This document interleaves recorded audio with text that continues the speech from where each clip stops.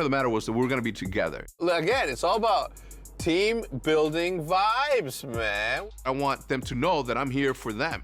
So I figured, yeah, let's go shopping. I gotta go shopping. Let's all go shopping. The fact that we're teammates, we're gonna celebrate before we even win a championship. Welcome to the laboratory. Thanks.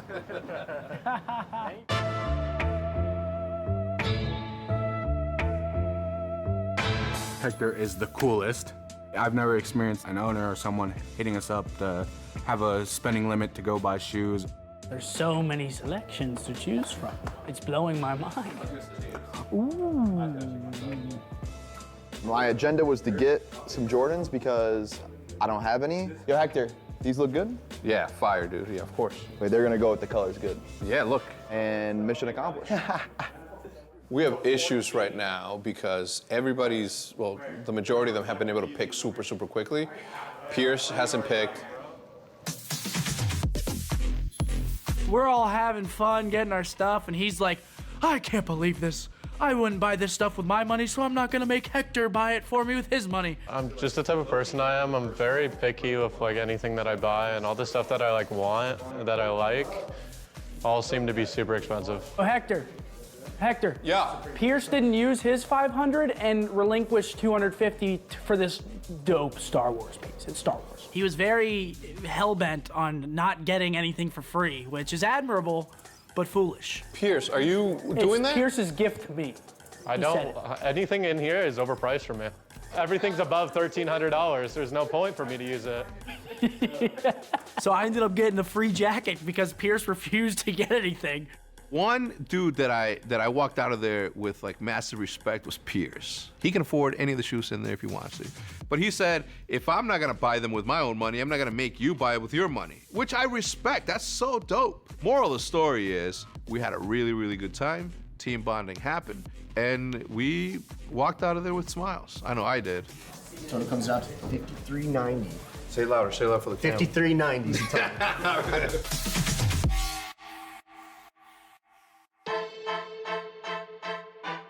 During this preseason campaign, the Huntsmen have done all they can with the time they've had. Now, with only a few days left before Minnesota, Coach Troy Sender-Michaels convenes one last meeting at the Hex quarters. Basically what we're gonna do right now, guys, is we're just gonna watch a VOD of a Florida scrim that we played the other day and just try to see if we can learn something. Let me top out. One right. Well, I should just pinch the hill right away. Yeah, I mean, I don't think you made like around. a bad play. You could have just stayed sandbags for a second. I don't know how we didn't die. I threw a nade at him. If anyone's playing for the flip, bro, you just gotta be like instantly trying to get to back bar as hard as you can. You just gotta make sure these last few days of practice, we just put in the serious grind and make sure everyone's performing as much as they can individually and just take it one step at a time. Troy's been amazing coming in. He's helped us a lot already. He talks to us in a way that is easily understandable and again, isn't too like intrusive or being mean or questioning our skills as players. He's just very, very good at relaying what he wants us to do or what he thinks is correct. Oh, he I'm telling you, it's Seth's second sub, man. He's just a monster. It's the second sub, that pressure, Seth. I mean, you're pinching, I'm just running and dying. Like, there's no method to what I'm doing. During the preseason campaign, the Huntsmen have regularly studied tape together, a process that helps them improve their play and figure out team chemistry. The thing with our team is that we have a lot of like strong opinionated people on our team, me being one of them. I'm smoking it. Yeah, no wonder we ain't got no smokes. Wait, I'm throwing smokes, don't worry. Yeah, but they're on the flank. Sometimes me and Pierce will get into it a bit when it comes down to a certain play or anything. At the end of the day, we both realize that it's for the better of getting better as a team and working together to find a solution that works for us. Going over VODs together, you always see those little small things that could win or could lose you a map. People don't realize how much that helps going into events. Whenever I watch you guys like have a bad problem with sometimes flowing through the hill. With this team, it's very different as everyone on this team is an actual legit superstar and doesn't really need that much time when it comes down to watching like a certain mistake back and over. Back hill, TJ. Peter, back hill weak. Ain't no lie, bro. Going The yellow. second we lose L control, they just spawn there and they have like infinite pressure. It's like we have to fight 2 to 3 waves just to like actually feel content in this hill.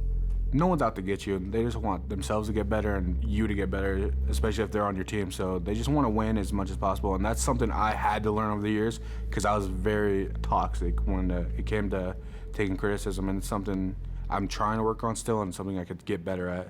There was a time when Alec and somebody else was in bar, and I was like, just keep getting kills inside of it, and you'll spawn them out, because that's every single time what Empire does. This is the final chance to study tape before season launch. The Huntsmen kick off against the Dallas Empire before a much-anticipated showdown with a new potential rival, Optic Gaming LA. The team Hex, Scump, and Formal left behind. I don't personally see that as a rival at all. You know, people that watch might, just because it is my old organization, you know, Optic. I don't hold any bad blood over them at all. They did what they thought was right, and, you know, they're doing their thing. Obviously, I want to beat Optic just because it is Optic, and if I don't beat them, everyone's going to be like, ha, ha, ha, you lost Optic. So one thing we're messing up on this map, on First Hill, like, whenever we don't have control of it and we don't have the spawn already, like, we have to just headbutt the hill, because if we don't, then they're just gonna get second hill rotation, and then we're gonna be down like 90-0. Wait, Dylan, I think this is the game. Oh, this is the game. Go back. Wait, go back? What do you mean go back? Go to me. You actually want me to go back? No, go to me. Oh my God. Frosty. You're shooting my own trophy. Why are you shooting our trophy? No wonder we got no trophies. Over the final days of the preseason campaign, the Huntsmen continue their work, scrimming daily and breaking down tape. Their flight to Minnesota for league launch is scheduled for tomorrow. The last thing left to do is pack for the road. I gotta make sure that the jackets are all packed away for sure, because it is Minnesota. Gonna be a long weekend, but I'm excited. It's the home opener. You want to come out with a bang and show everyone like a preview of what's going to happen this year. I think we're making the right strides in our practice and preparation to be at a good spot when we get to Minnesota. And we are about to compete against the OG. A lot of people think that there's going to be a rivalry between us and Optic because of the history that we had. Optic, for me, ended when we stepped away. Optic, to me, is just a brand out there, a soulless brand out there. There is no new Optic. The real thing that no longer exists. Everything that was ever something there walked away when we walked away. I'll have 4 outfits for the weekend, even though we're only there for 3, just in case. You never know, because it is the inaugural first game of the new Call of Duty season. I want to show up looking as fresh as humanly possible. All right, so right here, you got my headset, controller, you know, you need those to play, and then my glasses that I use. They're like blue light glasses that actually makes me play a lot better on those really long days. I'm one of the few pros that use a scuff impact, and I like the feeling of it. Envoy knows exactly what he needs for the event, but as he starts only his 2nd pro season, he also knows there will be a lot to learn on the journey ahead. Whole new team, you know, whole new like league structure this year, whole new experience. Figuring out how our team works and like our chemistry and what gets us in our groove at events or what like actually preps us. Should I grab these shoes that we just picked up at the lab? You know, pretty nice. First pair of Jordans, had to go with the pine green. These are definitely the game day shoes. I don't think Dallas or OGLA is stopping us with these on. Over the past 2 months, the Chicago Huntsmen have done all they can to prepare. The daily grind consumes. But the time for preparation is over. The Call of Duty League is finally here, and the Huntsmen know the real campaign is about to begin. Everything that we have been working towards culminates at the Minnesota event. This event means a lot because it's our first one. It's the first appearance under the new brand. It's our first appearance as a brand new team. Dylan, Arcides, and Gunless, they're hungry to do everything for the first time. And I feel like me and Seth can just, you know, provide them the path to succeeding at the level that I know that they want. We've been putting the extra effort in. We've been putting so much work in scrims, VODs, and extra time into Call of Duty outside of scrims. And we're all ready to go. Super excited to play with these guys on for the first time. I feel like Minnesota is going to be a test for us. Everything's been coming together online, and it's all going to come down to then. So it's going to be exciting to be on the stage. I know we're a top 3 team. It's just going to come down to putting everything together whenever things matter, because I know we have the talent. I'm really excited for Minnesota and to see how far we've come. Just know that we have been preparing very, very hard. We've been playing nonstop. That's ours, and we're going to take it.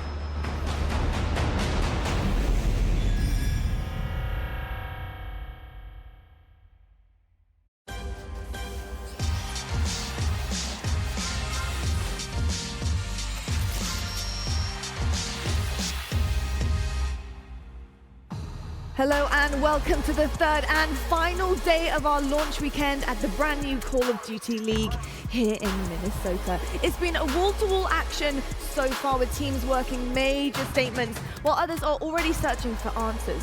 And we've certainly saved the best for last, with big-time celebrities squaring off and new rivalries taking center stage. This is the Call of Duty League. Now, I am on the desk. My name is Lottie, and I'm going to be with you for many, many weeks of our CDL season. But joining me, I have 2 experts. I have TP and I have Nameless joining me. Gentlemen, welcome back. Here we go. Final day of the Call of Duty League, the first landmark here in Minnesota. TP, we're closing things out big today, especially after what we saw yesterday. Excited to see what we have on offer? Definitely. I think the first showing of CDL here, we've seen some fantastic matches, some upsets, I guess. First looks at some of these teams and individual players standing out that kind of caught us off guard. Sorry. So I'm excited to see how the day plays out. The hype battle should be amazing. It's going to be a fun one. It's going to be amazing. We're going to have a look at today's schedule presented by the US Army. Nameless, we have action-packed today. We've got the Challengers final right at the start. Then we've got Royal Ravens versus Legion here. It's a battle of Europe right now happening here. And then we have the hype battle too. But I want to ask you, Nameless, it's Europe taking on Europe. Who's going to be getting that one? Oh, predictions already, huh? I'm going to go with Royal Ravens. They looked so good yesterday, but I can't count the Legion out. They beat OGLA. That's a lot of people think that they're going to be one of the best teams, and that was a massive upset. I think everybody counted out the Legion yesterday in that match. I did. They were the bottom of my power rankings, and everyone else's, it seemed like. They were indeed, and of course we've got that Optic Gaming as well, Chicago Huntsman. That's going to be really exciting too. You love it, TV. I love it. I can't wait to see it. I mean, what are you thinking about when it comes to this kind of rivalry that we've got going on? We've seen it gets heated up. We've seen the drama on Twitter as well. But is it difficult for you to kind of pick a side here? It definitely is. I have a big connection with those guys. We had some success. We had some downfalls. But I think when it comes to that matchup, it's going to be those individual rivalries that we're looking forward. Will Scump and Formal bring that same energy? In Seth's interviews, he says he doesn't really think of it as a rivalry, but I really do think it is. But when they were playing the Empire, we saw the reaction after they won. Are we going to see that same passion out of them for that matchup? I think that'll be sort of determinant of how intense the match is. Absolutely. Well, that is the question. And we will be finding out later on, so we will see who fares a little better on that main stage. But, of course, I have been hyping it all weekend long, and that is because it is the hype battle coming here to the Call of Duty League, the first ever one. On your screen, you can see our competitors. We've got Michael B. Jordan in the house with Andrew Wiggins facing off against Carl Anthony Towns and Vince Staples. It's a 2v2 gunfight, people. Yeah, and it says right there, let the battles begin. And honestly, that's exactly what I'm thinking. I want to know how this is going to go down. We've got celebrities here.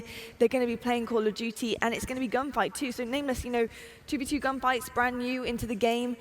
How are these guys going to fare, do you think, with something that is so brand new? And you actually have to master this type of game to be good at it. Yeah, I think a lot of these players are going to be a little worried when they watch these guys play. Like, they're coming for their spot, right? These guys might be kind of nasty. But, yeah, gunfight's super fun. It's a 2v2 arena-type game mode where you just try to gun your opponent. It's all about winning those gunfights, and that's what makes it so hype. It is indeed. TP, have you had a chance to play gunfight? Are you good? I absolutely love gunfights. One of my specialties. I love the random element to it. You have to be good with multiple different weapons, several different maps that you got to find out the strategies on. It's a lot of fun. It is a lot of fun. Well, we're going to talk about Scuff right now because we've got an incredible Scuff giveaway for you guys as well. So Scuff Gaming has been around for such a long time. They are always producing some incredible equipment for our pros. And Nameless, would you go as far as saying that it's actually needed? You need to have have a scuff controller to be able to get on that stage and perform to your best of your ability. Yeah, unless you're a freak of nature and can play claw, you need a scuff game controller. I remember way back in the day when I got my first scuff, it completely elevated my gameplay. Back in Modern Warfare 3, you remember that when people first started getting it? They were like, whoa, yo, this is like a game changer. So yeah, go and get your hands on a scuff if you're trying to be a top level competitor.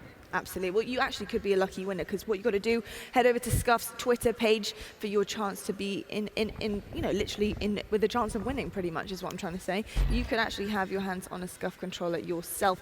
We are going to head to a quick break right now, but when we come back, we have so much left to talk about. We have so much action today here at the Call of Duty League.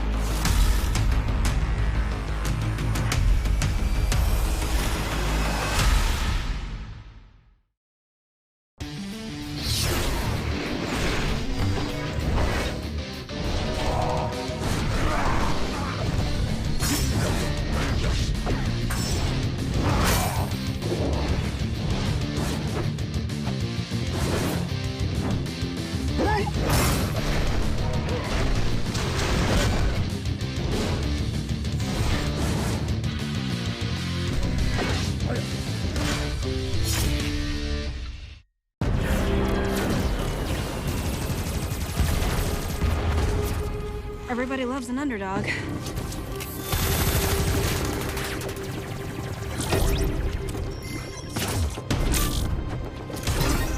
Me? I prefer a dynasty.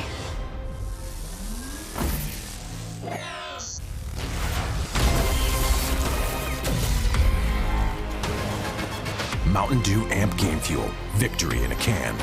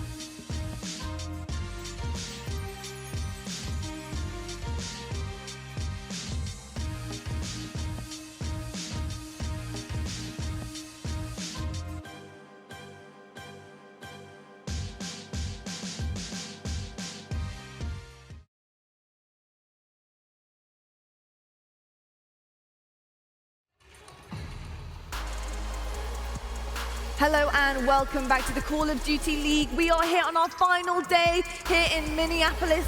And what a day it is. It is Sunday, of course. It's Sunday morning for you guys, and maybe Sunday afternoon, depending on where you are in the world. But we're going to have a little bit of a look at some incredible stuff that has been going on across 3 days of challenges competition to get to the main stage.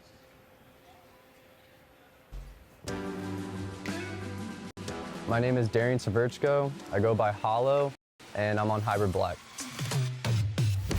My teammate Charles is from Kentucky, Sells is from Wisconsin, Mac is from South Carolina, and Stamino's from New Jersey.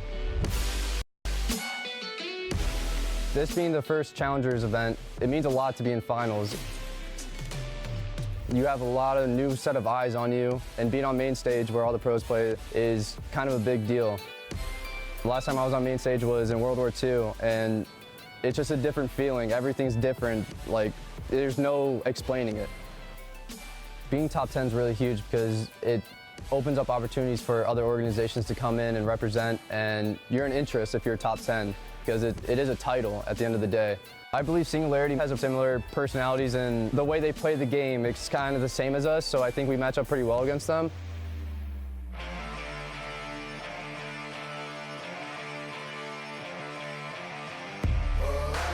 My name is Jack McCartney, also known as Maple, and I play for Team Singularity. On the journey of the team, we've known each other a long time. Like me, Detain, Insight have known each other since Advanced Warfare, so 3-4 years sort of time. I've been teaming with Chain for 2 years since we went champs in World War II. Being from Europe, I think the travel coverage is a brilliant idea because it gives teams a sort of incentive online to play these 2Ks and get the best seed, and then obviously allows more teams to get to events, say if they can't get in organisations. I'm very glad I got the top 4 to get it. We practice against these teams online, we kind of know that we're better than a lot of them sort of thing, so we were like very happy. Event is unreal, like the main stage looks unbelievable. 250,000 prize pool would mean a lot to us. No matter what team we play, we're gonna end up winning.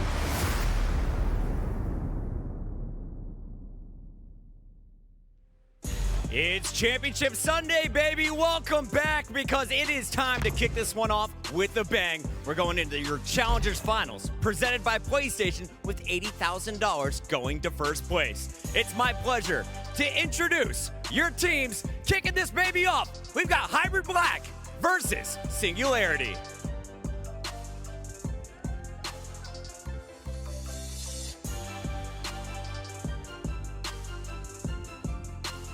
What a match this is going to be. Hybrid Black fighting their way through the winner's bracket. They had such a sick matchup in the semifinal, but now they're here. They've made it to the Call of Duty League main stage, and they are taking on some ferocious opponents who you've seen at the Call of Duty Championship last year. Singularity, Hybrid Black, it's going down right now. Let's get it started with our casters upstairs. Thank you so much, Chris. Yeah, we are pumped, man. This is the battle for $250,000. Yeah, you and I have kind of highlighted over the course of this weekend how insane it is, how far it has come. Like, looking back when you first started, you said last night your first tournament, you think you were playing for like $10,000. And that was a major. I mean, I went to Blackpool, England for like $3,000, and I won't go back.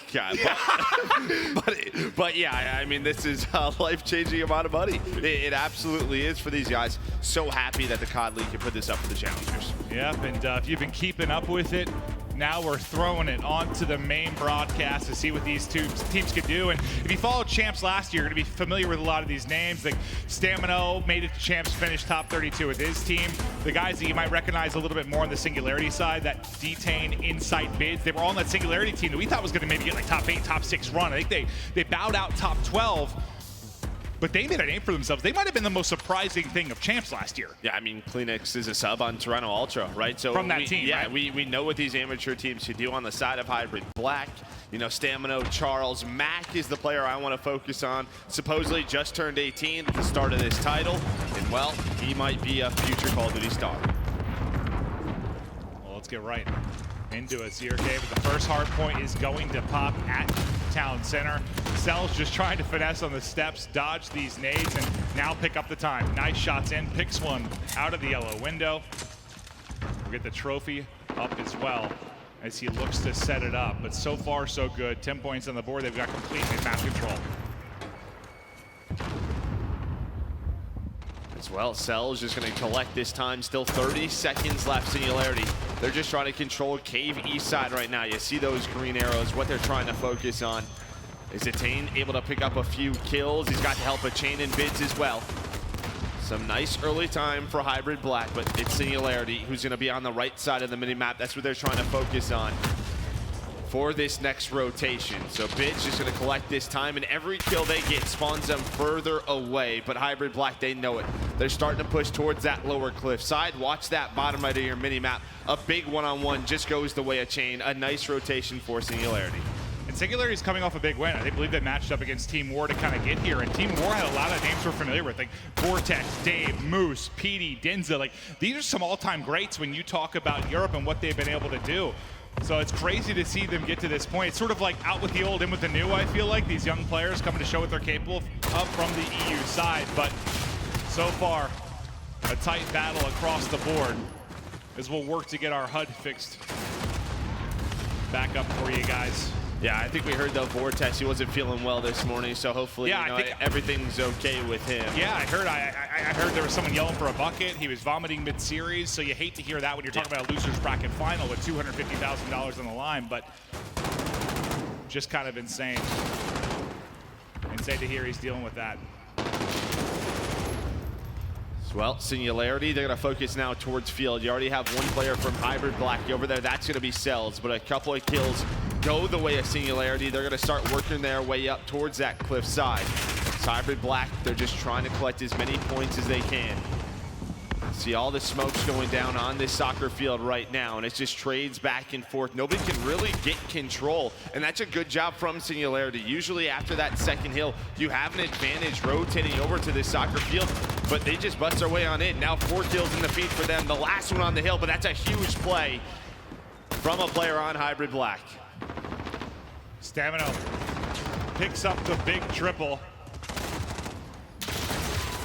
And sorry, we'll try to get the bottom right part of the head fixed for you so we know what player we're actually on board with, as our observing team will get that set up hopefully momentarily.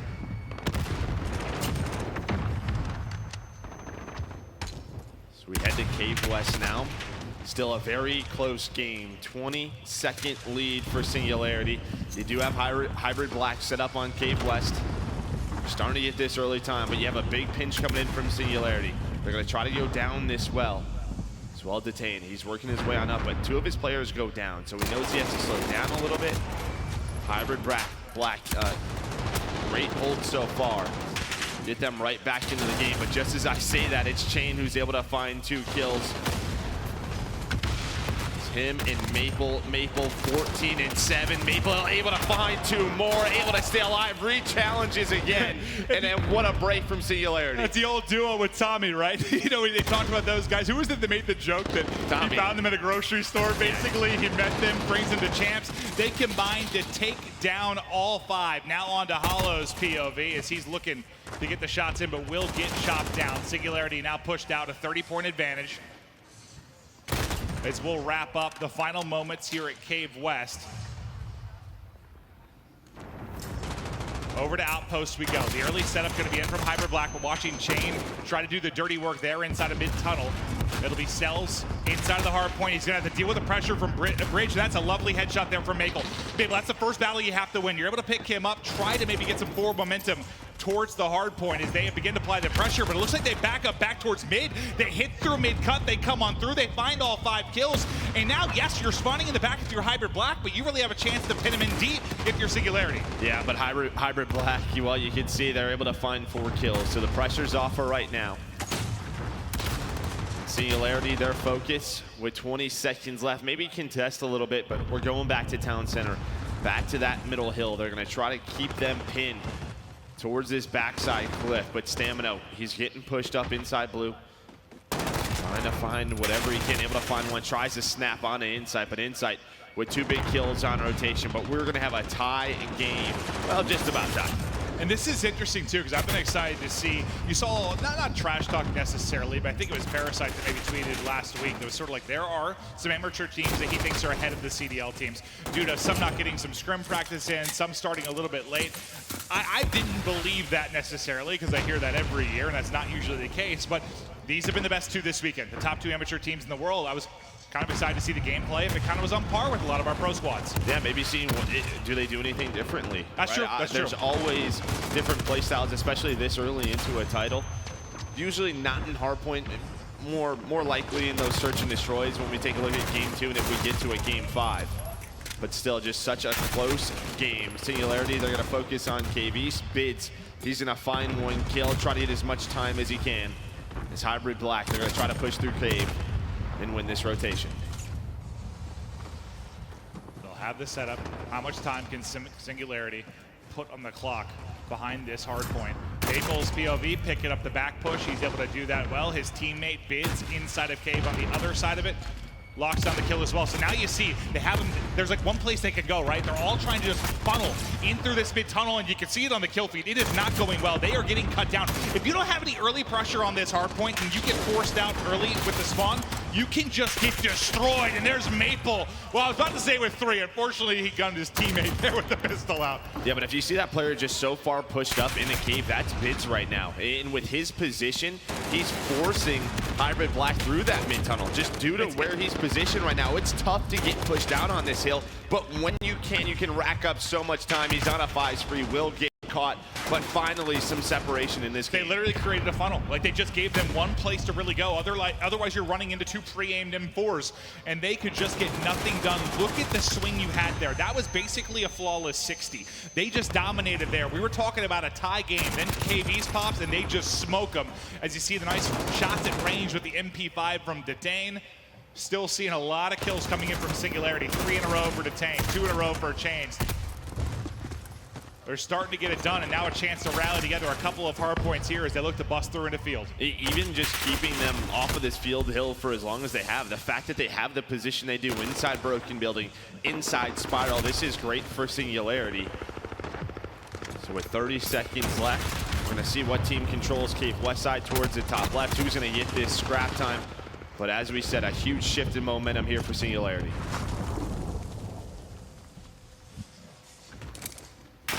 Hybrid, they got here through the winner's bracket, so the Singularity is going to do this. They have a lot of work to do. Yeah, I'm not sure if they have to win 2 best of 5. I would assume so, yeah. We'll have to get clarification. Yeah, I would assume so, unless that's changed from all of our previous formats. 30-second advantage now for Singularity. We'll go to the other side of Cave. Remember, last time we were in Cave, it was all Singularity. Flawless 60. There wasn't even a moment of contest for Hybrid Black. Will they do a better job of pushing it out from this side? A little bit different from Singularity. They haven't obviously been able to push out both ends of it, so you have a couple points of attack for Hybrid Black. Now behind the smoke, can they find any kind of opening into the hard point? They're at least able to clear him out for a moment, make it a little bit sloppier than the last time we saw him in Cave. Chain, I thought, had 2 easy ones, but can't quite recenter and snap onto the second player, so it'll fall to Maple on inside to pick up the scraps. Yeah, but when you're controlling this side of the hill the way they're doing, they're creating that funnel once again. If you have a player watching well, which Insight is doing, he has 1 cross, then you have the rest of your players move towards both sides of the tunnel. And the best thing is when you control this side of the hard point, you're setting yourself up for the bottom right, that next hill, that cliff path hill. So once again, great stuff from Singularity. But yeah, maybe for Hybrid Black, I mean, first game of the day, still getting warmed 100%. up. We always talk about it. Because I think when I was looking at some of the tweets from Vortex from Team War, you know, their matches were going until late last night, right? They were getting to the point where I think they just had the losers bracket final this morning. So yes, if you're Singularity, you get a match under your belt early in the morning, maybe get the guns going, get a little bit heated up.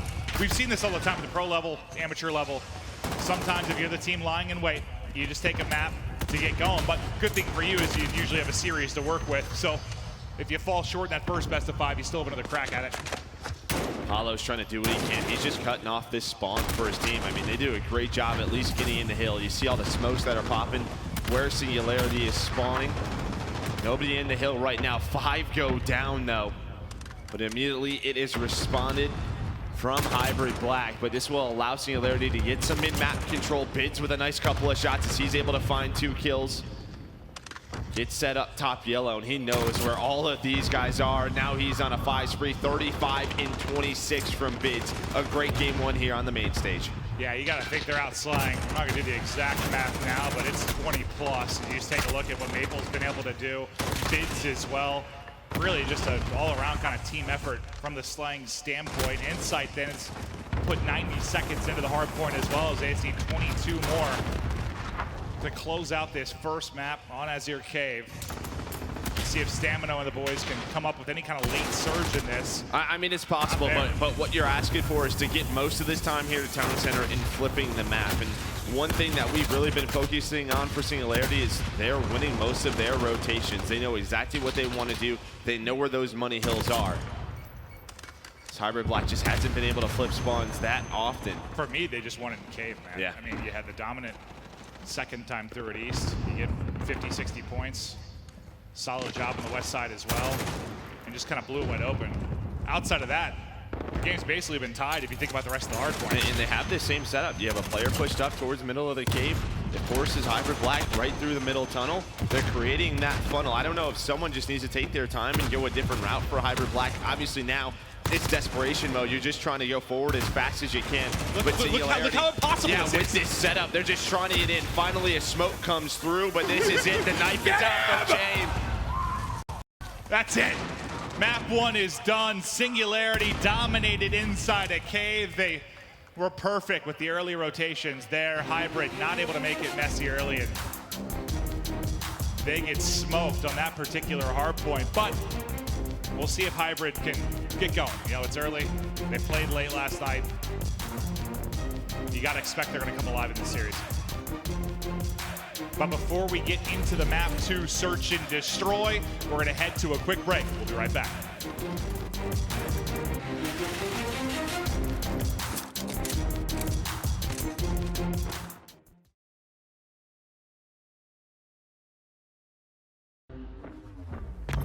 We trying to get hype.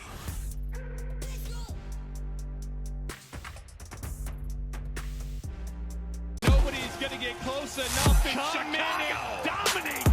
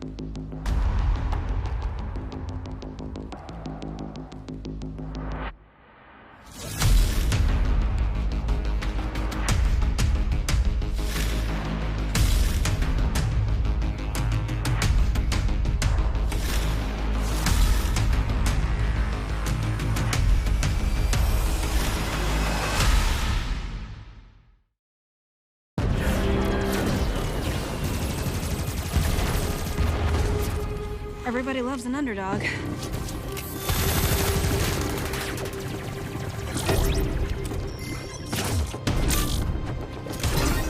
Me? I prefer a dynasty.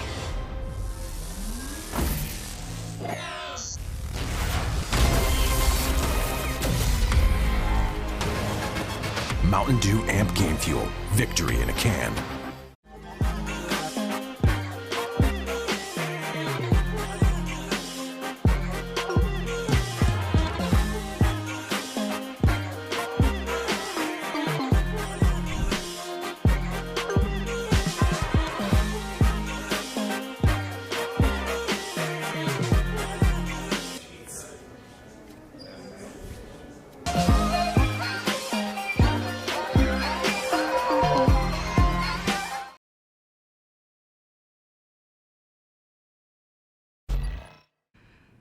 Tournament audio and team chat listen-ins are brought to you by Astro Gaming, the official headset and mix-am of the Call of Duty League. Join the Astro family and pre-order the CDL A40TR headset and Pro Team speaker tags today at astrogaming.com. Call of Duty League is brought to you by Mountain Dew Amp Game Fuel, the official energy drink of the Call of Duty League. Metro by T-Mobile. Complete your mission with the best deal in wireless. Hello and welcome back. It is day 3, the final day of launch weekend. It has been a glorious and a wondrous time. Hopefully you've been having a blast watching at home. But before we hop back in to kind of the franchise matches, the pro team matches, we're going to wrap up the challenger side of this tournament. $250,000 on the line. We've got Hybrid versus Singularity. Hybrid got through the winners bracket. Singularity battled through losers.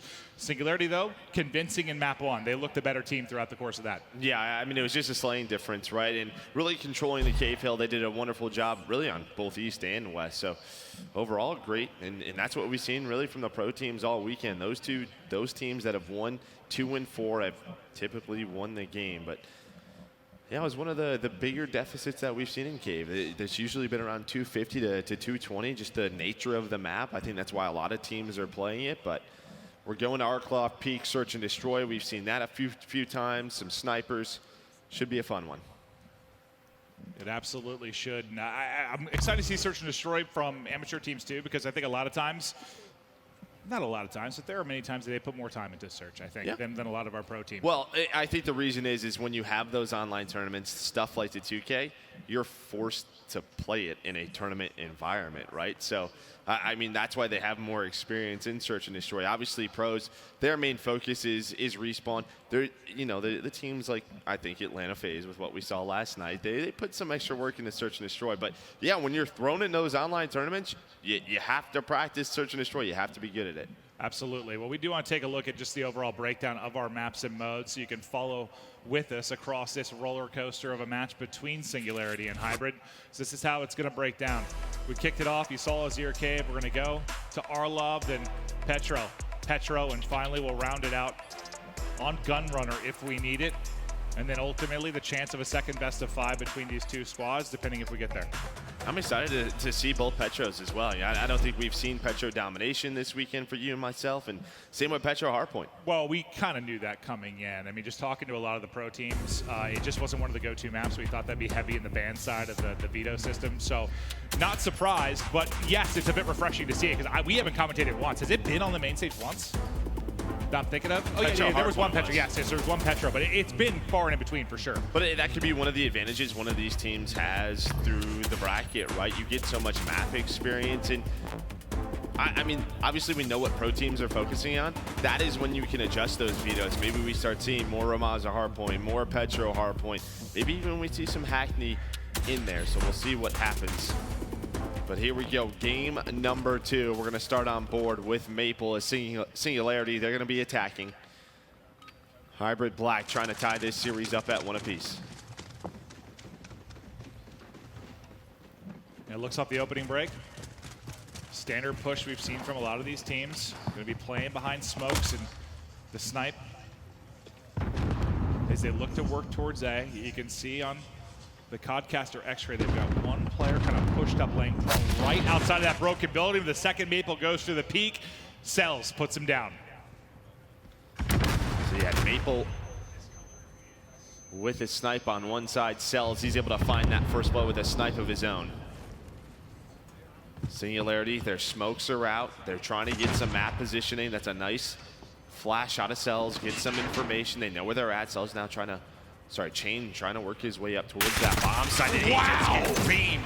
He gets spotted. And well, Bits is able to find one. And now they have the man advantage. The brick wall gunfight goes the way of Mac. A big one. That when the like bomb is being planted. That looked like a joke. You got a little gopher there just like playing peekaboo and just smokes him out of the window. He saw nothing but like the tip of his skull.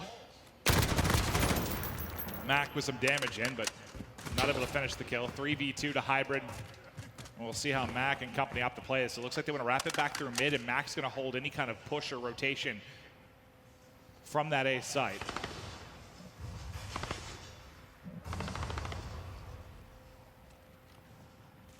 As well, Mac right now just needs to try to stay alive. Both of his teammates go on the flank, and he gets taken down.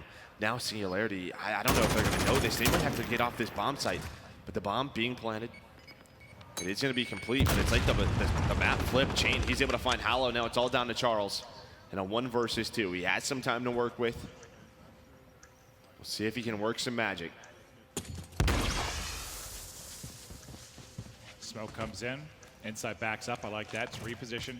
Don't let him close the distance on you. Gives him a chance to escape. Chain holds the angle. Chains finds the kill.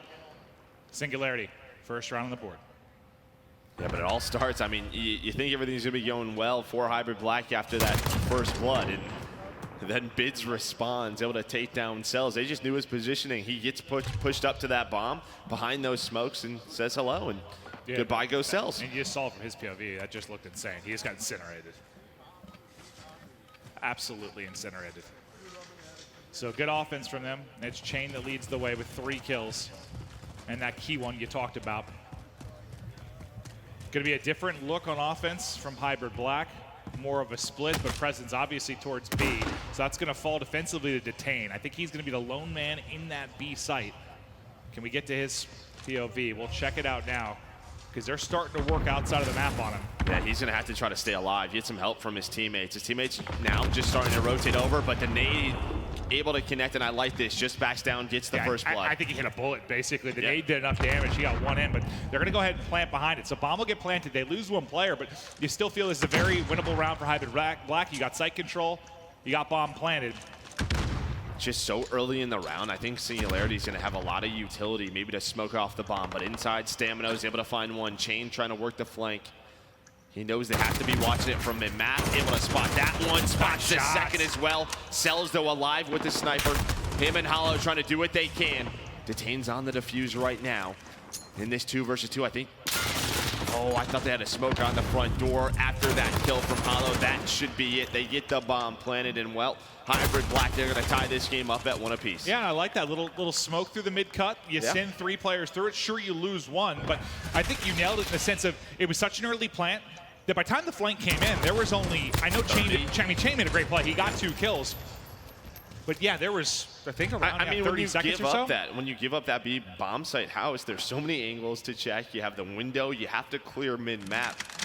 This is a defensive side of map, but if you get the bombs down due to the different angles, it's so hard to defuse. Is that something where you think Detain could have played it differently? He got that first kill and almost gave up the plant, or maybe he could have played it more aggressively to stop the plant? I think it was fine. I think Singularity, that's one of those situations where you have to be able to have a smoke to get the defuse. You have to be able to cut off those lines of sight. Cells just misses Chain once again between this sniper duel.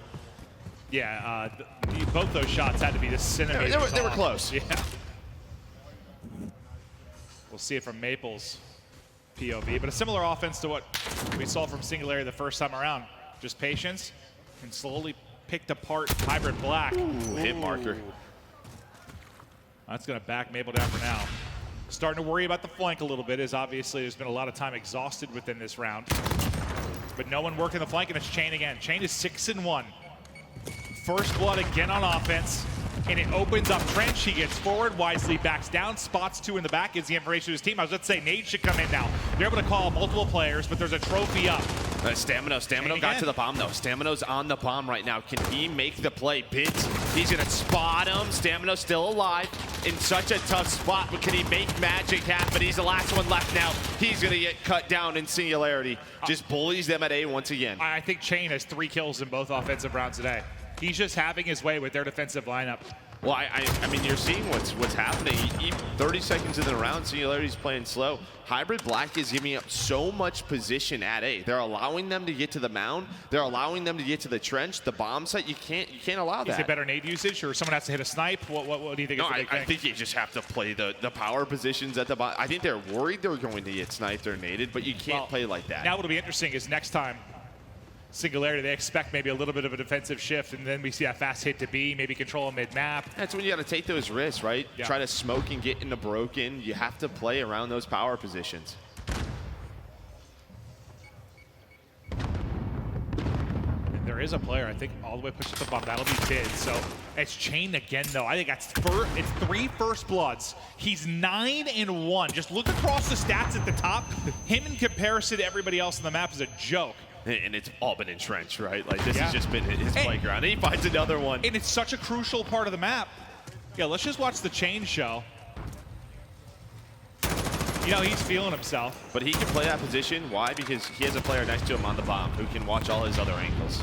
That's what we're not seeing from Hybrid Black on defense. Yeah, he's confident. Get out of my way. Confident. He's running at everybody right now. That's 3 in the round.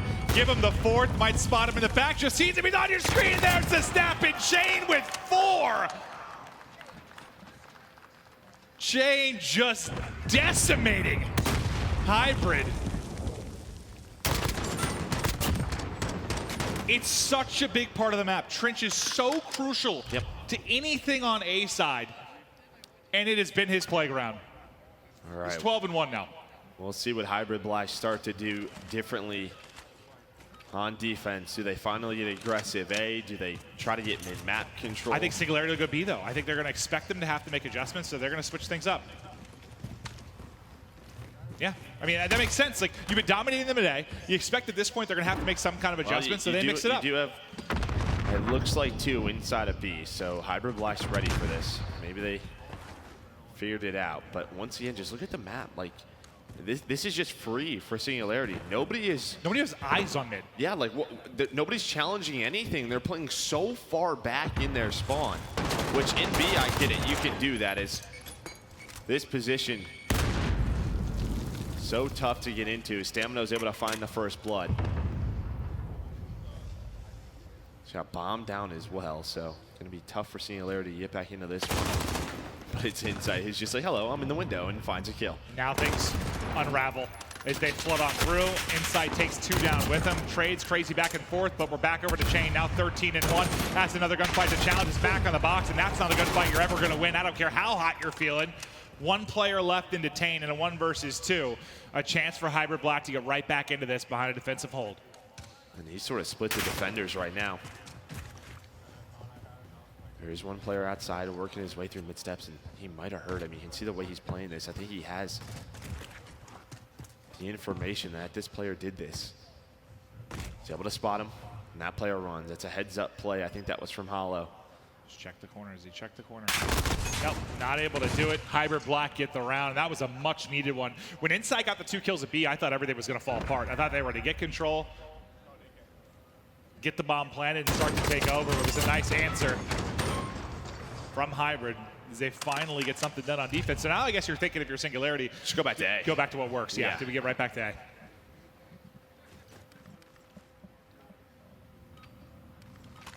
And I mean, besides Chain, they can slow him down. You have 1 other player who's at 5 kills. That's Insight. But you have 1 in 3 from Detain, 1 in 4 from Maple, 1 in 4 from Bids. I think you feel good. There's no score streaks because Chain going 13-2 doesn't mean a lot. It's just a 1-round lead. It's not like he has any extra utility to work with off of that hot start. Nice shot from Maple. Bullseye right between the eyes. Sells. Might find another one. He might find another one trying to stay alive. Gets naded though. But Detain is here. Detain is here, and he finds 2 of his own. Big play from Detain. And now only 2 members left in a 2v4 for Hybrid Black. Then you have Insight pushing up the bottom of your map. He basically knows they're not going to rotate back towards A. So his team can stack middle, they can stack B, just with all that information, with all that ground. Look at the X-rays just right up in that left corner. Sorry, Charles. It's a bit of an off angle, right? He's not going to check it, that off angle. I don't agree with how Chain played that one. I thought he had the superior. Yeah, I think when you're 13-1 to start, you're going to play a little confident. And maybe Chain just has to slow it down a bit. But it's Insight. He works his way up through the flank, able to find Charles. Hollow now. Last man up. Just maybe hoping he can get some kind of pick. There's the first one. Inside will drop. Hollow working to get a 1 versus 3. He's got time. He knows he has time. They're both B right now. He can clutch this, absolutely. Let's stick with Hollow's POV, please, and see if he can pull this off. 1 player starts to wrap back. That's Bids. It's all timing. Yeah, it's all timing. This might be good for Bids. Can he get out? He's going to spot this. He's going to peek in a second here. Can Hollow get out with his life? Not able to do it. Bids just there in the nick of time, catches him just as the plank gets off, and that'll be another round. Yeah, that was interesting to me for him to plan on that side of the map. He came from middle. He knows there's nobody over there. Well, you can see. I mean, maybe he's just trying to get to hotel. He wanted to get set up there. You could tell just by his movement forward instantly. That was the plan. Plan for the backside, try to get set up. But you know they're both B side, right? Like, I don't know. I don't know. Do you think? I don't know. Maybe he thought he heard something when he was pushing up. He heard something mid-map. He thought they were getting aggressive mid. But why? They had no need to move. Well, he obviously thought he knew something there, but it doesn't work out.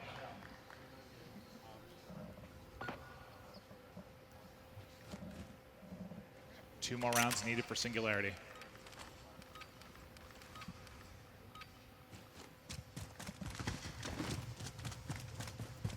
Yeah, right back to A, right? B doesn't work. They're going to go back to what did. In Hybrid Black, they're doing still the 2-3 split, so they can use their numbers towards this A side, like we've seen before. And once again, you have no pressure towards the bomb site. You have no one really in the trench, and that's going to allow Singularity to get pushed on up when they want to. They're just waiting for nades. They're throwing nades of their own, getting information. Nice hit marker. You're going to back down that player, and I think behind that, yeah, you can push on up. It's exactly what happened. The second he got the hit marker, you saw multiple players start to progress up trench. All right, but here comes the retake. Look, you see the one player pop dead silence. He's on the bomb now. Player rotated over from the B side. Here comes the defense now, trying to spring on through.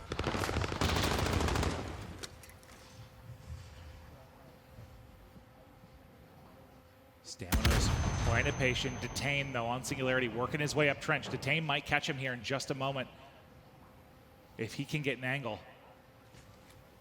He's starting to work his way up. They're playing this so patiently, just looking for any hole in the defense. A lot different situation, though, when you're in a 3v5 this time. Much better on A from Hybrid Black. They're not really peeking trench at all the way they're defending this. They're allowing him to get to this position. This is open. Now he's going to get spotted. Has to back on down. Still, there's a player on the bomb site. I believe that Stamina still just taking his time. Smoke goes out, and he's going to play through it. As Mac finally able to take down Detain, 15 seconds left. Stamina's going to spring on through, but Insight and Maple, they've given themselves a chance, but it's a nice nade. They held on to it, and another round for Hybrid Black. I think the big difference, it's the first round they get that first blood, right? Like, they get man advantage early. It was, I think, 3 in a row, or at least the first 2 offensive push from Singularity. Chain was able to get that first pick. They wait for all the nades and stuns and smokes to come from Singularity. They allow them to get pushed up because they have some sense of trench control. You saw the smoke come out. Stamina, he dead silences to the bomb. Somebody's watching his trench. He can get pushed up. They sort of apply some pressure back. And you saw from Detain's POV like how hard it was to get any kind of opening trench when you don't have the numbers. There's so many angles you have to peek, right? Yeah. They haven't been able to get over this 1-round edge. Hybrid Black have stayed in this game despite that hot start from Chain. You wondered if he would slow down. At one point, 12-1, now 13-4. Bids could be in trouble. He's got to try and get out with his life. Gets back to his trophy and stays up. Yeah, I like that repositioning. They know where the trophy is. Has 2 players watching this trench. Here comes a nice push, nice nades out of Singularity for the first blood. They spotted Stamino, and he just gets smoked. Double him out. Shane, what do you know? 2 more kills. Answers the call right as we bring him up. A lovely double there. And now this is similar to, I mean, even a worse scenario, though, for Hybrid Black. Just because there's so much forward pressure now from the 4 remaining players. And you'd love to think about a wrap back or a play through mid, but look at where Bomb is. Nice shot from Cells, but Charles had to bait out for him, so still a 2v4. Hollow pops that silence, and he gets the bomb. Can they rotate off of this? Or will they? Hollow's able to win 1, but Maple with a nice shot. It's all down to Cells now with that sniper. 1 versus 2. 30 seconds to go. At some point, he's going to have to move. Here he goes.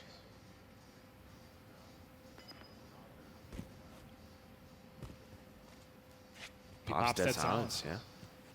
I think he got spotted, though. You can see them holding the angle. He's so worried about his pressure behind. The push comes in. The pistol doesn't connect. And Singularity, there's that 2-round edge. 2 more for Chain within the round. Now 1 more to take a convincing 2-0 lead in this best of 5. It's just been interesting to watch these 2 different defensive setups towards A. Singularity, they've given up no room. They've stayed at the bomb site. They stayed pushed up trench. And obviously, when Chain is 16-5, you're going to let him do his thing. But on the side of Hybrid Black, they've really almost been like retaking A. Obviously, the bomb hasn't always been planted, but they give up so much position.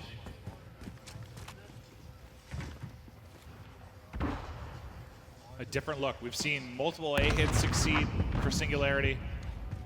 They got cut short with the aggressive push through mid to get to B. Now kind of going with that wide push. Could be good timing. Top There's of the only one mini-map. player here. Charles is the only player here right now. Can he find a kill? You at least get some info. It's gonna allow Hallow to back up. He's now just trying to stay alive.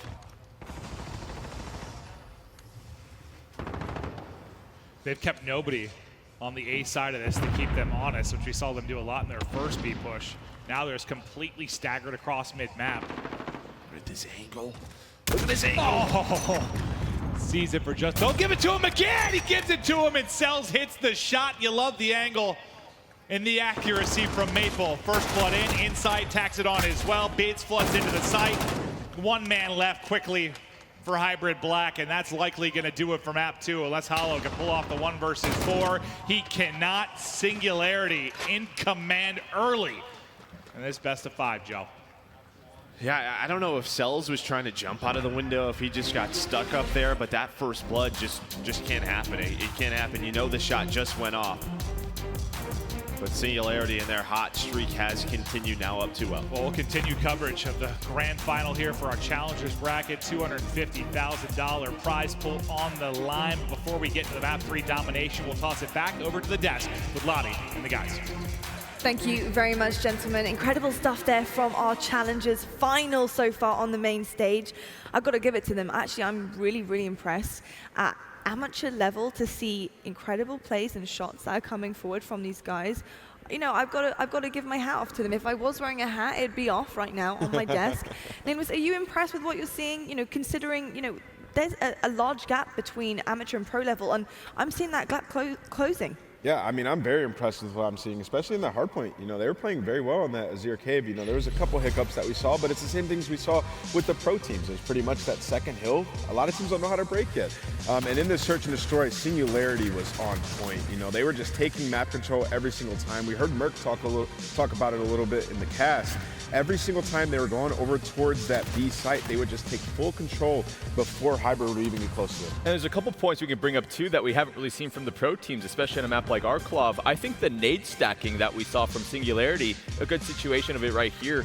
They get the information of these players pushing up towards Trench in the broken building on the A side, and they're doing a really good job of calling out the damage on enemy players and timing nades at the same time. It's coordination like that that you absolutely love to see from some of these, I guess, lesser teams. They're playing phenomenal right now, and then you got to give it up to Chain. The Trench was his home. He absolutely dominated multiple rounds where he's just moving up, challenging people in those power spots like Joey D mentioned on the cast. Great stuff from them. Did you see Chain get maybe a little bit too confident? He was off to a hot start on this map, and quite clearly he was dominating, but he did have a couple of pushes there where, you know, his opposition were in a better position than him. So do you see that kind of mistake being made by pros on the main stage? Yeah, pros definitely make that mistake. But however, Chain was dominating. So like in order to even do that, you have to take those risks. And it was working for him more often than not. So I don't really blame him for later on trying to continue doing it because it picked back up at some point. Got 16 kills, right? Yeah, like He did. He did. I've got to give it to him. He did get 16 kills. But do you want to meet the men behind the POV? I do. Let's have a look at these guys' faces, of course. We've got to give some love to these guys on the main stage. We see our pros all the time. Let's see a few new faces in the house.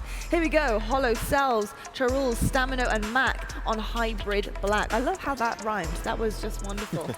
Some great stuff from them as well. I was seeing some good things happening there. S&D maybe wasn't their best game type. Yeah, a little bit of a slow start in this first series here as we transition over to the Singularity squad that is absolutely dominating right now.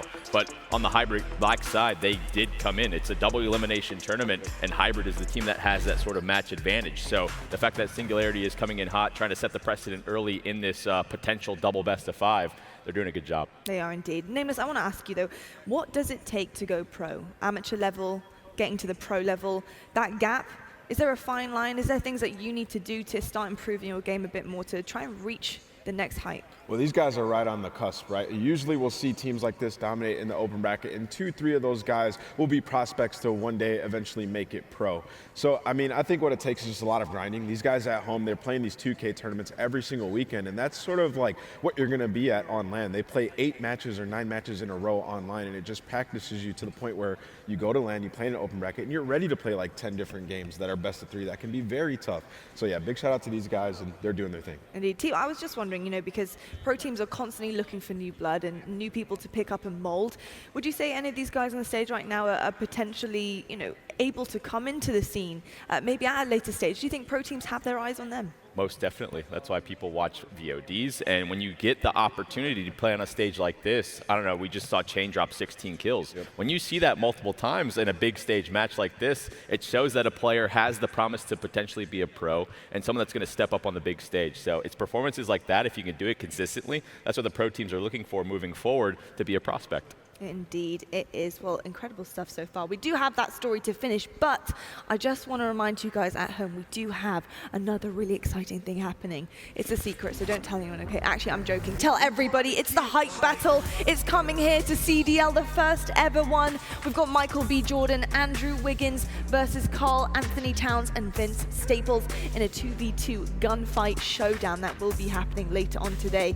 Who do you guys like in that match, Teep? Who are you having? I'm thinking I'm going with Michael B. Jordan. Hey, I heard he's warming up. I heard he's getting ready to go. I've heard that too. I've heard he's got a setup in his hotel room right now. He's practicing right now, right this second.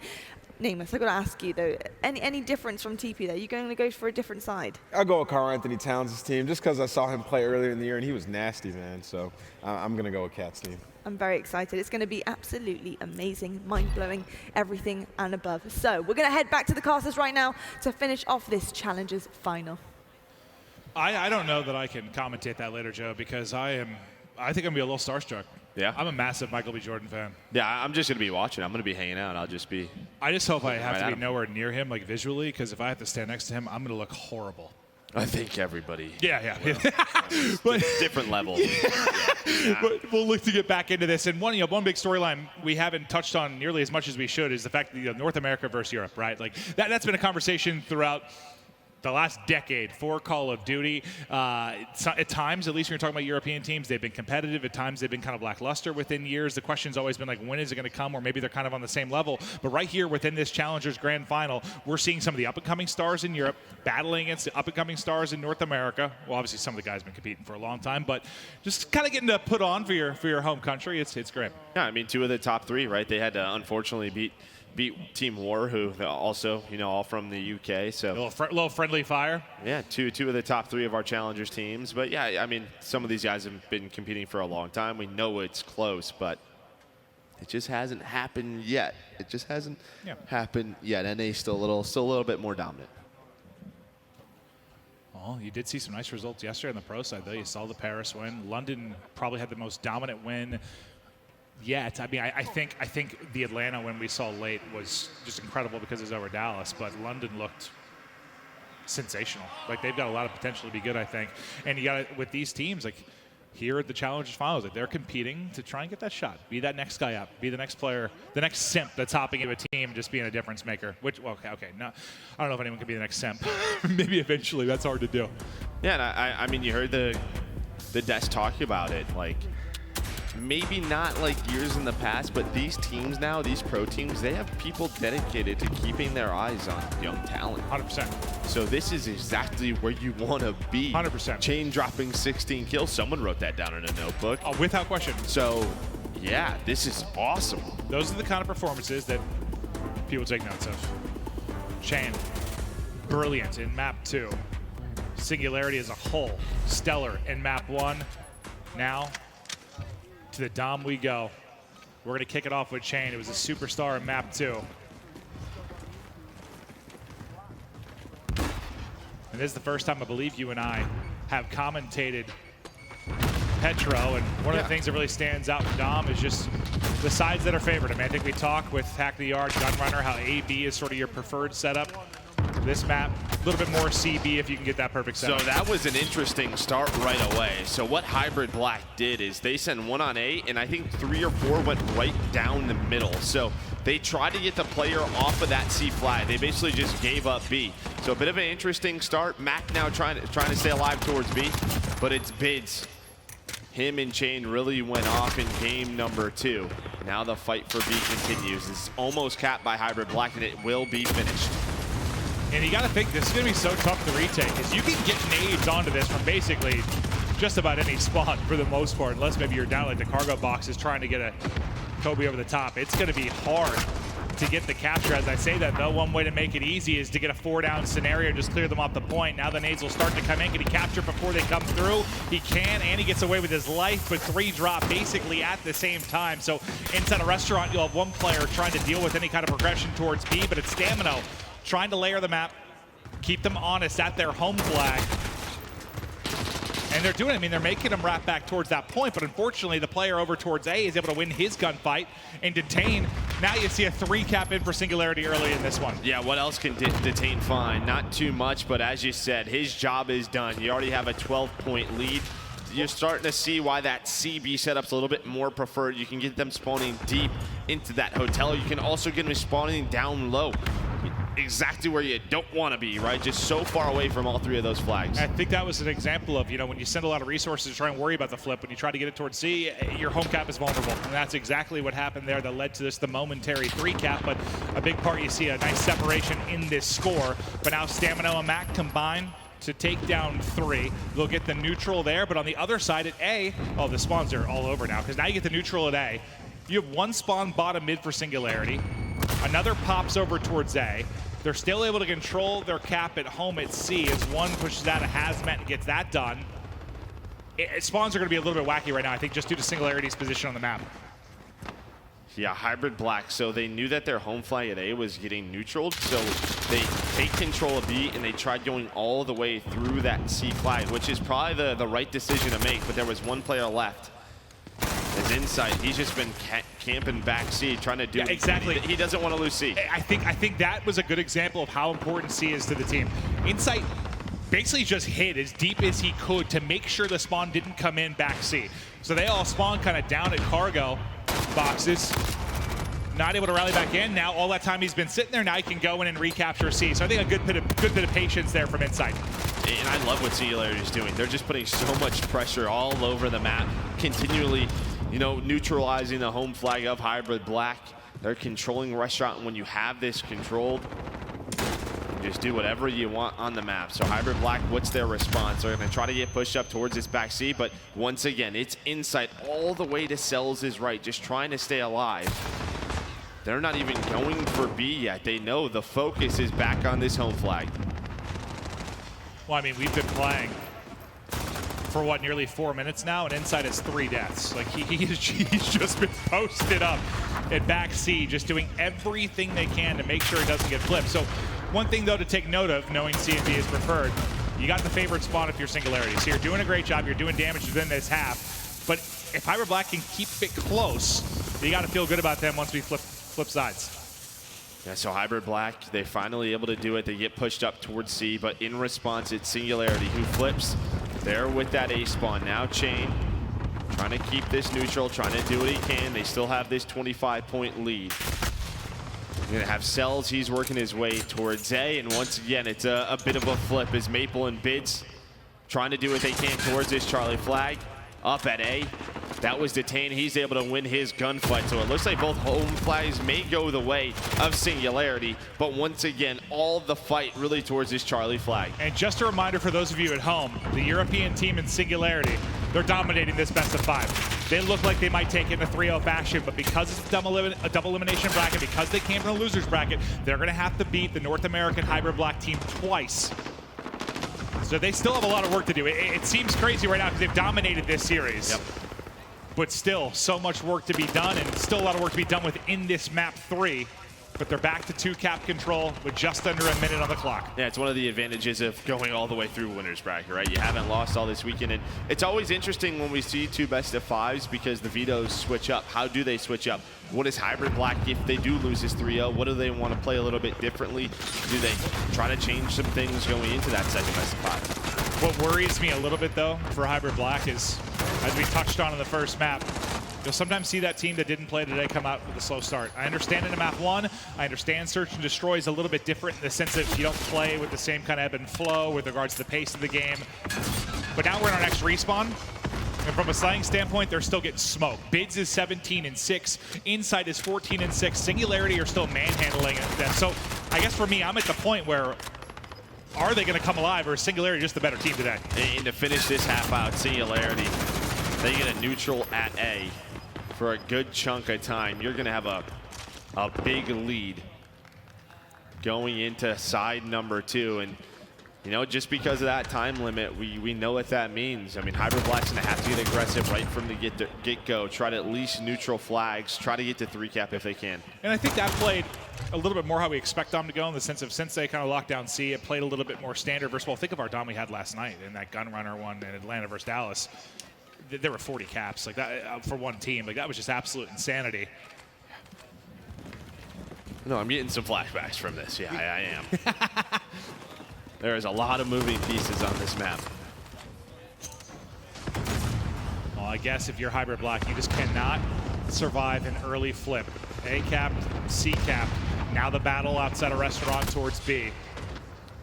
3 will fall for Hybrid Black. That's an opening at statue for them to work the point. Chang going to try and push out water side, but he's going to be met by a stun, and the MP5 of Charles. Sal's lovely shots. And I love what Singularity's doing here. They don't have to capture B. You're winning by all these points. Just keep them off of it, right? That's a good point. Control mid-map. Force Hybrid Black into a tough situation where they have to get aggressive. Really, you just have to avoid a 3-cap at all cost and avoid a 2-cap for like several minutes, right? Yeah, that's it. And there's one player left alive. That was detained, so he's able to get the player from Hybrid Black off of the B flag. But on the other side of the map, that was Cells, who's able to capture A. So an opportunity here for Hybrid Black maybe to get back into the game. They're trying to finish B as well, but Chain's able to win that. Detain, he knows that there's someone back here towards C. But now they get that kill. It's a delicate balance, though. So now you're in a position where you have to get aggressive, right? Because you're down so much, you have to try and get A. But now you're going to get the flip with the side that you don't really want to have. It's going to be C control, and C spawns the Singularity. And now we're going to be close to right back where we started at the start of the first half. And it's just tough because you have to play with that aggression. You have to make things messy. You have to try and push for 2 and 3 caps if you're Hybrid Black because of the deficit. But as the dust settles, what looked like a good push is now a better position for Singularity. Yeah, now Maple, he's close to finishing B. Even if he doesn't get it, he neutraled it. He took all the progression off of B. Is Mac now trying to do what he can? Trying to do the exact same thing, really, from the other end of it. As he was doing that, he does have one teammate in Stamino getting aggressive, but Bids just continues to be annoying. Insight on another 5 spree. His great game continues, 24-9 from him. I'm cracking up. John, why don't you take a guess who that far left green arrow is? That's going to be Insight. As soon as they got set up, bro, he has not moved. He is posted up, just making sure they control C. He's like, you guys can do whatever you want. I'm going to just hang back here. Hang out with my friend Charles. This is his domain, man. He has just made sure that C cap does not get touched once they have it in control. Patrolling water side, watching from the top of the back building, controlling train side as well. Like, really, just so many power positions back there to make sure they get no forward momentum. Yeah, Chain, you'll see what he's doing, right? Again, you have this lead.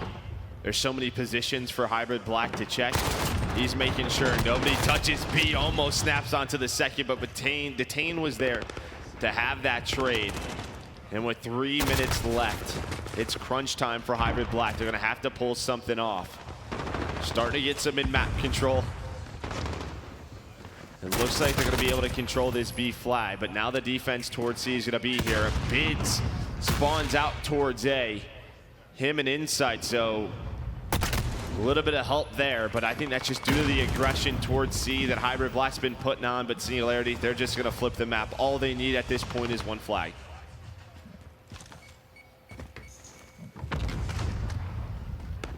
Insight, 26 and 10 performance from him throughout this map. If there's one way you want to win a series as a team that has to win 2 best-of-5s, it is a swift, clean 30-minute 3-0 and just get to the next best-of-5. Stay hot and make sure fatigue's not going to be any kind of issue. You've been grinding till late at night. You went through, what was it, 190-plus teams in the open bracket. Like, it's been an insane weekend for these guys. You just want to put them down as quickly as you can. And what a wondrous job they've done within this first best-of-5. And if you're Insight, your team's dominating the first half, that's exactly what you want as a main AR, because you could play very slow. You can post up on all the power positions on this map and just sort of take your time and do what you want. It almost feels like he hasn't had to take a gunfight he doesn't want to. And He's been ADS for like every fight he's taken. Obviously, you just have to give props to his teammates, because without the pressure from Chain, who's 31 and 20, without the pressure from Detain, who has over 40 engagements, he's not able to do what he wants. But he starts to get aggressive, finds an MP5 on the ground. He's able to get 2 kills, and guess what? He's capturing Charlie, his best friend. Yeah, it has been his duo throughout this entire map, but it just seemed much better control from Singularity throughout this, and the times where it got messy, where Hybrid Black got the aggression and maybe flipped things in their favor, it just seems like they were always able to answer and answer swiftly. Chain, the superstar of the map 2 Search and Destroy, still putting together an incredible map here at 32 and 21. He has been probably the MVP of this first best of 5. But with 35 seconds left, I can assure you it is absolutely and utterly impossible for Hybrid Black to take this map. It has been for quite some time. Singularity dominated. Yeah, Chain. I mean, we keep talking about it, but what a series from him. 34 and 22 now. Hybrid Black, they brought it back a little bit, but the way that Singularity was playing, they knew what they had to do. I mean, that 50-point lead gets cut down to 20. It doesn't get much better than that. Singularity take the first best of 5 from the losers bracket to the grand final. That's 1-3-0, but they've got to win another best of 5. But such impressive stuff, and man, do they look composed on stage. The other side looks like question marks above their heads. They're kind of talking through what do they need to do to get back into this, Joe. Yeah, but that's the advantage. You have another series. Again, you and I briefly talked about it. The vetoes, how are you going to switch those up? Maybe you try to force a different map 1, different map 2. I don't know. Or you can make adjustments. Maybe, you know, Arclog Peak is a very strong map for Hybrid Black, and they sort of picked up a little bit later what Singularity likes to do. Maybe you're hoping Chain doesn't have another map where he drops 16 kills. But yeah, we'll see what happens in that second series. An impressive first best of 5 from Singularity. I believe they're going to continue the series in the bunker. They've got one more to do, the 250,000 prize pool for challengers. It is a fight between North America and Europe, but we have a ton of COD left to cover today. We'll be right back after this quick break.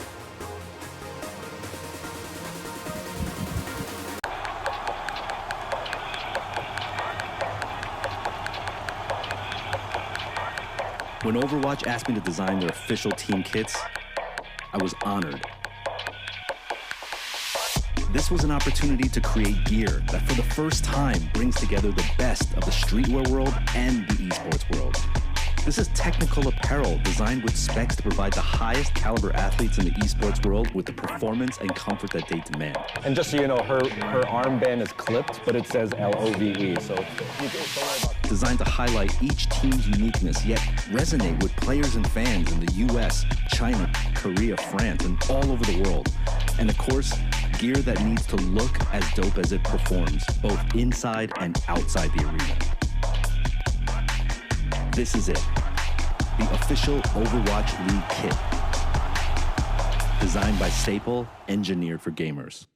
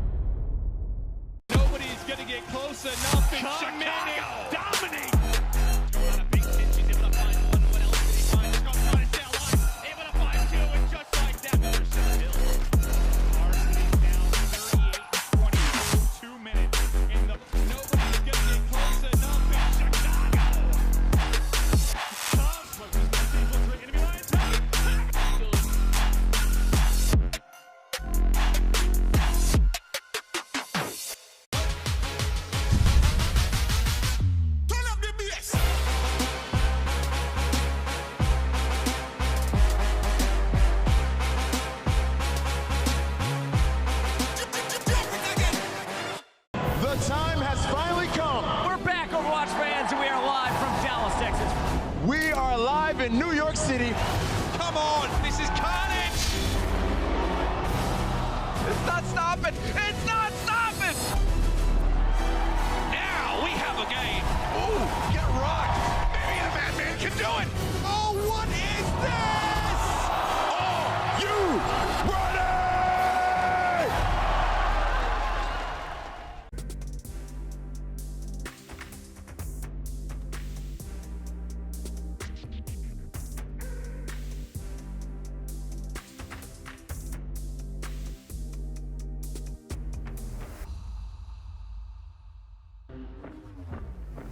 We trying to get hype.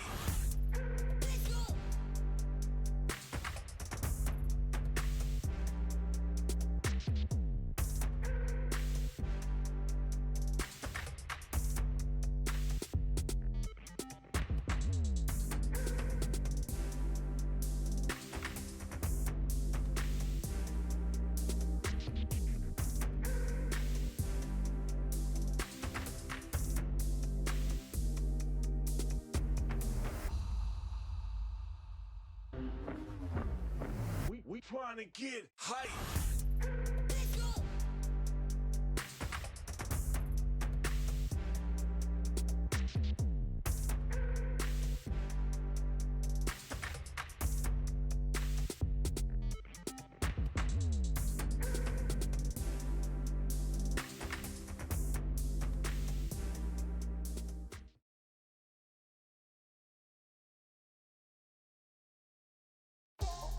PS4, the official platform partner of Call of Duty Challenges. Scuff Gaming, the official controller of the Call of Duty League. The US Army, what's your warrior?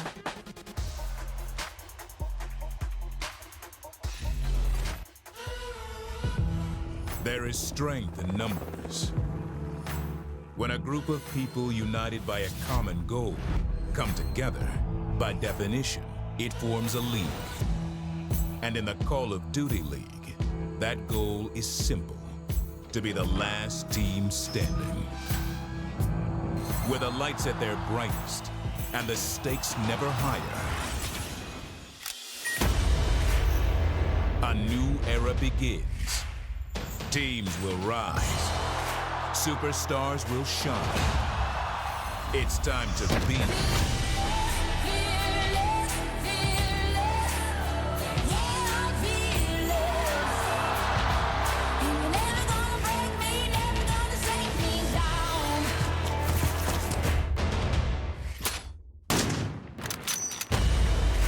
teams must now answer the call and begin their quest. This is the Call of Duty League.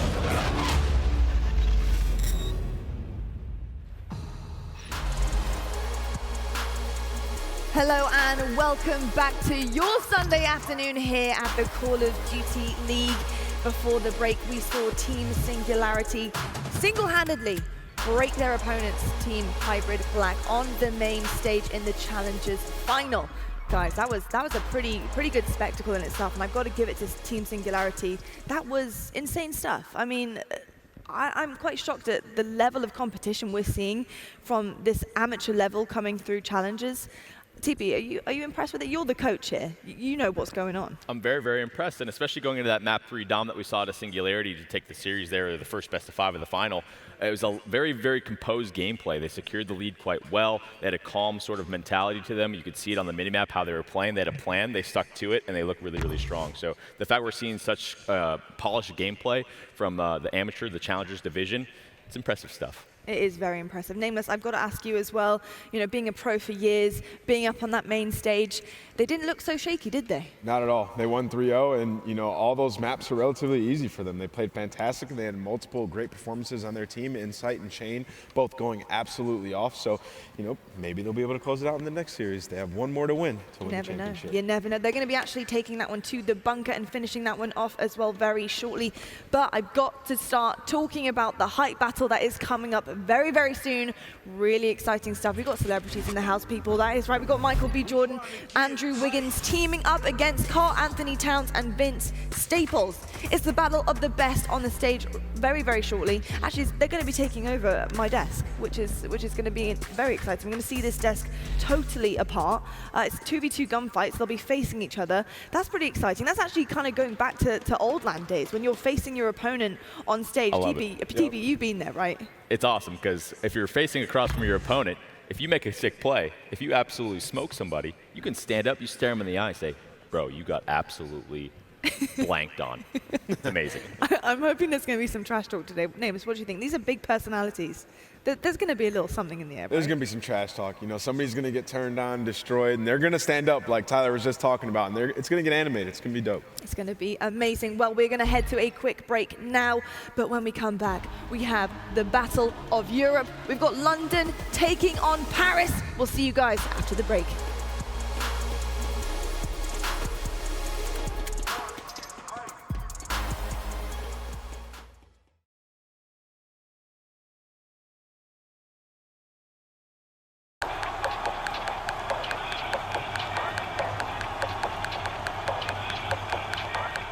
When Overwatch asked me to design their official team kits, I was honored.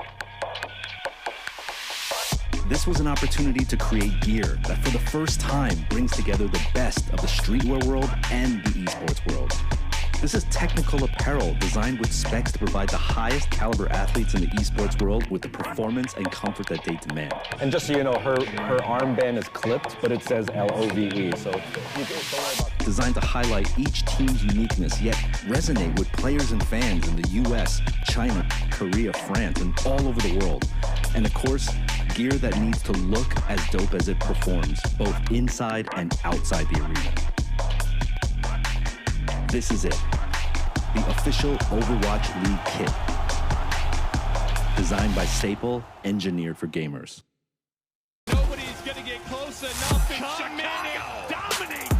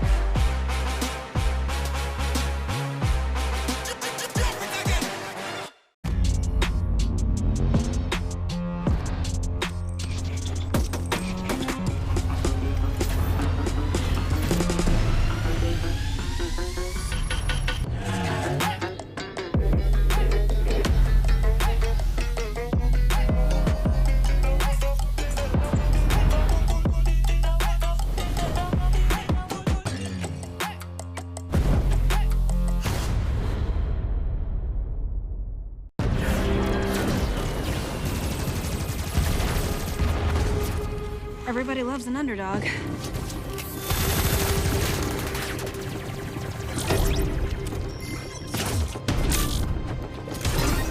Me? I prefer a dynasty.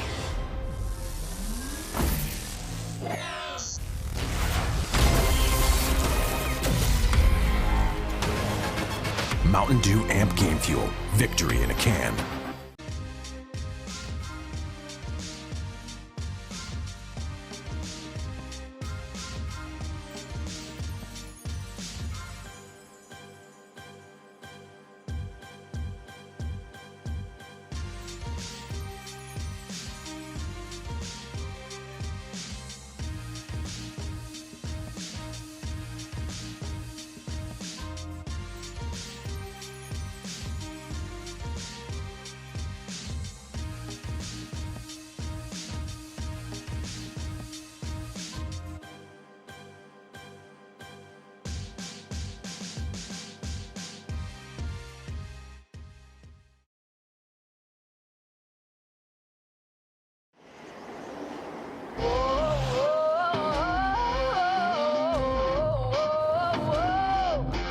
Minnesota.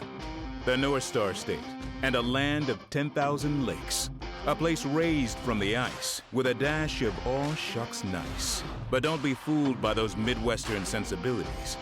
This is a land built on the backs of warriors, forged not by fire and brimstone, but by frost and iron. This is the North, where they manufacture their miracles on ice. And their rock only comes in royalty. You lit the match that started this fire. You pay the price when the flames get high. Hey. And now, what better place for a new beginning in this intrepid land with all of its rugged beauty? A new era is born, where they say the end might begin. This is week 1 of the Call of Duty League. This is Minnesota. Hello and welcome back to the Call of Duty League. Yes, it is Sunday afternoon, which means only one thing. It's game day, people. That is right, we're having some insane action of Call of Duty all day long. And it doesn't end here, people. We've just got started. We're on the desk. My name is Lottie. I've got TP. I've got Nameless joining me as well. We've just seen challenges. It's been pretty epic from what we've seen so far.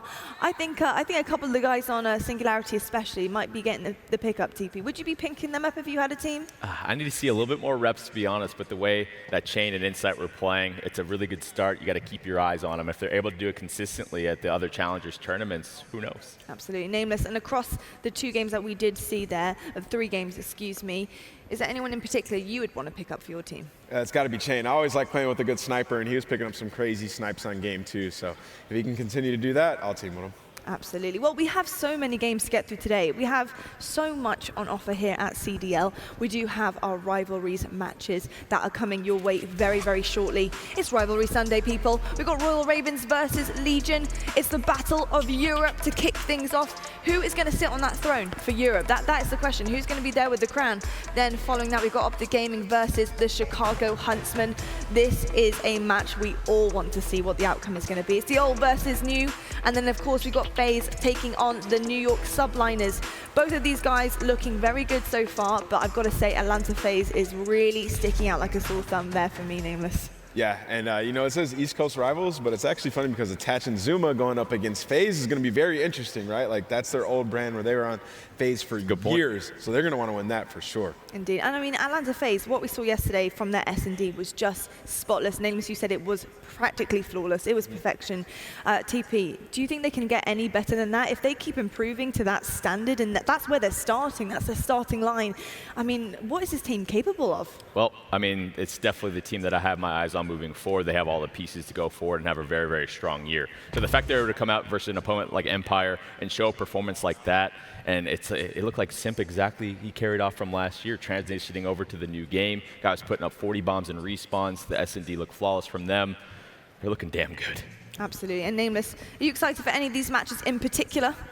I'm excited for this Royal Ravens match. I want to see if yesterday was a fluke or if they're actually here to just dominate everybody. Well, from what Wuskin said yesterday on stage, he's ready. They said they're ready. They don't want to be slept on anymore, that this is their time, and they're showing us what they've got. So I have to go over to our casters. Mert, Maven, I want to know from you guys, this Battle of Europe, who are you putting your money on? I think I have to, I believe, go with London, at least early in this. I mean, they looked so good yesterday. You saw the tweet come out for Jared that I absolutely love, where he basically said, bleep all your power rankings, which I really enjoyed that, because I think a lot of people question them coming into this because we hadn't seen them scrim a lot. Sure. The one thing I watched was like 2 days before we traveled, they were playing, I think it was Chicago, and they played them so tough in the first 3 maps. I'm like, okay, they're better than I thought they were. So I actually had an expectation that they were going to be pretty solid, but I think they shut some people up, for sure. Well, and then right behind that, right, their opponents, Paris, I think, did the exact same thing, right? I mean, we just haven't seen these teams. We've obviously heard rumblings. You can talk to pros about scrims, but Paris, we just thought with, some visa issues potentially, how much practice did this squad get? But they come out, they win a Game 5 against OGLA, and, I mean, Kismet, he had a great game, Dens as well, but, yeah, it's just, can these guys keep it up? Well, before we get into this match, just waiting for the guys to get set up and ready to go. I think we're going to talk through some of the stats kind of through these first couple of days. So we're going to take a look at some of the KD ratios, kill-death ratios for these players coming in. And this is the top 10 overall. And look, Wuskin at the top. I mean, you said we did a Hard Points podcast where we talked about this team.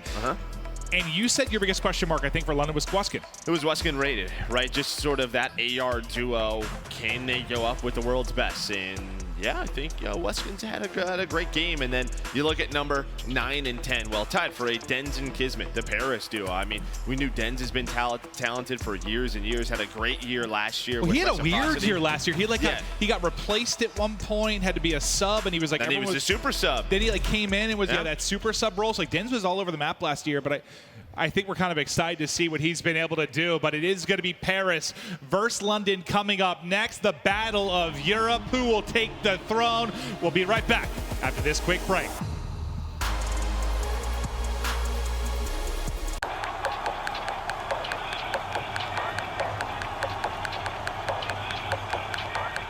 When Overwatch asked me to design their official team kits, I was honored. This was an opportunity to create gear that for the first time brings together the best of the streetwear world and the esports world. This is technical apparel designed with specs to provide the highest caliber athletes in the esports world with the performance and comfort that they demand. And just so you know, her armband is clipped, but it says LOVE, so don't worry about that. Designed to highlight each team's uniqueness, yet resonate with players and fans in the US, China, Korea, France, and all over the world. And of course, gear that needs to look as dope as it performs, both inside and outside the arena. This is it, the official Overwatch League kit. Designed by Staple, engineered for gamers.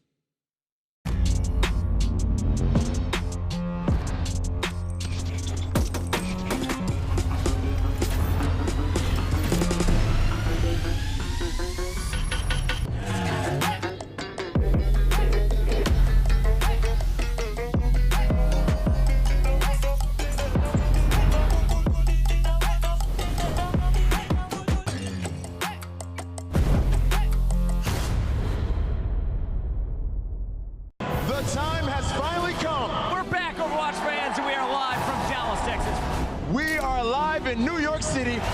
Come on, this is carnage! It's not stopping! It's not stopping! Now we have a game. Ooh, get rocked! Maybe the Madman can do it! Oh, what is this? Are you ready?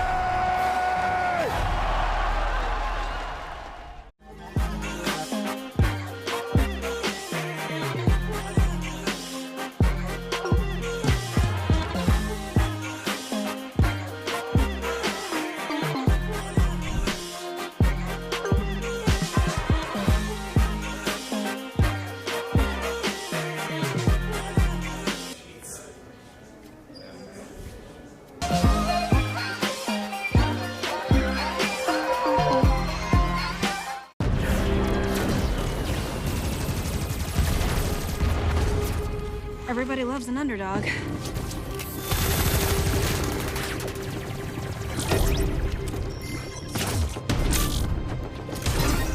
Me? I prefer a dynasty.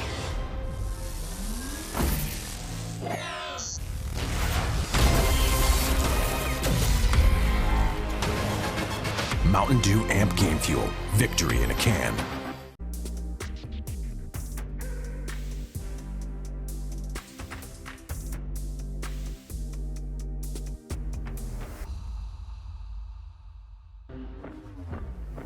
We trying to get hype.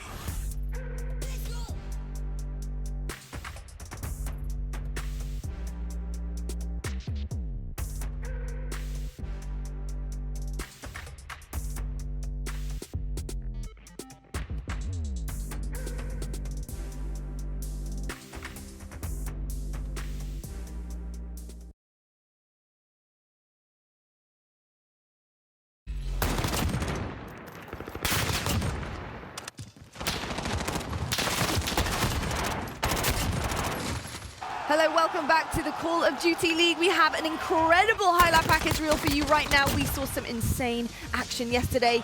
You saw Chicago Huntsman popping off there. Nameless, some of the stuff we had going on yesterday. Game 5s, round 11s, you name it. Let me have you right here. It was pretty incredible. Thinking back to yesterday and what we saw, Saturday really was a highlight for all of us. And I've got to shout out London Royal Ravens for me. Bringing it back to my hometown, I've got to say they were insane. Looking at that London Piccadilly map, they just honestly smoked their opposition. I was really impressed with Europe overall. Huh? Let's go, bro.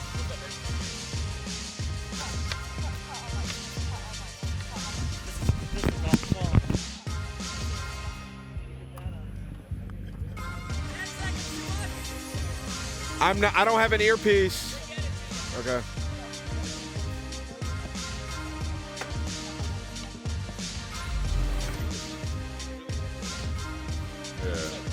Here we go, hype battle people. We're here at the Call of Duty League and we have some insane action for all of you today. We got Michael B. Jordan, Andrew Wiggins taking on Carl Anthony Towns and Vince Staples. It's going to be 2v2 gunfight happening right here in Minnesota. It's going to be insane. I cannot wait. What a Sunday. What a Sunday afternoon that we have in store. You may notice I have some friends. Well, they will be friends by the end of this because this is insane. It's so nice to have you, Carl Anthony Towns. I got Andrew Wiggins right on the end there as well. Guys, talk to me. You're here. Call of Duty League. We got 2v2 gunfight, and rumor has it you guys are pretty well prepared coming into this. Have you had some practice on the sticks, Kat? I have. Fortunate enough to win the Pro-Am first go around, and Andrew I played with a lot of Call of Duty, so I know he's very talented at the game. There we go, there we go. Andrew, so obviously you both have such a busy schedule. How do you fit time into practice, COD, or even grind it? Oh, the good thing on the road, we have a lot of time. You know, we play, and that's about it. You know, the rest of the day is ours, so we get a lot of practice in. And I love that, and that's what they decide to do on their off time, Nameless, is play a bit of Call of Duty. Yeah, I got to ask you guys a question. So who's the best NBA gamer? If you had to pick one. I would say me. You think so? For sure. Now, who's the worst, though? That we know? That you know, Oh, yeah. Zach. Zach is bad. Zach is bad. He's trash, yeah. We're calling out people left, right, and center. This is a little bit savage right now. But, of course, you're actually on opposing sides of the things right now. Usually you're on the team together. How is that going to be? What's that going to be like, having that dynamic, going against each other? It'll be good. Some good, you know, competitive nature. You know, me and Michael B. Jordan, I feel like we're going to come out on top. Are you excited to have Michael B. Jordan as a teammate there, Andrew? Oh, for sure, for sure. You know, I'm a big fan of his, you know, and I appreciate everything he does. So it'll be good to, you know, get a chance to compete with him. There we go. And Kat, you've of course got Vince Staples on your side as well. Are you feeling confident with your teammate? Oh, we're going to hold it down for the hood, for sure. So I'm not even tripping. I agree, you know. We got Jersey roots, me and Michael B. Jordan, but we're going to get it done. I love it, I love it. And of course, gunfight 2v2 is very different from the usual Call of Duty. It's brand new into the game.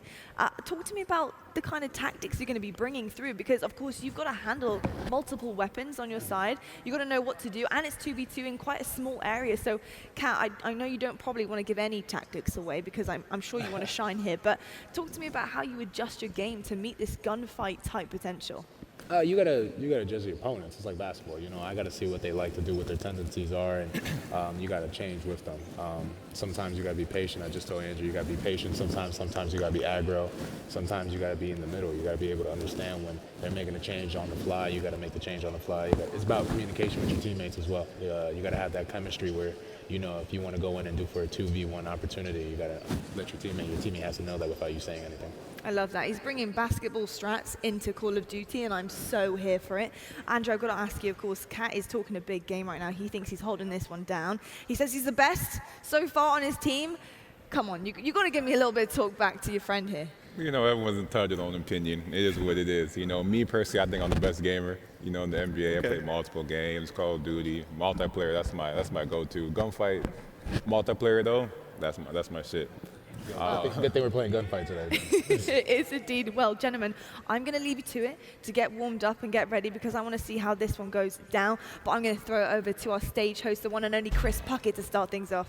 I'm so jealous of you guys right now, but it is time to start the party. Minneapolis, grab your coffees because it's time to get fired up. Are you ready for Rivalry Sunday? There they go. They're waking up. I'm ready to get this party started, and there is no love lost in this battle for Europe. Introducing first, it's the team that 3-0'd the Subliners. Give it up for your London Royal Ravens.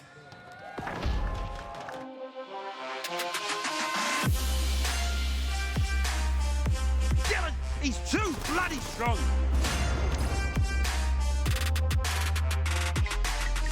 One of the best players in the world. Straps has got his number. Beautiful reads from what's good.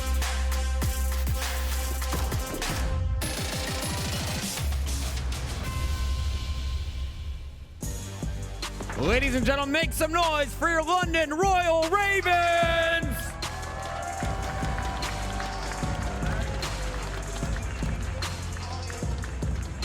London is ready, and they are angry because they heard the words from their opponent last night. It's time to introduce you to the Paris Legion. Shocks, cuts them in half. And what is that flick? Zed with the cluster! It all comes down to this. That was as close to perfect as you're going to see in a round.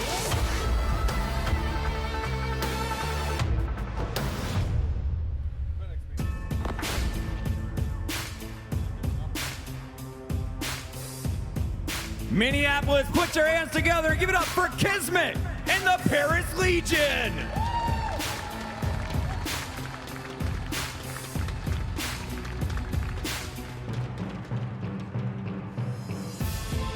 Two epic European lineups about to do battle for the crown in Europe. It all starts right now. Let's get it going.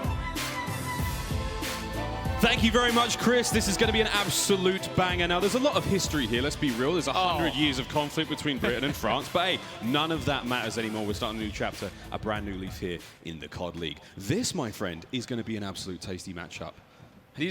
I mean, I'm very, very good. I'm very excited. However, what makes this even better, both teams coming off a victory. We're heading to London next. These guys are talking trash on the main stage to each other. Kismet, we heard him yesterday. He was asking, who is London?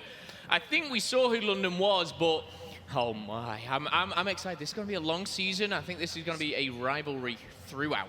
It's going to be a true rivalry throughout. However, it's what's quite funny is, I mean, there may be a little bit of bad blood between one or two players, but generally, a lot of these players have teamed with each other in the past, and I've seen them online, I've seen them on Twitter. There's friendship here. There's true friendship. But I think that's all going out the window quite soon. Let's do this, friends. Let's have a look at a quick scope. This is a Maps and Mo's brought to us by the US Air Force. We're going to have a fantastic series ahead of us. Royal Ravens versus the Paris Legion. Hardpoint first coming up is going to be on Ramaza. The first time we've seen that this entire weekend, actually. That's going to be quite fun. Search and Destroy on Arclock Peak after that. And then, friends, I really hope you love Gun Runner because we've got a triple dose of that should we need to go the distance. Oh, it's going to be a good one. I tell you what, Gun Runner to end things off, though. A bit disappointed, no Piccadilly, no Hackney Yard, no hometown territory. Now, that one person on your screen, little Joshua over there, ex-professional player, of course, huge name in the Call of Duty scene and the European scene as well. He now stands on the Paris side of things. So again, it's so interesting to see how this all pans out. But the Royal Ravens, the Legion, that is Paris Legion, going head to head. The first time in the CDL. And again, whoever wins this, it'll be a team that is on 2-0, going into London. I'm sure the Ravens want that more than anything. There we go. The Battle of Europe begin. London versus Paris. First map up, Ramaza. Excited to see this one in action as the players just gear up, and here we go, friends, deep into it. You know the rules, 250 points for the win. Every minute the hard point will change position. Let's get it. Going into this one, Miles. Kismet yesterday said, who is London? Apparently, word on the street, the Royal Ravens went back, they watched it together as a team, fired them up. And we're already into this one. We're going to jump on board with Kismet, of course, the one North American player for the Paris Legion, along with the 3 Aussies and Zed from England as well. Dent's going to hit the deck straight away, and that's Jerd kicking things off. Interesting start to this one. We're going to hit the slow wrap all the way around. Again, the very first hard point there in the center of the map by Bridge. To that top inside of your screen. Kismet is certainly taking the long way around, but what he will be able to do in just a moment is take care of these defending players of the Royal Ravens in from behind. That's going to be the first one. Perfect timing with his teammates as they've actually managed to grab the point. However, in from behind is going to be Rated, and that's going to be the rivalry we're looking for in this matchup. Rated of London versus Kismet of Paris. Yeah, Rated, love him or hate him, he will be in front of you, and you will have to listen to what he says. This man, a very vocal player. inside and outside of the game as well. Be looking to lead his squad to victory today, but right now down by 15. 25 left on the first half point. Rotation will be coming in, but a sharp shot is going to be so sharp, we're going to get a quick game pause, it looks like here. Never seen such a pause, such a shot, so deadly, so dangerous that it actually forced the game to be paused. That's fine though, nonetheless. These things happen, but you know what? We're really glad. We're really glad that we actually have the ability to pause our game now for the very first time. It's nice, for sure. It's a great thing for a broadcast, friends. How many times have you been there in the past? You've gone, I really wish we could have done that. Still, a slight technical issue for something, as the players will get back into this one. We'll let you know exactly what happened if needs be. Dylan's headset should be on though, let's be real. It should be. That might be the problem. One thing I will say, before the event, obviously reaching out to a couple of players. One player I spoke to was Zed. You know, being the one player that kind of is on Paris' side, that, you know, with the Aussies, with the Americans, how does it feel? And the one thing he said is, the great thing is he knows, obviously, the likes of Dylan. He's played with him previously, and Kismet reminds him of Dylan. He said, when we're playing, Kismet is a player which is going to take a lot of pressure off on the slaying side of things, and he really looks to be that new Dylan, if you like. And yesterday, we already saw that from him. So, again, he's got to step it up. It's big shoes to fill. And Paris Legion already. Huge shock win over OGLA. So, while we get through this one again, there may be something wrong with a perk starting this one off again. Ooh. Perks are the job. But hey, this is what happens on the first weekend. We iron out the creases. Speaking of creases, London didn't seem to have too many in their matchup against the Subliners yesterday. A huge surprise for fans, a massive sigh of relief, I think, for the team themselves. But they're very, very excited to see what they can do today against Paris. And I think this is a great test for them as well. I mean, Paris had a tough series against Los Angeles Optic yesterday as well, managing to come out on top there in an exciting 3-2. Let's see how we go. Let's have a quick look at the quick scope brought to us by the US Air Force as we get back into this series slowly but surely. And looky, no championships either side, but there is a CDL win there. 1-0 thus far in the weekend. Okay, I mean, tell you what, numbers says it all there. I think the only difference is an average in age. By very little here, but Royal Ravens and Legion, of course, going head-to-head. Again, no huge championships on either side. A lot of these players are very, very hungry. However, do want to have a look at the keys to victory. Coming up here from the Royal Ravens and Paris Legion, the things that are really going to propel them, of course, forward. And, you know, we talked about this going into the Paris versus OG game. And the keys to victory then for Paris was ignore who they're playing, the names on your screen. You know, don't feel the pressure. But right now, there's got to be pressure mounded above them, on top of them, whether it's the fans, whether it's the teammates, whether it's the enemies on the other side of the stage. It is all starting now. I mean, no one puts pressure on you like yourself, though. That's going to be the toughest thing for these guys, especially for Paris. I mean, when it comes down to Luca, on the far right-hand side of your screen there, his teammate sitting next to him, Shocks, and of course for Dens. I mean, these three Australian players have had mixed success in their Call of Duty careers, especially for Shocks and Luca now rejoining the professional scene for the first time in quite some time. Actually, for Luca, this is his debut.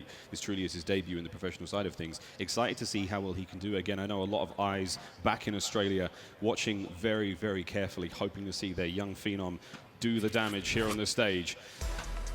And what do you know? Check him out. Shocks is there already on the average kills for hardpoint throughout day 2, coming in at 32.5. 7th place. Can't be too disappointed with that. Yeah, not at all. I mean, one thing I will say, we're going into hardpoint. Let's have a look at those stats whilst we've got a little bit of time to do so. Two players hugely impressed me was the Aussies, and obviously your affiliation with Australia, Miles. You love it, you live there, yeah, mate. And you know these players better than most. Shocks, Dens for me were those to really stand out. And obviously all eyes were on Luca kind of coming into this. He was that fiery little tiny terror himself almost, but it was the two veteran Australian players who really kind of showed up and showed us what, you know, they were made of. And for me, that was a huge surprise.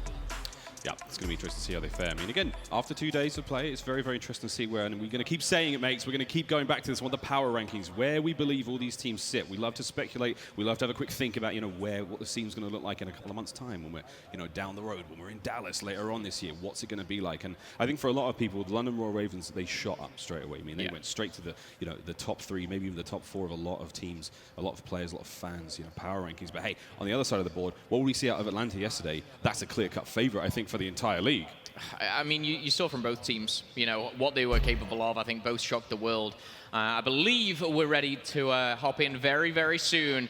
It gets us a little excited by all means. We've had a teaser of Ramaza Hardpoint. We're going to be jumping back into it very, very shortly. The Ravens, a lot to prove here. We saw the trash talk online. Sometimes it's not by the players, you know, those social media managers, I tell you what. Loving it. It wasn't, loving it. It wasn't Hector's optic. Sorry, it wasn't Hector's optic, Slash's optic. It was Paris's optic yesterday. It was like, what's going on? I'm loving it. I'm really enjoying this story, the drama that we're building slowly but surely here in the COD League. Again, it's the very first weekend, friends. It's going to be a very long and wonderful year. All of it available on youtube.com/COD League. But you knew that. You're already watching. Here we go. Back into the game, back into the hard point. Second time's the charm. Will Kismet be tagged right off the rip once again by those lovely London nades? He bloody will. Right, back into the hard point we go. Top bridge control. Will he complete the play? Oh my. It's as if we've seen it before. He's going to be hitting that wrap again. I wonder if London will fall for it again and allow Kismet to hit the rear. Well, I'll tell you what, if you're going to be playing Paris on Ramaza Hardpoint, Kismet usually hits the flank. I'll tell you that one for free. However, you're going to have to play them more to know more. Zed, Shox, and Luca already taking names, and this is perfect timing. Kismet's going to come in from behind, and it is deja vu here, as we are going to see the couple of points go towards the Ravens, and Paris Legion step up their slaying ability and take over. 35 seconds left on the clock here. This you've got to be careful here. A lot of long-range lines of sight, but you're going to see in the bottom left or mid-left here a lot of kind of FMJ kills through those walls. Penetration at its finest here as we see 13 and 14 points trickle up for the Ravens. Yeah, Ravens with a nice start. Not a great start, but they'll be looking to work on that one. Paris now have slight control of the hard point. This is scraps on your screen of the London Roll Ravens. Moving around, trying to deal damage as best he can as we look towards the next hard point rotation.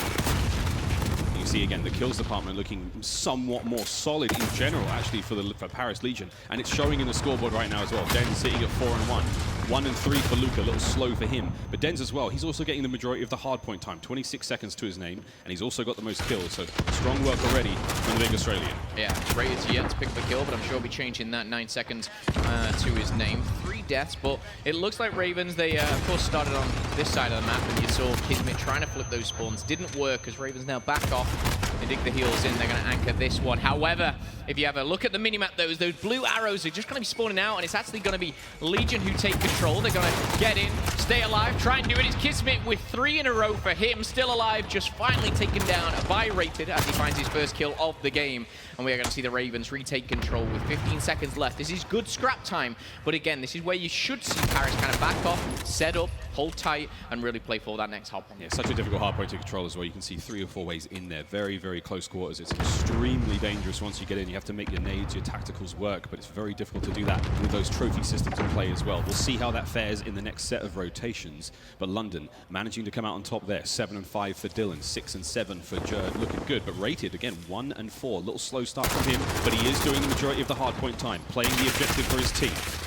Now we get on board with Paris as Zed, Shox, and Denz try to hold down the front line while they keep that barbershop safe just to the left of them right now. These are great shots from Zed as he peeks out, just trying to slow them down, but that smoke play is going to allow a big change.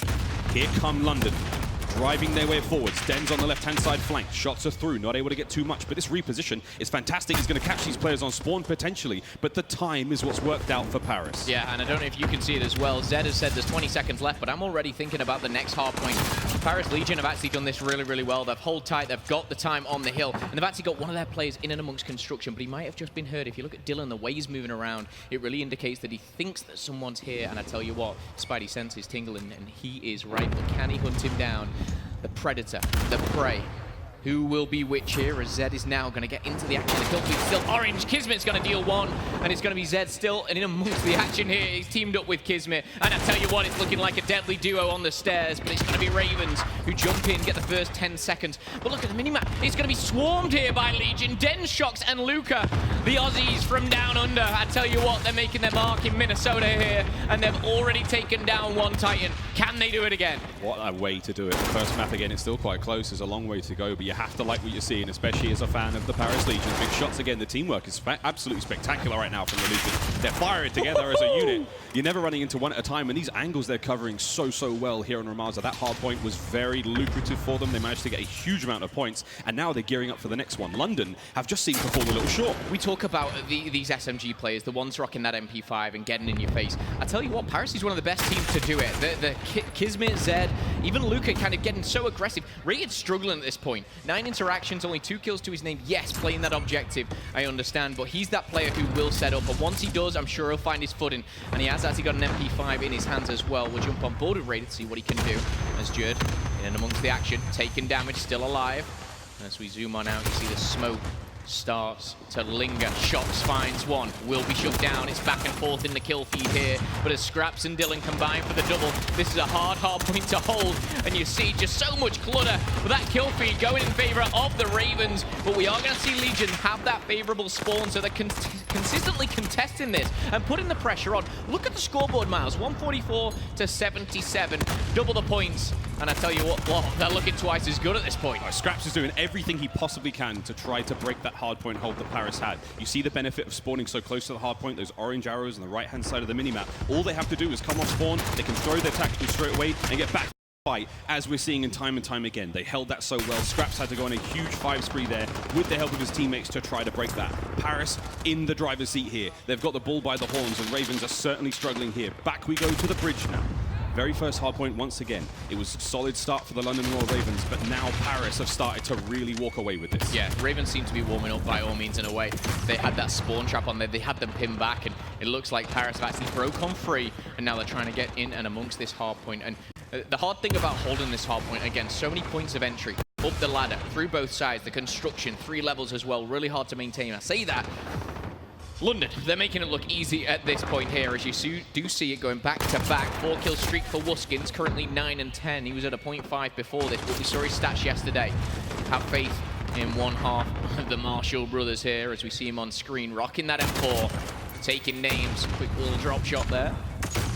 Still collecting those points, 7 seconds left, and a little bit different here. Roles reversed as we go to the next hard point here, Miles. It looks like Legion are going to have this control. Yeah, this has been an incredible hold for the bridge there on Legion. Now we roll back over towards the electronic shop.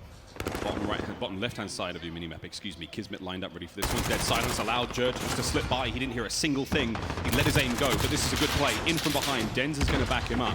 Kismet doing the best he can to eliminate these angles of attack that London is setting up upon him. Down low, cut down immediately by the aggression of Dylan. And here we go, Shox is the next line of defense. The hard point's starting to look a little more dangerous, but the Ravens are approaching. Paris still in control, brilliant work. It's just a wall of bullets there from the Paris Legion as they will hold the line. Jerd trying to make the entry kills from behind. It ain't working out there either, my friend, and still Paris will hold the line. London knocking at the door here, but Paris putting that barricade up, and I tell you what, the barricade starting with Kismet here, so strong, 19 kills, top fragging for his team, alongside Denz, who's currently on a 3 streak. Denz, though, 98 seconds of hard point time to his name. Mr. Do-It-All right now, as they lead by around 60 points. The final 50 is all they need. Rotation is going to favor Ravens. They're backed off, and this is typically what we will see. But the problem, Miles, Ravens can't just take this time and let the next go. They've got to think 1, 2, 3 steps ahead. And if there's one player to do it, it's going to be Dylan. Dylan, fast player, very aggressive. He tends to lead by example. Tip of the spear, wow, almost getting Shox there as well. Brilliant stuff nonetheless. As we see in the barbershop being held now admirably. Scraps on the right-hand side flank, trying to keep Zed out. That doorway is going to be his best friend right now as he tries to just buy time. But you can see Paris, they're encroaching on the position, trying to find those entry kills, trying to breach and clear. They haven't quite managed to do it yet, as once again, London have held this very, very well. This is an admirable hold. Zed, though, finally gets in towards the end. Dylan finds 3 kills in a row, but the time, that's really what you're going to be looking out for. And with 20 seconds left, Zed's got a lot of work to do alone. Yeah, Zed's gone in, giving him short back and sides here, taking down 2, and with 10 seconds left, the Ravens should be able to clean that up. But Paris, they're in a great position to end this game. You start to see Kismet push forward, get this little window here, and I tell you what, he might be taking some damage, but he's holding the line. Shox finds one elsewhere before falling down, and as we see construction now under the control of Legion, this is where it could end, Miles. We need to see something absolutely huge from Ravens. This could not have been a better setup now for the French. As you can see, 228 and climbing Dylan in from upstairs. He's got to try to make something big happen here, otherwise it's going to be curtains for London. There's a second. These entry kills are outstanding. Now he's trying to catch the players on spawn, and there's another one. Dylan, 4 in a row. You better make it 5! Dylan! He's not stopping anytime soon. makes safe the trophy as he gets another set of kills here, and London, they're back in this with a chance. This is exactly what they needed on this hard point. Talk about Dylan for a second. 28 and 24 here right now. No one even on his team close to 20 kills. He's really dragging his team through it. They've still got the hard point, but in from behind is going to be dead. The other Brit on the main stage, taken down here. That's going to be Jerd. Struggled a little bit, currently sat 14 and 26. But if Ravens get a good rotation here, if they can break instantly, they can still come back. Only 17 points needed, Miles, and it's all going down in the alley. Yeah, London, we love what you did there on construction site. We've got to do it all over again now on the alleyway. Here we go. The ruins, there's going to be the Sage, and this is it. It's set. The pieces are ready, though, and it's going to be the Legion who have got control in from behind Kismet. Oh, but from behind once again, Dylan, the absolute villain now for the Legion. Can we get it done, though, for Paris? 243 and climbing. Shox waiting for the smoke to clear so we can get those shots through. The defensive hold has been good. He's in a great position. Shox has got 2. He could maybe get more, but no. London back onto the point. 30 seconds left. They need to hold this perfectly. Now, this is going to be going back and forth, and the reason being, it looks like here you can really just kind of put the pressure on, throw those smokes in, and put the Semtexes as well. And this is going back and forth. But the key thing is, it's not about the 5 points that the Legion need. We need to see the rotation. One player that's doing that is Rated. He's going for it. He's risking the biscuit. He leaves his team up to it, but he might have just thrown it away. We're going to see a contest come through. Luca finds the double, and we're going to see Paris take map number 1, 250 to 214. The Legion come out on top. Oh, ho, ho, Kismet. He's saying fermez les bouches, which is French for shut your mouth. Wow, what a new French, but I guess maybe that's in the contract. Hey man, they spent enough time there, let's face it, they know something by now. Wow, what a start to the series. The Royal Ravens losing at hardpoint, not what we expected, especially from the Legion, but hey man, power rankings, who cares anymore? All of the predictions, all of the expectations are going out of the window. I love it. I couldn't agree more. One thing that I love is this Kismet and Dylan storyline. These are two absolutely electrifying players. They light up that main stage. They both finished with 32 kills. They are both going toe-to-toe. They are both almost like quote-unquote carrying their team through this and being that top slayer. Yes, there's many roles to a team, but it's so exciting to see these guys butt heads. Kismet comes out on top. We heard him on the stage yesterday. London who? Well, let's see if London can heed the call and bring the thunder now as we roll into our scuffed play of the game. I mean, this was the dying moments of the hard point, and we saw Scraps just really putting in a shift, but it was the final plays, again, from Kismet, from Shox, those submachine guns killing it. Yeah, and I want to say, obviously, during this play of the game, the reason we highlighted this was it was fantastic how Paris dedicated themselves to that. I was talking about Rated going and saying, guys, you need to contest that. You need to challenge that. I'm going to rotate. If we saw that come to fruition, I could have seen London taking it because Rated kind of risked that. The problem was obviously Paris, they put all their resources into that and they were rewarded rightly so, but they had those power positions in that back alley, over the sandbags as well. A very well fought battle. But boy, do we have a game on our hands. We really do, and that's the thing with hardpoint. I mean, you have to play for the hardpoint. You have to put everything you've got into making sure that you win the engagements, you hold the time as best you can, but then you have to set one member at least thinking about what's coming up next, and that is exactly what Rated did. Heads up play didn't pay off. Look, back to the drawing board for London. Want to see this reaction here coming through from Paris and from Kismet. I think Kismet, I don't know whether that was his seat before, but he most certainly has pushed everyone to the side and said, I'm sitting as close as possible to these so-called Royal Ravens, and he is getting in their face. We saw it day one from Scump and Formal. We've seen it throughout the weekend, and I tell you what, we're going to see more and more and more. For me, I just kind of want it to go back and forth. I want to see the Ravens stand up and get in their face, this rivalry building more and more. But there's a really good chance that could actually happen right now. We saw yesterday with Paris, with their Search and Destroy against Optic LA, it was not fantastic. There was much to be wanted for there. London, it was quite poor. It was quite poor, man. There's no doubt about it. London, though, we saw on Piccadilly, we saw the fantastic masterclass coming out of Waskins, the player on the far left-hand side of your screen there, one half of the Marshall twins. He absolutely put a clinic on. Now, Piccadilly's not going to be the map of choice. We will not be seeing that one. It is going to be Arklov Peak. But that does also mean Snipes. That's a very, very big deal. On the other side of the board, though, I want to be thinking about Denz. Denz is another player. He's an absolute standout. But Dylan, look at those kills, mate. 32 and 29. His back must be aching. People look at KD ratio too often. And right now you look at KD ratio and you look at Denz. But for me, it's interaction. So what I mean by that, kills and deaths. Incredible there. Over 60 for Dylan. But Denz, He's sat there getting all those kills on the hard point, baby. 2.14, or 2 minutes and 14 seconds, should I say. This guy, again, I said it during the game, Mr. Do-It-All. He's putting the kills on the board. He's soaking up that time.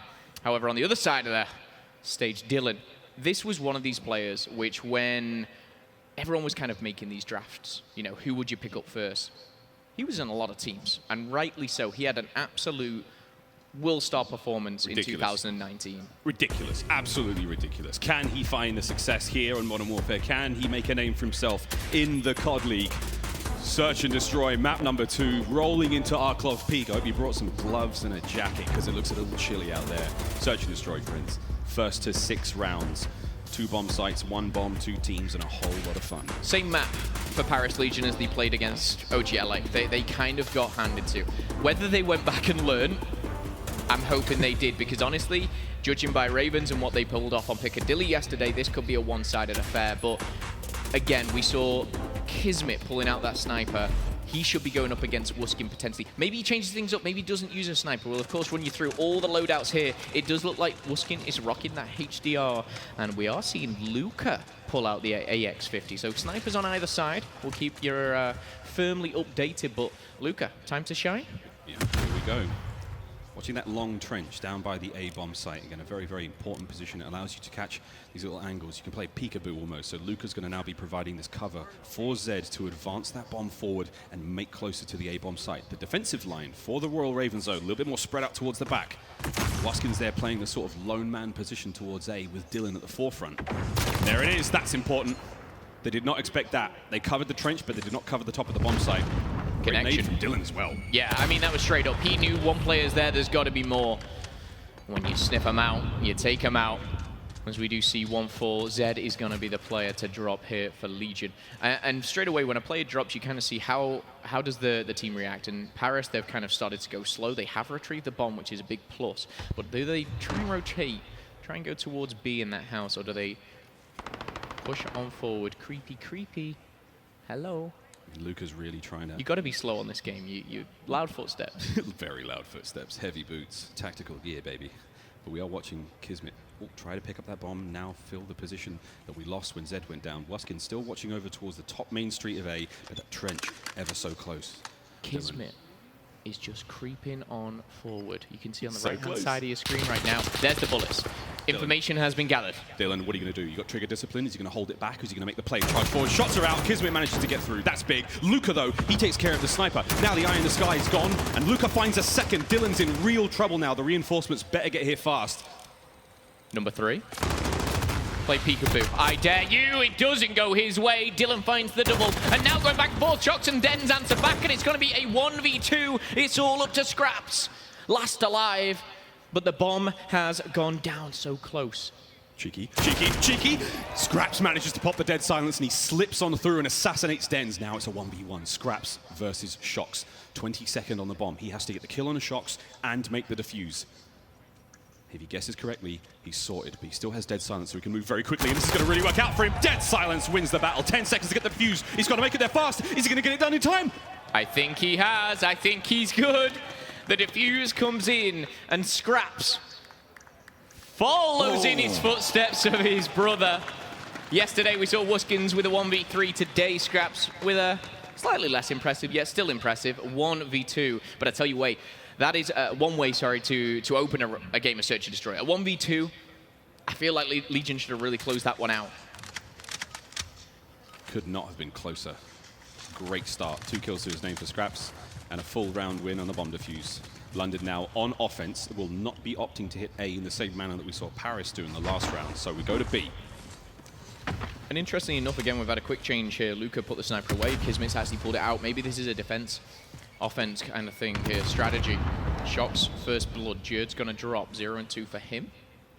We'll have to wait 90 seconds to get back in this game. But MP5 in Scraps' hands, he's looking to get up close and personal, Miles. And that's a huge killer onto Jerd, because Jerd was the bomb carrier. So now the bomb is down. That icon on your screen right in front of you. Scraps has got to go for it. You see a bit of covering fire there from Rated in the background. Levels it out, takes care of Luca. Scraps has got to make a play for that bomb. Nice bit of intel. The nade goes up. No good. Scraps now desperately trying to pick up that bomb, pick up the objective so they can keep the play going. Dylan, meanwhile, back in the trench on the other side of the map, looking to gain ground. And you're seeing London just slowly but surely purchase this real estate. Inch by inch, they are coming closer and closer to danger. The danger comes in the form of Kismet and that sniper rifle. Wow.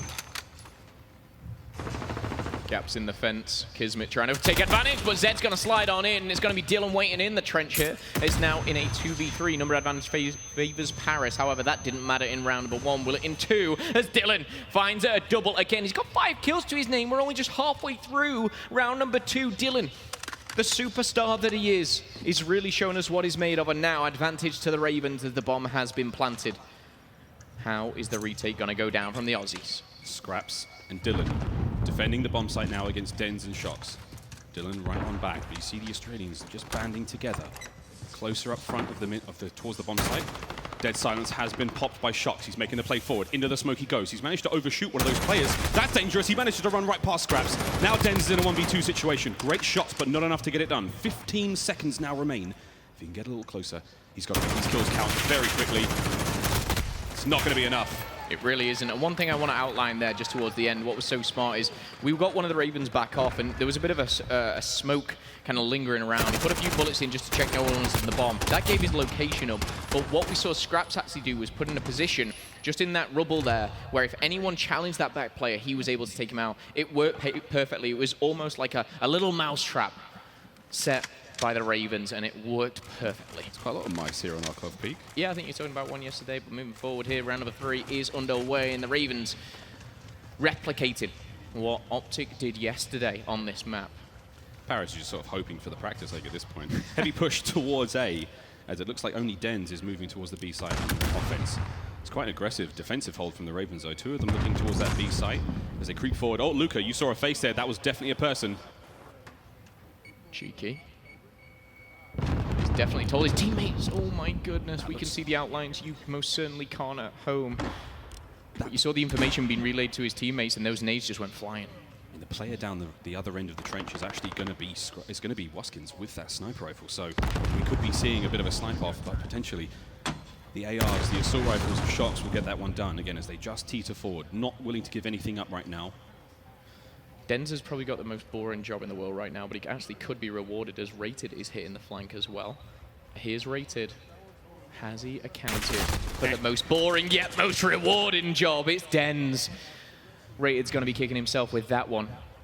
I know what I usually say when I get shot in the back from there. Not nice things. Scraps, though, 4-0. Kicking his campaign for Search and Destroy off nicely. Kismet. Oh no! Kismet!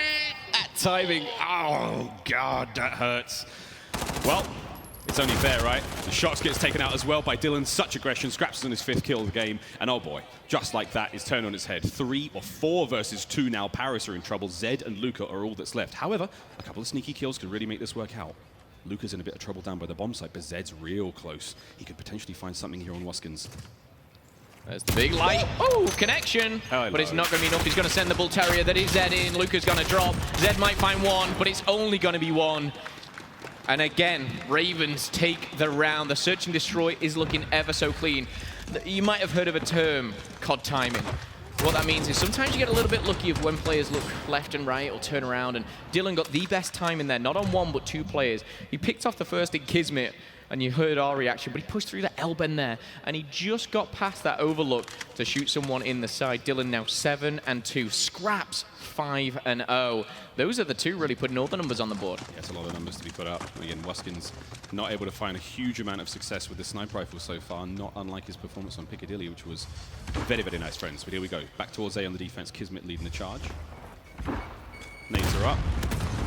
And all these grenades being thrown, I mean, these are pre-approved positions. Oh, baby! Paris loves to throw them. Great work from Kismet and Zed there. They do that together. And the synchronicity at which they throw their grenades means that players running the EOD perk, they're dead in the water. You can't survive more than 1 at a time, and that is exactly what they go for. Brilliant stuff to open this one up. So you're on a 5v3. You're on defense. This is a round you've got to win, Paris. You make them have to push you. The pressure is on the Ravens. Don't let it slip here. We've seen mistake after mistake. Yesterday I saw Zed make an absolute beauty of a double kill and then just over-challenge and get a little bit too aggressive. Look at this. Finds one. Peekaboo. That's going to be 6 in a row now for Scraps. 6-0. And this is the thing with London. They're willing to take these risks. Scrap's got another one. He's still here. He just popped right back up and found a second kill in the same position. Paris have got to adapt to this one. He's leveled it out. Now it's a 3v3. Rated's on the flank again. Rated's pushing forward. Rated's pushing forward. He's going to find one. He's going to drop, but the information is there. 2v1 though. Waskin's now left alone. Quick flank through the back end of the trench. He knows exactly where those players are, but it's so difficult. Dangerous. Oh boy, speaking of dangerous, the snipes are up. You're going to re-challenge, you're going to re-peek. Oh boy, he just saw the little backpack, the fanny pack of Dens. He could have taken that shot if he so wanted. 20 seconds though. Paris, careful! Oh my! Waskin's now a 1v1. He's seen him. He's seen him. Luca needs to wait. Luca's got to wait, otherwise this round is going all the way to London. The next 1v1's going to decide it all! Waskins, you dirty boy! The Marshall twins back at it again. Whether it's Scraps or Waskin. Which Marshall, it doesn't matter. That is incredible. The clutch factor's there. I think I said at the start of this one, 5v3, you're on defense, you've got to win, don't throw it away. Ah, Paris! Just wondered what was going on in the Paris communication there. I mean, they knew he was coming from trench with snipe. There was a shot fired initially. Dens repositioned, gave him the full chest to work with. It might have been Waskin who clutched up, but it was Scraps who opened up the account with that double in the trenches. Again, these two. 7 kills each for Scraps and Dylan. Waskin really his biggest impact there. Crazy, crazy search and destroy in Paris, though. Close, but no cigar. And at this point, you've played this map, you got handed to 6-1 by Optic. You're 4-0 down, you've got to change something up. And this is what it looks like Paris are doing. They're trying to make a mid-push. They're trying to maybe flood out the Ravens over by B. And at this point, we're so early on into the CDL season, you know, is this Ravens being amazing at S&D? Did Paris just kind of suck? I mean, time will tell here, but you've got to credit the team right now who is 4-0 up. And absolutely dominating. Clutch after clutch from the Ravens. And as we see the first gunfights go down, Luca will find that first blood. Absolutely fearless as well. He knew he was being taken from the right there. Big heavy shots there, just covering him in that position right there, sort of broken well. Kismet's now managed to advance forward. Watching those windows, that top position there is, again, very, very strong. A little bit dangerous, though. If he guesses right, again, the staircase is to the left-hand side, so those players have to come from that direction. If he guesses right, he gets them. If not, he's basically just sitting out in mid-map doing very little. Now we see Paris with a slight advantage, but we've watched them burn these advantages away in the past. Infiltrating the B site, but there's a player next to it. Big shots in from behind. Not enough time to get it done, but the damage has been dealt. Yeah, I like the dead silence play from Kismet there. He kind of pushed up into an unknown territory, but it was traded out so nicely from Rated. Easy kill as he pushes forward. The bomb is making his way towards A. Now, with this bomb going down, we've got a 3v4. Again, number advantage, it favors the Legion, but at this point, that doesn't really matter. No, it's fine. 35 seconds left on this bomb before it detonates. London were pulled towards the B site. Now they're going to stack up and make their way through. Shocks, eyes up, my friend. Here they come. And London walks straight into the rifle of Shocks. Brilliant work there. Paris finally get on the board. Nicely done by Paris there. Again, repositioning. We said at the start of that round, obviously, they've kind of been getting handed to in this map. They tried to change something up, the smoke screen. It looked like they were going towards B. Just delayed it. It was almost a delayed A push. Probably not out of the strat book, but they repositioned. They got over to that A site, and they got there with the bomb down with no real challenge. And then Shocks, when he was positioned up there with an M4, it's very hard to take down. So credit to Paris for the first time in this search and destroy. Is this where the comeback begins? Let's jump into round number 6 here. Another 2 minutes on the clock. Jerd with the bomb in hand. Jerd, just 1 kill to his name. You know, he struggled a little bit on the hard point, not having the best search and destroy. He's definitely an X factor for this team who, when turns up, he can shut a game down. Certainly can. We've been calling Jerd the king for, I think, nearly 10 years now. And with good reason. That's all right. His Majesty can put his feet up for the time being because Dylan is really putting in a shift at 8 and 4. That man on your screen again. On the offense now, it looks like a B hit, and it's very, very slow from the Royal Ravens. Kismet, though, perfect positioning there. Shut the door behind him. Pat yourself on the back. That's a job well done. An opening kill is going to slow the play down somewhat for London, but let's see how they adapt with a man down. And once again, it is Jerd. Caught out. Bomb has now been dropped. Challenging scenes for London. And it's funny, I'm sure the analysts will break it down. It feels like Paris have got the first blood more often than not. We saw it in the previous round, this round. We saw the nades going over the top when they picked up 2. We've seen Luka with the sniper. I'm not sure if it was first blood, but it was like these guys have been playing well. It just seems like the second half of the rounds it goes to pieces when they lose their team. Connection either side. That grenade's not going to connect with anyone here, but as we currently sit in a 5v4, the bomb is being planted for the first time at B here. How are they going to set up for this one? It's going to be an interesting one. We see one go down, and I see Scraps reposition in the front guard, and Luka and Shocks, though, will find one. Scraps, location revealed. He's got to find another. He will do, and it's all up to Scraps in a technical 1v3. But wait, however, the bomb's being diffused. Scraps, you got to look at the bomb, mate. Paris have just gone and stole another round. Sneaky, sneaky Parisians. Yeah, Scraps played perfectly there. The problem was he lost every single member of his team. He pushed out, he found two. He actually found the third off screen as we watched the player defuse it, steal it away from him. But you've got to, right now, give that credit to Paris. They got on the bomb, they positioned well, and it was Luka and Shocks again to open up that. And we see this widespread of kills, you know, for a Raven. Scraps on 10, Jerd on 1. All pretty concise on the Legion here, ranging from 3, I beg your pardon, to 8 for Luka. I thought it said 6, never mind. We're going to ignore that one as we run into round number 7. I would like to see some more offenses go towards B. I really think it does kind of spice and change up the game. And if you're a defensive team and they've just pushed B, you're like, okay, well then, not a one-trick pony. Asking you shall receive, my friend. Kismet trying to make something happen here. There's only one defender just to the left. You can see the X-ray here on Codcast. There he is. They have no idea he's there. Luka now pushing forward, trying to find something. But as you can see, those gunfire has driven London back somewhat. Those minimap arrows are going to start moving somewhat as they think the play may be coming more towards A. It's a distraction, a ploy, a trick by the French. It almost feels like they're trying to replicate the previous offense where it's just a delayed A push. Now, again, whether it was or wasn't out of the strap book, it worked for sure. It seems like they're trying to push that forward. However, on the offense, it's going to be Dylan. Finds one, but he's going to be shut down, and now it's turning into that 4 versus 4. Dylan was trying to just get in and get out when the get was good. Oh, I love it from Kismet. Just rotating around that sort of hill there in the cemetery. The hard defilade cover he gets from that hill just in front of him is almost impenetrable. He's trying to get through that one, so he's safe as long as he plays prone. He has to watch the far right-hand side where Rated is now, but otherwise this is a cool position for Paris to be in. They can reposition now, start hitting towards B. Or even, if they have given themselves enough space, they could cut right through the middle of the map and go back towards A. The problem is obviously the choke points here that they're going to be pushing into. They're so widely seen by so many. You could see Scraps kind of just push through A here and look right across the map. He's going to catch 2 off guard. It's a risky maneuver for Paris, but when you're 4-0 down, when you've lost the map 6-1 yesterday, maybe taking risks is what you've got to do, and it's been paying off. Now a widespread through the cemetery into the choke point that I was kind of talking about. Yeah, Luka could not make that work. Again, great positioning from London. Kismet holding the site. Now he's got to get the bomb in there fast. Here comes the arm. It's just in time with 3 seconds to spare. Now the play develops. Den's managed to find 1. There's 3 members of London left to try to get the retake now. That's the biggest save ever. Den's just shot him in the back as his teammate pre-planted. The bomb nearly went down, and now he's starting a 2v2. Was getting rated to go big here on your screen, though, is Kismet pistol in hand. Can he make it work? All players so close together. It's a 2v2, and again, that opening kill is going to be absolutely huge. Kismet there with a pistol in hand. Rated's on the defuse, though. He's just gone for a quick touch. Zed, if he gets to this window, you can see the bomb site. Good timing, great timing. He's going to get the kill there. Now it's a 1v1. Watch the clock. Waskin has to hunt him down very, very quickly. Otherwise, this is another round. The 3rd in a row for Paris. Whew. Here's Zed at the window. And again, once you get that bomb down, much like a lot of search and destroy, sometimes there's so many different angles. You can go up top in the building, out front, through the side, and Zed chose the window here, and unfortunately for Waskin, didn't have enough time to bait out.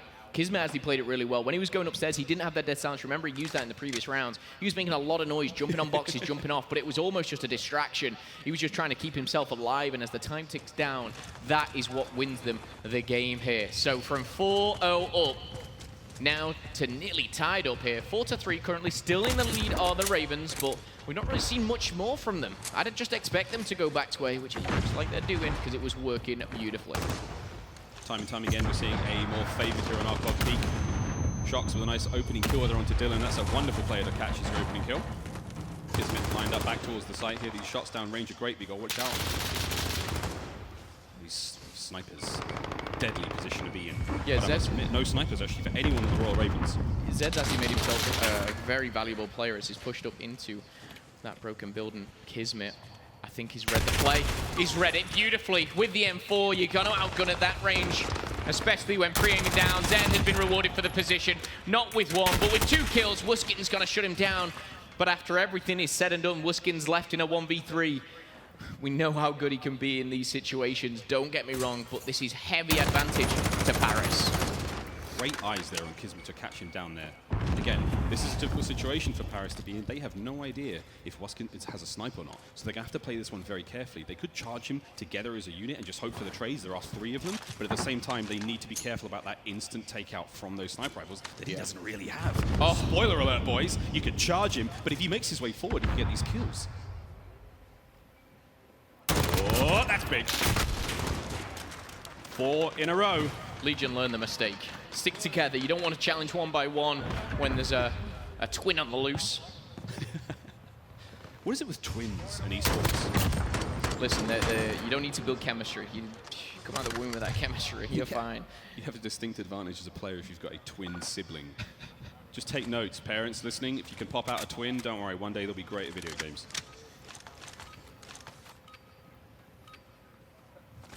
Round number 9, all tied up, 4 back-to-back here for Paris. Miles, the answer for Royal Ravens right now, how they stop it, I'm not quite sure. Again, the slaying power, which was coming from Scraps and Dylan, that really kind of just stopped. Yeah, the tricks that we saw Scraps being able to pull there by low trench, those little peekaboo plays, his mole has been whacked there because they've managed to stop that from happening ever since we saw that first play. And again, the snipes aren't really working out either anymore, so the ARs and the SMGs, they're really getting the work done now. And it looks like we're going to go back towards B for the Paris Legion. It's just such a slower, more methodical style of play right now that Paris are playing on the offense. Previously, and even when they played Optic yesterday, it was very much just everyone just run at A. You know, we'll go down the trenches, we'll try and get the better of them, and it didn't work time and time again. It didn't work at the start of this round. Slow. See how close these players are to each other. All they can hear is the sort of scatter of electricity behind them and the sound of snow falling on the ground next to them. This is so tense for these players. At that 5th round win, you're looking at map point. Dylan knows it, and so does Zed on the other side of the wall to him. He knows it as well. First player to make that mistake is going to pay for it. Sorry, it's Shocks. It wasn't Zed. My bad, friends. It's all good. However, these players are in a stalemate. Off-screen, Kismet's actually made the first blood again. I've got to have that stat at the end of this one. I want to know how many first bloods Paris has picked up, especially in these opening 8 rounds. It looks like Shock's still in the same corner. However, Dylan's going to welcome him, I believe, at the top of the mornings here. On the flank, Zed, MP5, and he's planting the bomb already. This 5v5 is now a 1v5. Scraps. Again, I know you're part of the Marshall family twin. Yep, you got it clutching, but it's a 1v5. This is well constructed. Methodical gameplay coming in from Paris, and I didn't think I'd say that on the Search and Destroy, but they're learning, they're adapting very quickly. Oh boy, here we go, Scraps. Loud footsteps behind door number 1. It's Kismet. Coming up now on a Dens. He's got to work his way through them one at a time. Is it going to be enough? It's very tough to make this. Oh, no!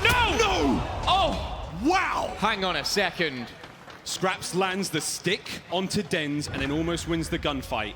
The Parisians may have pounced, pounded, and pummeled London, but Scraps almost had his way with at least 3 of them within a few seconds of each other. That is disgusting. I found something in my stomach that shouldn't have been there for a second there. I thought Scraps was going to show us maybe a first 1v5 here. 14 kills for Scraps. However, he's down. They've lost 5 rounds on the bounce. Double digits coming in for Zed and Luca. Paris, can they do what a lot of people, including myself, thought would be unthinkable? 6 in a row here. London. Knocking down those doors, getting aggressive here. Smokes aplenty. It's all getting chaotic in the middle. Dens with the double. Luca drops. Kismet finds one. And the Ravens, they're falling apart. Rated and Wuskins at a heavy, heavy disadvantage now. It was just like 2 teams go into battle in the middle of the map. And let me tell you, Paris came out on top in this there one. It is. Waskins is now alone again. We love to see the comebacks, but a 1v4 is difficult. He's going to play this very slowly, as you can on Art Club Peak, but he has a minute and 15 to try to pick up the bomb that's down in mid-map and hopefully find something. Waskins is in a real world of hurt now, and this is the last chance London have in the search to destroy before they go down 2-0 to their rivals, the Paris Legion. 1 down, 3 to go. Waskin. He's just holed up in top of that house. He's like, look, just come for me, guys. He's got 50 seconds. I'm going to get these 1v1s all day long. Just keep coming at me. This is Kevin McAllister. He's home alone. The traps are set. Okay, no, he jumped out the window. Uh-oh. And there it is. Paris. What an incredible comeback that was. 6-4. They managed to absolutely turn the tables on London there. When we come back after the break, domination.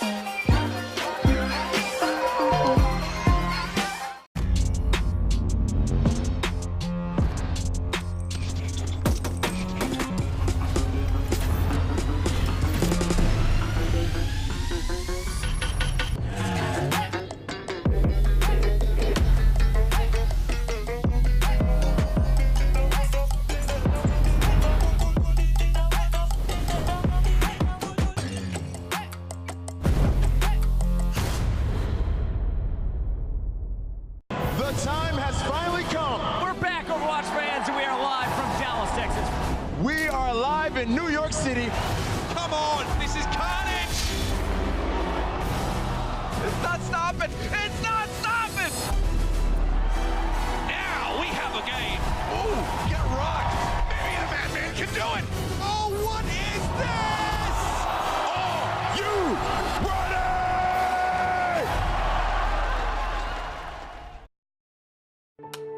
You'll hear a lot about how coming out of the military means you're somehow damaged goods.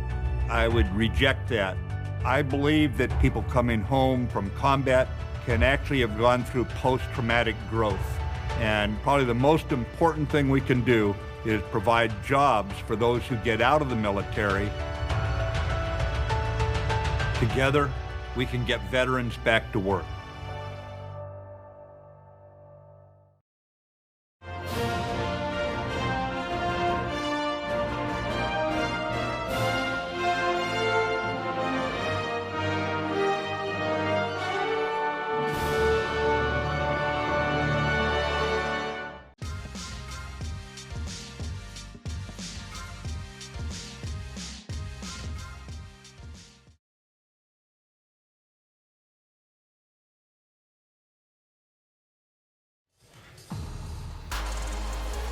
Hello everyone and welcome back to the Call of Duty League. We are here on Sunday. It is game day across the board for us this afternoon, and it's already been an epic start here for Paris Legion. They're taking on the London Royal Ravens, and it's not quite as raving as the Ravens would have hoped for as it was yesterday for them. What is going on? I need to understand this. I feel like they're a little bit swamped right now with what Paris Legion are kind of bringing them on stage, and we're going to break down a lot of this in just a moment. But overall, I just want to get your general thoughts about it. TP, what are we seeing from these two teams? I think Paris is kind of replicating what they did yesterday, making the game and the respawn as scrappy as possible. It seems like they're playing at a much faster pace that I personally expected from them, and it's phenomenal stuff so far.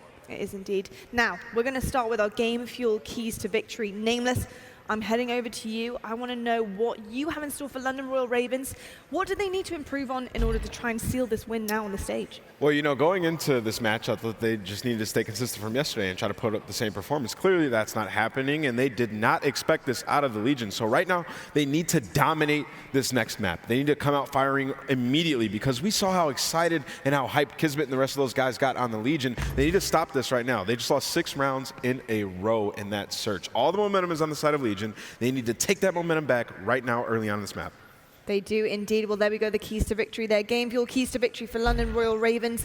They need to step things up. I think that is a really big one to take away early on, like you said, Nameless. Now, TP, I'm heading over to you. Game Fuel keys to victory for Paris Legion. So what I was going with for the Paris Legion is kind of fixing up what they struggled with yesterday, and that's the grouped aggression in Search and Destroy. We saw it in that Arklov peak. They struggled early, and then all of a sudden they really tightened up those setups and didn't let those picks get away from them in the early rounds. They grouped up in the later rounds, and when we did get to those late round situations, it was like only 1 or 2 guys left in the Royal Ravens. Really controlled the pace of the game in that second half of that S&D, so they're doing a good job. They really are doing an incredible job. And I just want to talk about right now what we saw, that S&D. That was a huge switch up there from what we saw. You know, last time we saw Royal Ravens on S&D on the same map, Arklov Peak, they really tore things up. This time, they had a fantastic lead, but we just saw it swing right back around there with Paris Legion. That's really hard to do with S&D.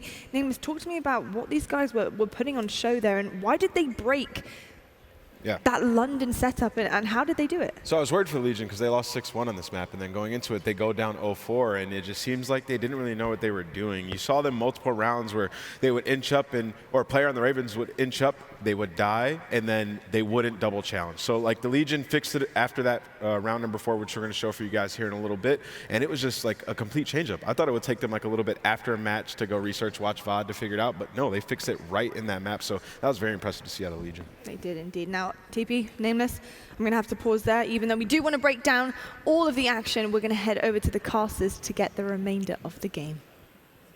The remainder of the game may well be one map. Let's face it, Paris are looking pretty fine. London, that statement yesterday, the Raven that delivered that message, I think it died on the way back over from the Atlantic. Oh dear, it's not looking great for them, but as Nameless said, they've got to come out swinging. Can they do that, Phil? Gun runner? I think they certainly can. If you think about the bigger picture, I think great stuff on the hard point. It was a super close game. It was one with one rotation that could have been different. The Search and Destroy, they started off so strong with a 4-0. They let it slip in. Honestly, Paris, they just really stepped up. They started to read the Ravens so well. I believe they got 7 of the first bloods as well going into that. We were talking about it. However, going into domination now, yesterday, London came out with an absolute, bit of a dominating fashion, shall we say, over the New York Subliners. And again, yesterday we saw Paris Legion go against OGLA, and we saw domination go real back and forth. So both of these teams already have success. The Royal Ravens, they cannot afford to lose one more map. Is the reverse sweep possible? Absolutely. Are Paris Legion hungry, thirsty? And my goodness, do they want revenge already? Yes, they do. Here we are, domination on Gunrunner, kicking off with Dens. What a spicy way to start there. God, Paris 3-0 in London, potentially. Right, here we go. Hold your horses, Miles. Oh, look, mate, I'm just excited. Here we go into C.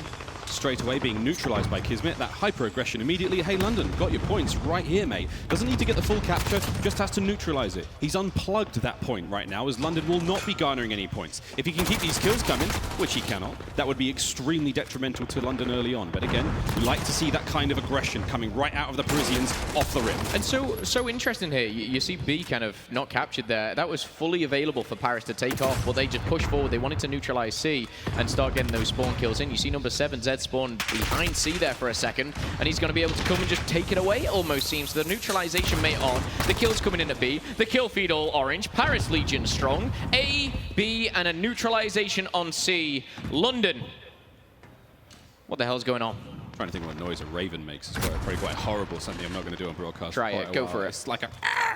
Nailed it. Thanks, man. C being made secure now as London try to get back into the points. Been a bit slow, and again, that's helped down to the sabotage by Kismet. Scrap's now trying to make his way towards A, looking to return the favor. give him a little bit of love back. And he's managed to get close. Den's seen him. Great shots. Cuts him down before he can even get away from the crate. Fantastic work. But Dylan there is also in behind enemy lines. And now he's hoping to find something. And there it is. Gets a quick bit of retribution there onto Dens. And now he's making his way towards B. But still, this scoreline is looking fine. The communication from Paris is absolutely magnifique. Absolutely brilliant here. And I will say, if you're new to domination, 3 flags A, B, and C, side of 2 halves here. The time in the top middle, 4 minutes left already. I mean, we start with 6, and you're going to get 1 point every 5 seconds for each flag you hold. So if you got 2, the opposition's got 1, you're getting 12 points a minute. However, with 3, that turns to 36. That's a call to trip cap. We want to see it. However, C's changing hands just for a second, though, as we see it go back and forward. The MP5s are out in abundance here on Gunrunner, and it is still Legion with 2. A and B seem to be the preferred kind of setup on Gunrunner, and you start to see the pressure being put onto the track. Now on your screen, Kismet shut down here by Wuskin, who takes that high ground, and maybe we can see some type of push onto either A or B. Solid start again. You're loving to see this pace already being set by Paris early on. Hello, that's not a teammate. Jerd goes down from behind, and Zed, look at this pace. He's so fast right now, just hitting these wraps immediately, stopping the reinforcements, hitting B, and there we go. There's another one, and there's going to be a guy around the corner. Easy peasy, lemon squeezy for Zed as he finds himself another, and B will be now returned to the Paris Legion. Yeah, and C's been put under pressure. Will the neutralization come in? Yes, it will. We are going to see Kismet go down, but Kismet is a pain in the backside right now for the Royal Raven, should I say, as he's neutralized C, I believe 3 times already. Zed's on a 5-kill streak, 10 kills to his name, and it's 61-28. Now, I will say as well, if a lead gets a little too aggressive, it can get mathematically impossible to come back. But we are nowhere near that just yet. We've got plenty of time still to go. However, that kill feed is all orange. And Paris, I will say, categorically going into this, by pretty much everyone, were the worst team in the league. Yep, they've got the least practice. They're about to be 2-0, Miles. They're very close to being 2-0 in map count already thus far at the COD League launch weekend here in Minneapolis. Shox neutralizes C. A's going to go for the full cap. Maybe, why not, mate? Treat yourself. You've been doing fine so far. Shox 6 and 6 with a ton of caps. Love to see it. This is looking brilliant for Paris thus far. However, this kind of pace is very, very mentally taxing. Can they keep this going? Can they keep this going for another 2 minutes, and then after this, an entire round? That's the question for me. I certainly think that they can, and one thing I do want to point out as well is the neutralization on C has been so good. It's been absolutely incredible. Kismet's been doing it for the first kind of 2 minutes. Zed just then went on a 5-kill streak, a 2-kill streak, neutralized C, and then just sat. He stayed alive, and sometimes the most important thing on domination is staying alive. For the 6 minutes where we started, we're now down to just 90 seconds left, and for pretty much the majority of that, it's been 2 flags to Legion, 1 to Raven, and I tell you what, they've not even had that one sometimes. Kismet's on a 5-kill streak. Him and Zed. Wow. They're on fire, baby. You gotta finish him. You've got to. Wuskin knew that he was coming back for another bite of that cherry, and he's gone now. Brilliant stuff, but hey, 97, fast approaching that 100-point mark in the first round of domination is Paris Legion. Cannot be sneezed at how fast they're playing, and you're watching them just run circles around the Ravens at this point in time. Perhaps a good-looking push now from the Ravens, slowly but surely developing towards B, and they've managed to make safe to the back. There's the shot through the smokes. Dens is going to be cleaned up. Jerd finding another one onto Luca. This is great. That's B. That's London. Fantastic work. Okay, 50 seconds left. I mean, that is going to save them maybe 12 points here and give them a little bit of an advantage, or a lesser disadvantage, should we say, going into the second half. As you see the time on your screen, 45 seconds left, and guess what? We're seeing neutralizations come through. This time it's going to be Luca, finds himself 1, 2 spawn with him, so A and C are going to change hands, but the frustrating thing for these guys is, again, these spawns coming in, they're flipping them left, right, and center. Neutralization on A will go back in the hands of Royal Ravens if they jump on it, and they do. Is it going to be enough, though? Wuskin's rated. He's just trying to get out of spawn right now. I mean, they're just getting pounded. Trapped, really pummeled. Shox is like that. Come at me, bro. Right up there, and he's all good. Lovely kill. He finds a second. Now Zed trying to get into the mix, a little bit aggressive. He'll go down. B is still in the hands of Paris. It's very, very close. There's the neutralization. Goodbye points. And if you think about it, if you look at the actual kills to deaths on both screens, it's not a huge lead. We really see only kind of 10 kills difference between the two teams right now. I think it's Kismet, who's 16 and 10, is having a great game so far. But overall, it's not that much of a difference. US Air Force brings us our maps and modes here. This is the domination. As you can see, Paris have had their way with London thus far in the series. This is for the win here for the Paris Legion, going into this second round with a nice lead, a very healthy lead. Can they keep it up, and can they find a 3-0 here against their rivals, the Royal Ravens? This is a huge mountain to climb. They're 2-0 down. They're down 118 to 64. They have 6 minutes to change this game. And look at the play. Look at the play. No one to be here. The kitchen. They've thrown absolutely everything and the kitchen sink here at rushing A. And the Ravens, they've been caught out. They are going to get B. However, A is changing hands so fast here. However, one player that was on it. Nah, Shox is back. Taken out. He's gone, and that's neutralized. 2 players now straight off spawn. They're going to get the kill. Waskin's going to clean up 3. Judge trying to push the front line back, and now all of a sudden the Ravens are like, okay, deep breath. That did not work out for us. We're now going to get back on the points. They do have A and B right now, and that's fantastic. Uh-oh, wait a minute. They may not have B for much longer. Kismet's here. He's going to secure it. It's not even theirs. This could work out fantastically for Paris. The Ravens have not had a good start here in the second round. And of course, just the one player jumping on it, sending one through and out and about here. Only one at a time just right here. B is going to go back in the hands of the Ravens, and that is what they need so desperately. A is being decapped, though. It's not going to be decapped just yet. Big kill comes in onto number 6 there. We are going to see that one player fall down. That's going to be Kismet here, so he isn't going to get the cap onto A. Nice double from Dylan. He's going to have to throw everything here as he finds, I think, one more, but it's going to be Shox. Doesn't get the kill. He finds him, and his teammate will finish him. Waskin coming in with the Semtex. And it is an absolute war for that A flag right now. I mean, no one has let up on it. Jerd is doing the best he can now to get the cap. He's going to leave that to his teammate as he tries to push forward and stop anyone else from Paris getting up in his face. I mean, devastating performances thus far from the Paris team. Jerd just gets cut down. C is going to be now taken care of by Paris once again. But look, London have held B almost the entire round. Right. I mean, this is very good from Ravens, and we can't get away from that. But you start to think, is it good enough? You start to think, have they got what it takes? For me, what Ravens need to do, yes, they need to kind of assert the dominance, get A and B and keep it, which they are doing. They need to get a couple of neutralizations on C. They don't necessarily need to cap it, but they need to give themselves the advantage here. Of course, like I said, 12 points per minute per flag here.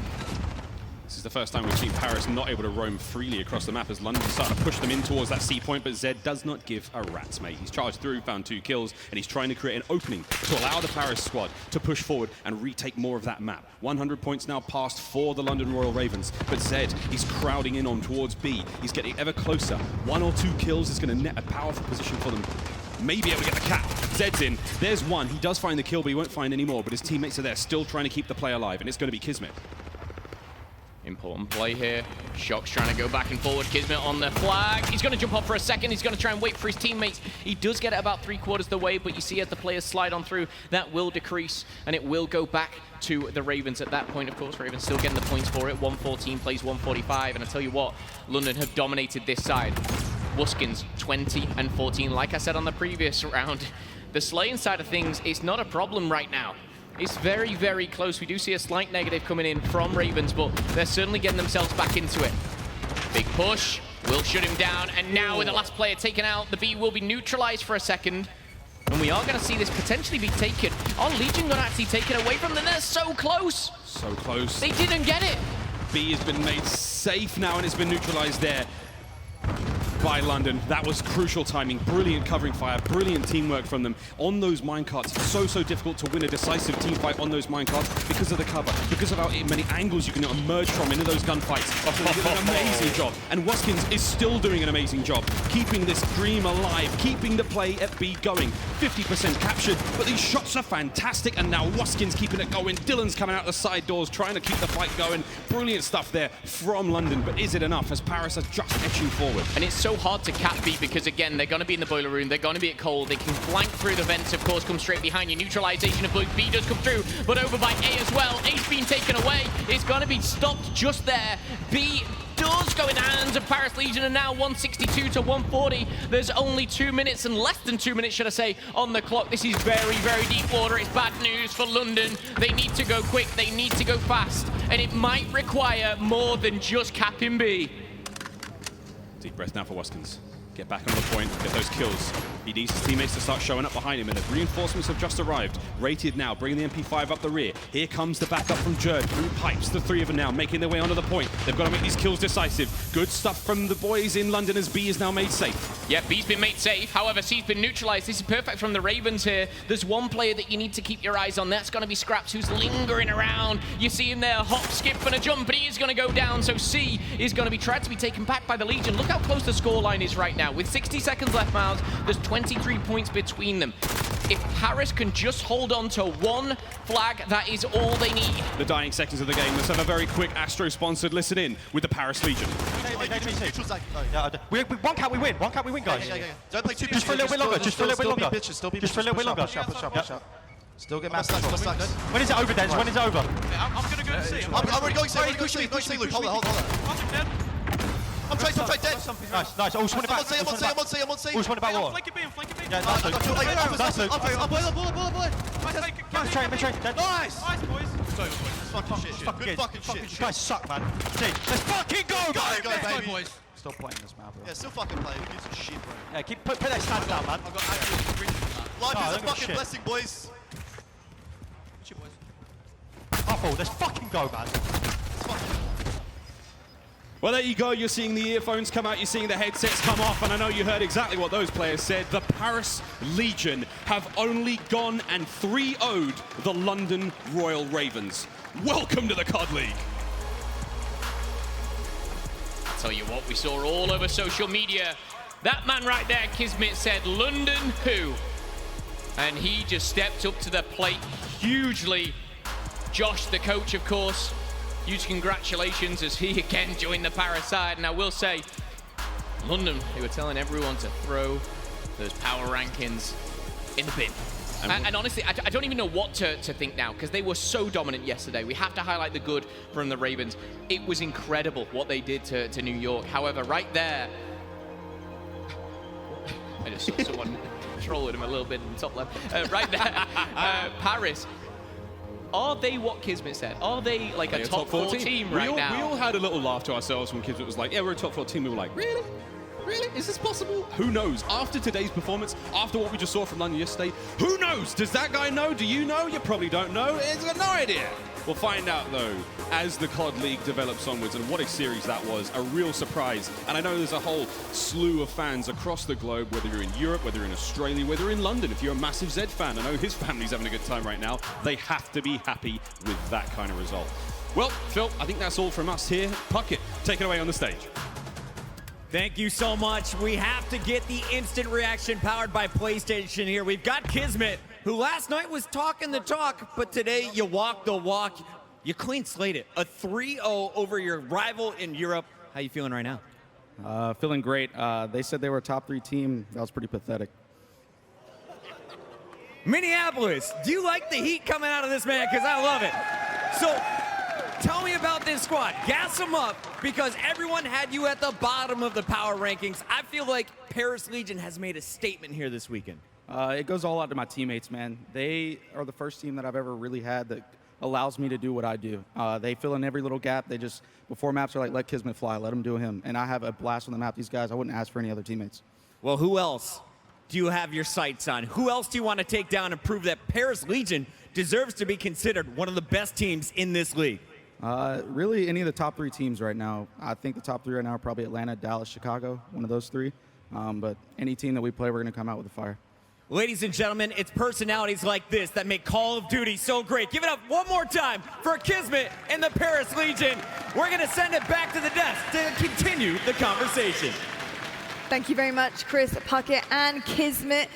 I've got to hand it to Paris Legion. That was an absolute stormer. I honestly, I'm quite shell-shocked. I really did expect more from London Royal Ravens after what we saw yesterday. I'm really not sure what is going on right now, but One thing I do know is we have to get into our US Army tactical play of the game and talk through that incredible round 4 here of S&D. Name us, what were we making from this Paris turnaround? Yeah, I mean, this was the round that, you know, the Royal Ravens, they clutched up and they got this, but this was the turning point as well. I think this is when Legion realized what they were doing wrong. You know, early on, Royal Ravens had picked off 2 players, and, well, Legion actually picked off 2 players, and the Royal Ravens were able to continuously trade one by one. They were giving them those one-on-one challenges, which is something you don't want to do if you're on the side of Legion. Wuskin actually clutches this 1v2 by single challenging both of them, which is absolutely insane. They need to start to double challenge, and in the later rounds of this game where they win 6 straight after this round, they started to do that. They switched it up, they grouped up as a team, and it no longer challenged one-on-one. So that's something that the Legion switched in the middle of a map, which is huge, and that's what you want to look out for a top team. You do indeed, and I think they really are a top team right now. They have actually proved themselves, and I know that they're feeling probably a little bit disappointed with the power ranking system, but you know, to be honest, how are you supposed to know until we get into these situations? So we need to head to a quick break right now. But when we come back, we have plenty more Call of Duty action for you. This is your Rivalry Sunday here at CDL. You don't want to miss this. We'll be back right after the break.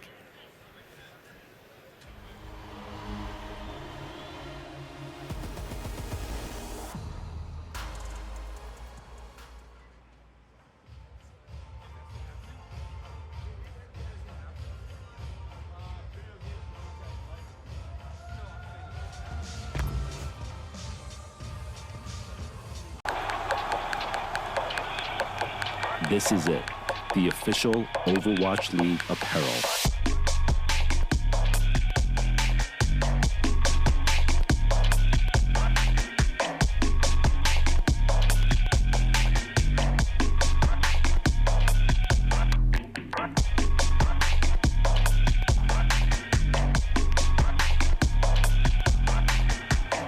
Designed by Staple, engineered for gamers.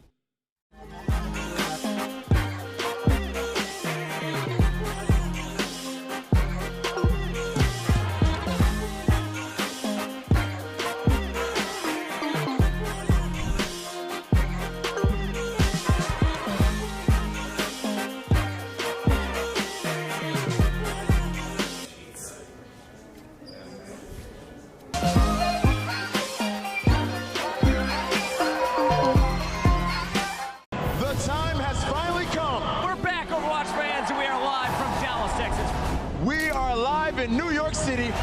Come on, this is carnage! It's not stopping! It's not stopping! Now we have a game. Ooh, get rocked! Maybe the Madman can do it! Oh, what is this? Oh, you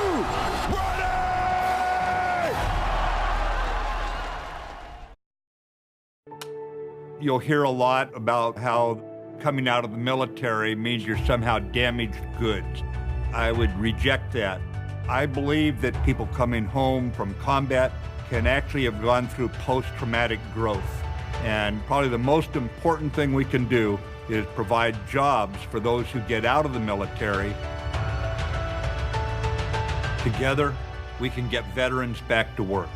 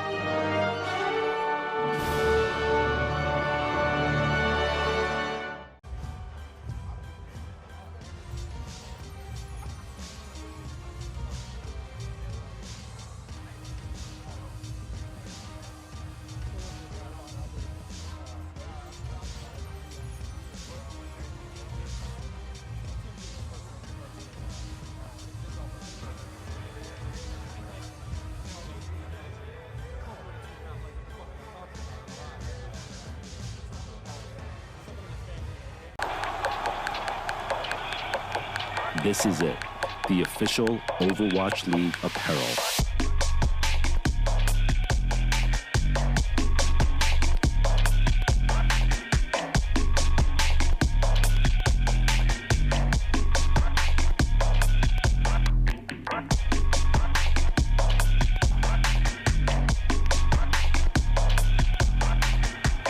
Designed by Staple, engineered for gamers.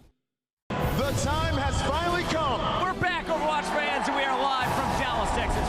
We are live in New York City. Come on, this is carnage! It's not stopping! It's not stopping! Now we have a game. Ooh, get rocked!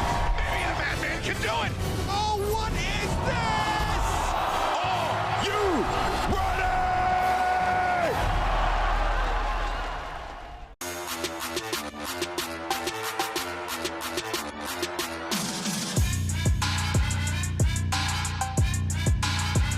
They now can win it here. The Toronto Ultra, you have one push. You need to break through, but Thomas pushed out the hill. Surely Seattle Surge can end it. Here is The equipment, and with 12 seconds left, the fight free comes in.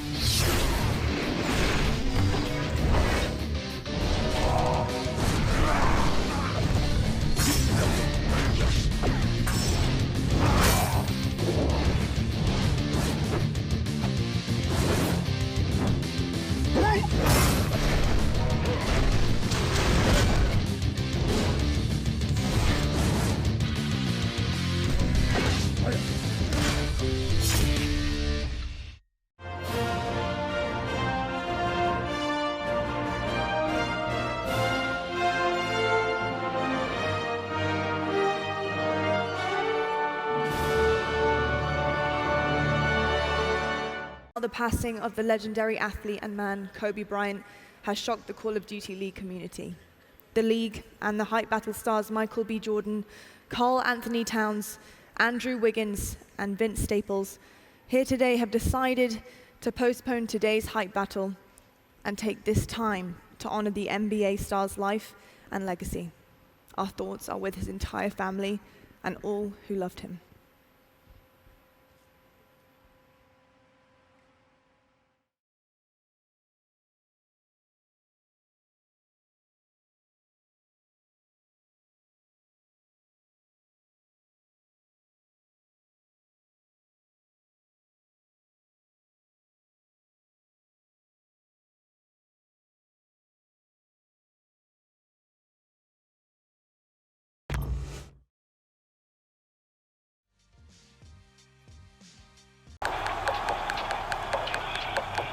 This is it, the official Overwatch League apparel.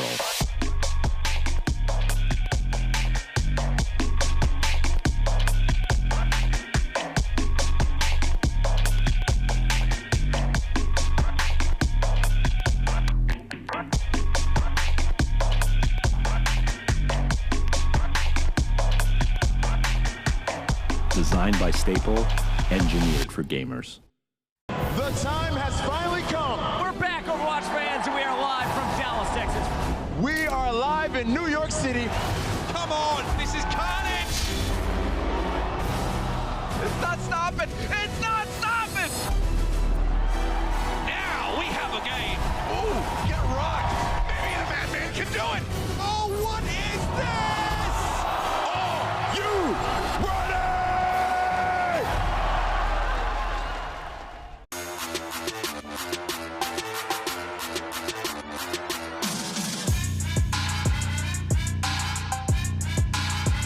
They now can win it here. The Toronto Ultra, you have one push. You need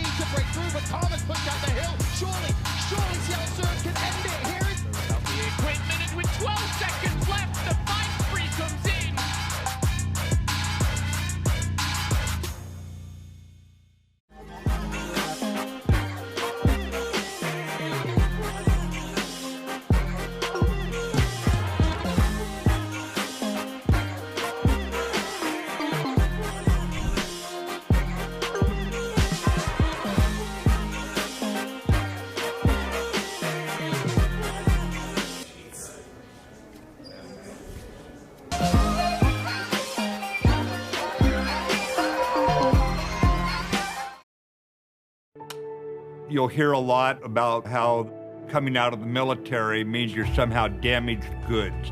I would reject that. I believe that people coming home from combat can actually have gone through post-traumatic growth. And probably the most important thing we can do is provide jobs for those who get out of the military.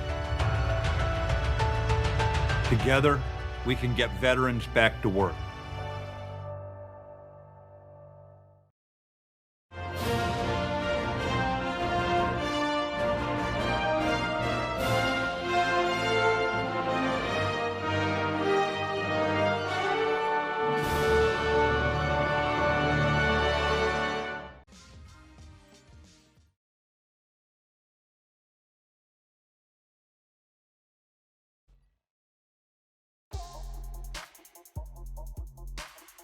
Metro by T-Mobile. Complete your mission with the best deal in wireless.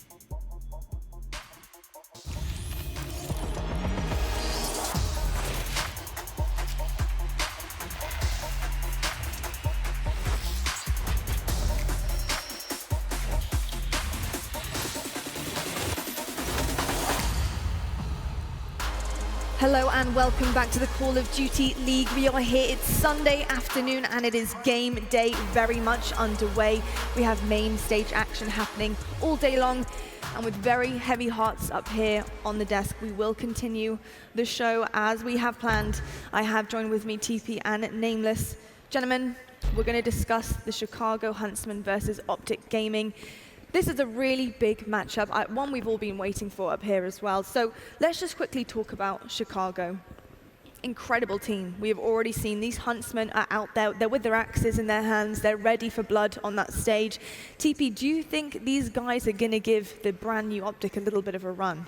100%. Obviously, this is the brand that they kind of built up. It was Seth's brand. It was his, right? So he wants to come out and show that he made the right decision, leaving it behind, starting this new journey along with Hector, Formal, and the rest of the roster, right?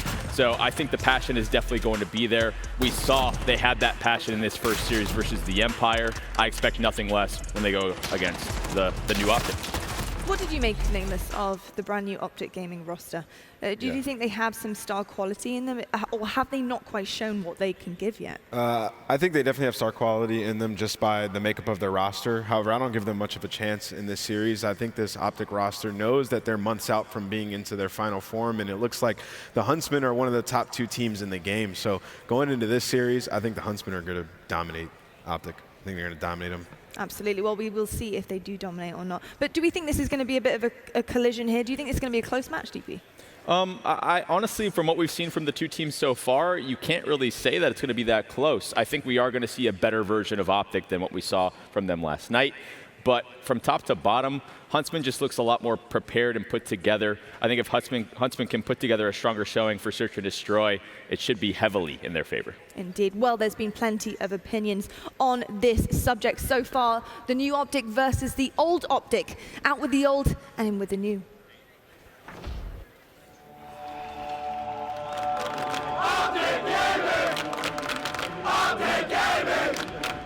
The old Optic name was pretty much hand in hand with winning. They won championships, they built the dynasty roster that dominated multiple years, and they had some of the best players of all time.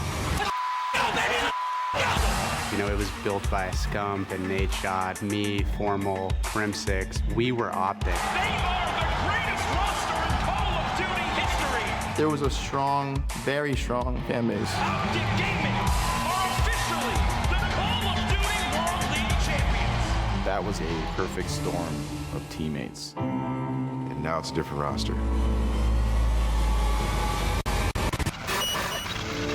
There was a couple changes that went down with the organization. Basically, all of the household names that you would tie to Optic over the years were gone. Leaving Optic, it obviously sucked. We built that brand, but it was just time to move on. It just wasn't going to happen. I wasn't going to be with Optic anymore. It's a household name in Call of Duty. Whether or not we're on that team, I think it's still needed. I think this new look Optic Gaming roster is perfect. I feel great representing Los Angeles on Optic Gaming. It's a little different. It's not the same Optic that everyone knows. This team can absolutely do a ton of damage this year. Optic Gaming will be the best team this year, without question. the guys that went over to NRG and the Huntsmen, these are some of the biggest names in the history of Optic gaming. So do I think a large percentage of their fan base is more than likely now Huntsman fans? Yeah. The reason that I loved it is because it creates like an instant rivalry. There was tons of people, you know, tweeting me like, oh, you're not the real Optic, but with all this, you guys are gonna do good. It just motivates me even more. Like, using that trash talk to fuel that fire just makes me feel like that kid who's trying to go pro again. It's gonna be interesting, to say the least, to be playing against Optic. There's no one that can tell me when those two teams match up, there's not something extra there. They want to smash the living hell out of the opposition on that stage. We're not just here to, win a few matches. We're here to hopefully win it all by the end of the year. I'm gonna do what I have to do to set myself up for the best chance to win. I'm here to win, and I'm gonna prove that we deserve to be under this team. This season, it's revenge. There's a lot of people that just want to see us lose. This is my Optic now. It's not gonna be like that. Well, there we have it. It's the battle of the best pretty much on that stage right now. And there's plenty of opinions flying around. But like Maven said in the video, he thinks that they're just going to be giving that little bit extra when they get on that stage versus one another. Is that something that you think we will be seeing here, especially from some of the characters that you've had to coach back in the day? Yeah, definitely. There's going to be a lot of passion on the stage. But Optic has looked kind of weak so far. Their match yesterday wasn't very convincing. Apparently online they haven't been doing too well. So I think it's going to take this roster a little bit of time to find their footing and find that chemistry together. But in terms of talent, you look at Dashy, Tej, Slasher, Kenny, JCap. That's a roster where in Call of Duty history, these guys have done it all. And, even going back to the previous 100 Thieves roster last year, they had a slow start and then slowly but surely became one of the best rosters, if not the best roster in the game, right? So I think it's going to take them a little bit of time. It is indeed. And Namus, I want to get your thoughts on it because we talk about the star potential and the star talent that is on this roster for Optic Gaming. I'm looking at some of these guys, and I've seen so much more from them before. And just to pinpoint a few, I mean, Dashy, we're used to these superstar plays, these flashy moments from him. Where have they gone? Do you think they're hiding in there somewhere, just waiting to come out? I think they're still there. I think it's more so just an understanding of the game as a unit, as a cohesive unit on the map for them. I think that's something that, with Slasher's teams, they typically start slow because he learns a little bit faster than them. And it's about conveying that information to his teammates and them all understanding it on the same level. And we, like you said, we saw that with 100 Thieves last year, and then they started to learn it and get a lot better. And who was on that team? Kenny and Slasher. So sometimes it just takes them a bit, and I think they're in that process right now. Amazing stuff. Well, we will find out shortly just how good are the new Optic Gaming. We are going to head to a quick break, but when we are back, we have plenty more Call of Duty action for you guys. We've got Chicago Huntsmen taking on that brand new Optic Gaming roster.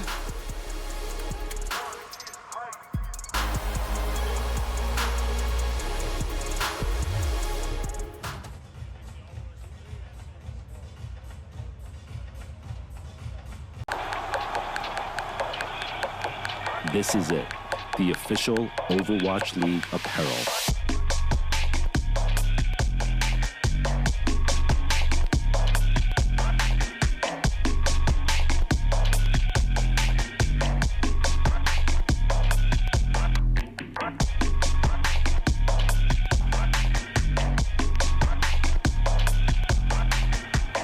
Designed by Staple, engineered for gamers. The time has finally come. We're back, Overwatch fans, and we are live from Dallas, Texas. We are live in New York City. Come on, this is carnage! It's not stopping! It's not stopping! Now we have a game. Ooh, get rocked. Maybe the Madman can do it. Oh, what is this? Oh, you ready?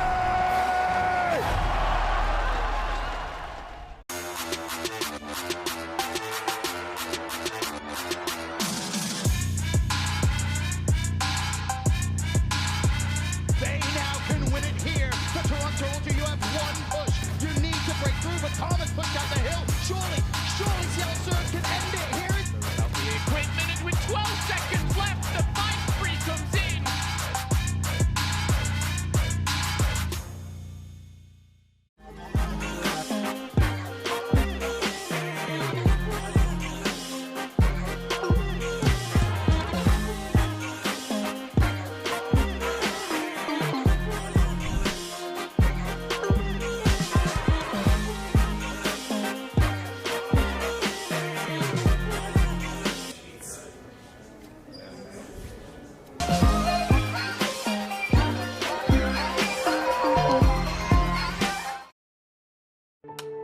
you'll hear a lot about how coming out of the military means you're somehow damaged goods. I would reject that. I believe that people coming home from combat can actually have gone through post-traumatic growth. And probably the most important thing we can do is provide jobs for those who get out of the military. Together, we can get veterans back to work.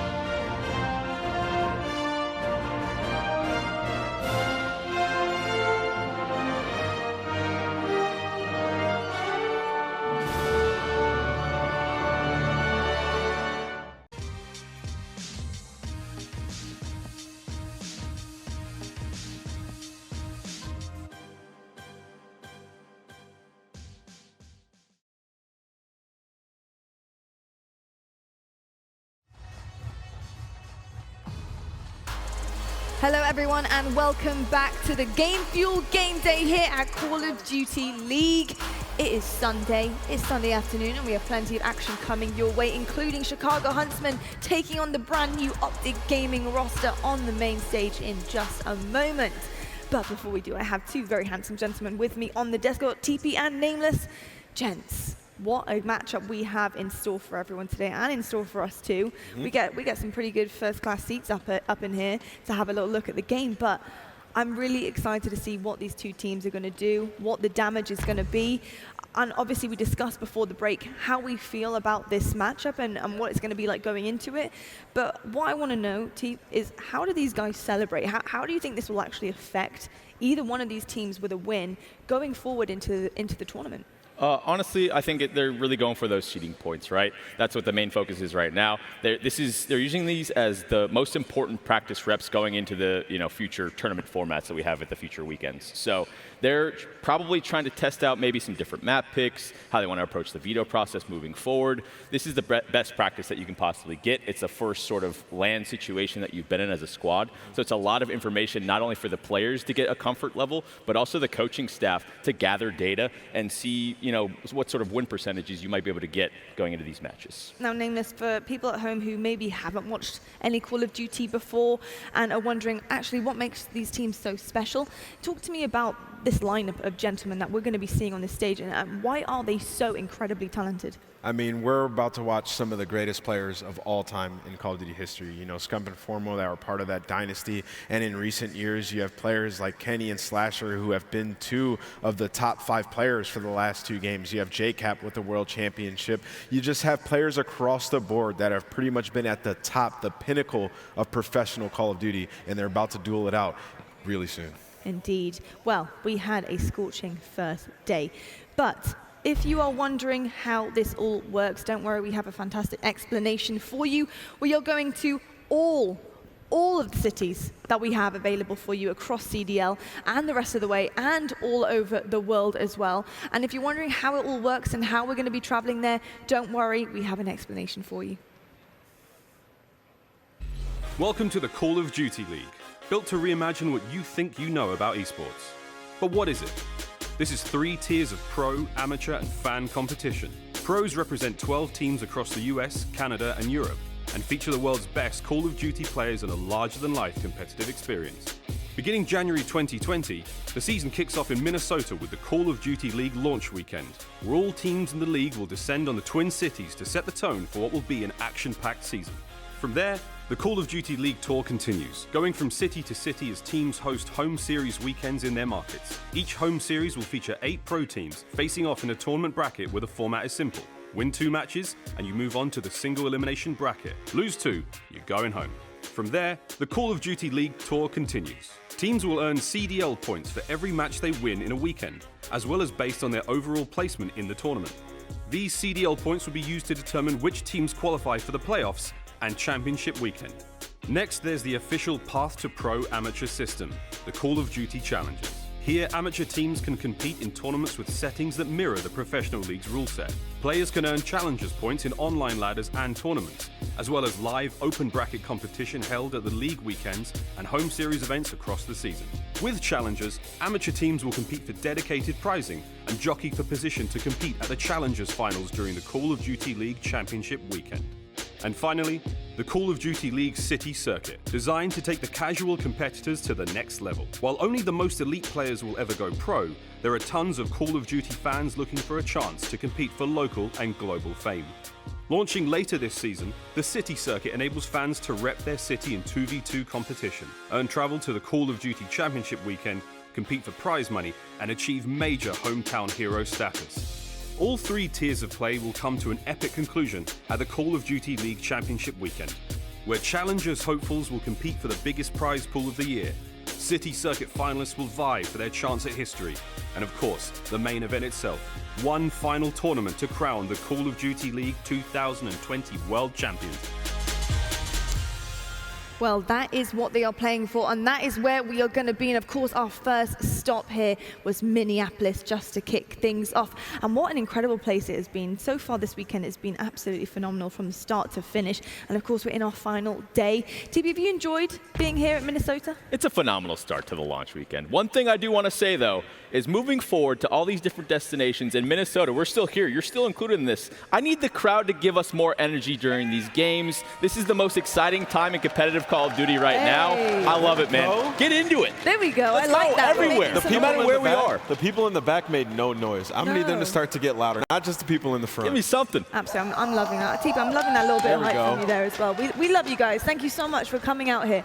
But it's been absolutely insane. And of course, we do have some serious teams on our stage that are going to be coming up very, very shortly. And if you guys have happened to be on YouTube lately, which I'm sure you have, and you're on right now, and thank you so much for joining us, you've probably seen the campaign. Well, if you haven't and you have missed it, don't worry, check this out.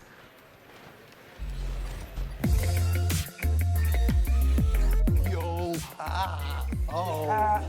ooh. Does that hurt? No, but it feels it's like someone tickling your foot times 9,000. Oh, I see what you're saying.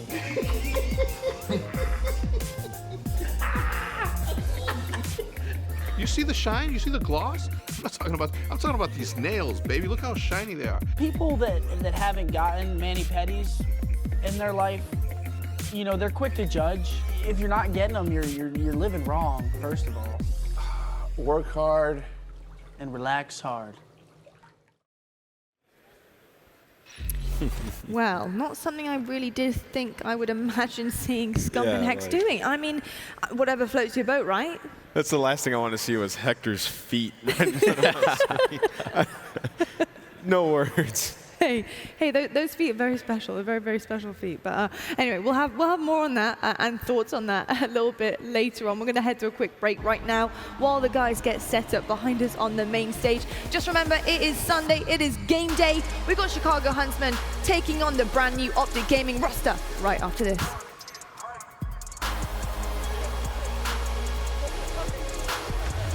Hold on, buddy. Hold on.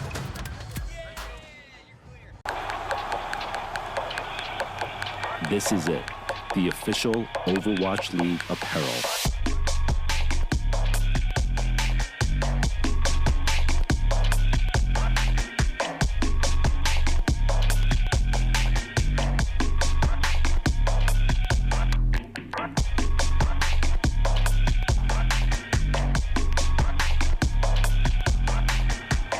Designed by Staple, engineered for gamers.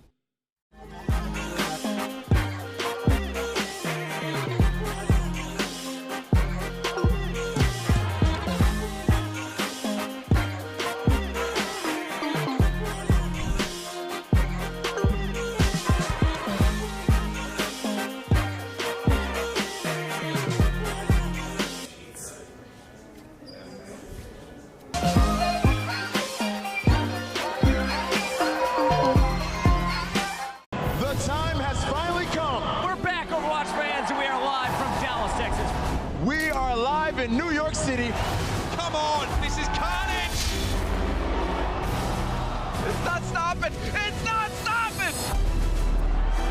Now we have a game. Ooh, get rocked. Maybe the Madman can do it. Oh, what is this? Oh, you ready?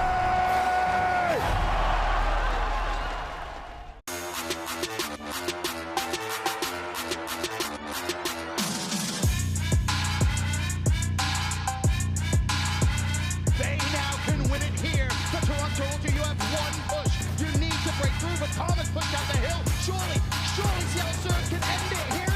Out the equipment, and with 12 seconds left, the fight spree comes in.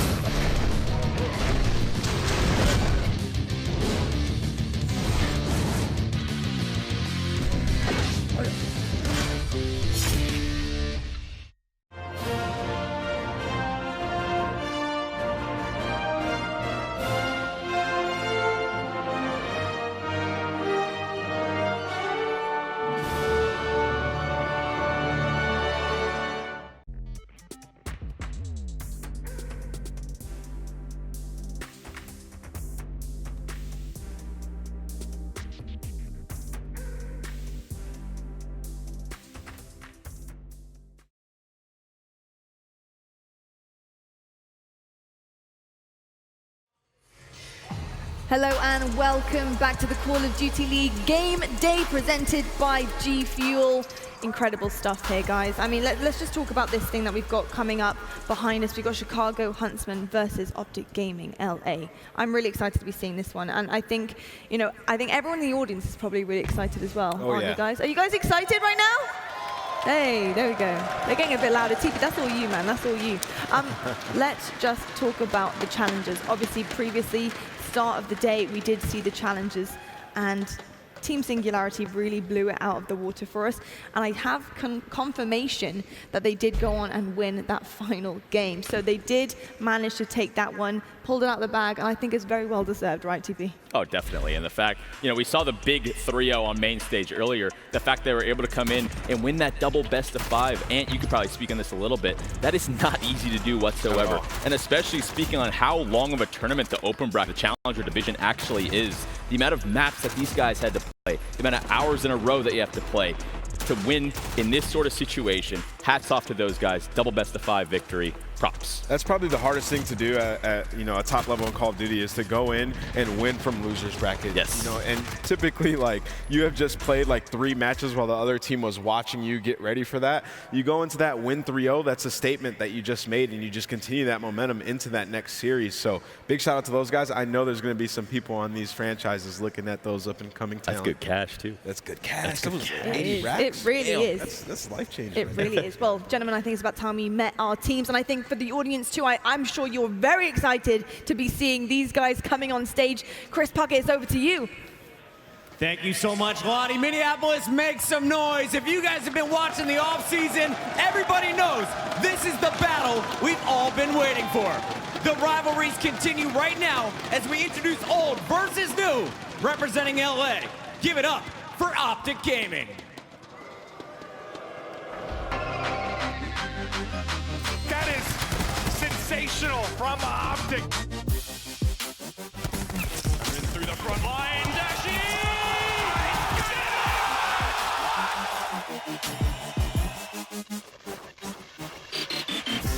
And it's Slasher! And suddenly the sweep comes in from Optic! Are you kidding me? It's their Optic now. Make some noise for Optic LA!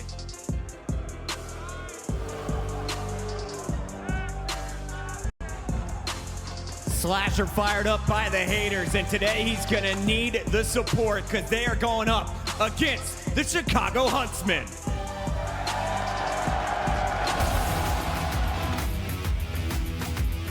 He's gonna get caught, but they line up for Scump, and Scump, the king, This is dangerous. Envy looking to take the lead as Gunless keeps on rolling. 9. Octane doesn't have to move. He goes. Oh my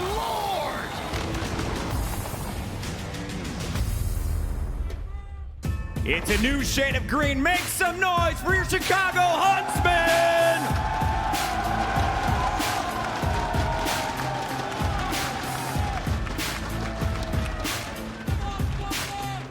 It's a battle of the green wall. Optic versus the Huntsmen, and it starts right now.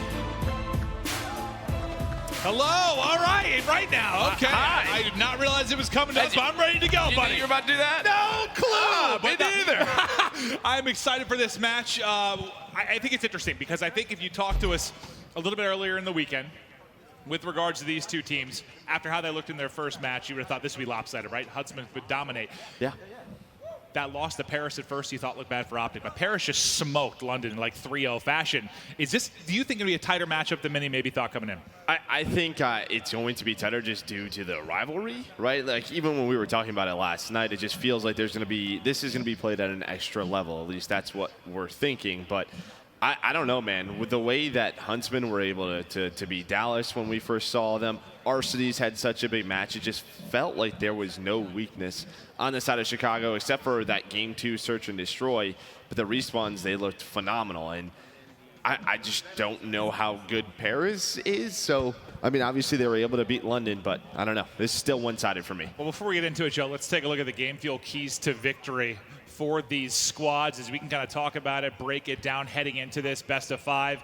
We know it's like a blood feud. How much has gone down between these teams, these organizations, these players. They may talk it down at times in interviews, but we know it is there. But the keys to victory for Chicago Huntsmen, stop being so generic and search and destroy. And I think you heard Teep, the former coach of some of these players, talking about it a bit. He wanted to see different looks. He wanted to see different hits.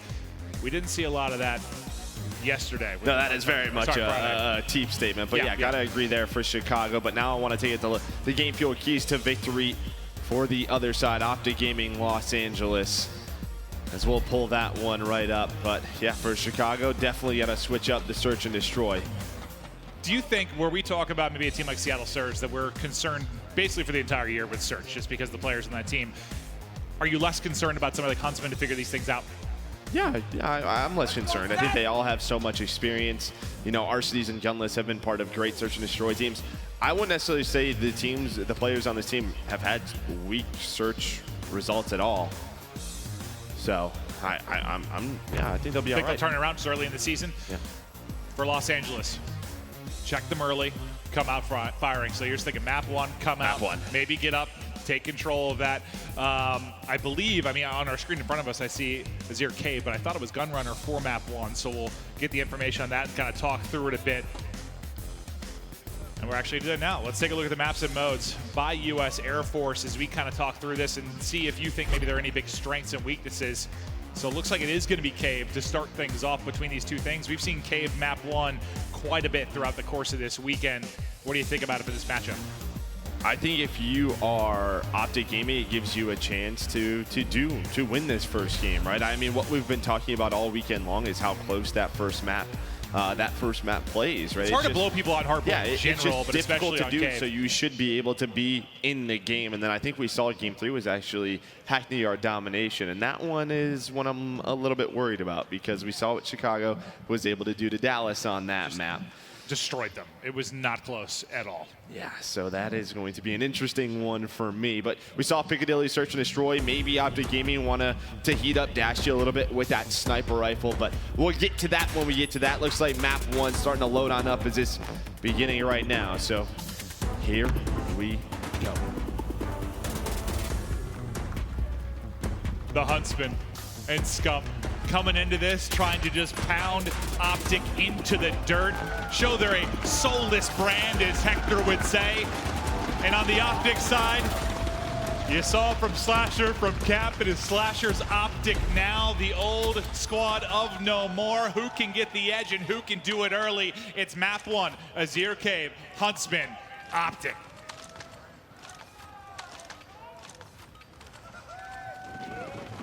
And off to the races we go. Scump's POV. We'll see what kind of progress he can get mid-map. Well, his not progress much. is a Simtex to the shin as he gets eliminated quickly in this one. Who's trying to make the break, but they get a smoke into the hard point. They'll look to get some kind of ground, but laying in prone and getting the angle, that's going to be Cap that makes the play. Yeah, I mean, we're looking at this, but already I believe it was Envoy just runs right through the middle of the map, through mid-tunnel, and actually flips the spawns for Chicago.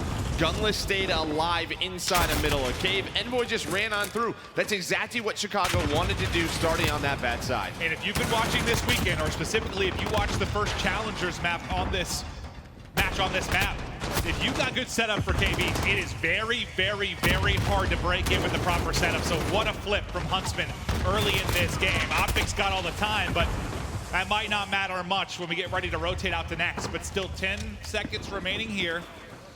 As Optics start to look for the openings, they're able to take Envoy out as he was set up inside of blue. But you've got this spread, exactly what you want. Look how pushed up they are into Cave.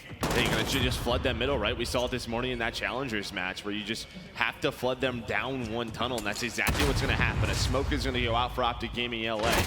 One player trying to win a gunfight, but it's Scump versus TJ that time, and it is TJ. And this is just going to be easy for Arsenis. He's going to be on the backside. There's the trade with Gunless. But Optic Gaming LA, one player snuck through. That was actually TJ. Spawns in the back. No one stuck through. They got 4 or 5 down there as they try to hit through the cut, but then they have spawning in the back.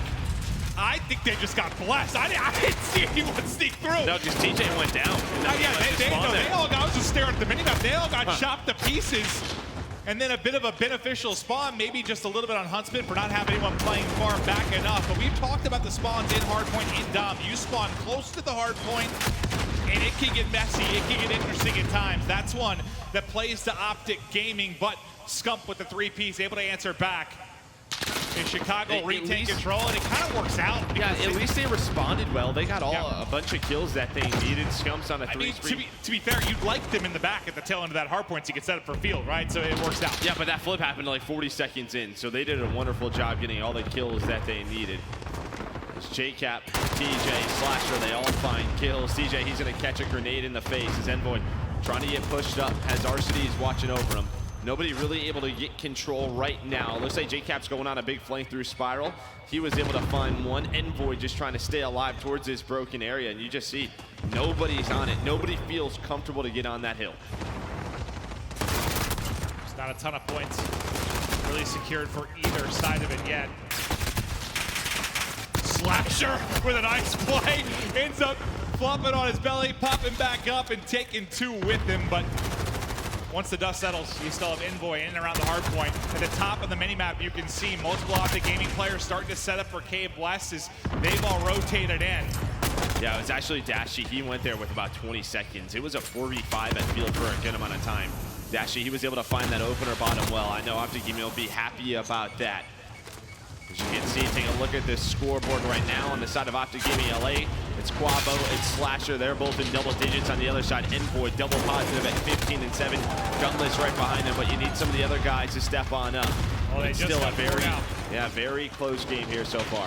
They were able to break in from the left preferred side, get some position in the hard point. Whatever time you can get is gravy, and it's 4-0 now with 5 in a row. He's only 7 and 7, but maybe starting to come alive within this map. Once again, a nice clean wipe from the Huntsmen as they now go up 20 points.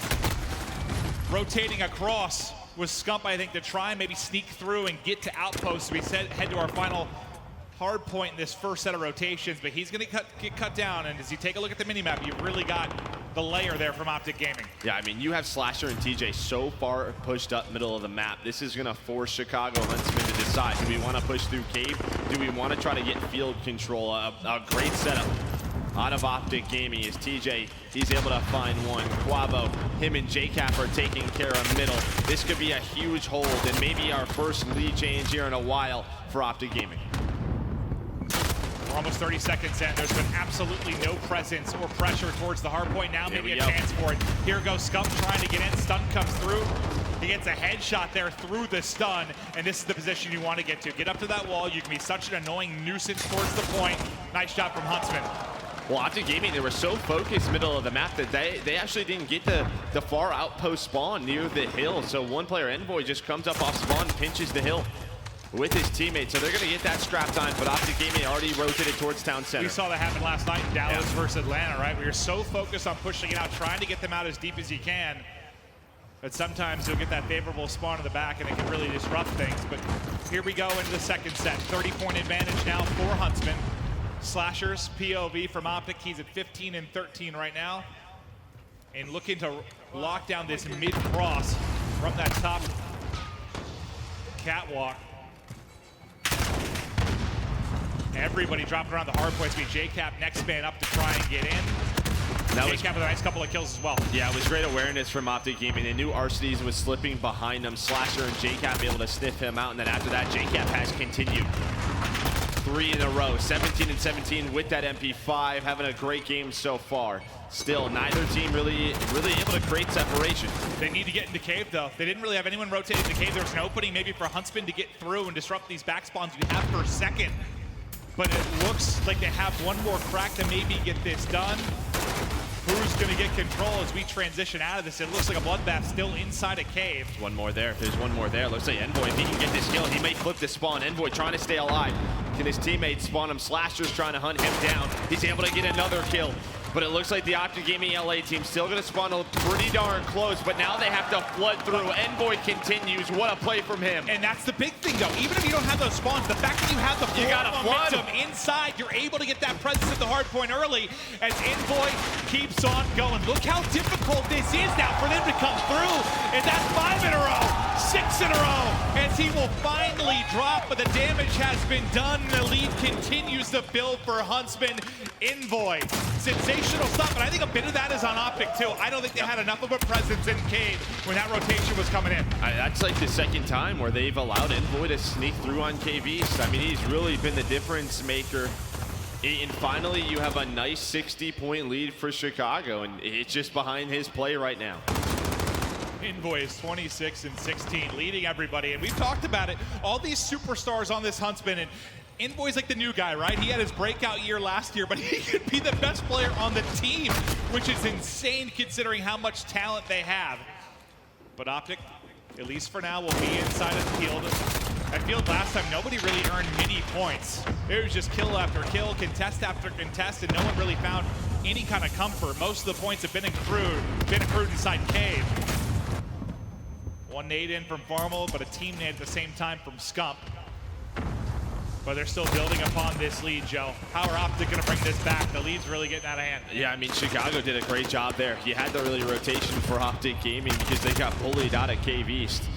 But still, Chicago go all the way around. They flame through middle of the map. That gives them about, 20 seconds or so on this soccer field. And now you look at the mini-map, Optic Gaming, they are not set up for Cave West at all. It's actually Chicago. You have Formal towards the front. You have Envoy on the hill.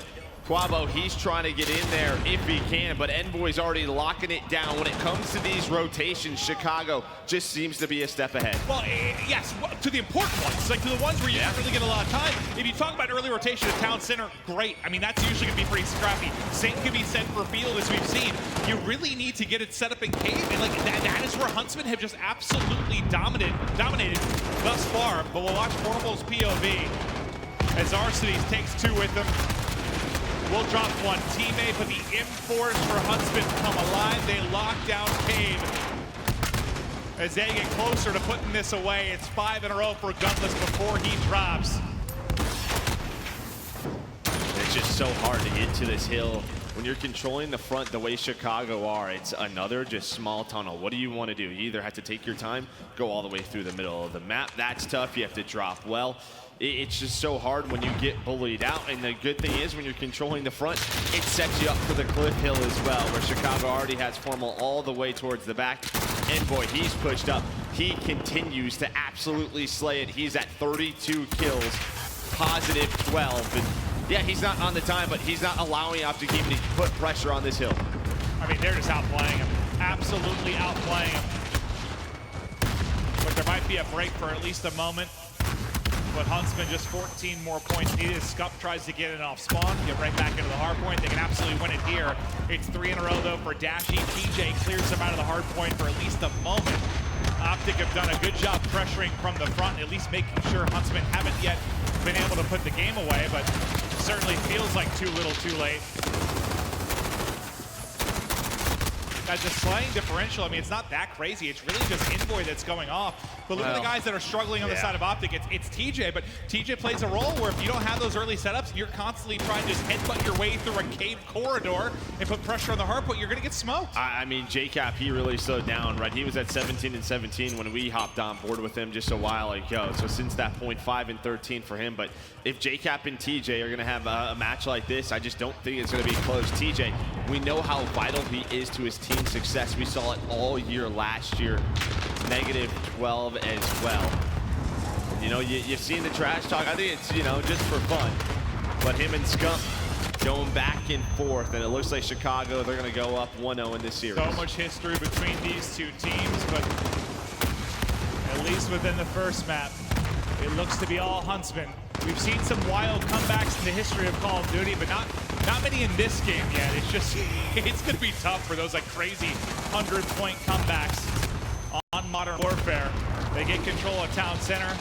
That could be the final tick there, and Huntsman, they take the map 1 behind brilliant cave control and some individual, just wondrous plays from Envoy. Yeah, I mean, 2 times at Cave East, he was the reason why. Right off the break, right away. Optic Gaming doesn't find him. He's able to slip through. Can't happen. Second time, he goes wide through the cave, able to get towards the back, wins a couple of gunfights. What does that do? It flips his spawns. Can't happen. Well, Envoy wasn't the only piece of this. I do want to take a look at the Scuff play in the game. It's going to be Formal popping off as they look to lock it down and extend the lead as much as they can. But we'll hop in, and are you shocked to see it inside a cave? This is where they really began to dominate, and it's the M4 in the hand of Formal, one of the greatest assault rifle players in the history of the game. Well, I mean, that's where Cap started to slow down. He got smoked as he comes sword in.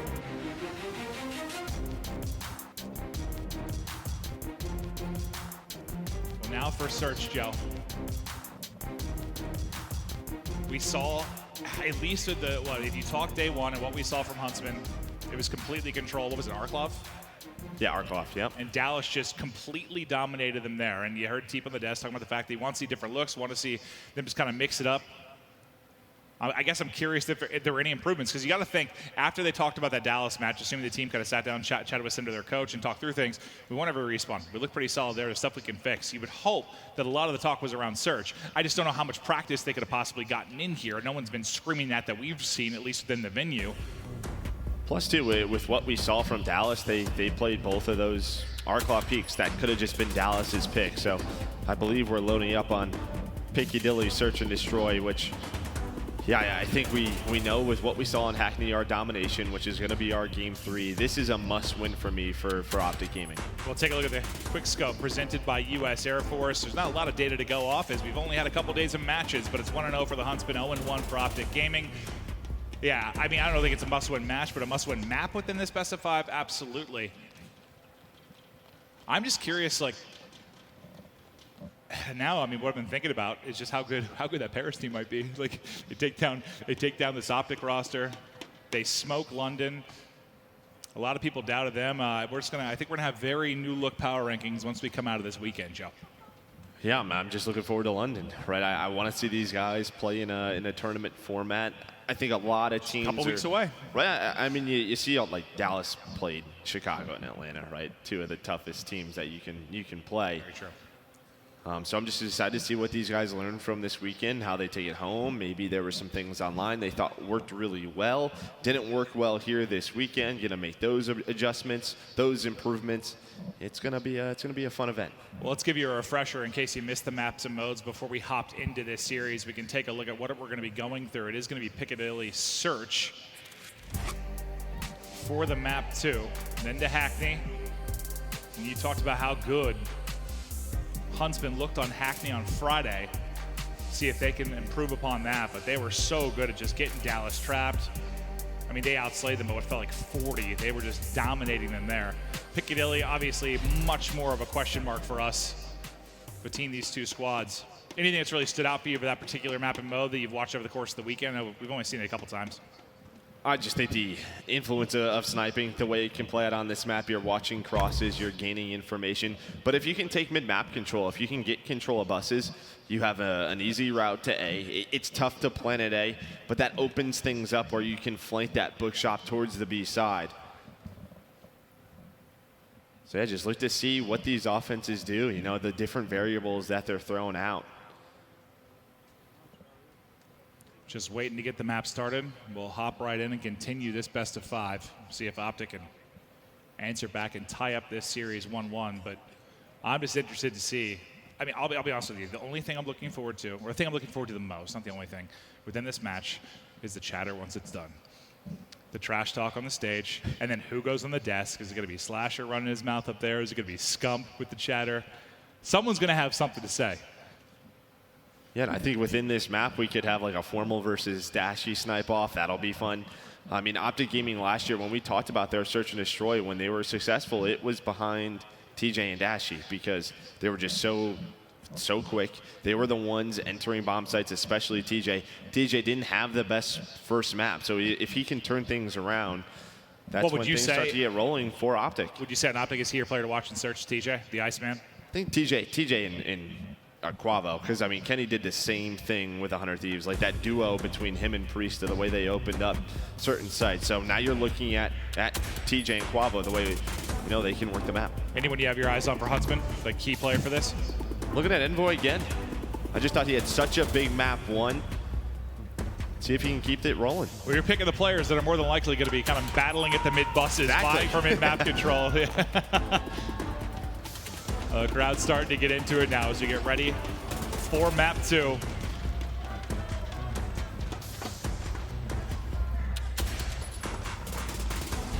Piccadilly, search and destroy. Optic came out flat. And I think what scared me is it just didn't even see it. It didn't seem like comms were on point, strats were on point.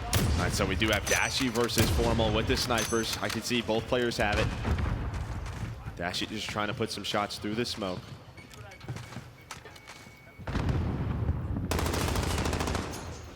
Just starting to work on this progression towards B.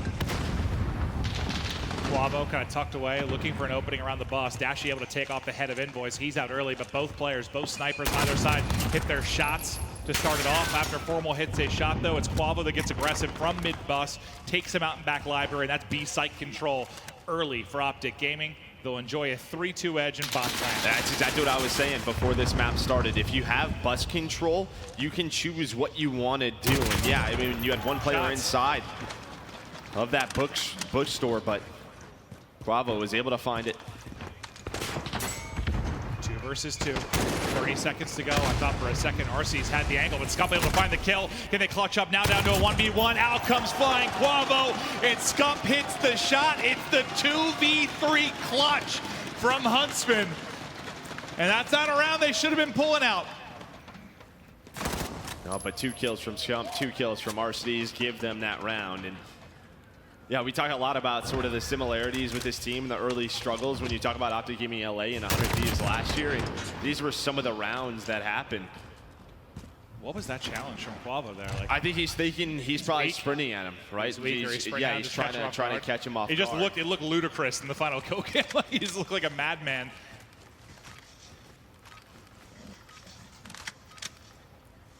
Just a lot of times you'll see them play the clock there. He had no desire to do that. And Formal hit a snipe in the first round. Let's see if he has any more luck here as he watches the mid push towards the central fountain. He's got eyes on a couple. You better be careful as the shoulder comes through. Can't hit it. What happened to Arcees? I don't know. The outside of the map? Yeah, looks like it. Not sure how that happened. Okay. Well, try to find out what happened there, but Arcees is down. It's a 5v4 now for Optic. Nice shot from Dashy. Right through the forehead. Even bigger number advantage, but they've already thrown away a 3v2 scenario.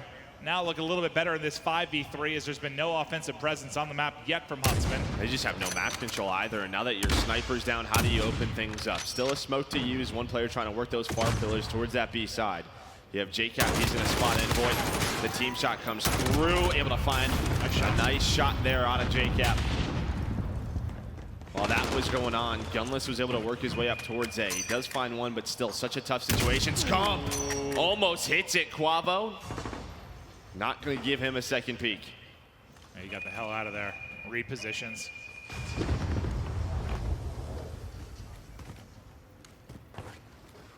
Gunless to find an opening. About CJ, but the help should come in. They line up for him. I thought he was going to take 2 down with him.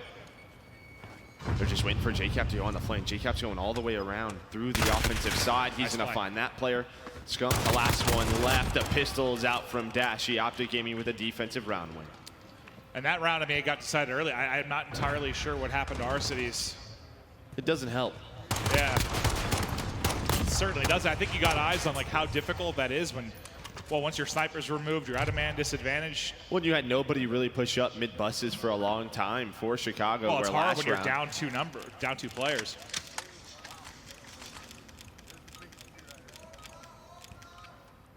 All right, side up 1-1.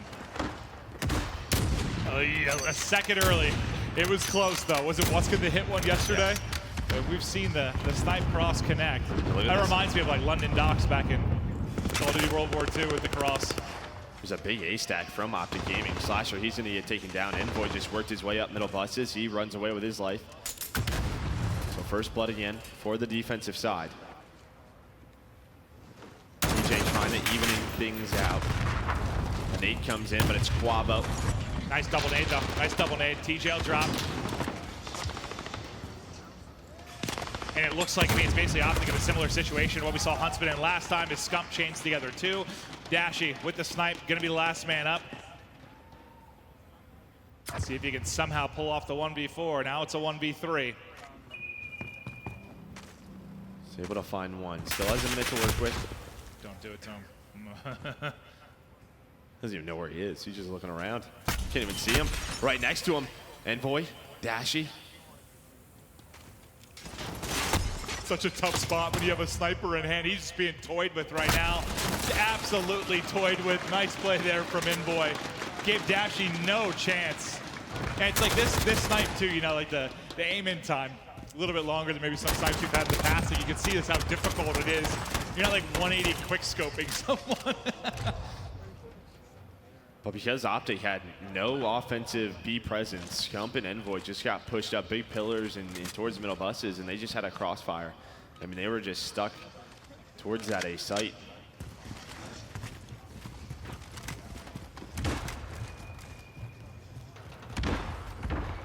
Huntsman now, aggression up mid. I think dead silence out for Scump. He tries to find some kind of opening, and there it is. Takes one, but two of his teammates have already dropped. The crossfire comes through. Huntsman falling apart. It's just going to be Formal now left alone. And Formal will fall as well. One of the quicker rounds we've had over the course of this game, too. Just a massacre there at mid. I mean, that was just a beautiful play call from Optic Gaming. They 4-hit A. And that was basically a blind counter. All the opening gunfights go their way. Scump tries to do what he can on the flank. Just the number advantage shows the way of Optic to tie things up. Any big adjustments you're seeing from either team that need to happen, or playing each other pretty even? I mean, it's sort of the story of who's going to win an offensive round win first. Maybe this time, Optic can do it.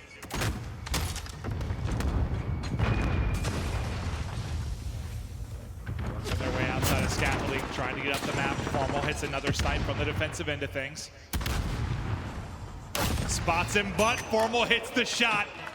2 snipes in the round now for Formal. Just shutting down any kind of presence towards B. What a nasty angle and bit of cover this is on the stairwell. Yeah, what do you do against this? Like he's not going to miss these. No, he's not. That's 3 now for Formal. Working on the ace. Just don't cross that line of sight. Well, they have to now. The bomb's down. The bomb's down. You got to try and pick it up. He gets legged. His kneecap is gone. Slasher's making the play. Slasher's making the play. Able to find one. Quick trade. So now it's down to Dashy. Does spot Formal, doesn't know there's one to his right, not able to get the kill. Defense wins again. Defense, defense, defense, and some flashy snipes from Formal. Gets 3 in the round, plus legs another.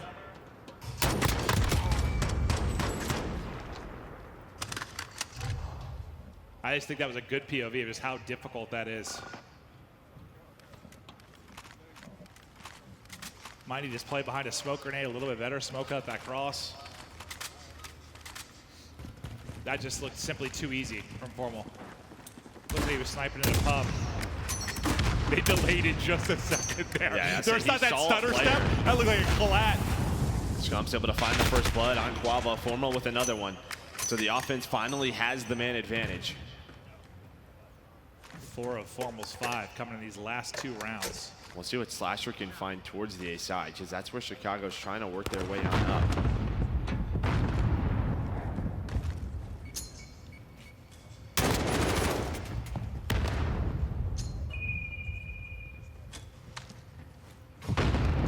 No one really able to chain together a couple of nades for a pick. A lot of the utility now exhausted from either end of this. Dashy, same spot we just saw Formal in the previous round, looking for the angle. Formal hits another snipe. Say TJ tried to get aggressive towards the middle buses, and he found an opening, but it closed very quickly. Dashy tried to even things out. Here comes a push from Chicago. Suddenly, you got to rely on your pistol. It's him and Slasher to make the play. Checks the bomb. He's going to know in a second that he's on it, but the flank comes in. Both players drop simultaneously, and that's a 4-2 edge now for Huntsman. I know it's not all down to the sniper, but that's what, 5 for Formal across the last 2 rounds.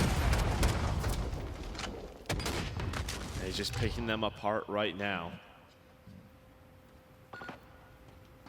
We talked about that middle bus presence, and it was Scump who was able to open things up for him. As soon as that happens, you're just so far pushed back on defense where you give up full map control.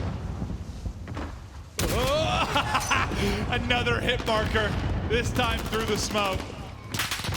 Envoy finds the opening kill. Nice first blood for him. It's that same round. Look at where Optic is. All the green arrows are together. Yeah, this feels like a must-win round for Optic. They've got to get something going here. Can't go down in a 2-5 hold. It's looking more and more like that's going to be the case. Formal taking his time, takes off Quavo's head. Suddenly Dashy, Powell once again left alone. I think Formal just hit another one. I don't know if we should be leaving Formal's POV right now. 7 snipes, 7 across these last 3 rounds. See you later, Dashy. While all that push was going on, it was Scump once again. Middle bus was able to find TJ. We talked about TJ and his impact in Search and Destroy last year, having a very slow game 2 here. Very slow series here. Close yet again. Thought maybe that was the one.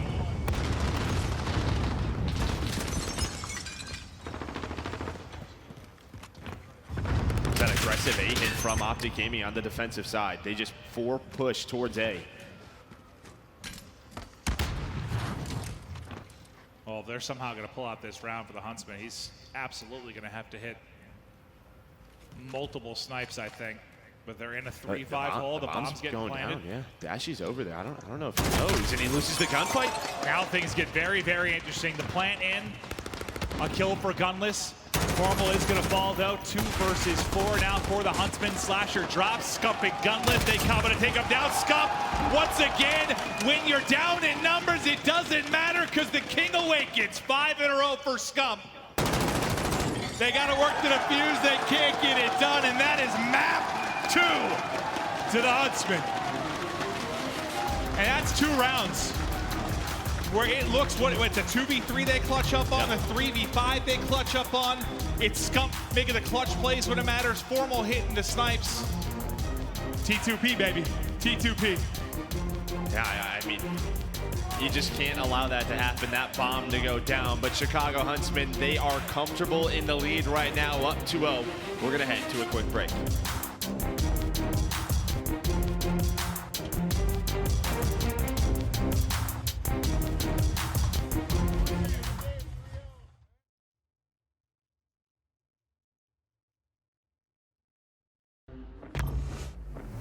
We trying to get hype.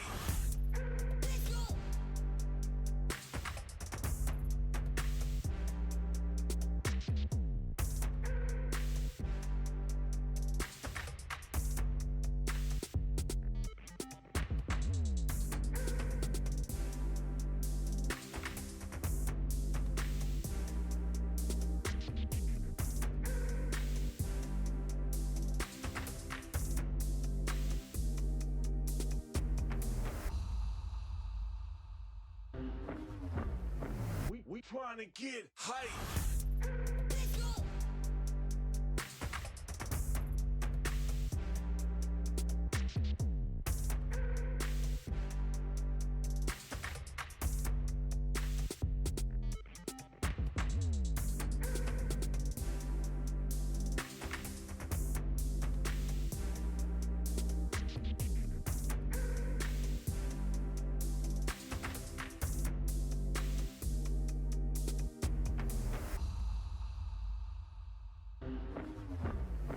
We trying to get hype.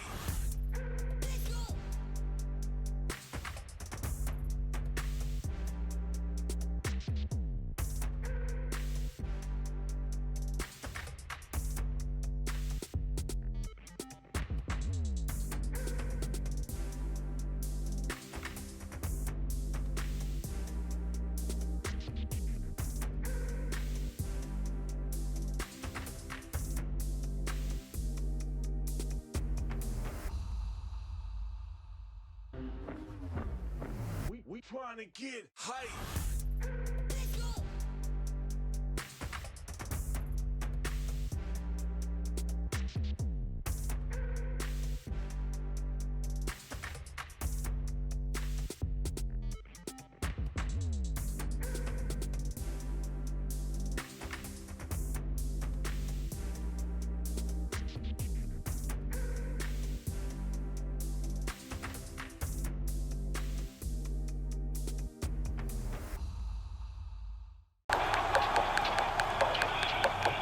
This is it, the official Overwatch League apparel.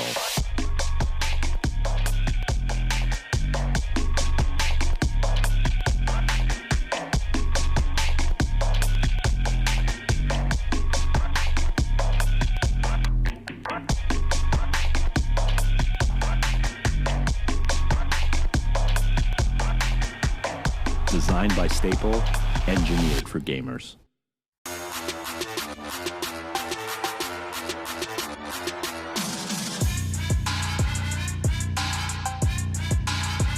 They now can win it here. The Toronto Ultra, you have one push. You need to break through, but Thomas pushed out the hill. Surely Seattle Surge can end it. Here is The equipment, and with 12 seconds left, the fight free comes in.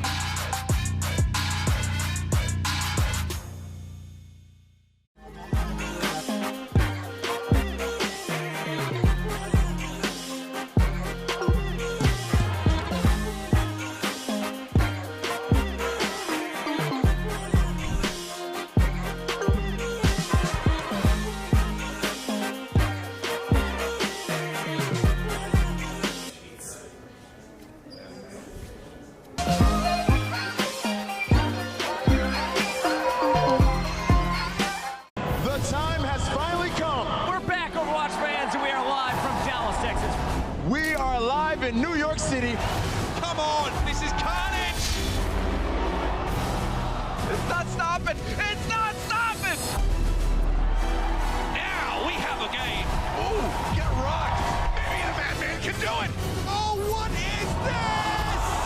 Oh, you ready?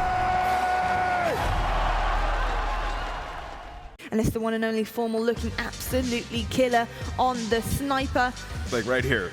Where's the smoke? Like he was sitting here for like 20 seconds before this. Just throw a smoke at him and try to make a play. He just picks up multiple kills. And I know they were trying to get that bomb, but this is where you need some tacticals. People are walking out right in front of his line of sight. He's in a massive heady. Like, there's nothing you can do. I think snipers have a dominant advantage right now. Obviously, we're in early stages of these teams developing their strategies, especially in Search and Destroy. Yep. But I'm really sick and tired of the excuse that I've heard from players over the year of not getting enough S&D practice. Yep. I feel like we're at that point where that needs to go out the window. It's such an egotistical thing for me that these players don't give the mode the time of day that it really needs, and it's the most tactical one. The most thought needs to go into it, and from my experience, players don't really give it enough. It's the deciding factor in every single series. It likely comes down to search and destroy. If it goes to game 5, you got to be good at search, and you're completely on point. It's been like that for nearly a decade. People go to land, they're just like, oh, we didn't play enough search. We've just been playing hardpoint all day. It's like taking off your trainers in a marathon right at the finish line. That's what it's like not being good at search and destroy. We're going to have a look now at the deadly duo T2P side by side. We've got Full and Scump with their stats from that last game. These guys are pretty unstoppable, and it's quite clear that when they're together, it's going to be a pretty difficult feat to come up on top of them. They're really pushing their team to victory here, and alongside them, they have some very capable teammates here. But you've got to see the stats there. I mean, Scump going 11-3, that's insane. Yeah, it's phenomenal stuff. When Seth gets in his rhythm in S&D, the guy is basically unstoppable in every single mode. There's a lot of times where he hasn't been the best S&D player, but he's coming out strong here. He could be the whole package this year. He could be the whole package, and talking about the whole package of our casters up in the... I have a question. I have a question for Teep. Teep, we saw those stats for T2P, but who's the better duo, them or Joe and I? Definitely you and Joe. I like that. That's an easy one. I agree with him. All these guys who don't play S&D, a bunch of idiots. I mean, let's just be honest. Like, it's 2 game modes. Get some practice in. Whatever. It's only 40%. It's fine. Let's just keep playing hardpoint. Only 40%. No, let's just keep playing hardpoint all day. Yeah, don't worry about it. We'll go to Hackney, though, and it's already got scary for Optic because they're down 0-2, but it gets a little bit scarier if you watched the Hackney to kick off this weekend between Dallas and Chicago. Chicago looked lights out on this domination. I think it ends here.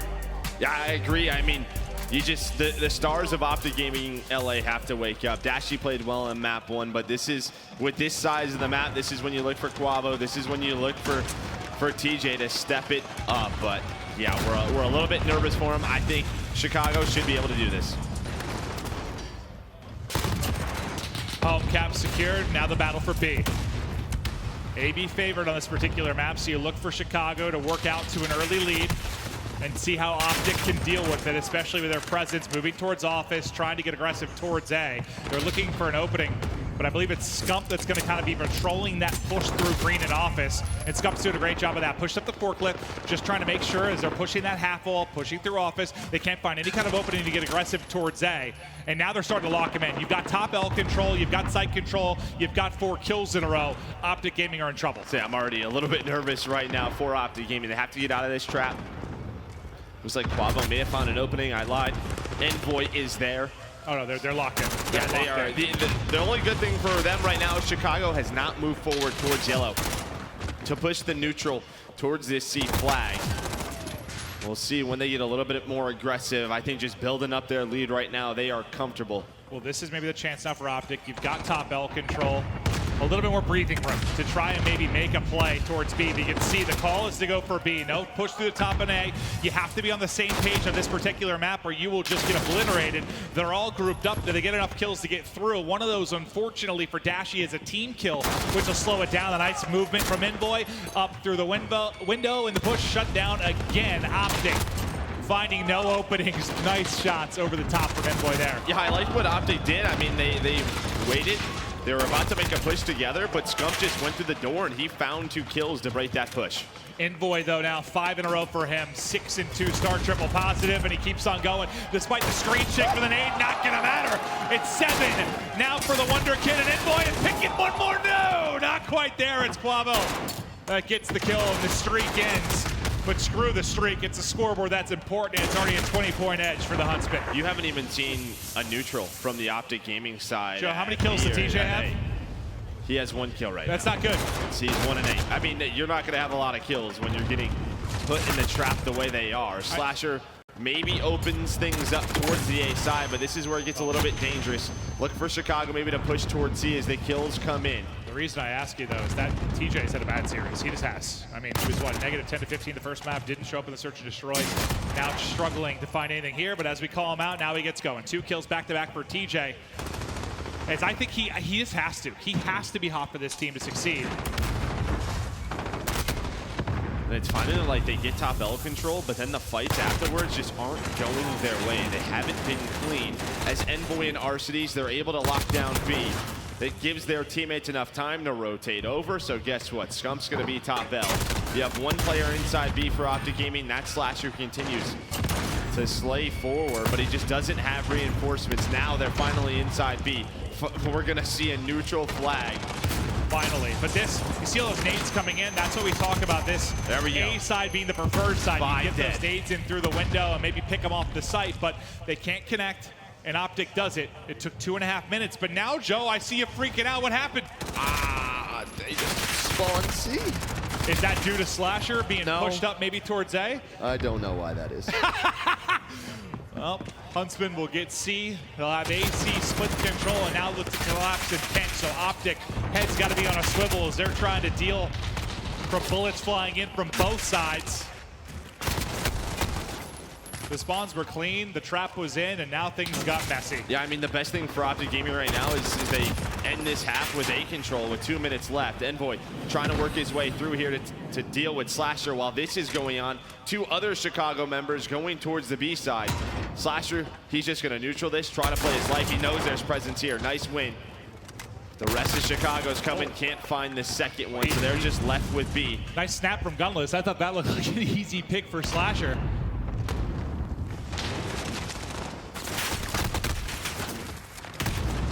They weren't quite able to neutral it. Quavo gets him off the site. No team wants to commit to C. It looks like Optic Gaming finally will, so they're going to try to hold CB. Not easy to do, but Dashi locking down middle of the map as he's able to find 2. So what? Down 35, they can bring this a little bit closer, around 20-point deficit. They can hold the 2 cap the rest of the way. Well, then Chicago start with A side. Well, yeah. So is it really, the second half just comes down to those opening minute or 2? Well, they can get the flip. Chicago started with A, so you know you still have a chance. Oh, if you're yeah. Optic Gaming. Correct. So that's where they really have to lock it down. And it looks like they're going to finish this half with A and B. Maybe they can try to push a neutral towards that C flag.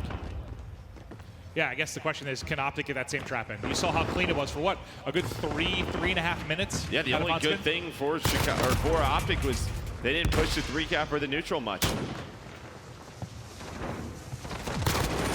Formal was able to spot 1 going towards C. That was J-Cap. J-Cap was able to find a double. He will be cleaned up by Scump. If we could take a look at the stats, maybe the tail end of these final 15 seconds, just kind of highlight where we are as we get ready to go into the second half. Slasher leading the way for Optic Gaming. It's Formal at 17-8, pick it up right there with Scump. T2P at 17-14 for Scump.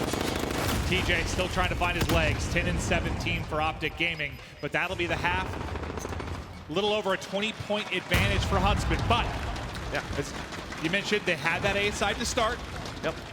How long can Optic hold on to that AB preferred setup? I mean, 23 points, not bad at all, considering the state that it was in. Well, yeah, it looked like it was going to be horrible, right? Like they were going to be done in the first half type of bad. See what Chicago try to do off of their break.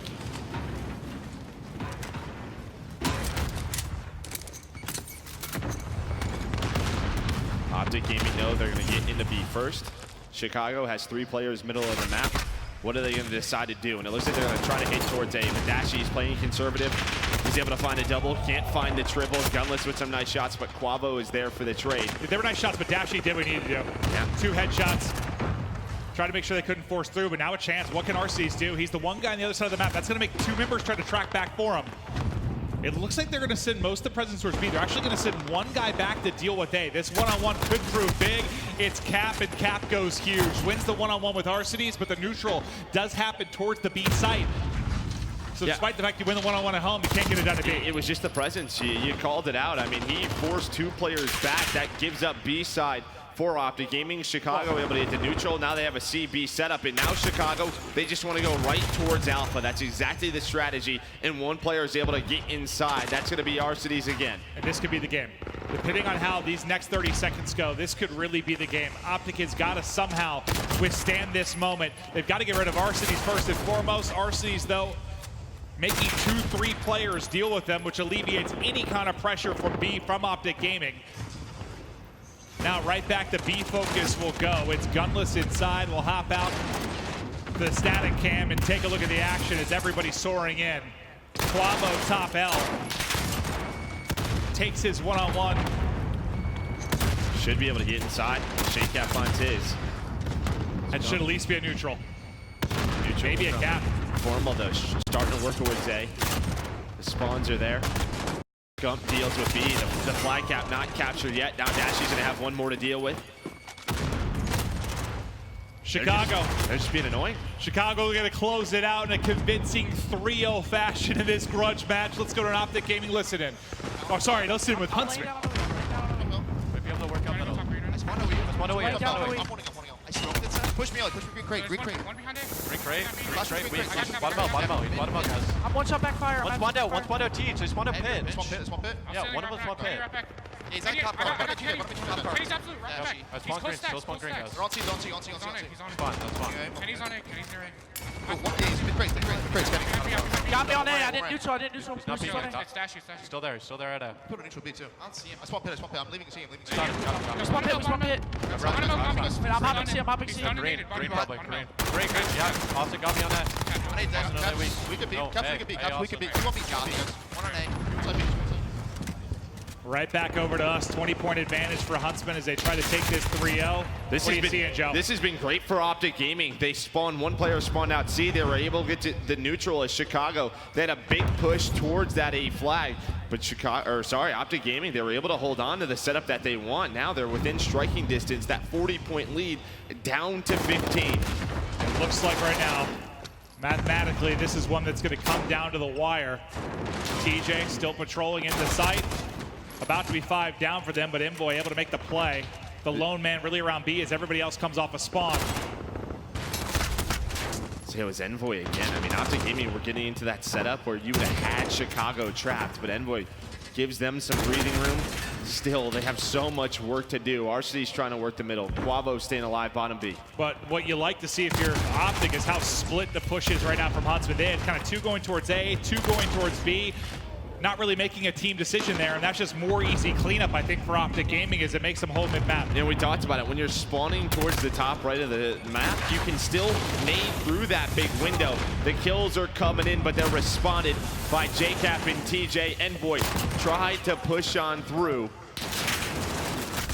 JCap does get taken down by Scump, but not before he took 2 with him. That could be a huge play for Optic Gaming. It's just just a 2-point lead. Just that trade fest, and it's Optic coming out on top of the numbers. One person has managed to sneak through. I believe it's going to be Gunless looking to neutral A. Big gunfight here. They actually neutraled C. So Chicago, they're going to get A. They're going to get what they want. This could be the deciding moment right here. They've got numbers at B as well. A big one-on-one win. That was Dashy. He actually takes 2 down with them. He's going huge at the B site. That could have been a quick neutral if he doesn't go massive, but who's going big on the other sides? But Envoy, time and time again, and that is 3 for Envoy as he wanted the 4th. Flying into the window, but it's a lovely triple out of him, and now Formal backs it up. In Chicago, they've got the AB set up. They're trailing by 3, 60 seconds to play. Huntsman on the brink of a 3-0. They still have a 2-point lead. You have some time to work with. It looks like Optic, they're spawning front yellow. They're gonna try to hit this B flag. This might be it. Gunless controlling top L. He's just gonna back down and control middle map with his teammates. Only 1 or 2 more pushes to go for Optic Gaming. The lead changes in. Formal, he lines 2 up. That might do it. That might end up doing it. They're not gonna have many pushes at all. Formal with the lovely shots. That's 5 in a row and a triple to go with it. Formal finding a new angle, repositioning their pushes in. It's desperation time now for Optic. Did they do enough to get on through? Envoy is still there, but he will fall. Gunless then will follow it up. 15 seconds on the clock. Mathematically, it is done. Optic is done. Huntsman take a convincing 3-0 and show who's on top.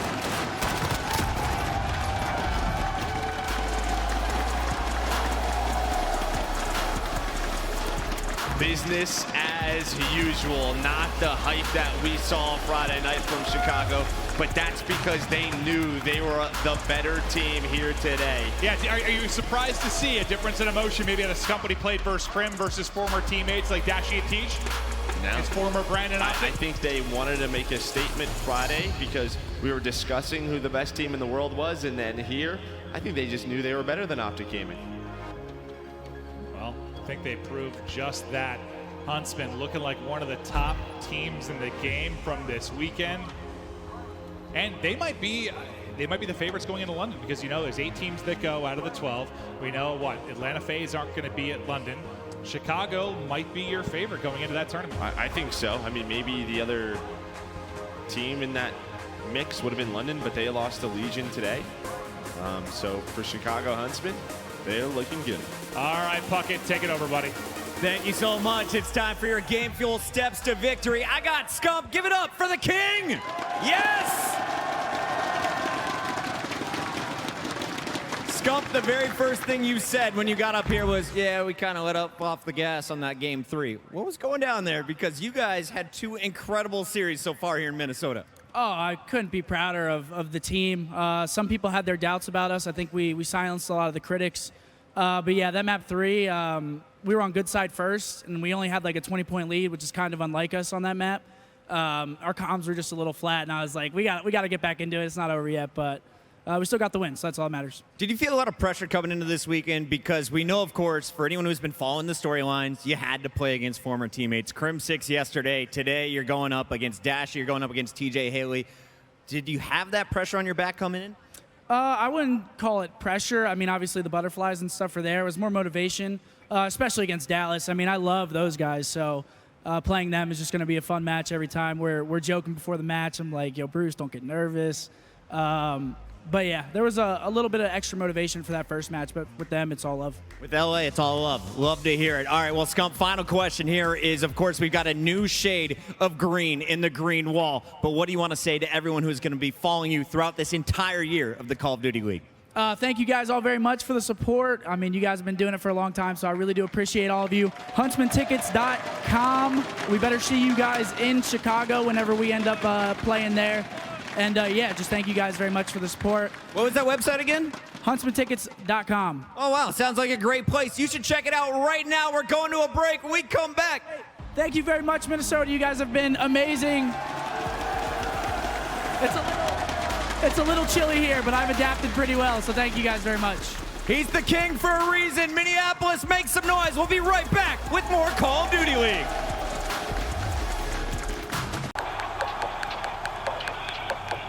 This is it, the official Overwatch League apparel.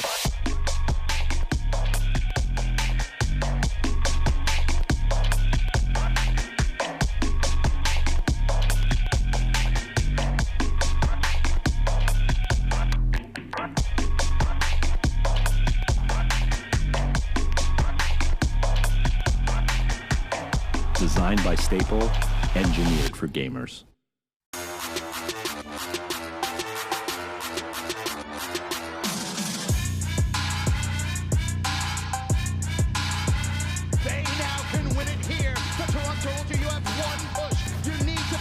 Thomas pushed out the hill. Surely Ciel Surge can end it here. Without the equipment, and with 12 seconds left, the fight spree comes in.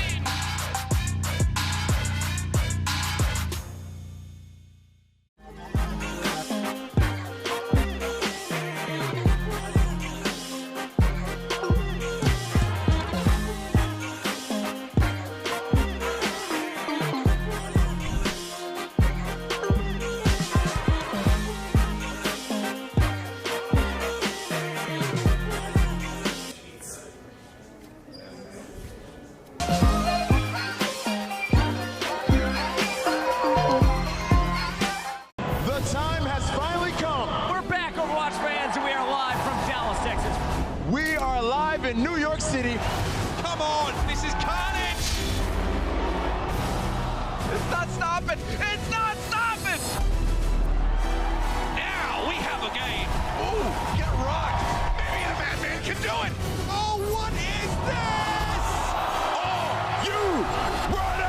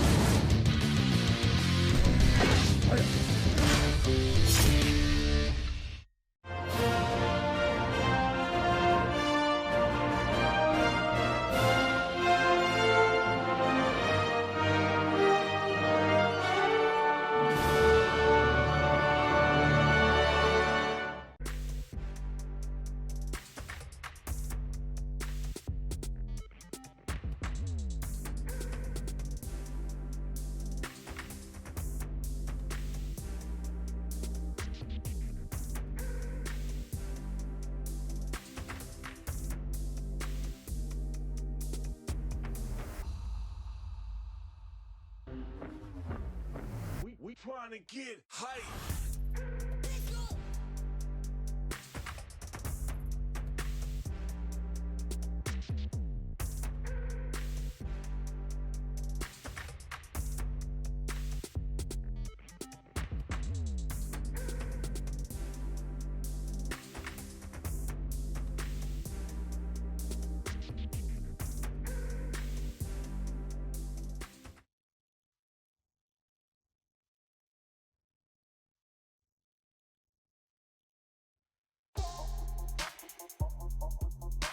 Metro by T-Mobile. Complete your mission with the best deal in wireless. Hello folks and welcome back to the CDL Game Day presented by Game Fuel.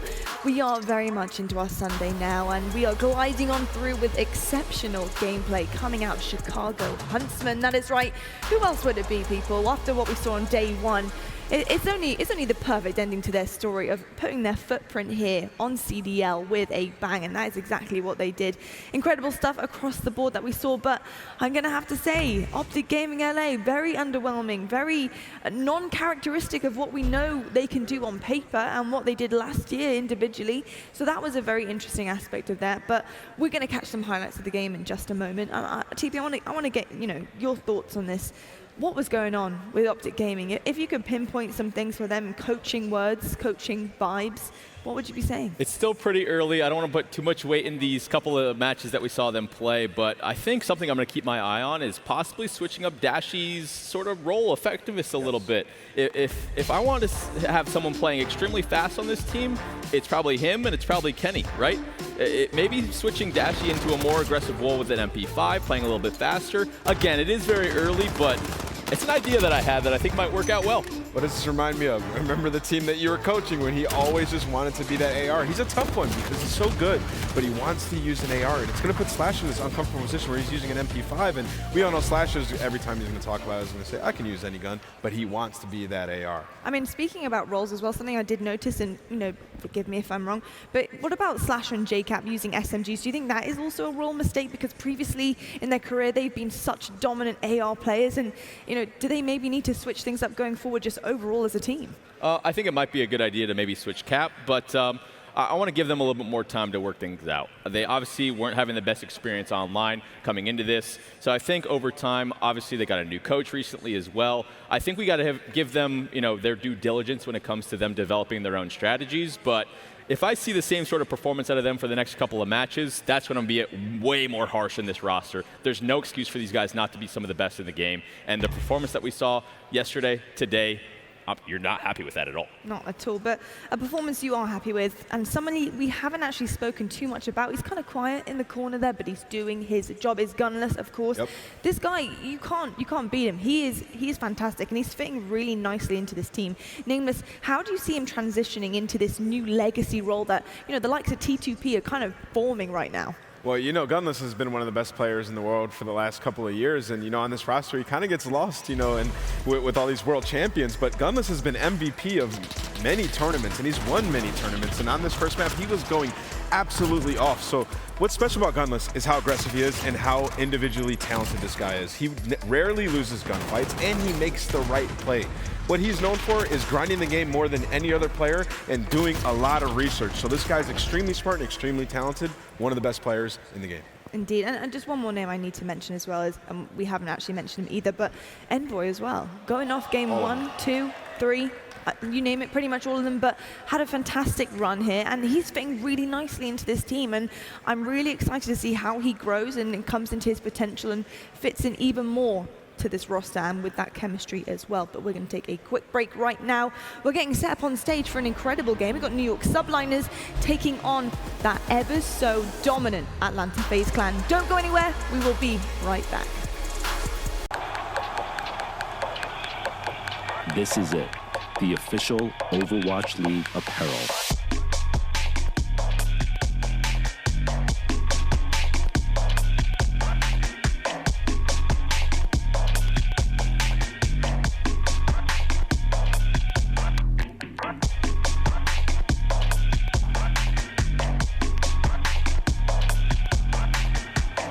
Designed by Staple, engineered for gamers. The time has finally come. We're back, Overwatch fans, and we are live from Dallas, Texas. We are live in New York City. Come on, this is carnage! It's not stopping! It's not stopping! Now we have a game. Ooh, get rocked. Maybe the Madman can do it. Oh, what is this? Are you ready?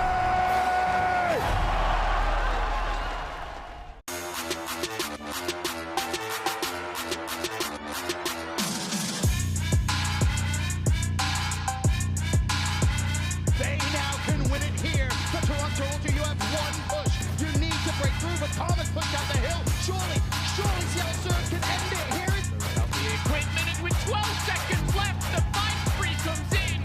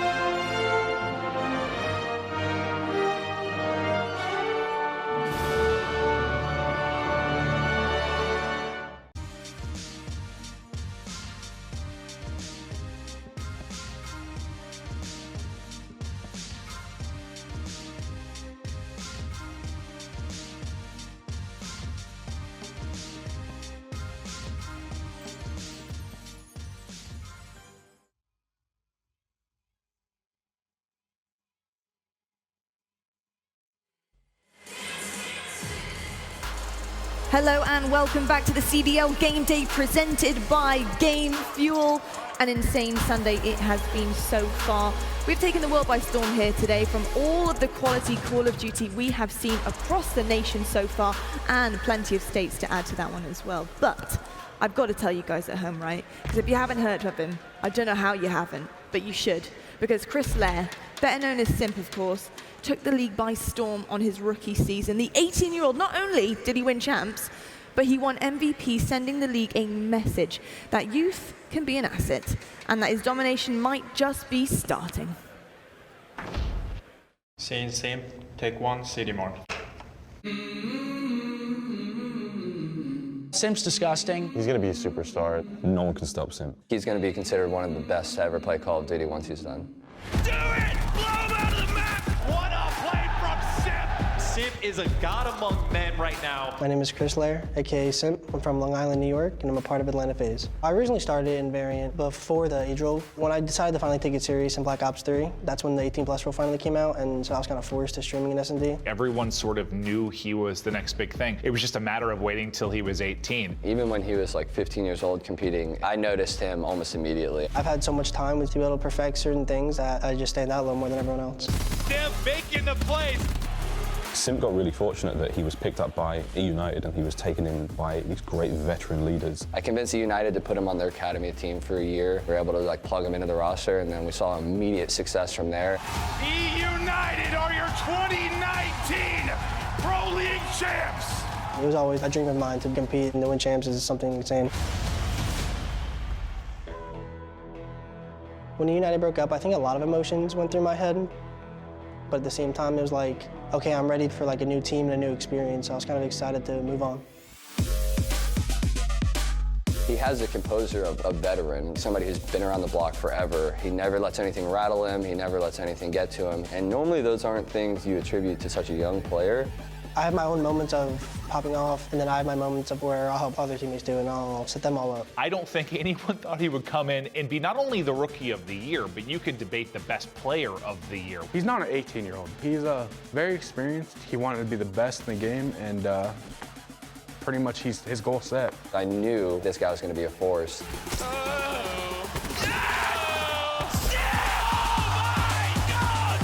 To an extent, there's a target on my back, so I think, yeah, a couple players want to take me down. If I was 18 again, oh, I'd be putting him in the dirt. You don't leave me and expect to beat me later on. You're getting smoked, buddy.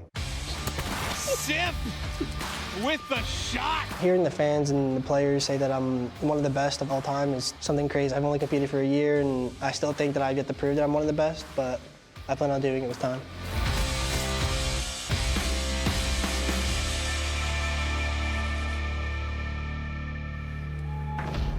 There he is, Simp. Chris, he has a very humble attitude, and I'm loving seeing that on stage, considering he is probably one of the best players we've got out here. He is quite outstanding, and he does shine, that is for sure. Another person shining today is, of course, TP. And I've got Miles as well, looking absolutely dapper. Thank you. In that suit. I'm so excited to be here. I spilled water all over the table. I can just see the puddle right there. I was so excited. We can't quite get a shot of it here, but I can assure you, I'm frothing. Good start. Love having you on the desk, Miles. You always bring a chuckle out of me. Fantastic stuff all around the board here, gentlemen. We've got New York Subliners taking on Atlanta FaZe now. What we do know about these two teams is obviously a little sneak peek of what we've seen so far, which isn't very much to go by. But if it is anything to go by, we do know that New York Subliners did fall short to London Royal Ravens, and that was a little bit tragic for them, I'm sure. I'm sure they were actually expecting to maybe have a decent lead with that one, and especially a W at the end of it too. But Atlanta FaZe taking on these guys, I really don't see how New York Subliners are really going to combat the performance from Atlanta FaZe. One team looked absolutely phenomenal in their first match, and the other team looked absolutely horrible. So, you know, based on the results that we've seen so far, you got to go all the way FaZe. However, I think the talent on the Subliners just didn't really show up in their first matchup. When you look at the players from top to bottom on that team, I'm really looking at people to step it up. It seemed like Zuma was the only guy that showed up in that Royal Ravens match, and if everyone else can step up to the potential that we've seen before in Call of Duty history, it should be a lot more competitive. Indeed, and you know that actually leads me on to talk about our game fuel keys to victory for the New York Subliners. TP, I'm coming over to you. You know, from your experience, your expertise in the field, should I say, what do these guys have to do to try and seal some kind of a win here? Slow down the game. Don't feel like you need to play at that crazy pace that FaZe does. No team is going to be able to match that right now. Slow it down. Maybe pull out an extra M4 and just pre-aim. Slow it down. Calm down your comms and get a sort of a lead going to set the pace in your favor. If they're able to do that, they might be able to turn the tide early. Indeed, and Miles, these young guns are burning rings around pretty much everyone, and I'm sure they will continue to do so season long. But game fuel keys to victory for FaZe Atlanta. Miles, in your head, what do these young guns need to keep up? They absolutely have to keep up the pace. They've set a blistering standard. Like last night was actually quite shocking for everyone. We all knew FaZe were going to be good. We all knew they were going to be a force to be reckoned with. But I think what we saw last night, I mean, particularly for the commentary team and I think for the other players, was frankly terrifying. I mean, that was the ultimate statement that Atlanta could have made. Honest to God, if they just keep going the way they are, things are going to go very, very well for them. This could be a really, really short year where, no pun intended, friends, where they literally just run around everyone and make the COD League their own. That was actually probably one of the shortest game fuel keys to victory I've ever seen. We've got to stop saying short. We've got to stop saying short. It's not fair. It's not funny. They're all brilliant. They're short. It's true. It's true. But we're going to head to right now the United States Air Force quick scope to have a look at these two teams back to back and see what they're going to be bringing to the table. So, as we can see, very opposite records so far, gentlemen. CDL points, we've got 10 on the board for Atlanta FaZe, which is fantastic. And of course, as you know at home, and if you don't, we are playing for points here at the Call of Duty League. Atlanta FaZe right now in a really good position. And I've got to ask you, TP, based on the S&T we saw from Atlanta FaZe, it was pretty short of I mean, just short of perfect, I would have said. So what do you think New York subliners need to do to try and combat that? Because we all know S&D is a very important map to keep that momentum going. I think one of the biggest things that I haven't seen yet from some of these teams is how they deal with snipers. Ant kind of touched on it in the last segment, but when you notice a guy is sniping in the same sort of position, you need to go at that guy a little bit more with your tacticals, with your smokes, and get aggressive. You need to put pressure on. When you let a sniper in this game hang out in their post-up positions, and you let all that utility go away, in late round situation, you're so vulnerable. So I think earlier in rounds, if Simp does have that sniper out, I'd like to see New York push the issue towards the bomb sites and speed it up a little bit. Absolutely. Well, he's the expert, guys. He's the absolute expert here. Miles, I've got to ask you, did you care to watch that S&D map yesterday with Atlanta FaZe? I was a few rows from the back with a beverage of enjoying the show very much, as any good COD fan would. And yeah, it's a scary thought. Again, the pace that's being set, going after snipers, the adaptations that New York are going to have to make. And again, what we've already seen of New York, don't know how deep the playbook is, don't know how much they can actually bring to the table now. And the pressure is certainly on playing a squad like FaZe. It's a tough scene to be in. I mean, right now, if you're not back in FaZe, what are you doing? Absolutely. Yeah. Well, we're going to take a look right now at the US Air Force maps and modes, because of course there is a veto process that these guys do go through. They have a little bit of a choice to begin with. Wow, okay. Nice to actually not see an Azir Cave to start with. Interesting. Right, so we're starting with Hardpoint. Hackney Yard, I believe. Yes. And this is going to be very interesting. Atlanta FaZe, TP, what can you tell me about this game start for them, and maybe how is that going to sway into their favor? I think personally, the Hackney Yard hard point to start us off, I think FaZe is going to be absolutely dominant on that. But what I do like to see is the Ramaza map too. I think that's a map where New York might be able to turn the tide, and it's a map where like a sniper can't really completely take over. So I think we saw a team like Paris do really well in a situation like that, where you can play that sort of close quarters team style. If New York can get some early momentum going in the S&D, who knows? Who knows? Who knows? Maybe they can bring a really good S&D game to the table, but we will see, because I was very impressed with Atlanta FaZe. Speaking of them, let's take a look at some of their most dominating performances that we saw in their series yesterday now, because this is something that you have to just go back, replay, VOD as a team. If you are in this league right now, you need to take note, people. You need to take notes on this team. This Young Guns, they've got it down, haven't they, Teep? Definitely. They made the game very, very chaotic in this domination in specific. They're really just confident. As a whole, they're moving around the map as a unit, and when you're able to put that much pressure on the team, we saw the team KD, the stat line coming into this one. It's a very even performance from every single player on the team. Some of the teams that have been struggling, we've seen a particular player or two, mostly the SMG players, one of those guys is getting absolutely destroyed. FaZe doesn't have that problem. That's great. FaZe are the kind of team as well that everyone has been coming into this game saying, I don't really quite understand how the spawns work. They're struggling to really get a rhythm on the map. FaZe don't seem to be whatsoever in any kind of difficulty there. We've seen the way they played their Gunrunner, and I have no doubt the way they're about to play their Hackney Yard, they're going to have absolute control from start to finish. And again, I hate to just keep ragging on New York, but this is not going to be pretty. It's not indeed. Now, of course, we do know that it's hard to establish yourselves this early on. You're only getting 2 games in, really. But in terms of the fashion that Atlanta FaZe are finishing things so far, and if they do manage to kind of pull that across the line the same as they did yesterday, Miles, do you think that they may be establishing themselves as probably the best in the league? I think that's a really good question, and I think that's what we've been looking at a lot recently with, obviously, with the launch weekend.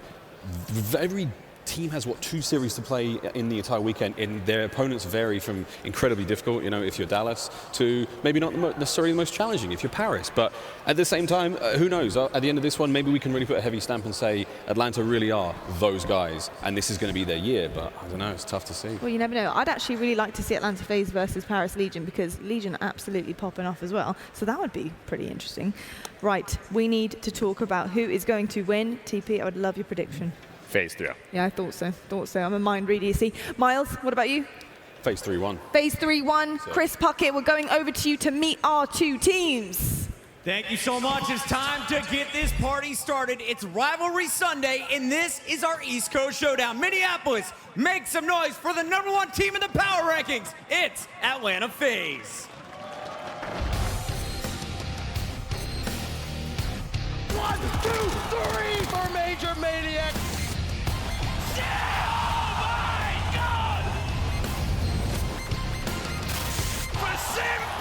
Lightning strikes twice. A Beezy. He bites 1. He bites 2. What an individual play from Priest.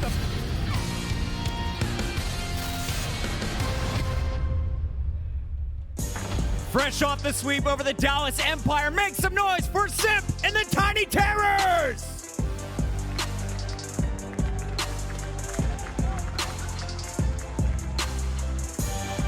And their opponents on the other side of the stage looking to bounce back after that 3-0 loss to London. This is your New York Subliners.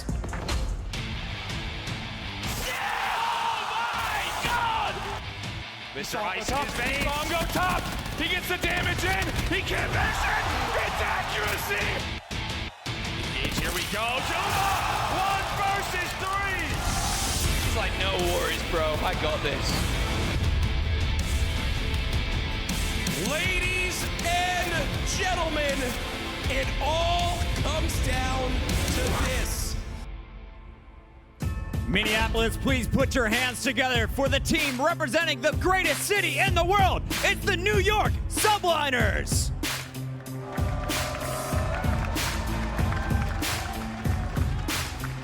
Atlanta, New York, it's all going down right now. It's time to send it up to our casters to get this party started with Benson and Chance. Thank you so much, Puckett, the Game 5 duo, in for what hopefully will be a great series. But Chance, I think if we're honest with each other, there's really no way in hell this goes to a Game 5. I mean, this is the ultimate test for us as like casters. We're going to find out very quickly whether or not we are actually cursed, because again, across the board, the expectation is FaZe is going to get a 3-0. But we only cast Game 5, so we'll get the answer very shortly. And one of the really fascinating things when you look about this FaZe squad is you, Miles, and myself, we watched them late last night, and just the pace they play at is truly incredible. But Maven, I have to give him credit, he kind of put it to his best yesterday. We were in the green room hanging out, talking about the FaZe squad, and he goes, yeah, Priester, yeah, he's their trophy player. And then you actually sit and you think about that and you go, God damn, that's incredible, really, isn't it? Just the amount of talent they have on this squad is it's really nuts. And for me, they're just so far ahead of everyone else in the league so far. Admittedly, we've only seen them once, though, Chance. Yeah, and keep in mind, though, this has been a weekend of, like, all the expectations we've had from various teams have been completely usurped. They've, like, completely changed. Like, Paris Legion was supposed to be a team that was at the bottom. They have looked phenomenal. It is... The expectations have not made any sense in the slightest. So yes, we're starting this out by saying the expectation is for FaZe to have the advantage over the New York Subliners, and for good reason. However, by no means do I want to count this team out. It is a stacked roster on the other side of that table as well. All right, well, the game about to get underway. And for me, the New York Subliners may have started a little bit slow, but this could be a big kind of moment for them to try and turn things around. And is there someone specifically you look at on the New York side of the main stage? I mean, again, the situation is you can kind of take your pick, right? It is superstar caliber players anywhere on the list. The thing I'm curious about, though, accuracy is going to be my focus. And the reason being, TP mentioned that you're not going to be able to keep up with the pace of Atlanta FaZe. You're going to have to slow it down and try to make it your tempo. Accuracy is a very slow-paced AR. When he is at his best, it is posted up on a head glitch where he just gets to pre-aim and just hold that L trigger for days. And I want to see what his score line is going to be at the end of this hard point, right? If he has a great score line, that should mean his team has a great deal of success. But if the SMGs for FaZe are a little bit too crazy, I think he's going to be a player that suffers. Well, we shall see. Map number 1 underway. Atlanta FaZe, New York Subliners. Been very impressed with fan support for Atlanta FaZe. Seeing that's going to continue here in the second to last game of launch weekend. Already, though, it is the FaZe boys picking up the early kills. And it's just, we've seen so many kills like that. We're watching the guys going against FaZe. It looks like they do everything correctly, and then someone slides right in, and they just melt. The gunfights are destructive. Abizi's already gotten off to a pretty hot start. He got 3 kills, already leading the lobby. And again, keep your eyes on the minimap throughout this first half point. It's not one you're going to expect to see that many points just yet at the start of the game. It's all about where those arrows are going to be spawning, Chance. And so far, FaZe doing a good job of just locking that spawn in. Yes, teams have always been very delicate. If you're spawning on the right side of the mini-map, you don't want to give that up. You don't have to pour a ton of pressure on a P1, so FaZe's main goal here is essentially just to keep the Subliners out of this first hit. And we have to see Selly right now. It's a 6 streak for him. He starts off 6-1. He fell early. Since then, he's been going on a rampage. Can he find the 7th? Wisely just backs away. Of course, just 10 seconds remain on this hard point. As he decides to just drop down prone. Unfortunately for him, that's where the streak is going to end. But either way, a hot start. And speaking of hot starts, Major Maniac, he's 6-2. Unfortunately, and keep in mind, the score is 3-4 after the first hill, because the only goal for the FaZe that entire time was get kills, don't lose the spawns for the next one. They were never attempting to try to get a ridiculous amount of time. They were playing for kills, they were playing for slaying, but now they have to make sure they hold this hill. The subliners, well, they took a crack at contesting the hill, but to no avail. Still though, Temp, the next man in, trying to make the play. I like this from Temp. He's actually managed to get himself inside the hill. Unfortunately for him, not going to be able to do much else outside of shutting down Priester. Meanwhile, the FaZe Atlanta boys inside the hardpoint. This chance is where they're going to try and build themselves a lead, build themselves a cushion that they can maybe rely on into the rest of the game. Still those subliners, a couple players around, you got attached in the back. Right now, his job is essentially just try to contest that old hill, but you contest the old hill, and that means the rotation to new FaZe. They have played it perfectly. This is exactly what they were hoping would happen. They will trade away, what, 10, 12, 15 seconds of the final bit to now try to lock down P3. The rotations are perfect. The slaying is perfect. Atlanta FaZe playing so well right now. And you almost need to see a very quick break here for New York subliners if they want to try and get a foothold in this game, if you will. Meanwhile, Major Maniac at the very back, just waiting for the push to come through, and I think New York are going to fly straight through the front door. That's 3 for accuracy, as now Abizi wants to try and contest the hill. 2 players right in front of him.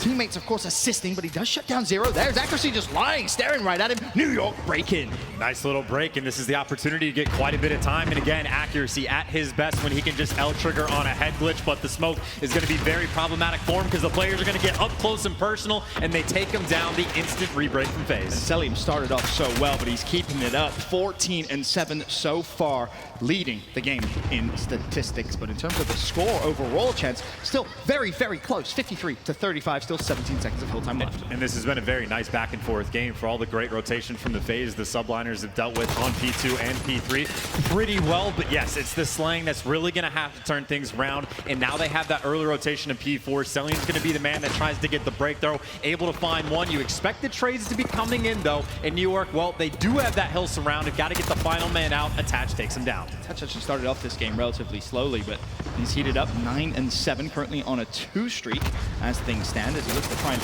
assist from above, but some sloppy shots. Selim managed to actually pick up 2, but Zuma soars in. That's 3 for him. Simp instantly looking for the trade, should be able to get it. Atlanta FaZe break again. And you have the nice break on the hill from Simp, but Major Maniac on the other end has been causing a ton of problems. So it's a 2-front war right now that FaZe has been fighting. And well, it's been about a 50-50 split, but inside the hill for the most part, FaZe has been hanging out, racking up the kills, and Simp is starting to go on a tear. Say, that's your back-to-back MVP, Rookie of the Year. So many accolades last year. I'm sure one thing is for sure, his trophy cabinet by the end of his career is probably going to be very, very full. We're excited to watch him develop and grow, but finally, New York, they break in, but it's only for the scrap time chance. Only for the scrap time, but the rotation to new. This is going to be the best opportunity the subliners are going to have to rack up a substantial amount of time, but there's actually big gunfights in and around the hill. Of course, Zuma right now is going to be trying to be that lead slayer, but the pressure's on. They got a man inside the hill. Selim is dealing with 2. You take care of him, and subliners trying to gain that control. And somewhere in this game, New York will have to lock down one of these hills, and that's not a great start. Attach some sloppy shots. Abizi makes him pay. Atlanta FaZe break once again. And it's almost just too simple, chance. It genuinely, I think with the quote from Scump when he plays a team like the FaZe, it just feels like there's a 6th man like somewhere on the map. The invisible guy that they're just too fast-paced. They're always just in your grill, and we saw it on that hill. There was never a moment where the subliners could breathe. The FaZe, they just swarm you. And the most important thing on the minimap for me right here is look at what Atlanta FaZe are doing. They're picking up the scrap time here, but more importantly, they're already thinking about the 2nd hill in our new rotation. They have just parked the bus deep on the furthest right side of the map, making sure they lock this point.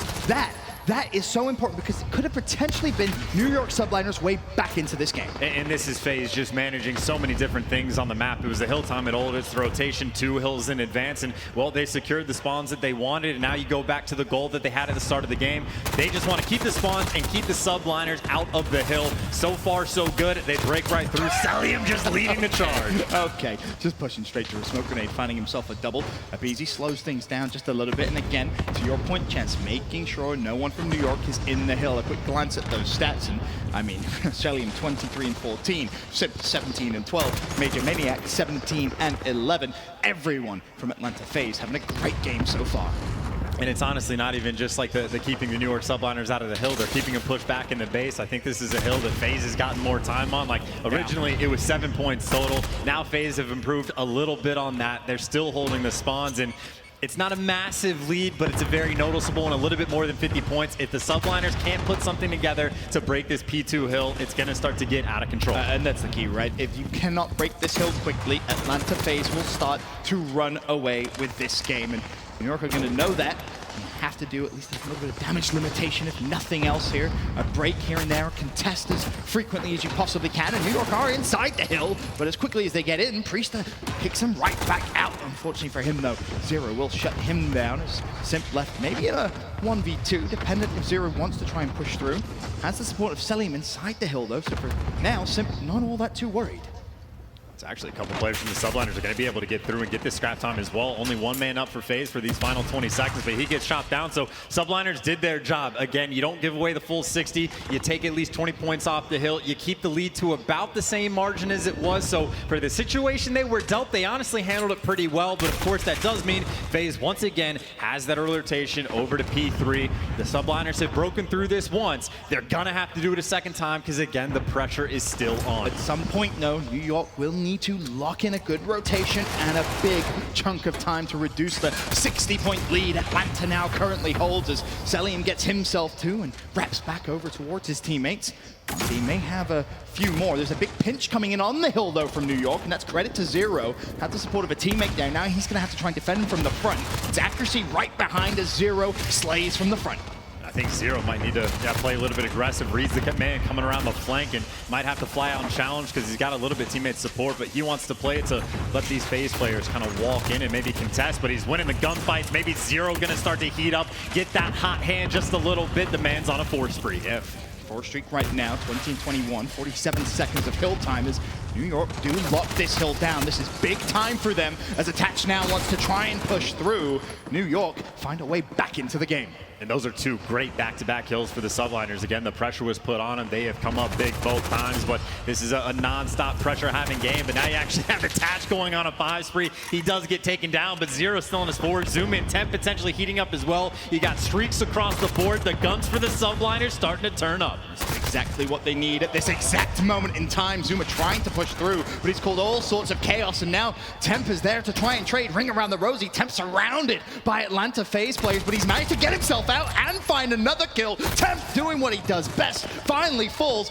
but all of that was a massive distraction because whilst that was going on, New York were in the hill and now a tied game. We got a tied game in the lead change. The subliners take it over for a moment, but then the FaZe clan take it right back. But you talk about the rotation over towards News. Selim's in the back, he's got to stay alive. Zuma on the read, on the prowl, takes him down immediately. And again, we talked about this same hill, this P5. Subliners were there first last time. They never got the complete setup. This is the best opportunity they have. They got 3 bodies in and around the hill. They need a good chunk of time here. They need to retake this lead. 187-170. The lead is small and fragile. New York in the hill, trying to reduce it and trying to earn themselves a little bit of a cushion as we will go into our final rotation of hills. Of course, it can't here, but again, FaZe just walking towards the hill, cause catastrophe. New York, though, still with a marginally favorable spawn. They have to help, though. New York need assistance in the hill phase. Keep putting the pressure on and break it. And it's just too easy. That's a big moment in this game because now you got the Slayers of FaZe running around the hill. Simps able to find 2 of Beezy, able to find 2, the tiny tears. You think the subliners get hot for a moment, they take it right back. And it is crucial.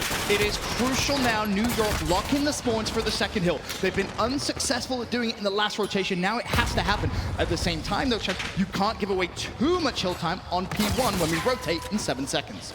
It's going to be a dire game, and you already see Atlanta FaZe working towards the back, but the subliners are going to meet him there. It might be a Temp versus Selim kind of gunfight, but it's actually a 2v2 on one side of the map, and this is completely away from the hill, but these are the gunfights that can win you the game. Attach needs to find him, gets one player in the back, but still one more. Does he know it? There's still one more. He's been shot at, so he will now. crucial gunfight still going on for Attach. Forget what's going on the hill. Attach knows that these are must-win fights. Unfortunately for him, though, he's not going to win it. Now it falls to Zuma to try and trade. He's unable to do so. Celium with 2 massive kills for Atlanta FaZe. Celium again on that 5 spree. It's the 5th one he's had this game. It feels like he's got 38 kills. The main slayer, Atlanta FaZe, trying to hold on, but now accuracy maybe heating up a little bit too. New York have to push through. They have to get control of P2, and it's actually Attach. He's snuck behind enemy lines once again. Major Maniac, you should see him right in the back, but Attach wins it anyway. But he has so much work to do. Atlanta FaZe, they know he's there, and they're hunting him down. Come out with your hands up. You are surrounded. He gave it his best try and maybe bought his team a little bit of an opening to work the way around the back. Zoom is here. He is going to be blocking this spawn potentially. He's able to find the second kill as well, holding it down for the Sublime. One more Zoom, almost. Beezy shuts him down, but now the reinforcements, the cavalry is there for New York. They try and push through the front of the hill, but it just needs one more defensive stance from Atlanta FaZe, and they will take game number 1. Priest to guard in the front door. He shuts down Zero, and now chaos ensues for New York. They need to break in the hill. They got him surrounded, though. 8 seconds away, though, and FaZe will take this one away, but you got bodies for the Subliners inside the hill, but Zero is gonna fall, and the spawn is so far away. You gotta make the mad dash for the contest, but easy gunfights for FaZe to win. 250 on the board, and FaZe up 1-0. 250-211. The game at one point looked as if it was going to be an easy cakewalk for Atlanta FaZe. Not the case. New York showed some life, and you just have to think, Chance, if at some point in that game they were able to lock in a spawn, get a big chunk of time, turn a hardpoint into a money hill for them, they could have taken game 1. It was a very well-fought game. Again, that second hill you fight through quite a few times. You put the pressure on, and I think the Subliners, again, did an incredible job of dealing with that pressure consistently throughout the game. But at the same time, it was every single time on that P2 hill, they were the ones that never had the spawns, that never had that advantage going in. They were always a little bit too slow, and I think kind of a theme for me was I was going to pay attention to the scoreline from accuracy. They went about 22 and 33, I think I saw at the end of the game. And if your main AR, the slower pace guy, isn't having that success, I think that just means the pace was a little too overwhelming from FaZe. All right, well, as it stands, Atlanta lead the series 1-0. Want to take a look at our Scuff Gaming play of the game. We talked about him before. Simp, he's just so good, Chance. And honestly, I mean, you could take your hands. How many 5 sprees do we see from pretty much every single player on the side of FaZe? So Simp gets credit for this one, but I think it was selling the entire time. That was the main slayer for such a time. He had 38 kills with a minute and a half left in the game. It was an absurd performance across the board from FaZe, a very well-calibrated team. I mean, they're doing the little things right as well. I think it was on the Crates Hill over towards P4. We're watching Major Maniac on the opposite top corner of the map, and he's literally spawn killing and cutting these players off from the Subliners, and that means he is doing so well at his job that now his teammates, all of those sub players that are actually near the hill, are fighting an effective 4v3. Everything that the FaZe does is so well put together, so well calculated. They were consistently getting the better spawns pretty much the entire game. So as good as the Subliners did, they just weren't putting themselves in good positions. Yeah, to your point, a very good performance from them, but it just wasn't good enough. Atlanta FaZe lead the series 1-0. Then, of course, heading over to a Piccadilly search and destroy. We talked about that pretty extensively on day 1. The sniping crosses, how important that is truly going to be. I mean, we all know Simp can snipe, right? We've heard the Miles and Momo clip so many times of just Simp going off, and it's just so hard to stop. So how do you stop it on Piccadilly? You know what, just carry 18 smokes around the map, figure out a way and just smoke off everything and not have to deal with them. I think realistically on Piccadilly, there are a ton of lines of sight that you can just kind of actively avoid. You throw a smoke on the cross, you do get your way to safety, and then you just kind of have to figure out, once you figure out where Simp is, you identify the issue and you say, I'm going to avoid that at all costs. And you just try to play around it, or do you try and counteract it? We all know Zero, he can snipe as well for New York. Is that something you think they may try maybe in a couple of rounds and see if it works, or is it just actively avoid it until we absolutely must deal with it with a sniper rifle? I'm trying to think. I mean, everyone snipes the cross on Piccadilly on both offense and defense, but it's sort of different crosses. It's not, in my mind, like a pure sniper battle of you're trying to snipe the sniper necessarily. Right. Ordinarily, you have slightly different roles, so maybe if you want to try to take Simp down, that's something you could work with. But in my mind, it's definitely just smoke out whatever crosses you're expecting him to watch. Normally, it's off the rip when you're going to A if you're on defense, and then if you're on offense, it's the opposite direction. But I just wouldn't want to deal with the sniper at all. I'm staying far away. I just want to play my game. that type thing. Of course, as we mentioned, Piccadilly Search and Destroy up next, but I want to take a look at our US Air Force maps and modes to see where the series could potentially take us. Of course, I think we all kind of think it should end in 3, but chances, I mean, is there potential if New York can push the series further that maybe they could take it and cause what many would consider an upset? I mean, I'm definitely more of a believer now than I was like a few minutes ago. I will say Search and Destroy in my mind, I'm even more terrified of the FaZe. That's how I feel about the team, but if it's that close of a game, especially with the hot start that FaZe got out on, like, I can definitely buy into the subliners potentially causing a little bit of an upset. It's just going to be so tough, man. Like, I can believe, but I'm still like, you know, 90-10 the way of FaZe. Maybe 80-20. I'll go 80-20. I was going to say 90-10 is a pretty hefty one-sided. I'm not sure there's much belief there, but game number 2 loading up. And keep in mind, yesterday when FaZe played the Search and Destroy, it was like a quick 6. Oh, it was so. I think it was literally like across the board. Every single player just had 6 kills. I went to the bar to get us all a drink, came back and it was over. I was like, oh, okay. Well, that was very anticlimactic. We'll see though. Can New York show us the else in the Search and Destroy? It was a good potential comeback from game 1, but they ran out of steam at the very last moment. Piccadilly could be their best chance, of course, of tying things up, but to your point, FaZe plant and their Search. Boy, does it look good. Of course, you see Simp with the boomstick. See if he can make anything fancy. Now, there's an interesting conversation, I think, of the HDR versus like the AX50. I'm now of the opinion that it's pretty much whatever Simp uses, that's what I'm going to go with. He's got the AX50. I think Zero's got the HDR. So you got the battle. Zero, though, actually gets that first blood. And it's worth mentioning, Zero actually sniped aggressively straight off the bat. He didn't want to just kind of pick a lane and maybe just try and see if he can count the cross. Aggressive play from New York. It gives them a man advantage. I love that. But just as things seem to be going New York's way, Major Maniac, he finds one. Attach is going to fall as well. So the numbers advantage very quickly disappears. It's always nice when you see the snipes getting hit, but I will say Major Maniac, he's always like that island player, respawn and in search, and he made the play, winning the gunfight against Temp as well. Oh, don't slow Just walk straight into him, make it easy for him. Generally, you identify the sniper, you avoid those lines of sight. Zuma, well, he took a crack at it, and, well, Simp takes the easy shot, just normal Simp things. Now you find himself a 2v4. Bomb does actually get planted, though. So Simple rotate, he's going to spot accuracy, and I mean, actually was in no man's land. Unless Zero is in the perfect post-plant position. Yeah, never mind. That doesn't matter much, does it? I mean, hunt it down and kill. To be fair, I do like that setup. If you get a player, especially with a sniper or an assault rifle under those steps, and you get the bomb planted today, it is a fantastic line of sight. However, you know, 2v4. Not the most ideal situation to make it happen because FaZe was Johnny on the spot. He was dead in just a moment's notice. So that's 2 kills for Simp in that round, 2 for Major Maniac. Zero started off strong, but Atlanta FaZe take round 1. And just to kind of tail back to an earlier discussion about HDR versus AX50, the HDR zooms in a little bit quicker. If you like the quick scope, by all means, the AX50 can shoot multiple bullets a little bit faster. Slightly higher rate of fire, so whatever your preference is. Going for highlight reel, maybe use the AX50. Shoot them all. I believe this was the shot Zero had the round prior, and Simp through the smoke almost finds the first blood. New York can live to fight another day, or can they? A Beezy first blood. Temp will fall. Major Maniac. You can feel that someone's up top. I don't know if they have the information on accuracy, but he's looking for it. Simp killing everyone on the map, including his teammates. Does stay alive for the moment. Does Simp have the information of someone top shop? I believe it was Accuracy who was there a few moments prior. Unfortunately for him, he hasn't been able to find the line of sight. Of course, Atlanta FaZe on the attacking side. They will need to get that bomb down relatively soon. A minute 15 still to go. 4 versus 4. Temp and Abizi both fell early. Simp being so patient. And Zuma thinking about it. Gotta be careful, he's gonna spot Priest, and now can he just get away with his life? That would be huge. Able to do so. Scrambles away, ready for a reset. Pressure's on FaZe here to try to make a play. Accuracy has actually been a thorn in their side, but you see they're using the smoke and trying to get a little bit of control, but they know Accuracy's up here. They don't want to make a move until he's dead. Meanwhile, Major Maniac killing them all, but Accuracy, first strike on Priest. And that's an important win.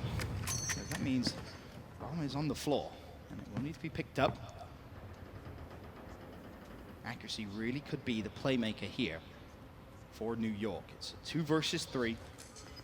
Advantage FaZe, 28 seconds left. Time is ticking, and honestly, if FaZe pick up the bomb, they may be able to actually wrap if they choose. Zero could be in a whole world of pain. He's last man up. He goes for the no-scope. And unfortunately, not gonna hit it. FaZe with the 2-0 lead. And it's just one of those rounds where New York subliners have quite a few things going well for them. Accuracy up top again was a great one on their side. And then Major Maniac goes, nope, I got 2 kills, round's mine, don't even worry about it. It's just any player on this team at any given moment. I mean, again, they're all search stars. I mean, yeah. All of them are search stars at one point or another, basically, so they're all capable. But you look at the stats, 5-0, Major Maniac. Not bad. Simp, 2-0, Selim, 1-0, Abizi and Priester, 1-1. Overall, pretty good performance as Zero looks to try and hit the shot that he had success in round number 1. Not able to do it this time. So no first blood yet, but will it be there? Temp stops shooting. Unfortunately for him, he will drop, and Priester finds himself a double. Still perfect in Search and Destroy. FaZe is yet to lose a round, and they're poised to win this one as well. We talked about Major Maniac, 5-0, doing great. Priester, he's been able to find 3 this round, and Zero, best of luck. Someone's going to kill you. The question is, who's going to get it? Selim takes it for the win. And everyone from FaZe just flying straight at him. They spot him, and then they hunt him down. Very efficient stuff. Coming around to FaZe, to your point, they haven't lost a round in Search yet. I mean, it's not as if I don't have the answer of how to beat FaZe and Search and Destroy, but at the same time, it's something TP mentioned, right? Like, so many teams, it's been this way for years in Call of Duty where they don't like scrim S&D too much. They just kind of go over to a private match and maybe scrim it a little bit a couple times throughout the year, but it's not taking quite the same approach as you do in Respawn. And FaZe, well, they seem to be completely on the ball. Think of it this way. New York in 3 rounds have 2 kills. One was a first blood in round number 1 with a sniper with 0. The other is accuracy, top shot shooting down over toward the A side. Attach 0-4 now as he falls for first blood. Zuma's 0-3, Temp's 0-3 as well. There's no response from New York. They need to just maybe slow it down completely and just start playing for a pick if nothing else. Use numbers to give you more numbers. I mean, Simp has killed more FaZe players than, well, not Zero, but more than Attach, Zuma, and Temp at the moment. Zero does a great job to get the pick, but all the pressure over towards B-bomb site, Selim, just instant trade. Another massive man advantage. Major Maniac gets the kill. Priester gets the next 2. It is easy. The subliners just look clueless on the map. That is probably the most important thing you can really say there. It just seems like Atlanta FaZe are well ready for this exact map, and they just seem to, I guess, be in the power positions quicker than the New York are. 4-0 now, Atlanta FaZe. I mean, it's just overwhelming. I mean, again, Simp literally, again, has more kills on FaZe players than 3 members of the New York subliners. 4 rounds deep. That's just... And Simp's 2-1. It's not like we're talking about Major Maniac. What would be hysterical if the situation calls for it, if FaZe purposely lost a round just to give the triple James Bond. You know, that, I think, only ever happened once. Call of Duty World Championship. Ghosts, Team Envious were involved in that game. A fun time. Brings a double kill early on. Already 5-3. Easy, missing a couple of shots and accuracy in 0. The only 2 players with kills will remain that way for now. 0, can he find one more? No, he can't. Simp picks up a double. And now Attach left for the 1v3. Attach, one of the most clutch players in Call of Duty history. Popstead Silence to make this play. He has information on Selim. Selim does not on him, but I think that might be the tell to give it away. You see those red arrows come sprinting in and not even needed. Selim just making it look easy. The gunfight played perfectly. What was it you saying about 0-7s?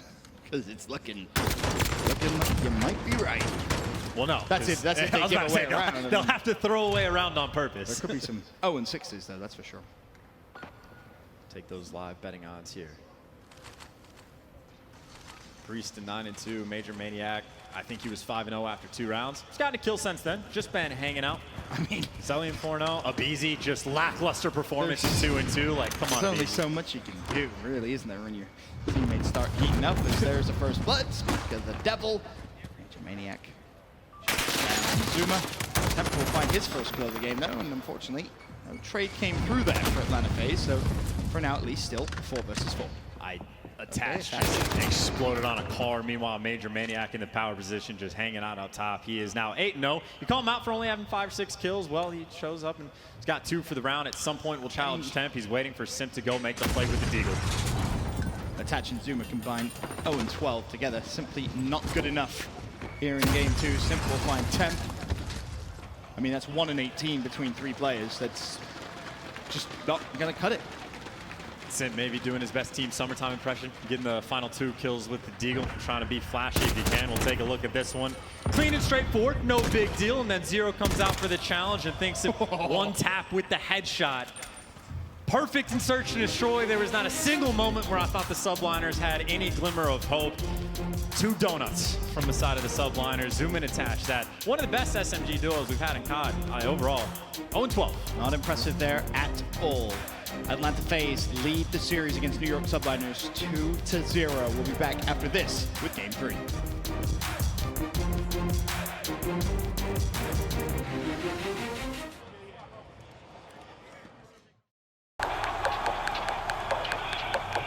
This is it, the official Overwatch League apparel.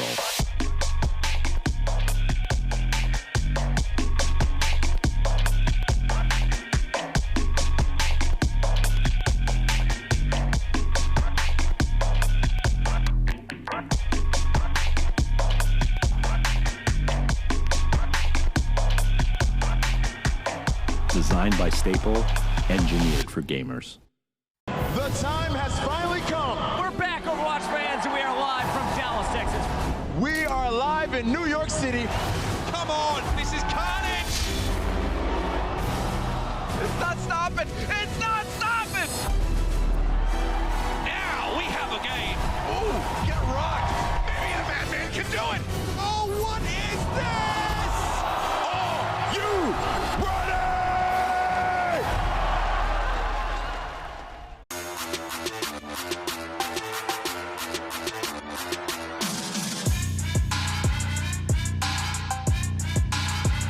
They now can win it here. The Toronto Ultra, you have one push. You need to break through, but Thomas pushed out the hill. Surely CL Serve can end it here. Out the equipment, and with 12 seconds left, the fight free comes in.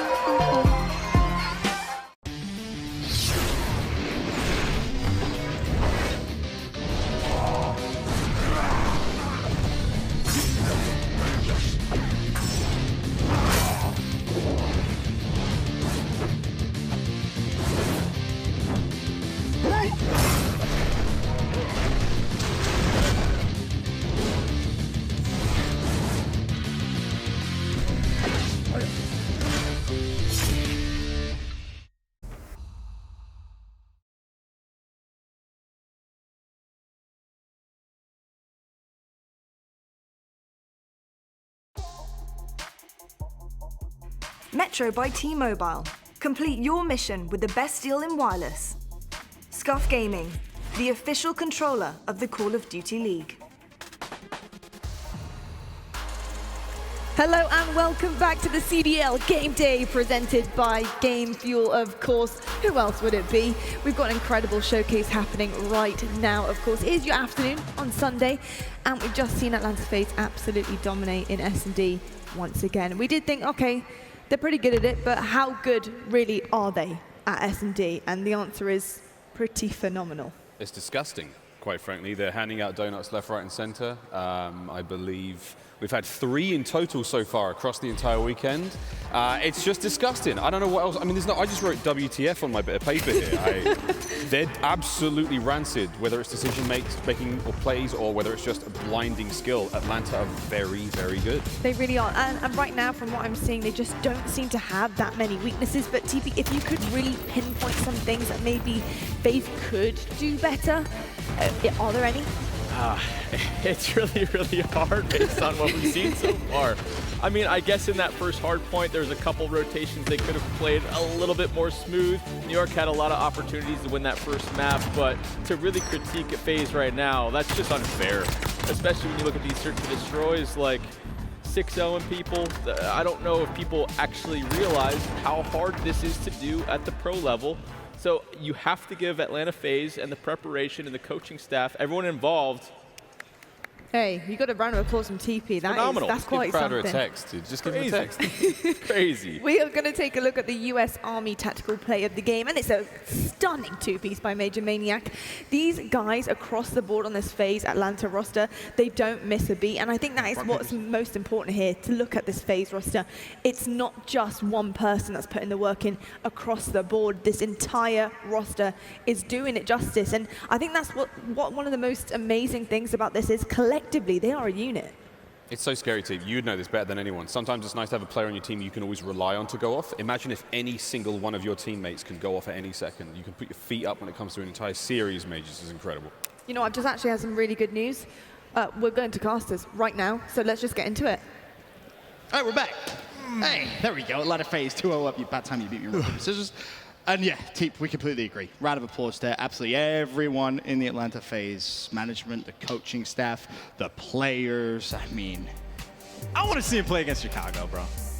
All right. Like, FaZe look disgusting, but That's like, fair. it's too soon to say the best team in the game. fair. I want to see him play against Chicago, and then we'll have more hot takes. Okay. That's the train I'm on. But still, Or Paris, honestly. Like, bro, let's see Paris against FaZe. I'm down. I'm with it. Let's go. Very spicy game. Either way, it's Atlanta FaZe that lead the series against New York Subliners 2-0. We now head over to Hackney Yard Domination.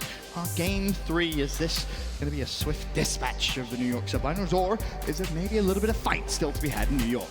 That's a great question. I'm honestly still stuck on trying to figure out how to analyze that kind of search and destroy. That's like unique for me. Like, what do you say in those situations? But we'll figure that out before the next one. They're better, I guess, is about where it stops, really. Very aggressive play in the search and destroy. But as we said, game 3, domination now underway. New York trying to get a foothold in towards the B hill early, but this is what you expect. Atlanta FaZe not giving it away for free. Just that slow bridge of the kill feed, just slowly piling up. Red on that left side. Priest has a very nice start. 3-0. Maybe he'll be able to continue it a little bit, taking damage from a nade, but he's got Cellian for the help. He's going to be able to heal up just a little bit, but you can obviously see the game plan. Wait for kills, wait for your teammates. And it's worth mentioning, when we saw Atlanta FaZe yesterday in their domination, what you see teams tend to do in dom is just try and control the chaos as much as possible, right? Teams are going to have spawns where they spawn behind you. It's going to happen. The one thing you will say about Atlanta FaZe is they almost played better in that chaos. Their decision-making, their instincts was almost perfect. And it seems to play a little bit better for them. But, well, as you can see, 2 caps come through. New York cap the home flags. And right now, attaches the man to make the play. It's going to be FaZe trying to pour on the pressure. And it's gone. And it's gone. Good Lord. That was so, I don't even know how they knew that Attach was back there. They just go on hunt. They can smell them, whatever it is. But now you got FaZe capping A, you got FaZe capping C. And admittedly, the Subliners have a bit of a lead. And there are no flags captured on this map, Ben.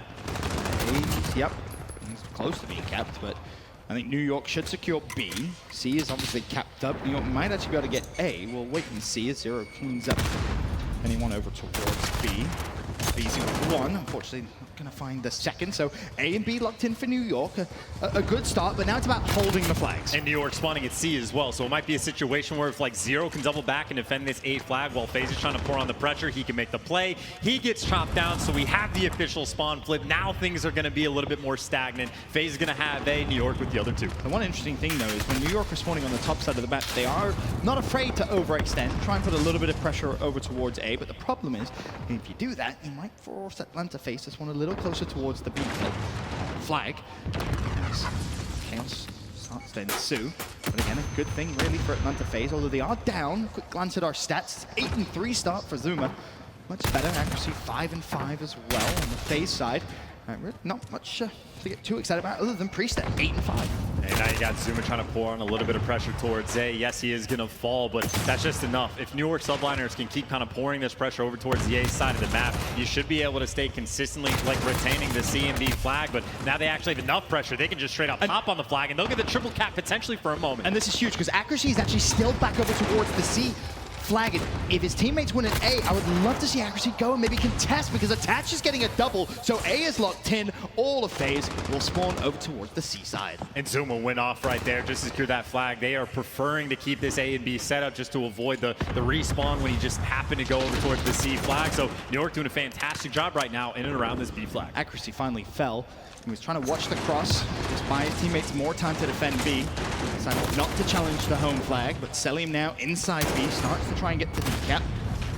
Players from New York will flurry inside. Accuracy will be first to the party, but unfortunately for him, he doesn't find the kill, but Zuma is still alive in B. Bear in mind, 2.5 minutes still to go, Chess. And now you got the New York subliner just spawning right on top of that C flag, even though the top right side of the map is open, so they'll be able to cap C. Now you're going to have FaZe going for A. Now you got bodies all over the map, Ben, but this is, I think, the 4th time we've seen it to where these teams are just preferring to have that AB flag set up, so the FaZe is going to be able to hold on for a moment, but they're done by 34 at the moment. And I'm curious to see what Zuma does. You can see it from our perspective here after BZ dances and darts through the smoke. Zuma is on a perfect pinch over towards B. His teammates are there. He could have pushed forward towards A. A big 1v1 is won by Accuracy. That's to keep control of C. So New York off to a great start. In actual fact, no. Zuma has made such a good play over towards Atlanta FaZe's home hill. He's going to stay. He's going to try and get the full neutral. Almost got away with his life. But it's those small moments, Chance. Those small moments where you can stop the enemy team earning any points whatsoever. It's massive. And with a minute and a half, finally New York have come to life in this series. 75-41 the lead. Zuma and Attach have been the playmakers. Zuma especially making up for that past S&D, but still, they got the 2 flags set up. You got Attach pouring pressure on the 3rd, and that is bringing so many of those Pharaohs back towards that A side of the map. And now, of course, that means, though, you got to hold B for the subline. And this is another beautiful play. We saw it from Zuma, now we're seeing it from Attach. Putting pressure on the home hill and staying alive. Unfortunately, though, he's not able to stay alive, but New York cap up B. Over 60 seconds to go. Atlanta FaZe controlling both home flags. If New York could just decap one and go into the second half with around about a 30 point lead, that would be massive. And as I say that, you can look at the mini-map, those yellow arrows attacking the home flags of Atlanta FaZe. This is just chaos. You got players from both teams all over the map. It's about who can manage it the best. And again, you got to keep giving credit to Zuma. 17 and 10. The man is going off, and right now his job, roam around B and slay. Doesn't do it for very long because the Bees is going to shut him down, but Accuracy is there as the cleanup crew. 30 seconds left. B, of course, contested, as is Accuracy. Will find one, but instantly the trades follow. Attach still alive. Teammate in support. Selim will fall up top, so B should be capped up. Beautiful from Attach. Zuma didn't really trust him to get that kill, but doesn't matter. 18 seconds, and New York with a sizable lead. Chance going into the first half, and again, I have to give credit to Zuma. He's 19 and 11, but forget the stats. It was the play he made to push over towards Atlanta FaZe's home hill decap. It gave New York such an advantage. FaZe were looking for him, they couldn't find him, he stayed alive. That's probably the best domination play I have personally seen here in launch weekend. And when you start out on the C side of the map, that's the game plan for the subliners. We saw a couple cracks at it. That was Attach in the top of the A building, right? Trying to cause confusion, trying to be the man that makes the play after the Simp came flying in and shut him down. Well, Zuma had a couple attempts to make the same sort of play, and he was successful multiple times. A 44-point lead. That is going to be a tough hill for Atlanta FaZe to climb. I mean, now it's just keep more of the same. Right, Chance, keep playing that game. Keep playing the rotation game, make it organized chaos. And I mean, you can see straight off the rip here what New York want to do. They're sending no resources towards B. Instead, they want to fight the top side of the map and see if they can wrap over towards A. It's high risk, Chance, but it could potentially be high reward. Now, actually, the middle of the map has been completely dominated by the subliners. A couple players are going to fall, but Attach has made it basically towards the enemy lines, but does not last very long. He does get cleaned up, but now we kind of have a reset. Most of these players spawn towards the top of the map. Who can storm on B quicker? Atlanta FaZe lead the series 2-0, but they're down here in game 3. I want to head over to an Astro Gaming listening with Atlanta FaZe. I have watching right. I have yellow crate. They have to all be right mid. I have guys. Top L killed me. Top L killed me. Look at top L. Straight top L. Straight top L. I got him. One right. Top L. I need it right. Could be top L. Could be top L. Bottom L. They smoked in. Crazy top L. I got one in B. Top L. More in B. Red crate. Jumping up BC. Jumping up BC. Oh, you got me. Nice. I'm top L now. Yeah, I need top L. Top L. It's one day. Top L are just camping. Hey, watch right. I yeah. Nice. One more top. Major bottom L. Ivor top. Ivor top. Top green. One top green. Good. Top green still. Yeah, I'm gonna try. Yo, top green. Mike, top green. Top L, bottom L. Okay, mid, bottom dead. More top. Top. There's 2 and B, guys. How to rotate in. The lead that New York subliners had, slowly but surely, is being chipped away by Atlanta FaZe, now 121-90. The game plan New York had off the rip didn't work. Since then, Chance, we haven't seen them control this second side. Atlanta FaZe, they're coming back. Still, though, it's about a 30-point cushion, right? Which means they got about a minute and a half, 2 minutes for the subliners to turn things around, and they can have multiple cracks. They're going for that B flag. If flipping spawns, they have options. Honestly, I think it may come a time where New York are going to say, you know what, forget about B. Everybody fly towards A. Just mess up the spawns a little bit. See if throughout the chaos we can try and reset and come out of that with a couple of neutrals and maybe even a 2-to-1 flag advantage. The flood on B, though, might be coming in. You got 3 players for the subliners in and around the flag. Of course, Zero's going to fall attached, though, able to pick up one. And, well, the gunfights right now just going the way of FaZe. And this is perfect. This is exactly what I want to see. Keep your eye on the minimap. One yellow arrow snuck through behind enemy lines. This time, it's accuracy. A decap is going to force FaZe to look back at their home hill and allow New York to fly in towards B. It's the perfect time to execute that play. Very well done from accuracy. Now he has to rely on his teammates to win the fight over towards B, and he has to stay alive. A big win against Major Maniac. He knows there's going to be more. If he can shut down the second, that would be huge, but not going to happen. Priester snips him out. However, he bought a lot of time there for New York. In FaZe, someone walked over just to decap C, and then they walked away. They don't even want to deal with that flag. They are trying to go for B. They are trying to go for A, because they're going to need that double cap for so much more time. But now the subliners have it. They have the setup they want, and they get the triple cap. And even if they get 2 ticks here, that will be massive. And Zuma could go huge at B. He gets himself 2. There's one more that could potentially try and decap, but Zuma's played this absolutely perfectly. You couldn't ask for a better performance in Dom. 24 and 22 is his stat line. It may not look flashy at all, but those big time plays coming from Zuma. And those brief triple caps can just be a bit of a dagger. Again, that just bumps up the lead an extra 6 points every 10 seconds. It can get a little bit out of control, but now subliners, they can bore in the pressure. They actually have players that's now attached going over towards C. Love it. Now if they can get this one, the forces FaZe, they have to make so many decisions at the same time. They're going to be forced to spread across the map, and that means FaZe will have to win every single individual gunfight just to have hope. That was a gunfight you would have expected Attached to win, though. Unfortunately for him, he doesn't. However, New York still in the driver's seat. A will be secured. Still the lead, a sizable one, with just under 2 minutes still to go. Atlanta FaZe now will need to push forward. A trip cap is almost going to be a certainty if they want to come back into this game. Not only are they going to need the triple cap, they're going to need it for a fairly substantial amount of time. At least the 15, pressure 20, is on, but right now they do have the C flag. They got a bunch of bodies over towards B. There is still a little bit of hope, but it is going to be so tough, and the subliners just spawn at C. They can turn around, go for the despawn, cap the flag themselves. That's the problem. When you're in these situations as FaZe, you need someone to go huge on your home hill, and Simp does just that. Attach is shut down. A is now being decapped. Oh boy, can they lock in B as well? It doesn't look like it, because again, Zuma wins the gunfights, decaps B, keeps it under New York control, and honestly, that could be that. And this is just too much. It's a 40-point game with the minute left. The job is done. The subliners going large on Hackney Yard. They have found their home, and what a performance again. Just insane stuff from Zuma from start to finish, leading the lobby and slaying, admittedly just kind of tied with the BZ, but again, this is what we were expecting. At some point, someone was going to step up and be able to handle the pace of FaZe. Granted, only one map, but if what we saw from the first respawn is any indicator, the subliners are here to play. Definitely are. It's not going to be 3-0. You think back to how close the hardpoint was as well. Potentially, we could have a Game 5 on our hands. The only concern, really, if you are a New York fan, is, well, they'll have to play a search and destroy again if they're going to win this series, Chance. And I mean, Atlanta FaZe, they haven't dropped a round so far in search. Yeah, okay, that's fair. I mean, it's going to be a long uphill battle, and obviously beating them in respawn once is pretty difficult. Beating them in twice is not going to be too much easier, but fantastic performance, and credit where credit is due. The subliners on Hackney Yard.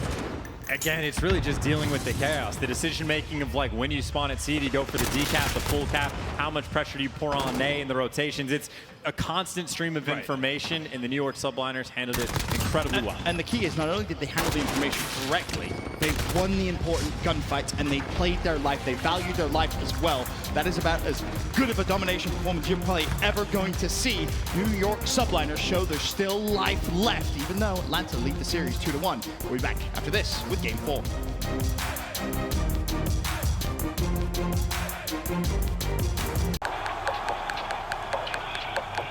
This is it, the official Overwatch League apparel.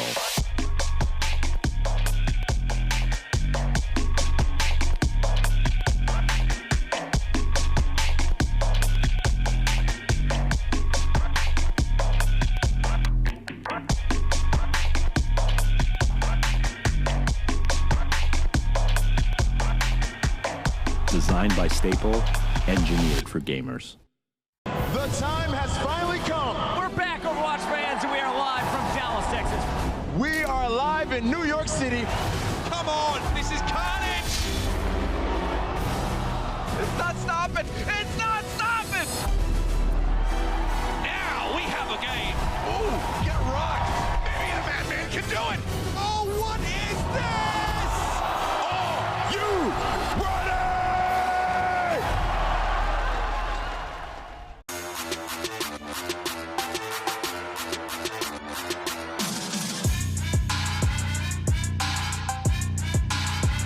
They now can win it here. The Toronto Ultra, you have one push. You need to break through, but Thomas pushed out the hill. Surely Seattle Surge can end it here. Without the equipment, and with 12 seconds left, the fight spree comes in.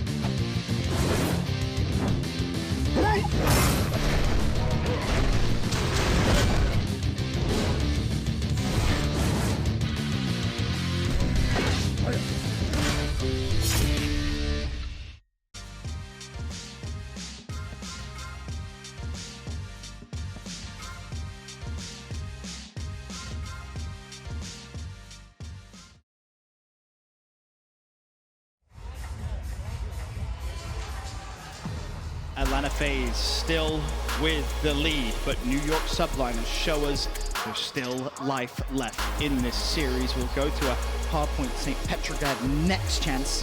The first hardpoint was close, but there was still a few small mistakes that you could look at if you're New York and say, we've got to rotate maybe a little bit quicker. We have to maybe rotate a little bit deeper into the map.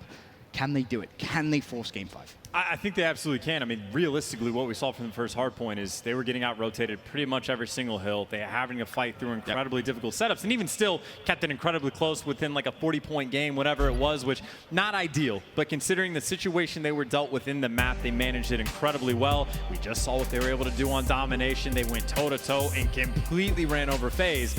So now, of course, going to St. Petro. I mean, even still, this is one of those maps that it kind of gives you good spawns. Like, if you lose the rotation over towards, like, the third hill, well, now you get them for the fourth sort of thing. So I think there's plenty of hope to see this map 5, but they have to keep the guns hot. Zuma still has to be the monster that he was. Accuracy on a map like this needs to step up at the M4 as well. There is no time to slow down. For me, eyes on Zuma. You say no time to slow down. Historically, notoriously a fast player. He's going to need to keep up that same pace, keep those same numbers coming through. Doesn't have to be a 2.0 KD. We're not looking for anything like that. We're just looking for those consistently good quality plays. And New York are going to get to the hill first. New York actually going to have a lot of control. A lot of nades got chucked out just to keep FaZe at bay. You got the wall bangs coming in as well. Unfortunate with the team kill, but now Zuma, well, makes the read, connects with the hit fire. And, well, the man needed to have a hot start. 2-0, but eventually gets dropped, and FaZe completely take over. Yeah, just like that. It looked like it was going to be so good. And FaZe retake full control. For New York now, the question is, how far up do you want to push, Jets?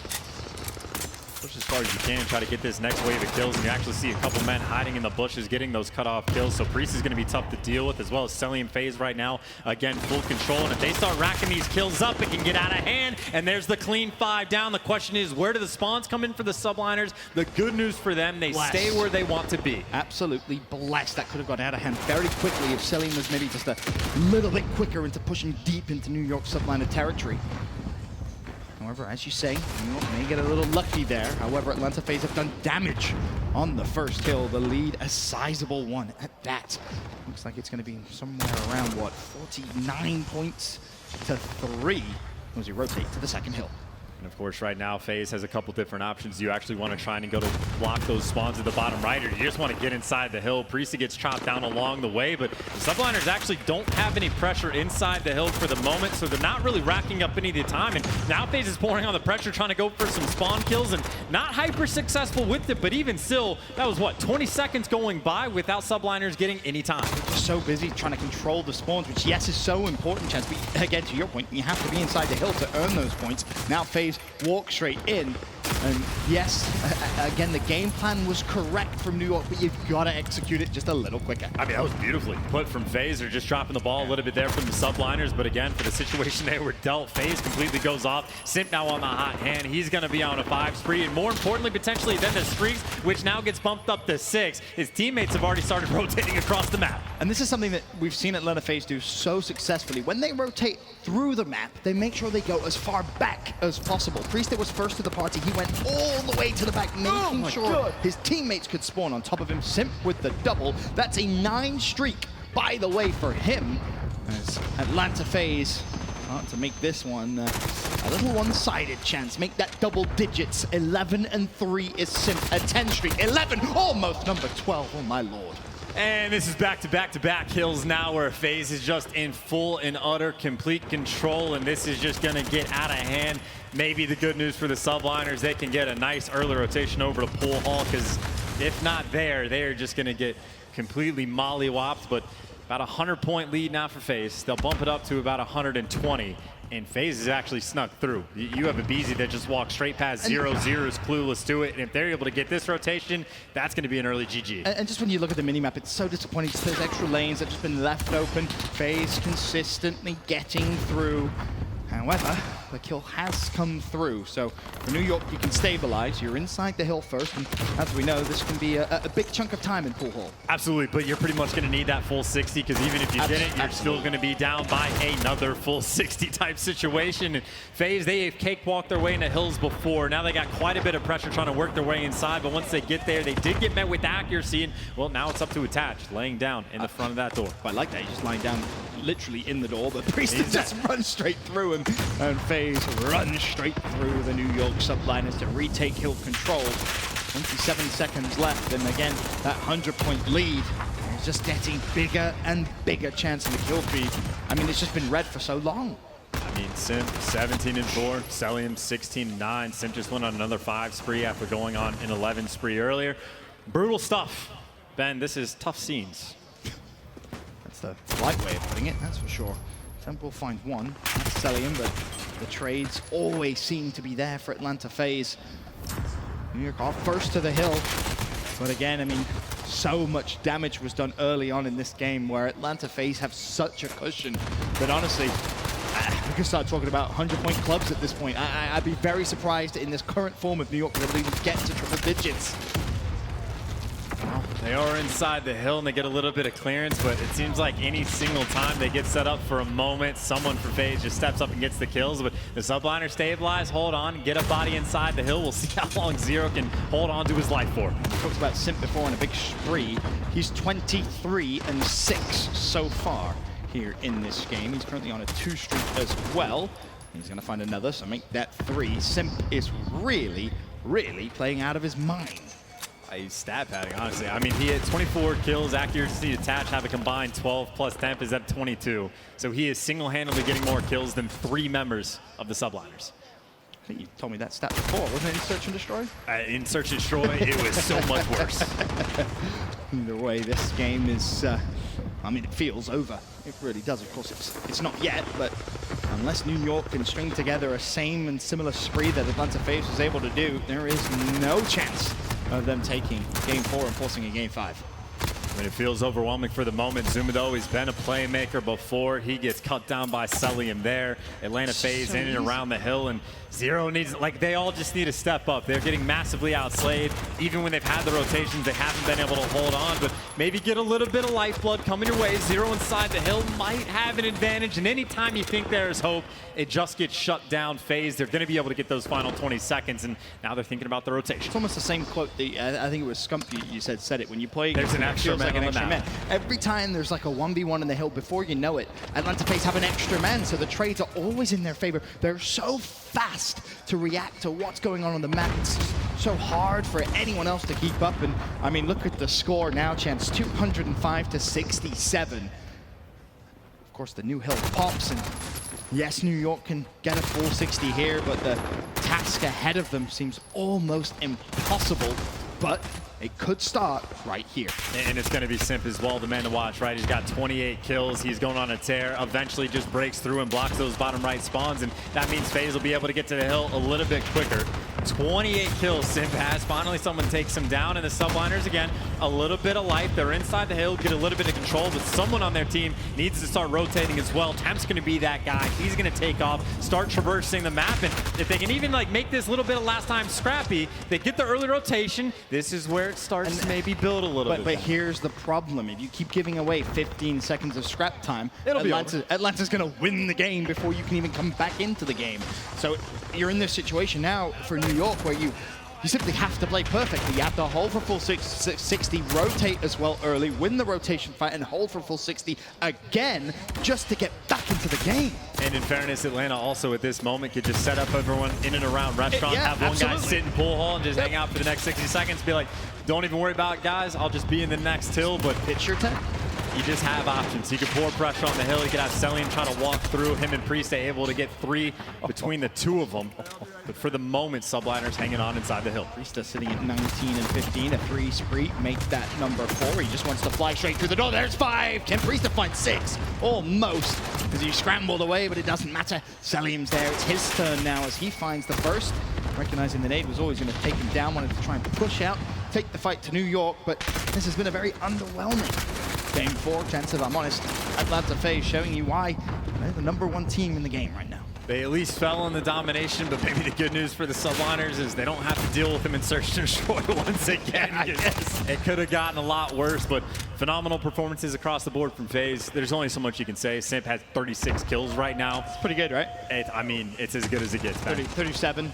He's on a 3 spree right now. 37 and 12 to be precise as Celium kills 1, as we mentioned, this game, it's been over for quite some time. A 5 spree, simple end on 39 and 12 from your back-to-back MVP last year. And Atlanta FaZe are showing us why we should have them as the #1 team in the game. Yes, they falter a little bit in the domination, but overall, Chance, that was very, very impressive. Still got to see him against Chicago, though. No saying #1. And again, I mean, I guess good news is predictions wrong. A lot of people said 3-0, but again, that domination was great for the subliners. But Miles got it right. He said 3-1. I think he's the New York was going to win Search, though. So I'm not going to give you too much credit, Miles. You got the game mode wrong, but you got the score right. So credit where credit's due there. Either way, Atlanta FaZe, such a good performance. Of course, for them, they'll finish launch weekend nice and pretty, 2-0. Didn't lose a round in Search and Destroy. For New York, same cannot be said.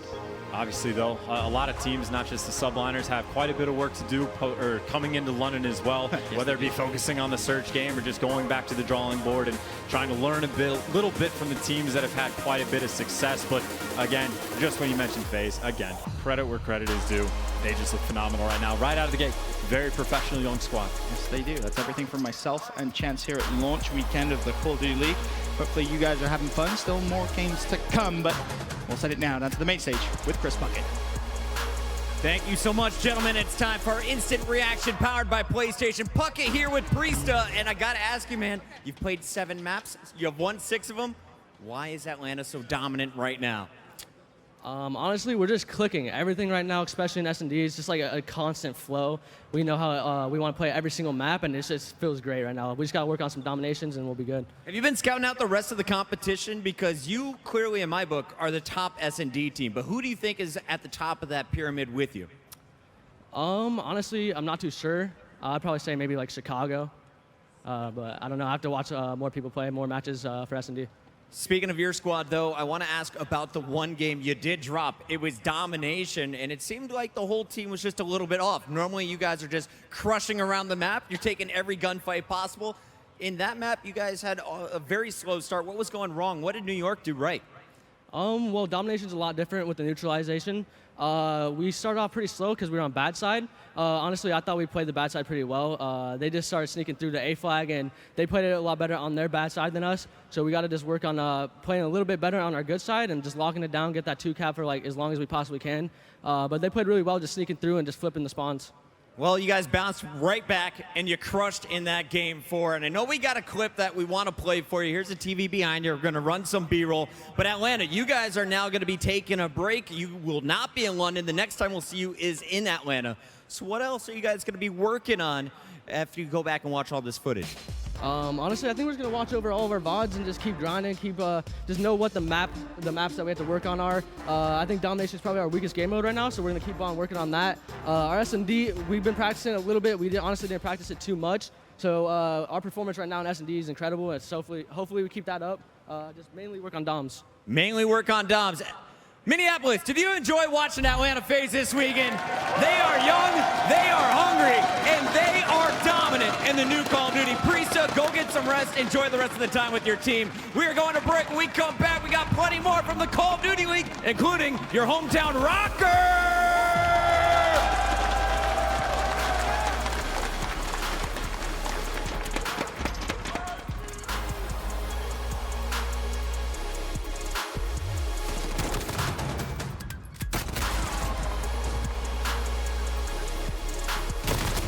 Major Maniac, you should see him right in the back with a attach win did it.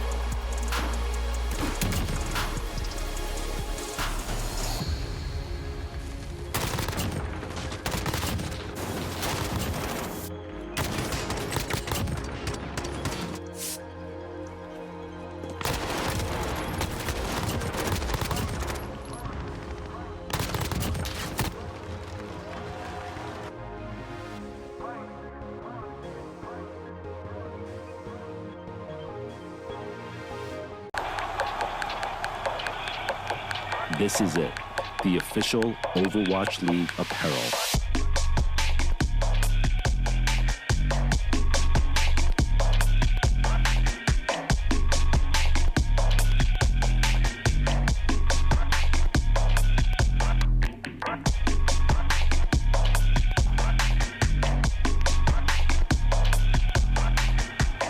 Designed by Staple, engineered for gamers.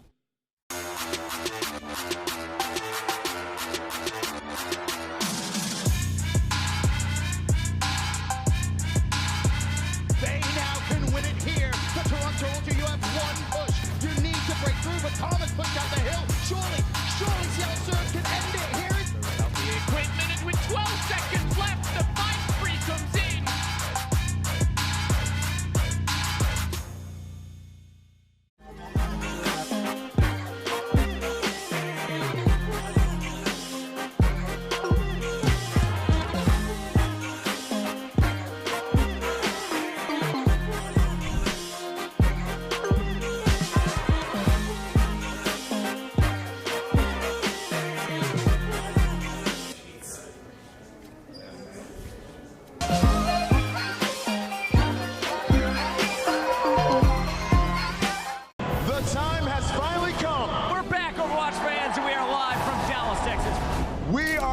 in New York City. Come on, this is carnage! It's not stopping! It's not stopping! Now we have a game. Ooh, get rocked. Maybe the Batman can do it. Oh, what is this? Are you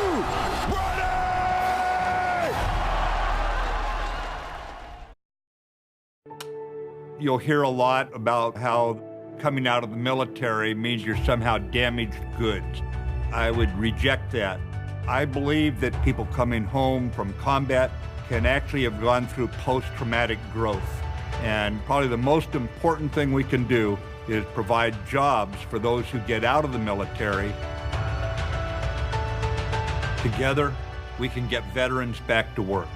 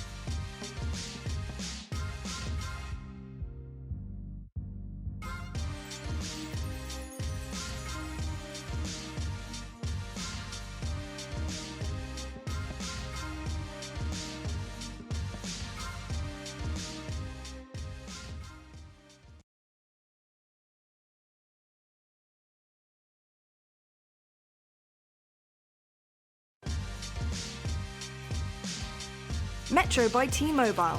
Complete your mission with the best deal in wireless. Scuff Gaming, the official controller of the Call of Duty League. The US Army. What's your warrior? Hello friends and welcome back to the CDL Game Day presented by Game Fuel. We have just seen an absolute blaster on the main stage from Atlanta FaZe. Incredible young guns giving it their all.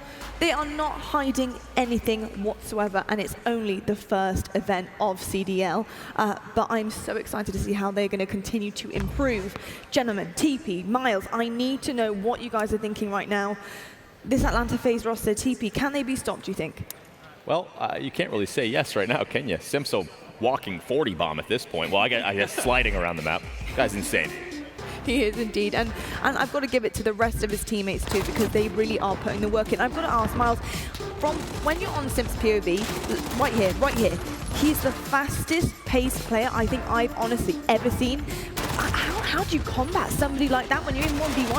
I think what you have to do is, I mean, we saw this in the first half point on Gunrunner. One of the scariest things is as soon as that smoke clears and Sim pops out, his reaction speeds, his timing is so fast. I mean, you got to have him stunned. You got to have him, pre-aimed already on. You have to make sure that you're there and ready to fight him before he has a chance. The amount of times that we see him in gunfights where he almost manages to 180 or even 360, 720, all the numbers onto a single player. I mean, it's terrifying. You have to take him down fast. You have to take him down quick. If you give him a chance, I mean, he'll skin you alive.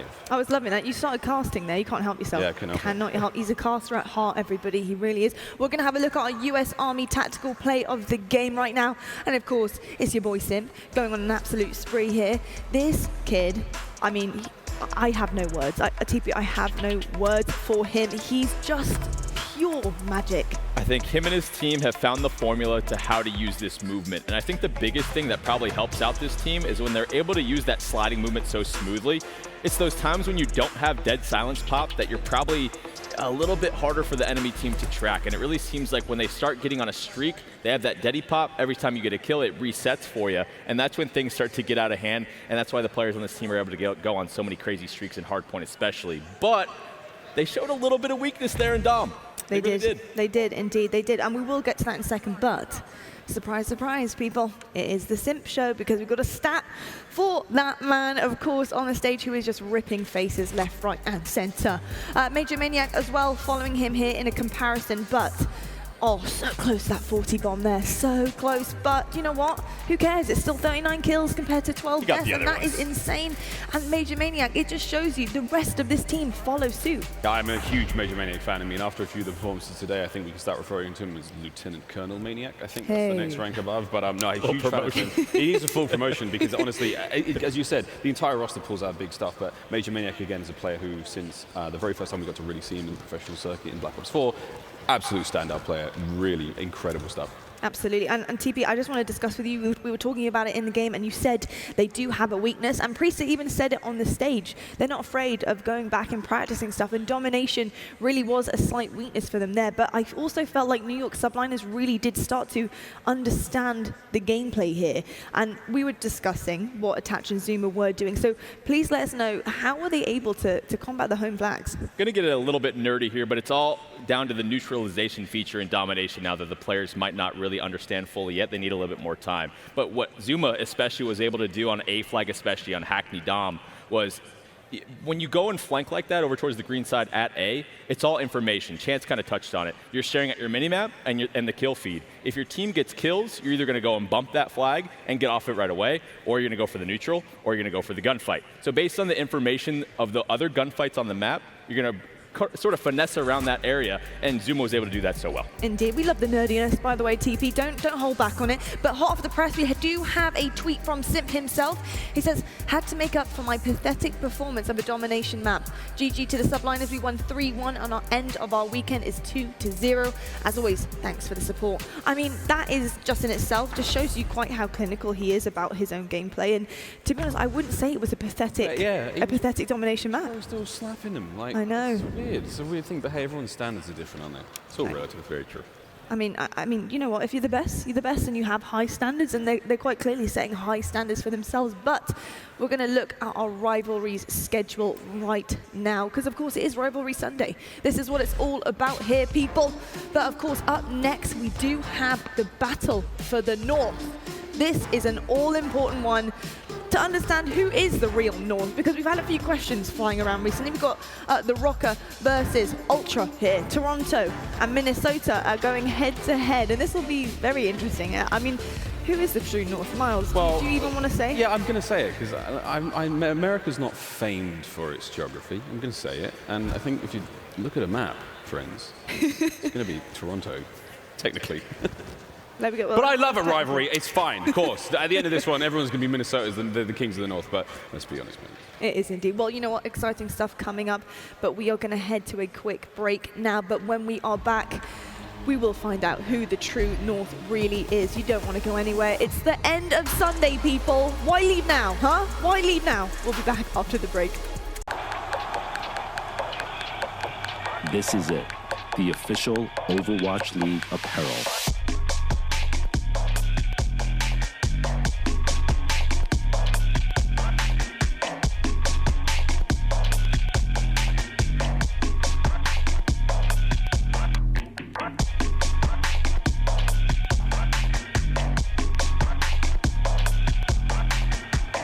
Designed by Staple, engineered for gamers.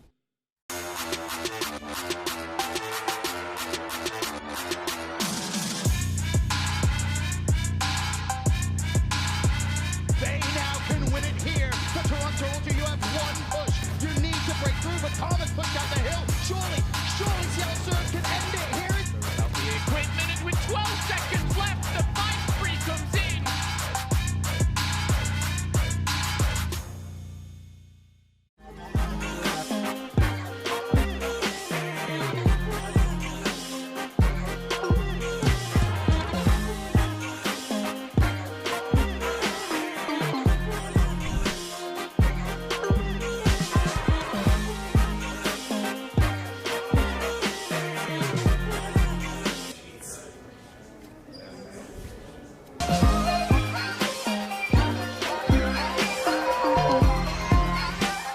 The time has finally come. We're back, Overwatch fans, and we are live from Dallas, Texas. We are live in New York City. Come on, this is carnage! It's not stopping! It's not stopping! Now we have a game. Ooh, get rocked. Maybe the Batman can do it. Oh, what is this? Are you ready?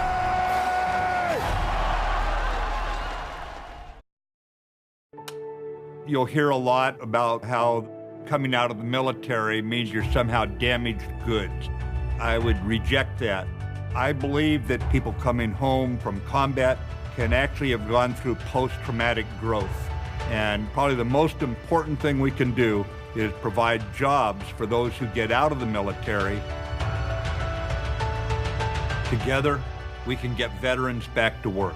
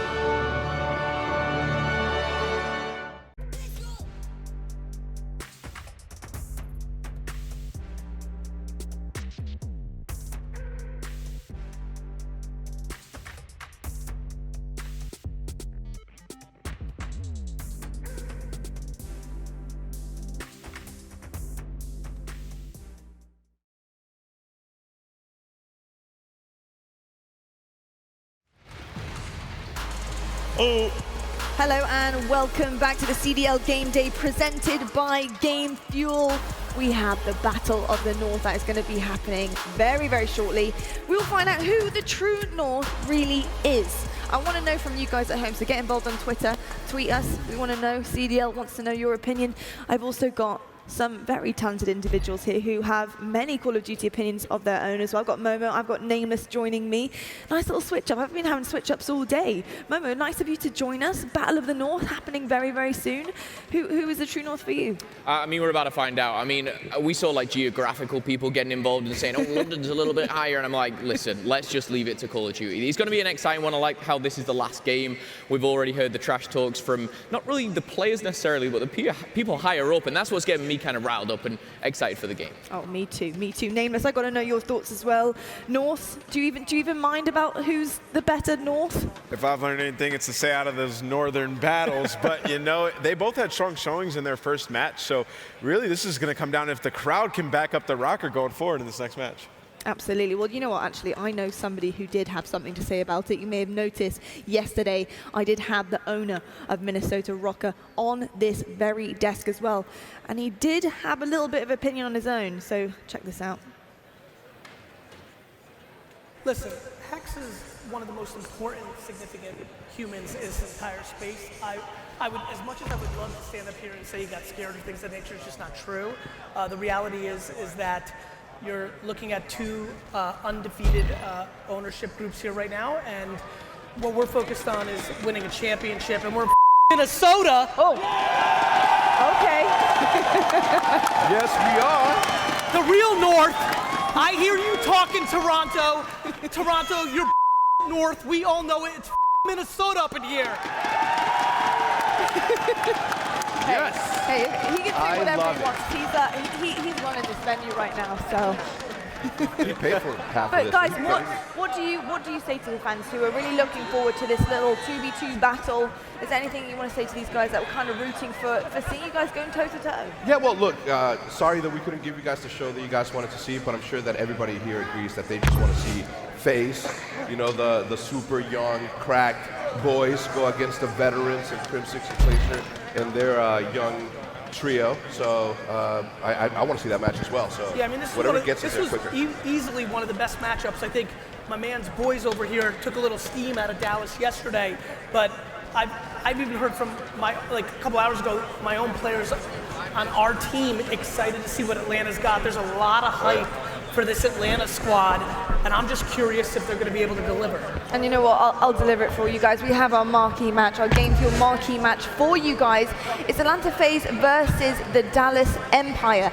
This is something that we've all been waiting for right now. Call of Duty League is brand new off the airship. Hex, I want to ask you, what does it mean for you to start to build a new team from the ground up? Of course, we've seen you with your legacy with Optic Gaming here, but you're now NRG, you're now Chicago Huntsman. You've got a new brand to your name here. What does it mean to you to rebuild and have the success already from the start? I'm just excited to get to work. Enough talking, and it's time to work. So I'm just going to put my head down, get to work, and celebrate when we succeed. There we go. Wonderful stuff having Gary V and Hex up on the desk as well. Big shout out to those two. Incredible stuff. Always lovely to get their opinion, and it's so nice to see how interested they are in creating a legacy for their players, their teams, and their hometowns too. But I've got to say, Gary V, he was getting very emotional up there. He's getting very I don't really want to say any or repeat any of the words he was using, but he was getting quite lit on the desk, wasn't he? But another thing is he seemed to be recruiting fans from left, right, and center. Love it. And maybe not even from Minnesota too, because we've got a few tweets that were coming in as well. First of all, one from Bryce. Not going to lie, Gary V is enough for anyone to become a Røkkr fan. This man is hilarious, and it is true. He is very passionate about what he does. But Toronto Ultra did have a little thing to say as well. He said, "In due time, Gary V." Toronto are eager to prove themselves as the true North, I'm guessing. So it's going to be this rivalry. Do you think, Momo, we're going to see this continue through the season? I think we are. I think this is a great place to start it by all means. And for me, I wanted to kind of touch on Gary V. It was more kind of the passion that we're seeing from, these people who are actually invested, involved. And it's not just, putting something forward or throwing this incredible venue together. It's the desire and the hunger to actually win and to fuel those players. And it does kind of trickle down to the people, whether it's the players, the coaches, anyone. they get riled up and they want to win so badly. And, even us on the desk, it makes the matchup so much more exciting. So it is going to be interesting. I think, obviously, whoever takes this will be able to say we're the King of the North for 2 weeks until we go to London and we see whether these guys match up again and what happens there. But big matchup, to say the least. Yeah, and I think it's awesome that he's hyping up the crowd and trying to gain those fans. I just spoke to a guy who, this is his first time ever being at an event. And he said, Minnesota as a team, I got to support. So seeing that city pride and coming here and supporting that team, I think is incredible. It is incredible. And that is what CDL does. It's bringing these hometowns together. It's letting you guys have a true fan base and be proud of where you're from. And I was loving seeing Gary Vee and being passionate up on this desk. But we're going to head to a quick break now. But do not worry, friends. When we come back, we do have the Battle of the North happening before your very eyes. We will be back right after this break. This is it, the official Overwatch League apparel.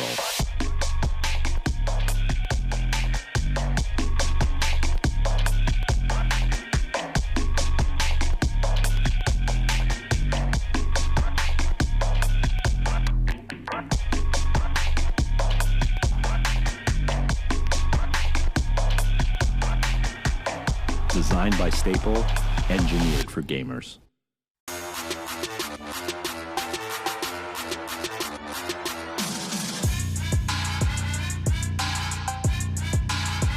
They now can win it here. The Toronto Ultra, you have one push. You need to break through, but Thomas pushed out the hill. Surely CL Serve can end it here. Without the equipment and with 12 seconds left, the fight free comes in.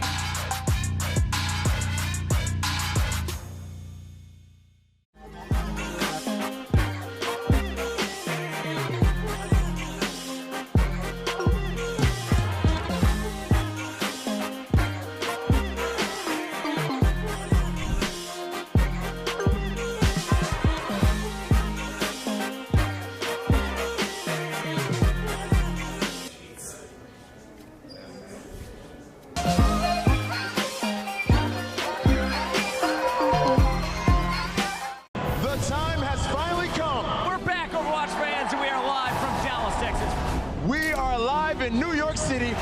Come on, this is carnage! It's not stopping! It's not stopping! Now we have a game. Ooh, get rocked. Maybe the Madman can do it. Oh, what is this? Are you ready?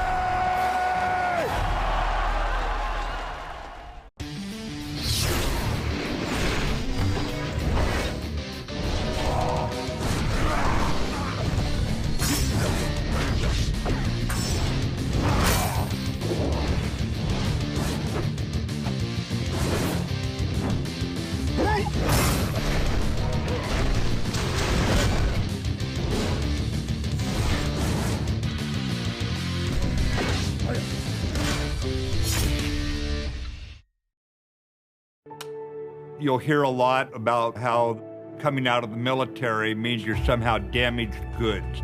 I would reject that. I believe that people coming home from combat can actually have gone through post-traumatic growth.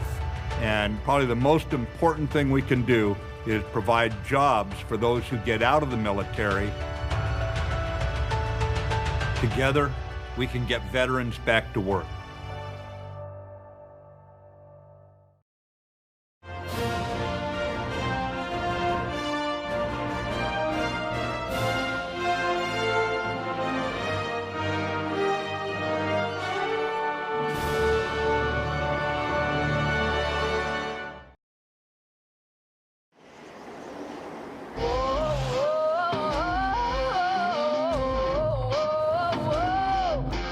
Minnesota, the North Star State, and a land of 10,000 lakes.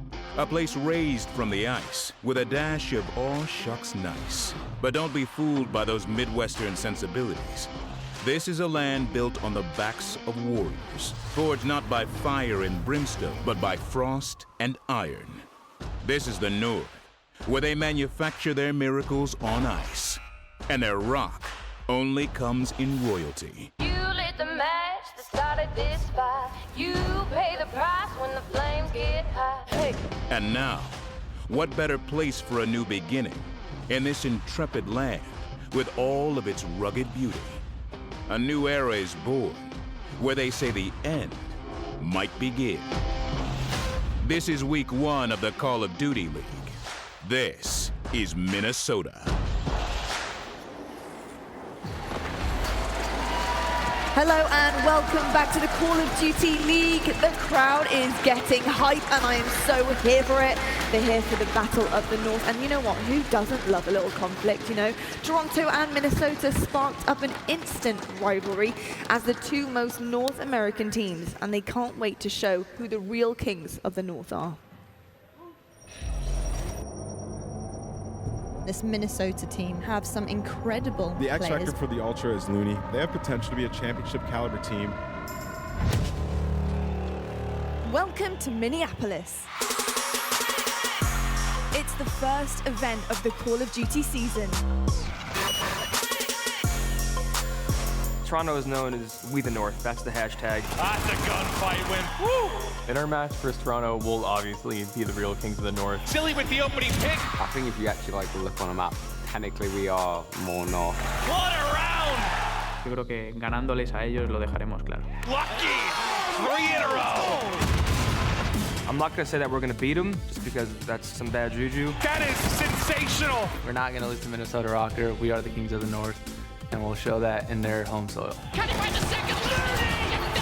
I don't think they have a very good chance unless they improve a lot before the first event. Toronto, you're north. Minnesota up in the air.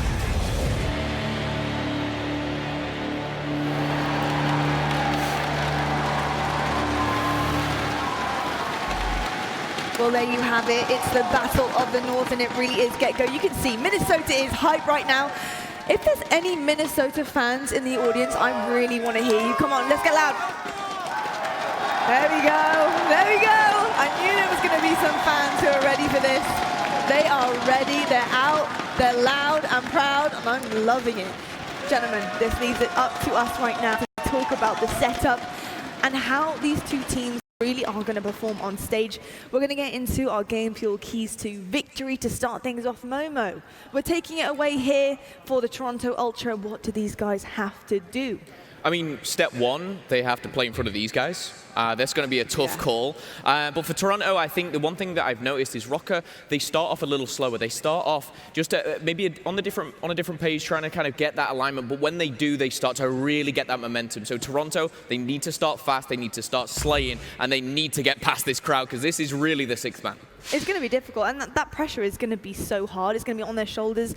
When you don't have a crowd with you, does that kind of do something a little bit mentally in game? I mean, I'm probably Nameless can answer better. He's been on that main stage a little bit more, but I will say when you're playing against the crowd, or you know, when Optic used to come across to the pond and play against us, I mean, I was on home soil and I wasn't being cheered for. It is next level, but it does get to you, and I think it's when more when you're getting beat and you're just like, that crowd's getting louder and louder. You're like, this is all falling apart. It is not fun. So we've heard the Røkkr fans already. If they start to go up, cheer for them more, they'll only keep up that momentum. Absolutely. And Nameless, of course, you've had that experience. This is why you're here as an expert. So I'm going to hand it over to you for game fuel keys to victory for Minnesota Røkkr.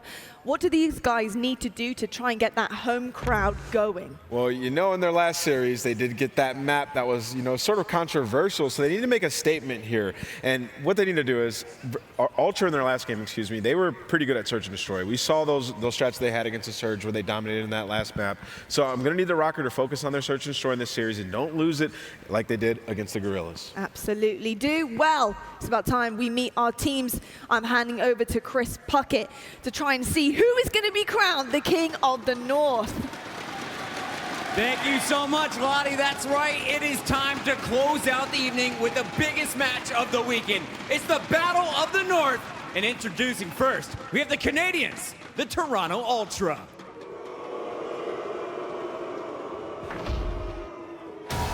Ladies and gentlemen, it's the moment we've all been waiting for.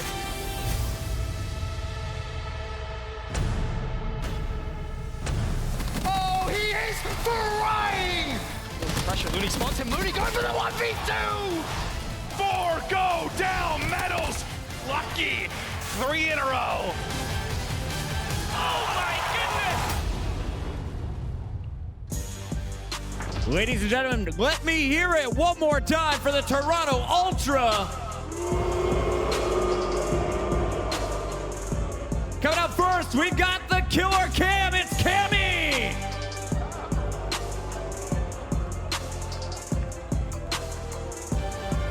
The Spanish Freak. Give it up for Medals.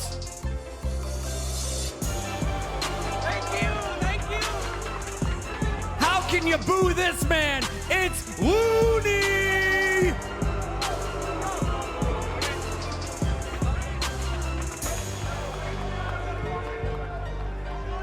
And it's my favorite Zini. Give it up for Methods!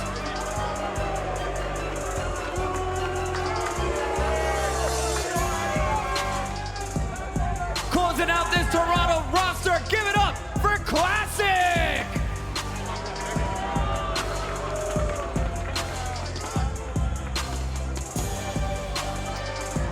Minnesota fans are brutal, and I absolutely love it. But I can't wait to hear the noise in this venue when I say the words, Minnesota Røkkr!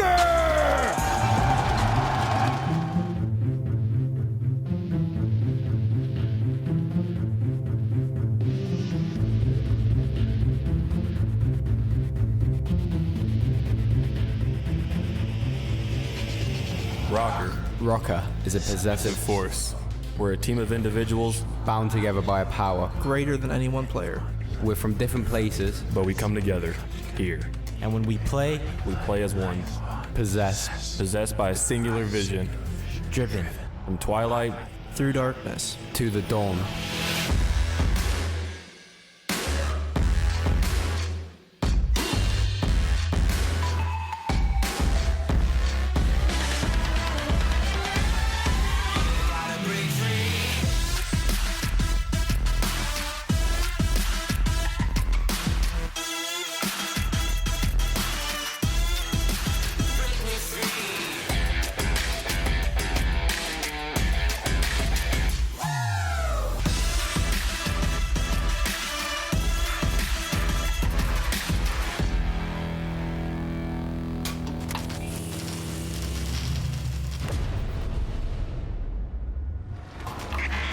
Minnesota, put your hands together and welcome to the main stage, God RX!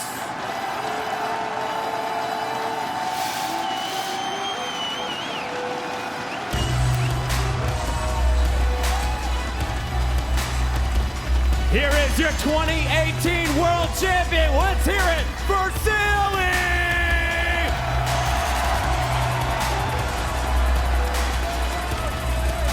And his partner in crime from 2018, the world champ, it's Assault!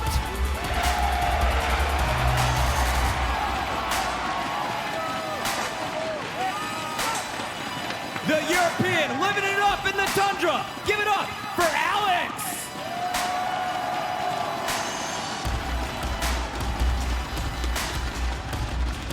And the submachine gunner always pressing the action. Let's hear it for ASIM!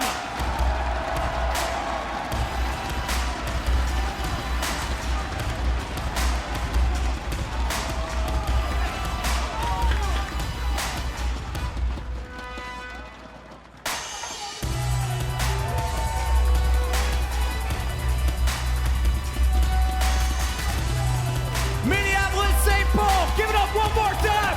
It's Minnesota Røkkr!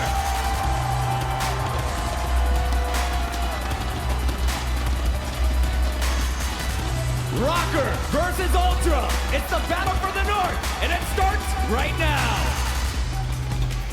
Minnesota, it is time to rock the battle for the North, and this should be incredible. I'll tell you what, if I wasn't already excited for this, Gary V on the desk yesterday got me hyped, and then the crowd right now with the intro video. I got chills. That video, man. Like, they were all talking. I loved it. It was such a good piece, but yeah, man, this should be a battle. Both these teams 1-0 on the weekend. Toronto, they win a Game 5, Round 11 over Seattle. Minnesota, they won Friday night against the Gorillas. Well, let's take a look at the quick scope presented by the U.S. Air Force as we get ready to rock here in Minnesota, what should be an absolute slugfest.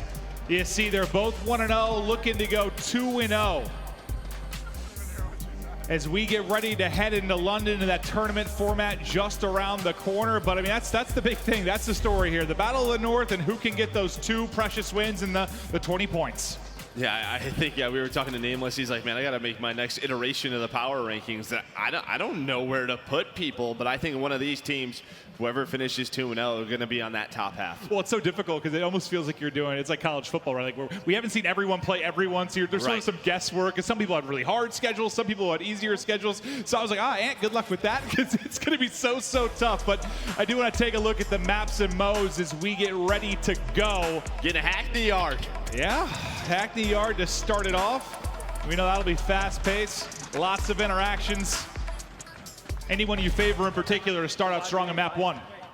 I think I look at Minnesota. Guys like Alex, guys like Asim, just right off the get-go to bring this pace. As he was walking in, I didn't even think about it, but Asim is from Toronto, right? So he's on the opposite side now. That's true, that's true. Full-blooded Minnesota. All right, Minnesota, it's time. Let's make some noise. Your Røkkr getting ready to go. We'll see how they match up against Ultra, but just the battle for the North, the battle for 2-0. And I think Røkkr looking to put to bed any question marks, any asterisks around their first win. Just show they came to play as the Røkkr chants start to get going.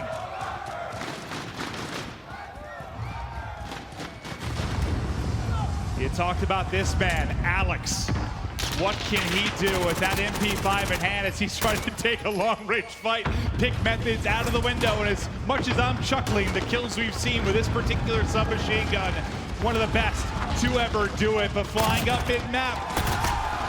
3 or 4 kills in a row for the Røkkr to try and get the break into the hard point. Yeah, so we were talking to a lot of teams this weekend, and they believe that we were not going to see this map that often. The reason is if you start Coalition, the side that the Toronto Ultra started on, you're going to control the right side of the map, really that second hill, what we're going to call tire shop. That could be such a money hill, but Minnesota, they're doing a great job off this first one. Metals is able to find a couple of kills, but time still going the way of Røkkr. Exactly, this is where it starts to get interesting. About 15 seconds left, 32-0 is the scoreline. The Røkkr have got to think about trying to get some sort of break, and we know how difficult in Modern Warfare it is to flip. It does not happen really ever when you're talking about spawns. So whatever kind of mess you can make this, they did just get 4 down, but see what I mean? Look how forward. They already have players, but you're still going to spawn safe if you're Ultra. They're going to have to kill an entire another wave to really get pressure into this hard point. Yeah, I mean, we've seen a lot of cave this weekend. I think we could sort of talk about that in its relation to really that second hill at KV. All you're trying to do is get in and just make it messy. They're doing a solid job so far. Silly, he's behind enemy lines. He's actually in the hill. He's picking up time right now. And Toronto Ultra, they spawn out. The Røkkr have flipped it. This is going to be huge time for Minnesota. And you don't see that all that often on a map and mode like we have here, especially at that tires hard point. What a break and flip it is from Røkkr. Now pushing out to a 50-point advantage. That was sensational. We'll get the smokestacks coming up next. Really everybody vying for top green control, mid-map control as we look to rotate out. Yeah, I think you're really going to watch that office or green building. If you can spawn them near that tire shop or bottom right of the mini-map, that's when it's easiest to rack up some time. Well, Toronto, the Ultra, they're going to get on this hill. And Silly just wants to control this top L area. Scott RX trying to do what he can near this docks building. And 3 kills is going to go the way of Minnesota. This is good for them. And you can already see Scott RX ready for these spawns. He's in a great spot. 2, 3, give me 4. Scott RX to heal up to peak, but doesn't quite get gun up in time. You can tell he wanted it desperately to keep the multi-kill going, but the damage done. And the time still the favor of Røkkr, now eclipsing the 100-point mark as they keep rocking and rolling. What a wondrous effort. Do you think the energy in this building giving them the advantage in the early going? Oh, he got scared there for a second, but he finishes the kill. Yeah, sometimes that adrenaline, it's getting you right there. This crowd a little bit, that heart's It's bumping and it's pumping quick, but a great start, an 80-point lead. We're headed to Officer Green now. Silly already set up. He's got his buddy GodRx right now, 15-6. Absolutely taking over this game. Silly continues to make big plays on the hill. GodRx was one of the best players over the last couple months of Black Ops 4. Hell, he was my pick to be the breakout player this year. Can he start to get into that conversation of top 5 players in the game? This might be the year it can happen, but that's going to be a 5-down situation as Ultra pick up all the kills. And finally, they start to get something going, but what a big lead from Røkkr early. Now Ultra have to begin to chip away at this lead bit by bit, step by step. Yeah, the next hill we're going to go to, that's going to be the docks building. That's going to be far left, and it looks like Minnesota actually spawns there. I don't think Toronto's going to be ready for this. They had Methods back yellow, but Minnesota, they're going to be there. Silly's going to find a kill. Asim's going to take over. They're going to win this rotation. I think when Methods spawned up all the way out of tires, he was like, okay, something fishy is up. As that is a favorable spawn for Røkkr. Now, how much time can they turn this into? Because you're thinking about another potential money hill that they have the early setup to. On to Asim's POV. We'll hop out, take a look around, see what we can spot. The presence now starting to work up. Look at all the white arrows on the minimap. This is the collapse. They start to pitch from every side. Can Røkkr hold on? Metal's trying to make the play. Not able to win that gunfight, but Cammy's there for the trade. So a nice job from Toronto to make sure they're able to get some time here with 25 seconds left. That was a beautiful break. And that's pretty stellar considering the spot they found themselves in. They thought they had those back dock spawns controlled, but it was ugly at the opening to that hard point. First set of rotations about to be done. We'll be looking at approximately a 50-point lead for Røkkr. As we'll get back to that first hard point. Methods for Ultra just lying in wait. Trying to get in, but everybody's going down around him. Classic and Metals now, they're going to reinforce. So Methods is going to be on the hill. Silly just waiting for his teammates to spawn. Gonna try to go on in, checks the door. You always got to check those corners. Not able to win the gunfight. It's Classic. He's able to find a nice multi. Can. We talked about it that first rotation. You can see the way Minnesota's playing. That next hill is going to be that tire shot. They're playing conservative, but it's all Minnesota in the kill feed. There comes the sweep, and here comes the time. You would love to have the spawn for tires, which they do, but to at least be able to contest and even turn this into some points is massive. It's Metals actually with a ball bang, and then 3 there from the MP5. Metals with 4 in a row, the big quad multi-kill from him, but you still have that safe spawn for Røkkr. Right side still locked down. 3 seconds left to the hard point, and just take a look at the bottom left. Take a look at the minimap and those purple arrows as they get set up for the transition. And you can see, look how deep out, because their presence still at first. Look how far out those white arrows are spawning if you're Ultra. You basically have to track across the entire map. Yeah, one player does get through, but Asim is still inside that warehouse, so he's able to find 1 kill. Now he's watching the cross towards Forklift. Cammy's just trying to make sure that he gets some map control from top green. GodRx, he's hanging out, still double positive, 24 and 12 from GodRx. Nobody even close so far with 25 seconds left. Think about that setup and those original spawns that were coming in for Ultra. They were spawning so far out. You have to win 1 wave to get close to the hard point, then win another to really get in and contest. By the time we're talking about it, half the hard point's gone. That is just beautiful, beautiful work from Røkkr. Now, over the 200-point mark, 50 to go, and they take this map 1 and light this crowd up as they are looking so strong early. I'll tell you what, though, Metals, man, he's got a couple multi-kills already. He's 21 and 15 leading the way. Yeah, he's had like a quad, a couple triples. Cammy now on a 5-3. You can see the white arrows near the top. They're just trying to control Office. When you do that, you're going to see where you're spawning Minnesota inside this warehouse. This is not where you want to be. It's tough to get nades on the hill. Trophies are so good. You have to go through the middle of the map or through that L, which is just difficult. It's not done yet. It's not done yet. There's still a healthy portion of time remaining on this hard point. But it seems like Ultra now making the plays to bring this back and maybe tie up the game. Back into the hard point they go. That 50-point advantage now dwindling to 30. Excellent little stretch here from Ultra, and it was Cammy and Metals really getting it done. Nice little attempt at the snap there from Cammy, but not quite up to the task to bring both down with him. Well, Minnesota, their eyes now on Officer Green. You have Godorex and Silly already inside. Alex, he's starting to heat up. This guy could be so fun to watch. He was amazing last year. Minnesota, they're going to get this early time. Now 40 seconds before they take map 1. Now can Ultra fix the mistakes maybe earlier? One, they have to get in here and contest and get some time. Obviously, they lose the game. But also, can they do a better job locking down that dock side? Because right now they have it. Well, they did a good job. They just left an opening. And sometimes when you leave those openings, that's when the game will punish you. Contest is in. So now Minnesota, they can't win here. Toronto knows that. Looney immediately backs on up. Him and Methods are trying to make sure they control docks. I think it's also a good job by Røkkr making sure Ultra don't get enough points on the board that they can close it out to the next one. Because this time, no spawn in the back for Røkkr. No luck on their side. It'll be the early setup from Ultra. Godorex's POV is they look to try and get this breakthrough. Here they go. The tandem, Godorex and Assault looking for the opening. Doc's building pops. Silly's pushing the other side as well. He gets taken down. But can they put pressure through the smokestack? They're trying to push that top parking lot as fast as possible. Methods trying to get in position, trying to stay alive. The pressure's there. That's Alice. He's able to win a big one-on-one. They're able to win another one, just trying to be as annoying as possible right now, waiting for his teammates to come up off spawn. Minnesota, can they get in? Can they get the clear? It is such a contest fest back and forth.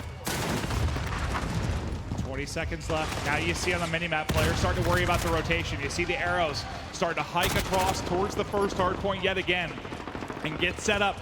Purple, Røkkr will be in first, but really it's been a lot of heavy contest over these last 2 hard points, but it's going to be, what, 15 or so points for Røkkr, 50 needed for Ultra. Ultra are going to have to go so clutch here down the stretch if they're going to take this W. Metals, you've been the hero for Ultra in the big moments to find the multi-kills.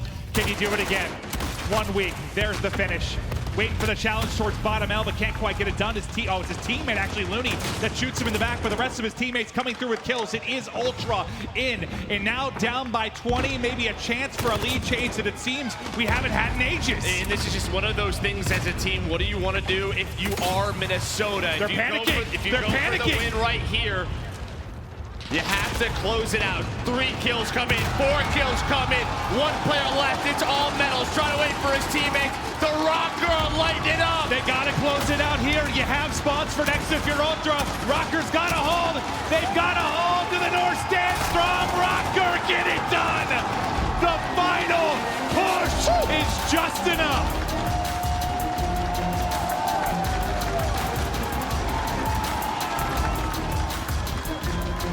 Joe, I had the fear when you said you had to make a decision. I thought they were panicking a bit. They were just going to flood it, and if that fell apart, they were in trouble. But then right after I go, they're panicking. They get 4 kills in a row.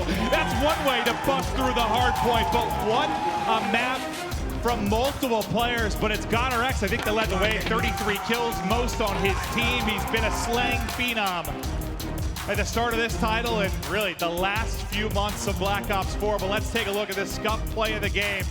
It's going to be from Røkkr.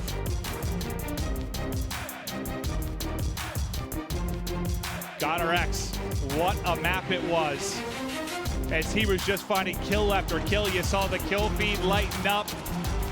Røkkr just dominating it, but it's the final moments as they're able to get the win. They clutch up, they get the break on through. And that moment, though, that is huge. Yep. I know we nailed it a couple times there, but like, if that doesn't work, if the 2, 3 players from Ultra, if they were inside, they were able to hold that. They had 2 players deep for tires. Like, that could spiral out of control quickly, and suddenly it looks like an Ultra win. But it's just a flawless break at the most important of times there for Røkkr. Yeah, but I think what we saw in the second half was Toronto really start to heat up. Guys like Classic, guys like Metals. I mean, without a couple of their performances, that game's a mess. It was a 90, 100-point lead early on for Minnesota. That's really due to that tire shot break that was behind Silly. But Toronto, I think they're going to make this a series. That was a fun one. Yeah, and the other thing I want to watch back too is, like, I got to see what went wrong with that one setup for Ultra. You know, when they thought they had docks set up, but they didn't have anyone back by the truck or like back towards the docks building. It was really, I think, I believe you said it was Methods that was sort of near yellow. Near yellow, and yeah. they get that, but what the van spawn comes in for Røkkr, things all fall apart. So I don't know if that was a miscommunication, a little luck from Røkkr. I'd have to see it again, but it looks frustrating to deal with. Methods, you think you're in a good spot, suddenly you're spawning out tires on the other side of the map. That's the last thing you want. Yeah, you saw it second time around. Both him and Looney. Oh, they were deep. They immediately backed up. Oh, they were deep. They were like, they're deep. spawning parking lot. They were staying there. Well, they were not letting that happen. Yeah, that's why, as ludicrous as the spawn looked, I think they kind of did it to themselves a bit. They just didn't have anyone playing deep from that side. But first map is Røkkr. To Ramazo, we will go next. And Search has been, I mean, there's been some lights out performances, some dominant efforts. I mean, what, FaZe haven't dropped a round. Then you have teams like Surge that are going the distance, but losing all 4 Search and Destroys. They go 2 map 5s. You know, we've seen some great teams in Search, some poor teams in Search, and it's going to be fun to kind of follow the improvements over the first couple months of this league. Yeah, Toronto Ultra, we saw this map Game 5, Round 11 against Seattle Surge. Right? So, you know, Minnesota, I'm sure they did their homework. We'll see what sort of strategies they come out with. And for Toronto, maybe there was a few adjustments that you want to make. You don't want it to go around 11. And as much as we were highlighting GodRx in that previous game, Alex had a map as well. He was second in kills, but most in damage. So he led the way for his team, 31 and 27, and was putting down the damage numbers. So I think he was one of your key players to kind of watch going into this, just because of the pace he can play out a map like Hackney, and he was good, Joe. Yeah, I mean, when you're sort of looking at like these middle of the pack teams, what we're asking ourselves is who are going to be the superstars, right? I think for Minnesota, one is simple. It's GodRx because of what he did last year. But you need one or two. Who's going to be the next guy up? And, you know, with GodRx running an M4, an assault rifle on some maps, there has to be some heavy sub-pressure. That's where you're going to get it from. You're going to get it from Alex. Alex and Ace, I mean, we don't know if we've seen the best of him yet. I mean, he kind of skyrocketed last year. Not always the best stats, but like engagement-wise, just off the charts. How annoying. I mean, I don't know if annoying is the right word. Just the amount of pressure that he was able to apply to the other team was. Yeah, he makes the right plays, right? It's almost like, well, if he gets to that position and wins a couple of gunfights, you're screwed. I think one thing that stood out for him last year too, if you followed that season, was the fact that we put so much pressure on that grapple player, and like he was one of the ones that just always seemed to be in your face, making the right plays in a position that was very difficult. Now, maybe not as much pressure on him because he doesn't have that role. We don't have the specialists to work with in this particular title, but still, that tandem with Alex, what are they going to be able to do? Yeah, it's just always tough being the first guy in, right? We were talking about it earlier with Optic. You know, put a lot of pressure on somebody like TJ. You look at the Toronto side, I mean, somebody like Looney, somebody, you know, as fast as Metals can be. Those are the guys. We know how strong the MP5 is. Classic, he had around like 60 engagements. It's what we normally expect from him. And we haven't seen, what do you think though, like the pre-match when they were doing the introductions, and we haven't had that a lot in our history of Call of Duty. I feel like I mean, we've got the villains sometimes, like an Aches that's been booed, but not really like, I love it. Not really classic or like a Looney or a Methods that are getting booed as they walk out. Do you think that frazzles them at all? That was one of the questions, right, coming into the league, was like, are people going to buy into their teams? I think the answer is yes, quickly. Absolutely, yeah. Right? Minnesota has answered that for me. I was pumped up, man. I was happy the crowd has this much energy tonight. Well, they got one map done. Now let's get to the search and destroy. Minnesota fans, Røkkr is up and ready to rock into this search.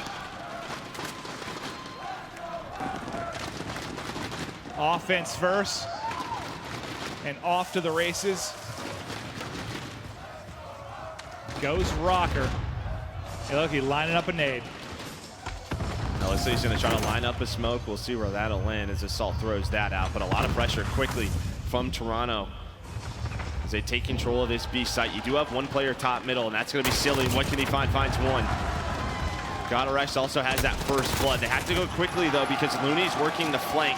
They find all 3 kills at the B site. Looney can't find the second. It's too late. I mean, your front line's already been picked apart by the time the flank gets in. There was nothing Looney could do, but that was textbook. I mean, GodRx gets the first pick.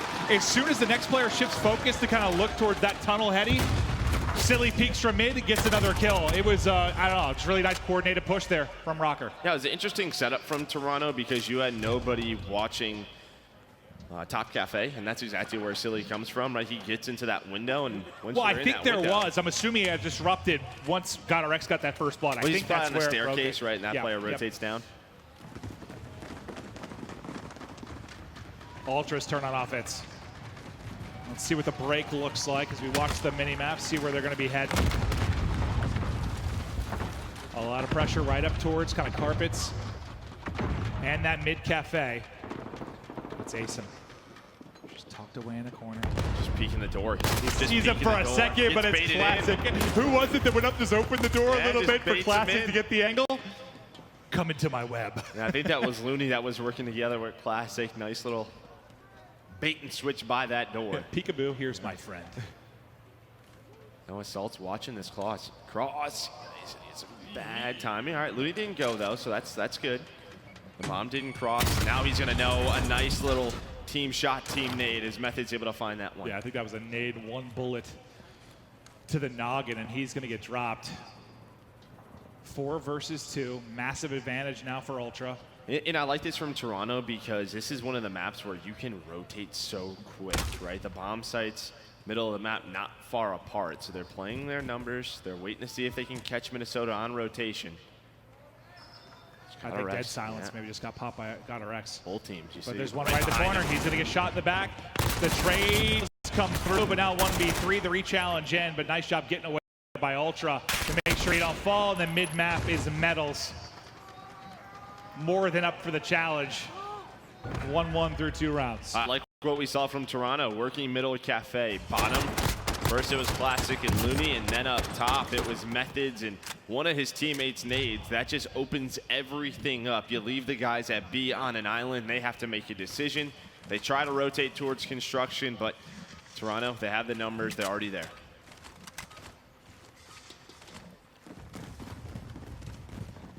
Do we see any adjustments? Ultra did not go well at B the last time. And yeah, it looks to be a massive adjustment. This time sending 2 towards Cafe. Making sure Silly can't get to that easy position where he found the kills. Wasim tries to just bust on through. Not going to work for him. Classic ready and waiting. He's gotten 2 kills. He's dominated that bottom Cafe area in the last 2 rounds. That's a back-to-back first bloods, I believe, for him. Well, Metals now just sort of trying to play for information. Still a minute 30 to work with. Flash comes out from one Minnesota player, but I don't think that tags him, so they're not going to have that intel. There is Silly. I believe he's up top. Yeah, he's really going to be the playmaker for Minnesota. What can he find? Can he find a kill? If he does, then that's going to be, it's time to go. It's time to execute. Here, he's just listening around. You heard it for RPOV too. Just all the footsteps. Stomping around below him. Can't find him in the smoke. And now he's got to be careful. Still 50 seconds to work with. Can't finish it. Metals, you're not winning that gunfight. That looks so easy from Metals with a great position. One of the more dominant spots on this map to take a one-on-one gunfight. Good luck, Assault. Can't take it. Metals with 3 in the round and back-to-back rounds for Ultra. Yeah, that's just those adjustments, right? First of all, they don't give Silly. I don't know how Silly's going to be up there with, not anyone noticing him, or maybe they have a smoke for him to get inside that window room. But they made the adjustment. They didn't peek him. If they did, they threw a smoke in him. I think it's another round. To that position. They're sending both players low. I don't think they sent anyone top Cafe. So it's sometimes tough, I know, to tell on the mini map like who's high, who's low.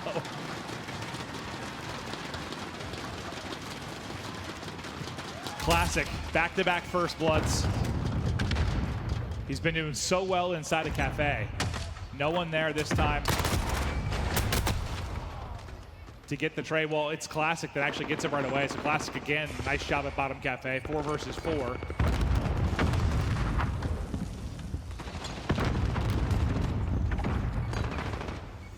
Assault with a nice angle, easy pickings from the step, and gets away with his life. Well, Methods, I think he's chasing I think it's Assault. He knows he's there, but I think he gets some bad timing. I'm not sure what's going on. Assault's going to have a free kill. Now a 1 versus 1. Classic versus Silly. Classic has Daddy popped. He has Daddy popped. He gets spotted. Silly can't quite finish him. Classic's gonna reach out, but Silly wins the gunfight and brings us all square. I immediately thought as soon as he gets into this staircase, he was just gonna dip down the road and go to construction, just rotate the bomb. I actually don't mind the re-challenge because he ended up, I think just because of how high Silly was aiming, like he kind of got the jump on him. It looked like there was enough time for Classic to take that gunfight. I don't know if he missed some shots or just the reposition from Silly, but I like it. I disagree. He almost caught him off guard, man. I think he had a chance to win it. We'll trust your opinion, though, as you're a much smarter Call of Duty brain than I am. I mean, it's a free plan A. You know, Yeah, he's not there. That's true. I just like confidence. Or stupidity. Here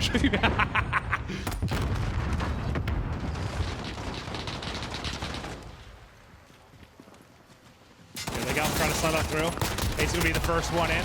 Takes one down, but Metals and Classic there in a hole. Classic again going huge. Well, you don't have Silly up here this time, right? So there's nobody putting pressure on this guy around top cafe or bottom cafe. So when they jump out through the B tunnel, there's just so many angles to check in the setup for Toronto. Probably going to win them this round as Galarex and Silly are in a tough position now. They have to try to get the bomb, and you have to challenge this guy on this truck. He may not have heard your footsteps, but I'll tell you what he did here. Bursting through that door, you saw just the change in POV from Methods in there. An easy gunfight for him. Galarex, a last chance, 1 versus 4. Just under a minute to go, and he will drop it top bridge. Ultra, answer the call. Yeah, I want to see which team is going to be the first one to throw an A-hit, because some of the Ramazza search and destroys that we've watched this weekend, A has worked out pretty darn well. Yeah, we haven't even seen him like rotate out to it, like late in the round.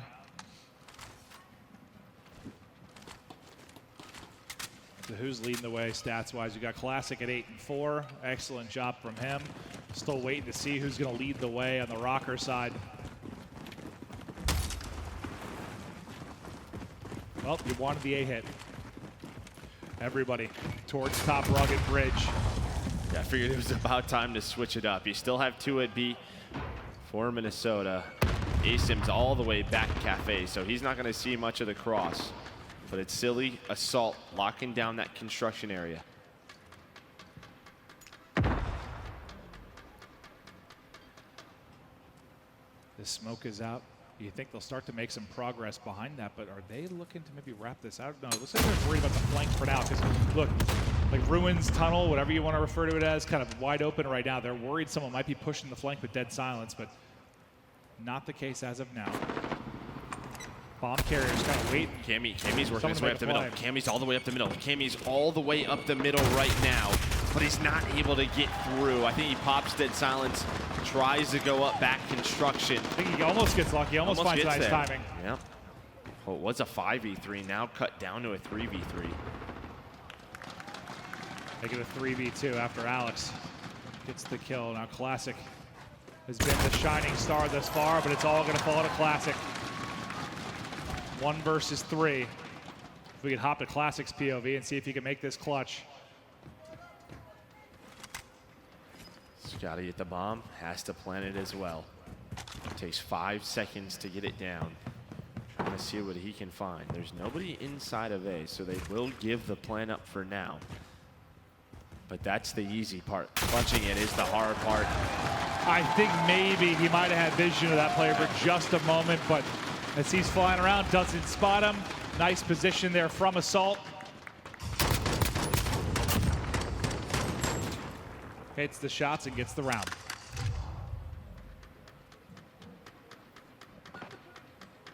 Any major adjustments you're seeing need to be made? Who's going to win that offense, right? I mean, that's really been it. You said that to me multiple times this weekend. Yeah. Do you think that's a trend earlier in search for titles because it's a little bit harder to get efficient on offense for teams early in titles? Yeah, depending on the amount of practice, right? Both these teams have put in. It's feeling, I don't know, needs more coordination at times than your defensive setups. Minnesota, it's their turn to go at construction. Just able to get around the corner. Wow, barely gets around the corner. Cammy, though, he's able to find the first blood for Toronto. Can Asim make the play? There's two players here.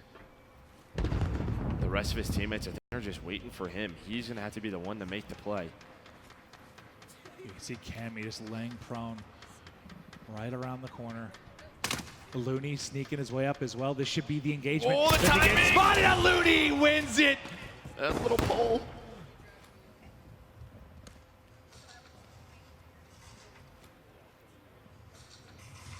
Silly biding his time across. Assault, I believe, with Deddy Pop is going to push right up mid-map. Can he get behind enemy lines? He might have. He might have got around him. Can he do enough work from here, though? His teammate's trying to stay alive, but Cammy gets another one. Assault, he's going to pop, but Looney almost takes him down. It got very, very close, but Assault able to finish it. Not going to matter as he's ultimately going to drop. GodRx falls right behind him, and it's back-to-back rounds for Ultra, who now take control in this game, too. That little game of cat and mouse between Asim and Looney, that goes differently. Sight might get opened up. They probably push behind that. Things go very differently, but Looney with a crucial one-on-one within that round.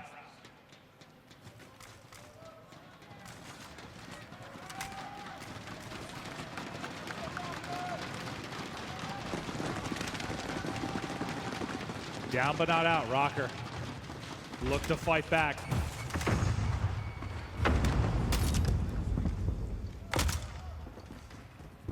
They fly on through. They fly right on through. This could actually work out. There's nobody pushed up B side. Only players in the B bomb site in that building. Look at the risk that they're taking. They lose the gunfight, but they do have site control. But it's Alex and Asim who find kills. Classic, though. He's now in double digits with 11.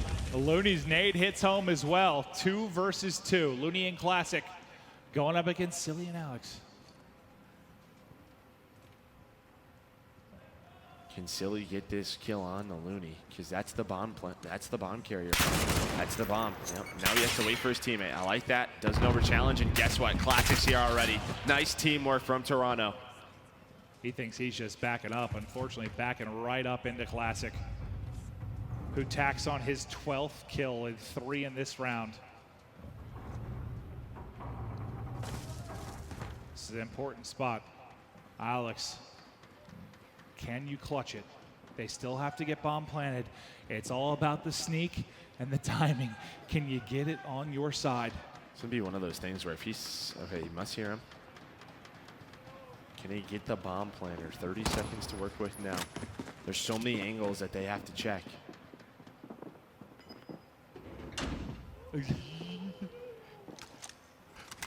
Here he comes, right on through, gets him off bomb, but the trade is there. I thought maybe he was just going to peek it for a second, get the kill, and back out, but he just went for it.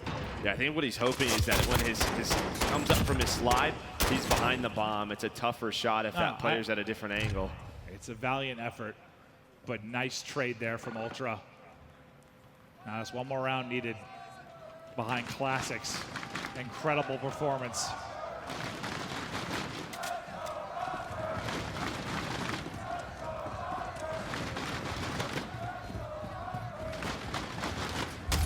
Got 3 on defensive. B for Ultra. The 3-man hit coming as well, but it's 2 players at Cafe looking for the opening from Røkkr. Silly and Alex working together. Silly's going to get tagged up, just barely get away with his life for now. Have to try to deal with Metals deep in that B pocket. It's just so difficult with all the angles and all the cover he has. And Metals is kind of pushed up to an aggressive position as well for Ultra. You saw him on GodRx's left. He's tucked up in that corner right outside. Watch Cammy. Cammy's starting to work up. Cammy's able to find the trade is there, though. But all of Ultra are near this B site. Minnesota know that. They're trying to rotate out, and it's wide open. Cammy is their A player. Classic's trying to find something. I think Classic's behind him.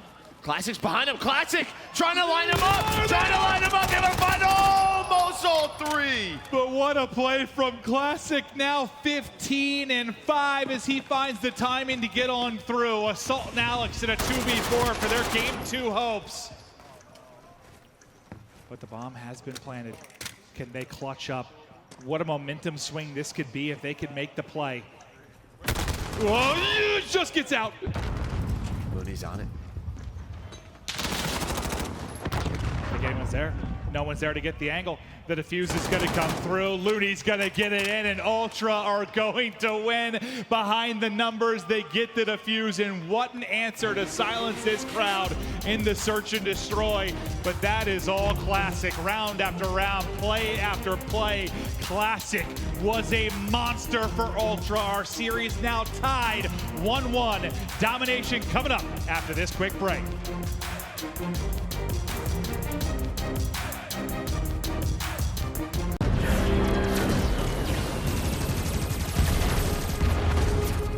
Everybody loves an underdog.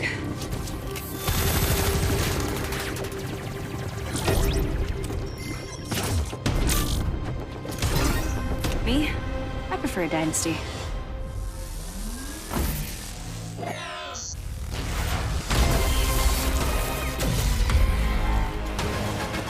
Mountain Dew Amp Game Fuel. Victory in a can.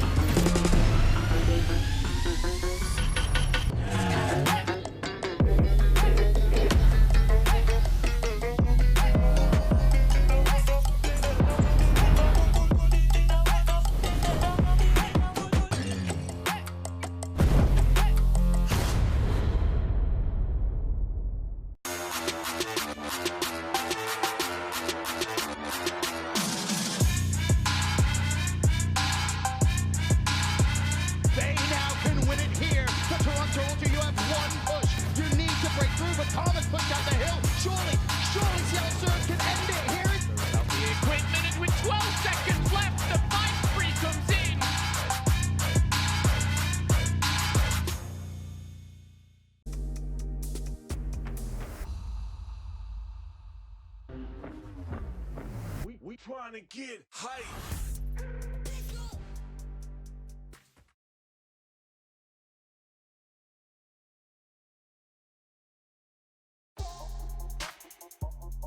Metro by T-Mobile. Complete your mission with the best deal in wireless. Hello and welcome back to the Call of Duty League. It is Sunday evening and we're into our Battle of the North right now. And it's pretty even Stevens actually, I might say so myself. We've got quite a battle on our hands to crown the North champions here today. And I just want to talk about what we've been seeing recently so far. Let's just talk about Minnesota Røkkr first. These guys had a really hot start to things and the crowd were getting really, really hyped. Momo, what did you make of their gameplay? I mean, so far so good, right? I mean, we saw them play this map, obviously, before. We've seen the same players going off before. Godorex and Alex, for me, were the kind of two superstars. Versus the Gorillas, they went and combined 61 and 38. Versus these guys, 64 and 53. It was just slaying power. And honestly, heading into the Search and Destroy, we just see kind of more of the same. Very impressed so far with Minnesota. Indeed. And Nameless, you know, looking at Search and Destroy here, what was going wrong for Minnesota Røkkr? What couldn't they just quite get that lead on Toronto Ultra? They couldn't stop Classic. He was having his way with them throughout the entire game. And, you know, I actually really like the way the Ultra were playing the Search and Destroy. We saw them play this yesterday against the Surge where they were able to close it out in Game 5. But there were a couple strategies that they used where they were sticking together, like when they pushed through mid and through those doors, where they traded out, and it was a 2-versus-2 situation, actually. And Classic goes all the way through a Search and Destroy side, wraps back, and they set up a pinch on Silly. Him and Looney kill Silly. They go over towards towards A, they plan it, and they use their numbers. That's communication, that is veteran leadership, and that's experience shown in that round right there. That was amazing gameplay out of the Ultra. Indeed, and we did see some flashy plays coming through, and that leads me on to our US Army tactical play of the game. That beautiful near three-piece from Classic here. Stuff like this is just a huge momentum builder for your team going into a round. Turn around. You can start to try, exactly. If you can start to try and get those numbers off the board. Oh, so close right there, Momo. It really was very close. I mean, the three-piece would have been nice. Inevitably, it didn't really matter. But one thing I want to bring up again is Toronto, the one team that have this kind of 10-man roster that can play against each other in Search and Destroy. Speaking to some of the staff and the coaching staff as well, they're saying that's helped them tremendously. This is something that, again, every team would love, but not every team has that privilege. They might have a couple of subs, 3, maybe 4, but this 2 5-man rosters going head-to-head. I even saw them in the practice playing against each other on S&D, so wow. Great to see and great to see it working well. Amazing. Well, head-to-head it is. It's 1-1 right now. Merc, Maven, let's get back into the action. Thank you very much. We're excited to get back in, but I like this series so far, kind of how it's playing out, because, yeah, the crowd really behind Røkkr, right? All into it. They get that first map win. People are going nuts. Ultra respond. You hear them silence the crowd. You hear them get something going, and now we've got ourselves a series. I feel like it's starting now with map 3. What do they say? You could hear a needle drop? Like, you could. Like, honestly, they were nothing in map 2. Well, that's all on Ultra for making the plays down the stretch. Classic with that massive play you saw highlighted on the desk, and just an all-around incredible performance out of him and Ultra. Now to Hackney Dom we go. We'll see who can get the edge in this series. Keep our eyes on the all-stars we've been talking about and players like GodRx and the Røkkr. For Ultra, who can dominate and maybe be the crowd silencer like you saw from Classic. Sometimes, when you're like the away team, away game, you need that superstar performance out of somebody to get the guys going. But the Røkkr chance start once again as Methods looks for the opening and finds the top L. Now early on AB control, we know it is the preferred setup on Hackney Yard domination. Nice shots from Methods. Gonna stop the potential cap here at B. It does go through. Already, Classics on top of it. Those nades come through both of those windows. I think that's why it's a preferred side. It's easier to defend this B flag. Well, it's just neutral for now. They haven't quite been able to finish it yet. I've learned when it's white, the big way to tell is the letter color. You see how it's filled in on the C, but it's black when you take a look at the B. That's the way you can tell if it's captured in neutral. It confused me at first, but it's like a white flag regardless, right? Thank you for the Maven tip. There you go, there you go. I had to pick that up the other day because we were commentating a white color team. I was like, I don't know if it's neutral or they got it. So for fans at home, that's also how you can tell. Toronto, they're trying to go towards the alpha flag. One player back there, I think, just got taken down. This could be a big chance for Toronto Ultra to take control of this game. It looks like they're in a neutral A. They may get B as well. What is Minnesota? How do they want to react off this? They want to go back to A. They finish the capture at C. B not finished yet. About halfway there. It's getting close, and they have that AB control that they would love. It's going to be Metals that's dealing with pressure coming in. I think that's going to be GodRx that was looking to make the play. He's not quite able to do it. Metals able to stand tall and defend A. B, though, still just not quite able to finish it. It's huge, though, for Toronto. The fact that they're able to flip these flags, and now you have alpha control. Well, I mean, you've done a great job in just not letting a lot of points come in for Røkkr early, but now that you got the flip, I think it's on you to try and put some points on the board. It's just insane this much time has gone by and no one's been able to cap it. Just great M4 shots from Assault. Continues to stop it. It's just like slowing it down time and time again. And because he has top L position, that allows his teammates to reinforce inside this warehouse. Nice little move from Asim. Does immediately get traded out as Metals. Him and Looney are gonna finish it up, and that should be an AB hold now for Toronto. I thought that about 7 times though. That's what I said. There we go. There we go. It's secured. This time they got it. Now with 3.5 minutes remaining, what kind of lead can they push open? You've at least got L control now if you're Røkkr as they try to flood through. It's Looney that's gonna be lying in wait. I thought he was gonna snap there onto Silly, but Silly does take him down. And And look at the spawn really coming in for Røkkr. You're spawning all the way towards top office. You have to make a decision. Are you going to wrap back and put pressure on B? Will you try to flip it A? As Asem gives him the butter knife. Yeah, you're just split way too much. I mean, you have a couple of players going towards B. You have Silly going towards A. You have to do something as a team. Looks now, they're all together. The smokes come through. Behind that, 3 go down. Assault and Asem. That's going to be 4. The last player up is Looney. Trying to stay alive, trying to buy time for his team. There we go. Minnesota, they're going to neutral B. You leave one person there, try to finish the cap. Everyone else slides forward to try and alleviate the pressure from that cap. They die, but they do just that. So both points controlled now for Røkkr. Only down 8. Big chance here for a momentum swing for Røkkr. Alex at top AC just trying to help his teammates mid-map while locking down the front door inside as well. Looney though with a flank, he's gonna pop the dead silence coming from behind. 2 easy kills, a little bit harder than I thought it was gonna be at first, but 2 kills nonetheless. Neutral in for B. CNA also capped by Ultra as they get it done on the opposite side of the map as well. Nice win from Alex. That's going to neutral out this flag. Going to give them A control once again.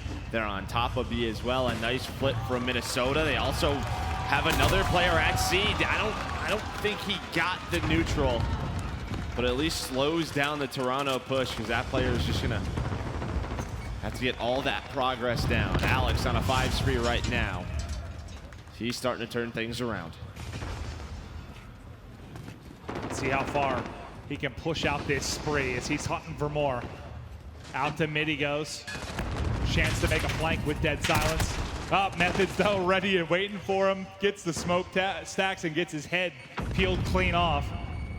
Asem from top window, trying to slow down this wave from Z. And you can see when you get control of top green, when you've got L pushed out, the pin, the trap that you're able to get makes it so hard for Ultra to really do anything. He repositions lower. I think Minnesota, if they could, because they started on the A side, they would love to try to at least get a neutral towards C. It almost feels like Toronto's playing a little bit defensive. They're happy with the result of this first half right now, as they should be. Just making sure there's no big 3 caps right in the final minute. Yeah, only go down 5-6 points, you'll take that going into the preferred side. I feel like as long as you're disciplined from Ultra, you should be able to take over the lead the early going in the second half. But as time dwindles, yes, it's a Røkkr lead, but it may not feel like one based on the starting spawns.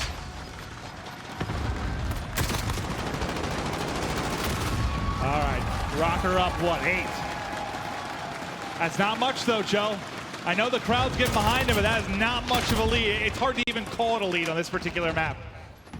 Well, you didn't have to kill the drive. I know, I sort of did. I apologize, but that's the facts of the matter, Joe. We'll see how they're still winning. It's okay. Okay, all right, okay. I apologize. I'm a very ruthless man. Yeah, I know. Oh my gosh.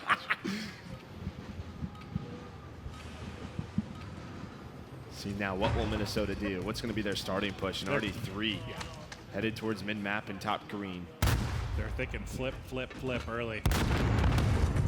That's going to be Alex and Asem. Starting to get pushed up. Yeah, these are the battles I'm most curious about. They got to go quick, though, because B's about to come in as it does, and now Toronto can back up. They can help on the flank. Almost a little bit too slow on that execution. Alex and Assault. Alex is able to find. Nice multi-kill. Allows them to neutral. There's a flip though. Classic was all the way pushed through towards C. 3 are going to spawn on him. Looney knows though. Looney knows he's going to try to do his best if he can.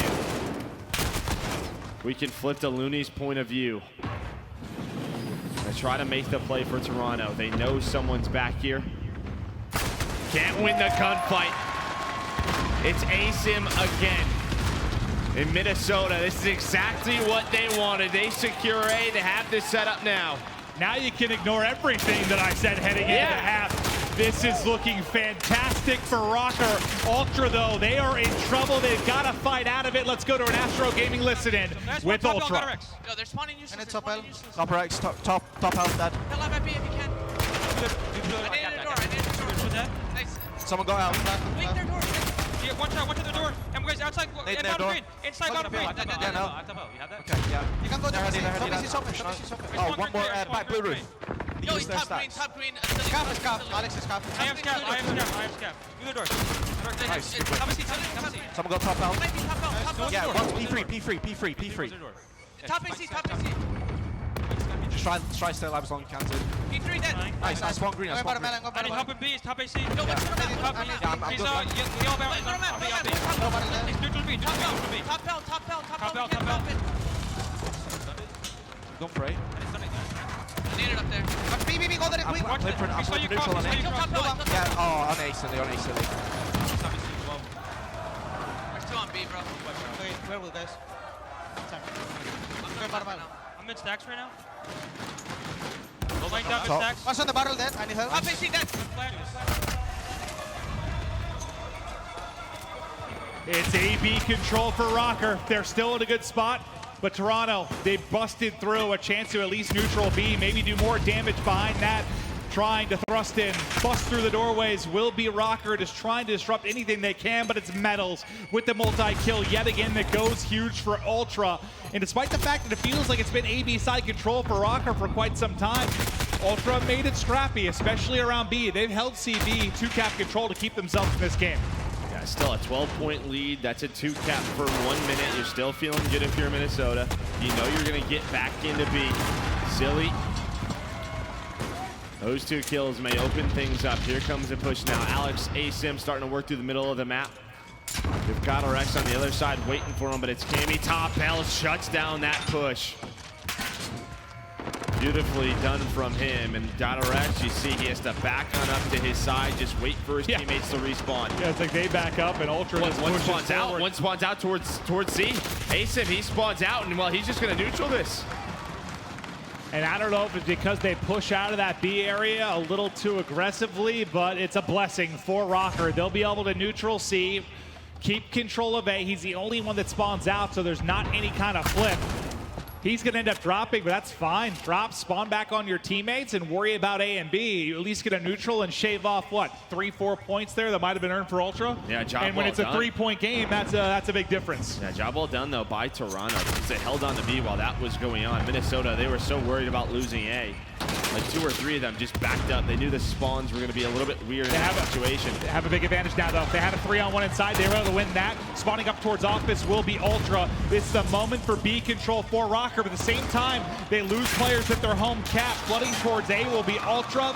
B, though, now neutral. B now getting capped. Assault in the window. A clean 5-man wipe as Ultra fall to the wasteland. Røkkr. 2-cap, 154. Beautifully done by Assault as he's still on a 5 spree right now. He's going to be top AC in a power position and a half with this M4 Assault rifle. He's going to see one cross. It's desperation time now. 1 minute and 10 left for Toronto. They have to get a 2 flag tap. Start earn some classic. He's able to get through, has the help of Methods. He knows he's got to get on it, though. He's got to get on it. He's shooting the trophy. Meanwhile, he's getting shot by RX. Yeah, by Methods. He flies on through, though. Methods with a big triple. Is it going to be enough? They've got the neutral, but they need the points. Gotta 15 go seconds now. remaining. You've got to get this cap, but the reinforcements from Røkkr are there. Asim, Assault, the dynamic duo. Hold on. The B cap being defended valiantly. It's another 2 for Asim. A 3rd for Asim as he goes 5 in a row in the final 30 seconds. What a play from the youngster. With 11-point lead, only 20 seconds left. That is going to do it here on Hack the Yard domination. It wasn't the best first half for Minnesota, but they responded in the second. They flipped the spawn control, and Asim right now, he's putting on a show. 8 hometown in a row for Asim in the final moments, and Røkkr take the lead.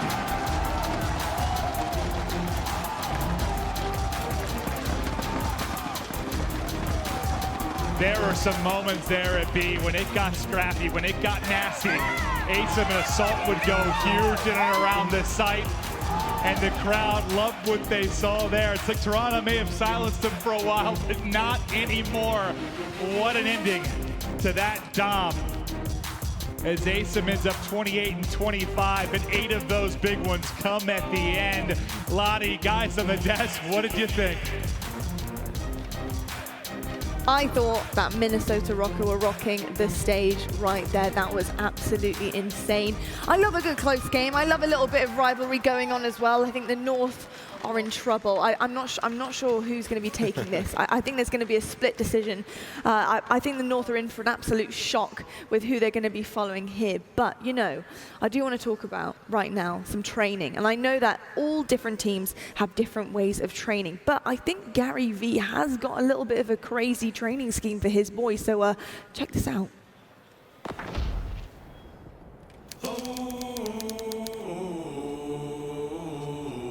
We have the inaugural season of Call of Duty kicking off this year, and I'm joined here by the Minnesota Røkkr, 2 world champions in Cillian Assault. We got the British man holding it down in Alex and Godarex. Alex, I assume, is this your first time fishing at all? I've been fishing, normal fishing, not ice fishing. Whoa, that's a big one. That boy ugly. You guys are representing a city now. Does that change anything for you? We've already had people tweet us saying it's really cool to see them have like their own home team, and they feel like it's definitely going to be like a hell of an experience for them to finally get to go to an event and see their home team play and live like on the main stage. You have everybody in your, the city you're representing cheering for you. You're pretty much, we're trying to be like a sports team out here and build a fan base. So there's definitely a lot more people to play for. I'm super sick though. That's why I sound like this. My apologies.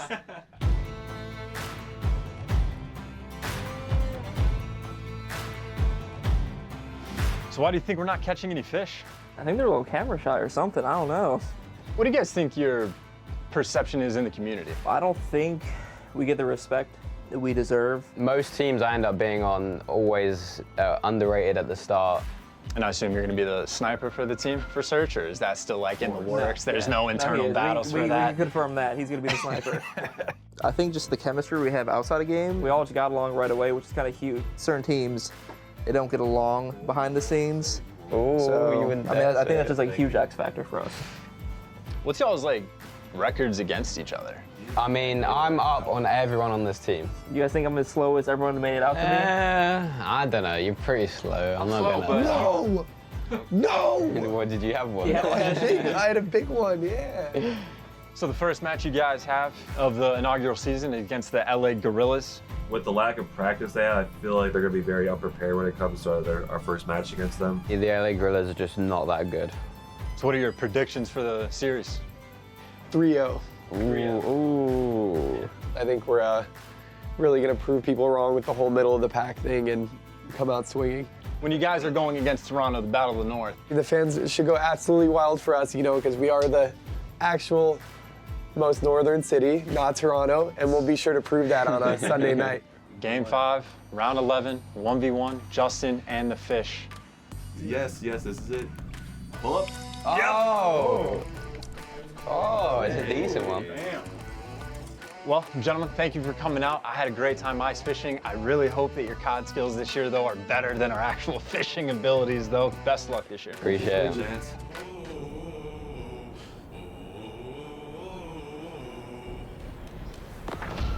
Mark Maven, is this what Chance does on his off-season weekends? I need to know. We have a few theories on what he does, but we're not too sure, actually. I'm going to tell a story about Chance. I have no idea. Careful there. We were talking last year. It was hysterical about what the schedule might be like this year, the change to what was going to go down. And we had one of our guys working with the talent say, you need to just move kind of middle of the country near a major airport. You're going to be traveling a lot. A week later, it's like, I'm moving to Minneapolis. And we were like, what? All right, why? He's like, I don't know, it looks cool. First events here. Like, what are the chances of that? He had no idea at the time. Driving to work? Yeah, he lives like 20 minutes away or something. It's just absolutely crazy. He picks this city, and this is where we start. But no, he seriously moved like a week after that. It was hysterical. Chance is pure comedy. It wouldn't surprise me if he ice fish more often. Oh, no, he's definitely an ice fisherman, for sure. But back to the series, Røkkr have the lead at 2-1. Can they end it here? This has been a close match. all weekend long between every single It's like match. the biggest win has been 60 or something. 80 It feels points, like. Yeah. I think we saw earlier between Chicago and Optic, and yeah, we felt like that was a big one. Well, Minnesota, we're going to start out on the right side of your map, and that's where they want to be for the second hill. But as this is going on, Toronto getting a lot of time here at Town Center. Why did you say that? The contestant is able to come in That's behind usually what Alex. happens, right? Alex just gets in. Good job contesting. Then Silly looking over him from that power position inside of yellow. Fantastic shots with the M4. Not a lot left in his clip. He doesn't have many bullets to work with. He's down to his final 6. Ah, he doesn't need many bullets. And now it comes to the knife. Get him, Silly.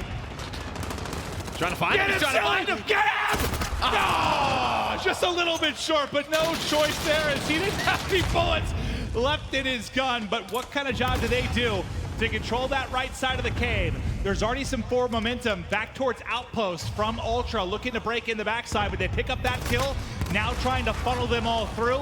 Solid job thus far in the early going from Røkkr on Cave East. Yeah, that was Silly in assault. Silly comes up, wins a big one-on-one. A 7-3 start for him. Cammy still putting pressure towards this side. The rest of Toronto trying to flood through middle. But it's Alex, it's Silly. They're taking care of business right now. Alex finds a double on the hill.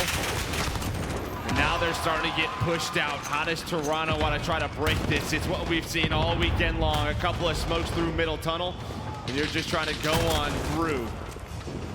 Cammy with that one-on-one, I think will give them some breathing room. And with 20 seconds left, Toronto doesn't want to put much more towards this. You don't want to risk flipping this. I mean, if you're Røkkr, just clear out the back. Try and get to the backside and then maybe somehow end up popping Toronto in the back and flip this in the final couple of seconds, but they're not going to be able to do that. So Field set up early from Ultra. Now, how can Røkkr make their moves out of the cave and try to make this a little chaotic early in the hard point? It's Alex again. It's Alex again. Him and Asim. They're able to find 3 kills. You immediately see Alex go right down the middle of the map. Asim now trying to work Broken. Well, he's going to find another kill. They've already broken the setup. The team works here for Minnesota. A 40-point lead. It could grow even larger here. It just can't be that easy. It can't be that easy. Sensational stuff from Røkkr to put Ultra on the back foot at Field almost instantly, as no one will be in the hard point for now, but you've got broken control for Røkkr. You have one pushed up all the way towards Spiral, so Cammy can continue to put shots in. But they've got, I think that's Silly that's pushed up into Spiral. Silly gets 2 in Spiral before he drops. That sets his teammates up, and that's going to be control for Røkkr. 14-7 already from Silly, man. He's a bad man. Yeah, we're going to have a big rotation gunfight going down. Assault's able to find one if we can hop to his point of view. He's got a couple more players to deal with, but he's just staying alive. Now his teammates are here. Silly coming through the middle. Silly able to find one. He does get traded, but Alex is here now.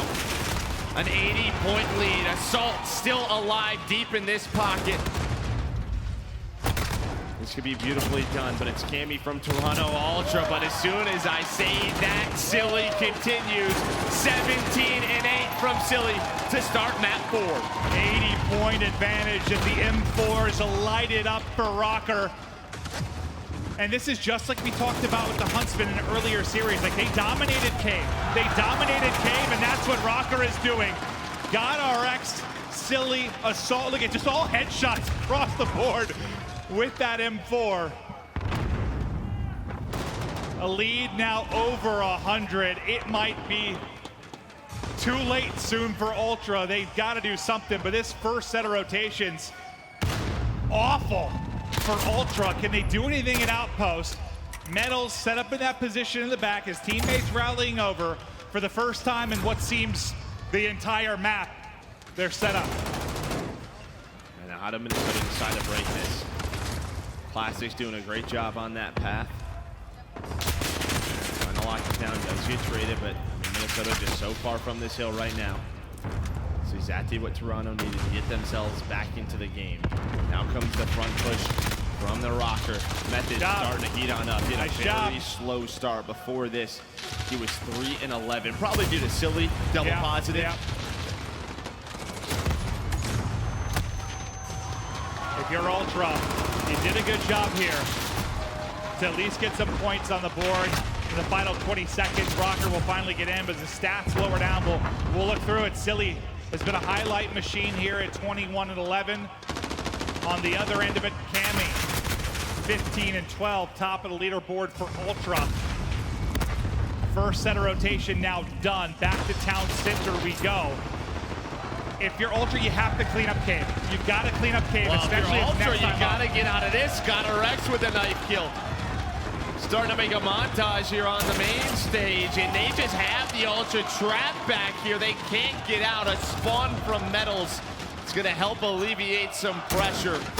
But they have gotten so much time. Got a Rex with a 5 spree.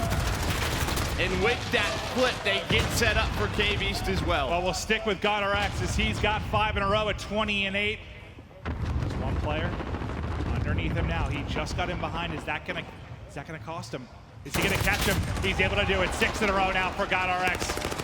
More chance to do damage. Another one. The flood through the smoke. One into blue, one into yellow. Can GodRx continue to make the play? Finally, he's gonna get cut down, but this is a massive moment for Toronto's comeback chances. And unfortunately, as you look at the map, what do you see in Cave? It's all purple arrows on the mini-map.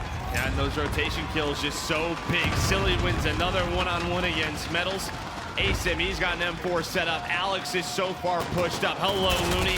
Ooh, sorry, Cammy. Cammy's able to win that, but doesn't matter because the rest of his teammates pick up all the other kills. Looney trying to go all the way around to do what he can as he finds a double of his own. At least Classic has gotten them off the hill for now, but this is just such a massive lead. And Assault, Silly, these guys are not missing. Well, Joe and I were saying we haven't seen many blowouts on this map. Maybe a chance for a 100-point club, which I can't think of many we've had this weekend. I don't think we've had any. Not one that jumps to my head. 200 points to 58. Røkkr showing who reigns supreme in the North right now, just slapping Ultra around. At least it's better at field. You didn't let Alex just get 2 kills instantly and break in as soon as it toggles over. Okay. So here they come. Grouping up. Just as I say that, 4 in a row for Toronto. We'll slow down the push. Now you have to regroup. Silly's gonna wait for his guys to spawn back up. Classy tried to get push out of blue. He gets cut down. Alex with 2 more. Trophy is going to protect from those throwables. So behind that, Silly, the rest of Minnesota, you already see the top of the mini-map. They've already rotated for Cave West. You have such a big lead, who cares? Yeah, you can have that. Yep, you're up 100+ points. Rotate 20 seconds early. You don't need to throw anything else at field. Just get the perfect setup that you want. I thought one might be able to sneak through yellow, but that's Classic, who does get caught by Alex. So no 2-pronged attack for Ultra to try and break in as Cave West now pops. How long can Ultra keep them out of the hard point? Just 40 points needed for Røkkr. Classic doing everything he can. That's where it gets a little bit scary. Obviously, when you rotate with so much time, you have to be able to execute. And I think behind Alex, who's on a 4 spree, another 5 spree for him. Might be able to do so. He sneaks through the smoke for his 6 in a row. Tries to find number 7. Only 30 more seconds here. Classic does it again, and look at the mini-map, that white arrow trying to go all the way towards the bottom side. That's going to be Metals side, so I mean, Toronto, they've done pretty darn well here considering... To stay alive, stay alive. How early Minnesota rotated, and Metals is there, already at outpost. Where's the spawn come in, though, for Røkkr? They're still spawning on the east side of the cave, so very close at outpost hardpoint. Now 3 players from Ultra have to hike it the entire way across the map. At least you have Metals pushed up from the early rotation. Trying to do what he can. I mean, he's just staying until his teammates get there. Did a wondrous job to at least take one with him as now the reinforcements come in, but Silly. Delightful shots over the top of the outpost to pick up a kill, but 3 through for Ultra as well. They're keeping it scrappy for now. I said Looney went on a big flank. He was able to find 2 kills as he pushed on through, but the spawn stuck. You don't Minnesota. say. You don't say. Thought he would have influenced them out. I thought wrong. And behind that close spawn, Røkkr goes huge. They can win it here. Røkkr can take the map, take the series. dominate the North with these final 8 points. Scrambling in is Ultra. Can they get in? Can they slow it down? Can they get to a map 5? They can't do it. It's a Røkkr victory.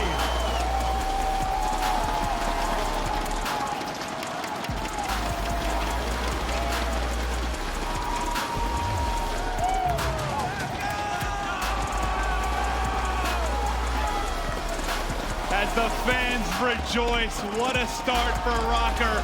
2-0 at home. They throw this lovely weekend from us and they come out strong. You gotta love to see it. Yeah, absolutely do. It was a back and forth battle, but I mean, it was just such a fast start in that map number 4 for Røkkr.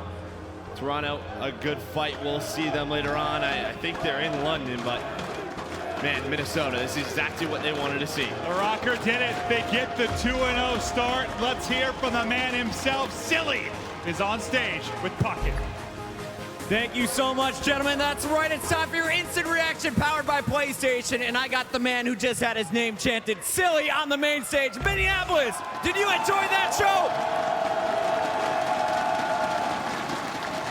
Silly, they have had your back since the very first minute of this launch weekend. How does it feel to be playing in front of your home crowd? To finally have a home team advantage is an awesome feeling. I'm glad we can come out and represent and go 2-0 for all the fans out there, and I love it here. It's been so fun to watch because coming in, no one knew what to expect from this team. We heard you guys were great in scrims. You showed up strong against the LA Gorillas, but tonight you made a statement in the battle for the North. What was it like playing against the Ultra, and how did you guys come out on top? We honestly just weren't going to let them beat us on our home turf. It wasn't happening. No matter what the maps were, no matter what was going on, we weren't going to let them come here and beat us. We know you guys are going to be traveling all around the world. What is next for this team? What are you guys going to be doing in the time between now and London? Honestly, our respawn is pretty sound right now. We definitely have to work on some S&D, play it a little more together, and once we get that down, we're good to go. Last but not least, any final words you have for this amazing crowd that we hope to see again next time the Call of Duty League comes back to Minneapolis, St. Paul? Thank you guys so much for everything this weekend. I love you guys. I'm proud to be a part of Minnesota, and see you at the next event. From the desert to the tundra, Silly, a member here of the Minnesota Røkkr. You guys have been amazing. Don't go anywhere. We got plenty more Call of Duty League with the post game coming up next.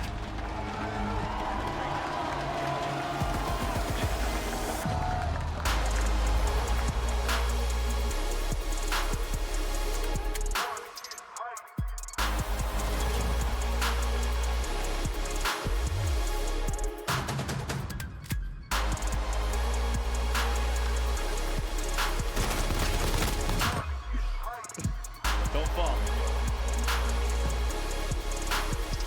Green,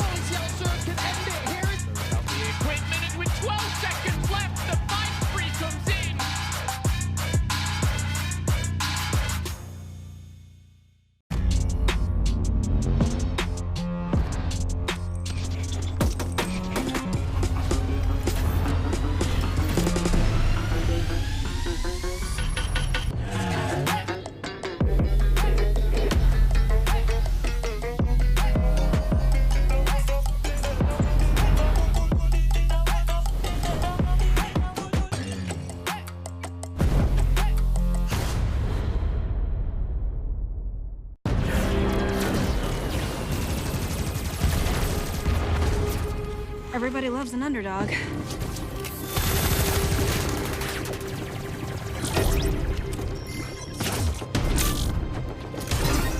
Me? I prefer a dynasty.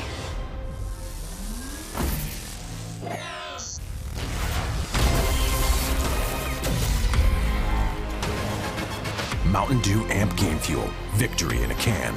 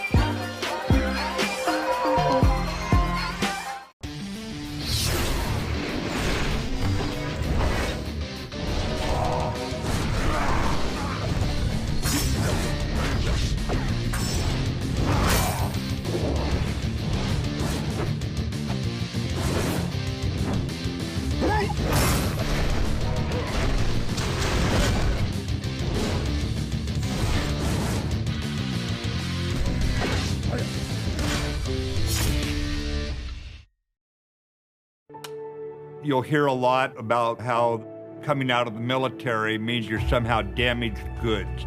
I would reject that. I believe that people coming home from combat can actually have gone through post-traumatic growth. And probably the most important thing we can do is provide jobs for those who get out of the military. Together, we can get veterans back to work.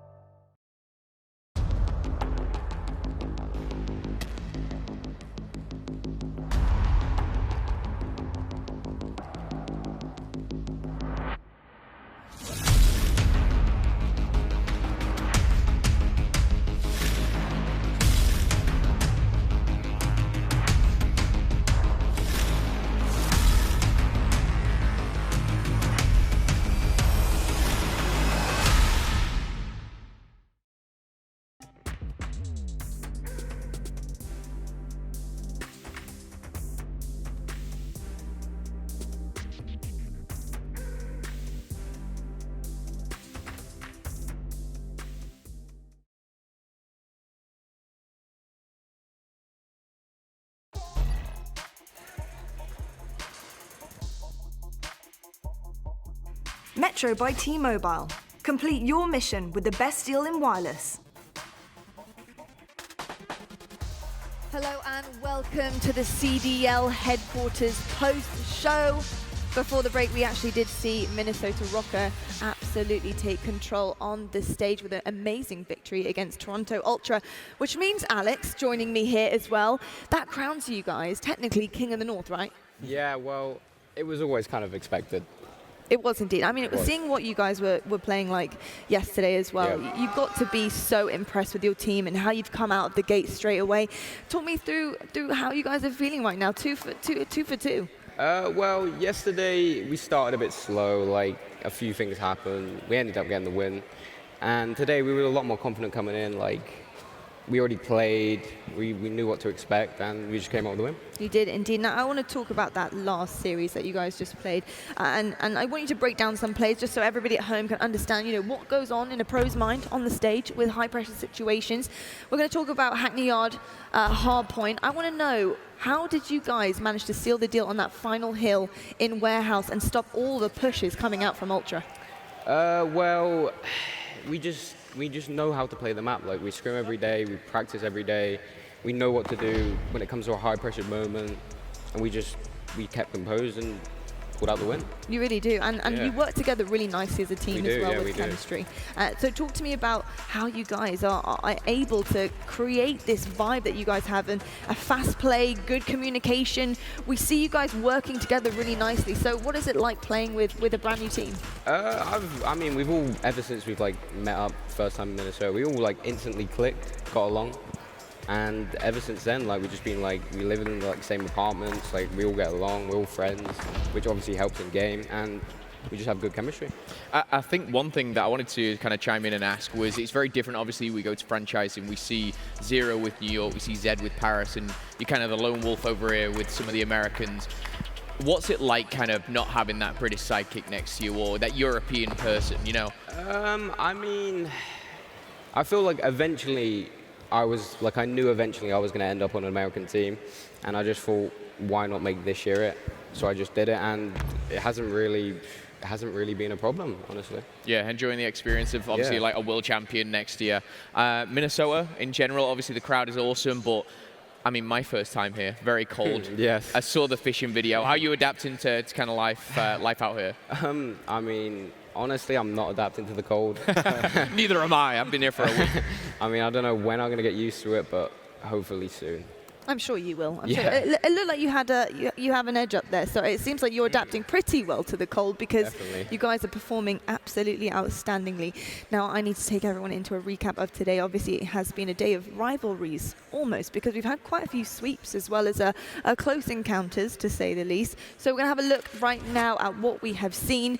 We had Royal Ravens to start things off against Paris Legion, and that one proved to be a real bummer for the London guys there. Paris Legion coming out strong here, Nameless. Were you impressed with this European squad? Absolutely. They shot up my power rankings here. We're going to do that here in a bit. I was absolutely mind-blown by the performance that they had. Kismet getting really hype, you know, on that first map and then just using that momentum throughout the rest of the series. I don't think anybody expected that after what the Ravens did yesterday, 3-0ing the subliners in dominant fashion, Wuskin going off, and then they just look flat today. So, you know, going into London, they have a lot to work on if they want to please that crowd. They do indeed. Now, Momo, I want to know, what is your favorite moment from this weekend? We've had so many incredible games, but can you pinpoint one?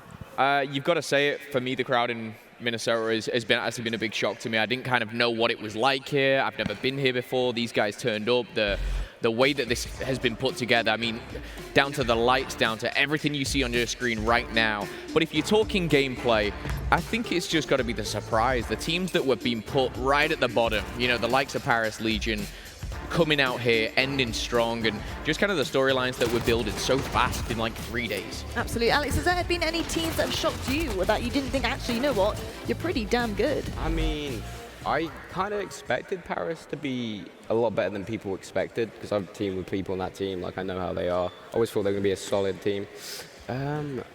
I mean, London, well, the biggest shock has to be London, the way they beat New York and then how they came in today. That has to be the biggest shock. There we go. That's Alex's biggest shock. But we have to have a look right now at the CDL points presented by Game Fuel. It's our current standings, people. Where we are at, of course, we have this incredible point system all tournament. Atlanta FaZe, 20 points on the board, along with a lot of other top 4 teams here, which we didn't think would make it on our power rankings that far up. There are some donuts here. Any shockers there? Any shockers there, Momo? I think it's kind of shocking to see Dallas with 0, but it's also kind of not because they had a very tough weekend. They played 2 very, very good teams. I'm sure they'll turn that around going forward. But again, I think Minnesota, for me, kind of coming out strong and representing, and Paris, for me, incredible. Take your hats off to them. They were fantastic. And I think they've got to continue that. I am, you know, London wanted to go into that. Speaking to the guys backstage, they wanted to go to London with a 2-0, all the confidence. Maybe a loss actually might help them. Bit of kick up the backside and get the gear into top gear. Absolutely. Well, your boy Nameless has been on fire all weekend, right, from you guys, all you haters at home, about these power rankings. We've given him a chance to update them because, I mean, how you're supposed to know before even seeing anyone pretty much play is so difficult. So tell me where everyone's at right now. All right, so I believe we have a graphic to pull up, but if not, I'll start to list them off. We have FaZe at number 1 because they just look incredible. I believe they lost 1 search and destroy round all weekend long. Huntsman 2. Legion number 3. They were number 12, but they played so good. I mean, they beat, you know, obviously Optic Gaming, and then they went in and played the subliners and beat them as well in dominant fashion, or Royal Ravens, excuse me, beat them as well in dominant fashion. So I think you can see there was a huge shift. Subliners, Optic, and Surge were a bit higher on my first iteration of the power rankings, and they fell down all the way to the bottom. And I still have Empire up there. I know that that's going to be, you know, questionable to a lot of people out there on Twitter. But they did play the 2 teams that I had at the top, and I still think that they're very capable of being a top 6 team, and I think they'll work on it and get better for the next event. I'm not as salty about Seattle anymore, because I know I was giving you a little bit of Yeah, you were a Seattle fan. Now I'm eating my own words. But Alex, you've been put at number 4 there. Do you think that's kind of accurate? I mean, probably us over Paris. I feel like we play Paris when we play Paris, we will beat them. And then, I mean, even the other two, like, when we're on point, I feel like we can beat anyone, really. There we go. Look, that's nice. That's the confidence you've got to have. It is, exactly. That is what we're looking for here. Momo, any words to say to Nameless there? I think he's pretty on point there. First of all, I mean, I purposely never made a power rankings because this is it's very early still. But I will say credit to him to make a power rankings. It's always going to be hard. We're always going to have upsets. But I actually agree with a lot of them. I think Surge were a bit of a disappointment kind of come into this. The only thing that for me is I just don't know where to put Dallas because it was such a tough weekend for them and who they played.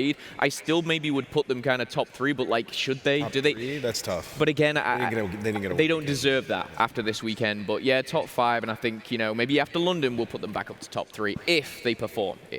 Only if. Need a big you guys weekend. need to bring your A game to London. Alex, thank you so much for joining us on the desk. Appreciate it. Huge congratulations. Appreciate Massive start to CDL for you guys. Go away and practice. No more ice fishing. Your hands might get a little bit too cold. We're going to head to a break right now. But when we're back, we have plenty more in our post-game analysis. And we're going to actually go now to the Astrocaster comms because you may know our casters do have a bit of a personality of their own as well. So let's have a listen in.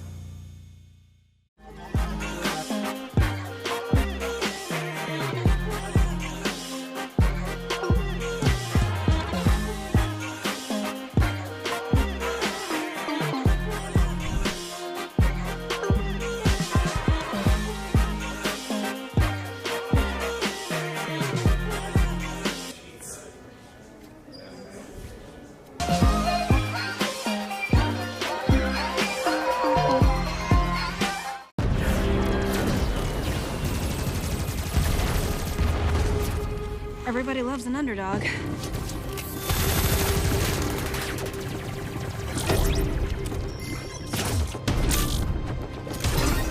Me? I prefer a dynasty.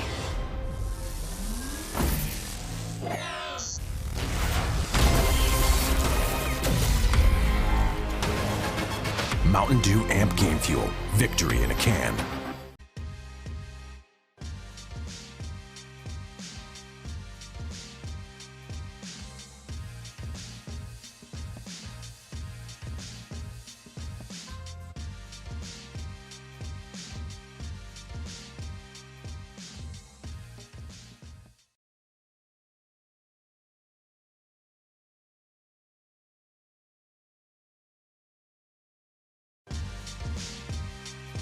Metro by T-Mobile. Complete your mission with the best deal in wireless. PS4, the official platform partner of Call of Duty Challenges. Now, Scuff is doing something that no one does before. They're actually going to be giving away a Scuff gaming controller to one lucky fan. We love having these fan interactions, and so does Scuff. They want to get them as close to the game as possible. And as you can see on the screen, Silly earlier on gave away a Scuff controller to a very, very excited Minnesota Røkkr fan. And pretty incredible stuff here, ladies and gentlemen, because it's so nice to see fans getting so much love from the teams that they love so much themselves, which is amazing. Momo, if you had a Scuff controller given to you by one of your absolute I would say, celebrity Call of Duty crushes. Like Nameless. Who would it be?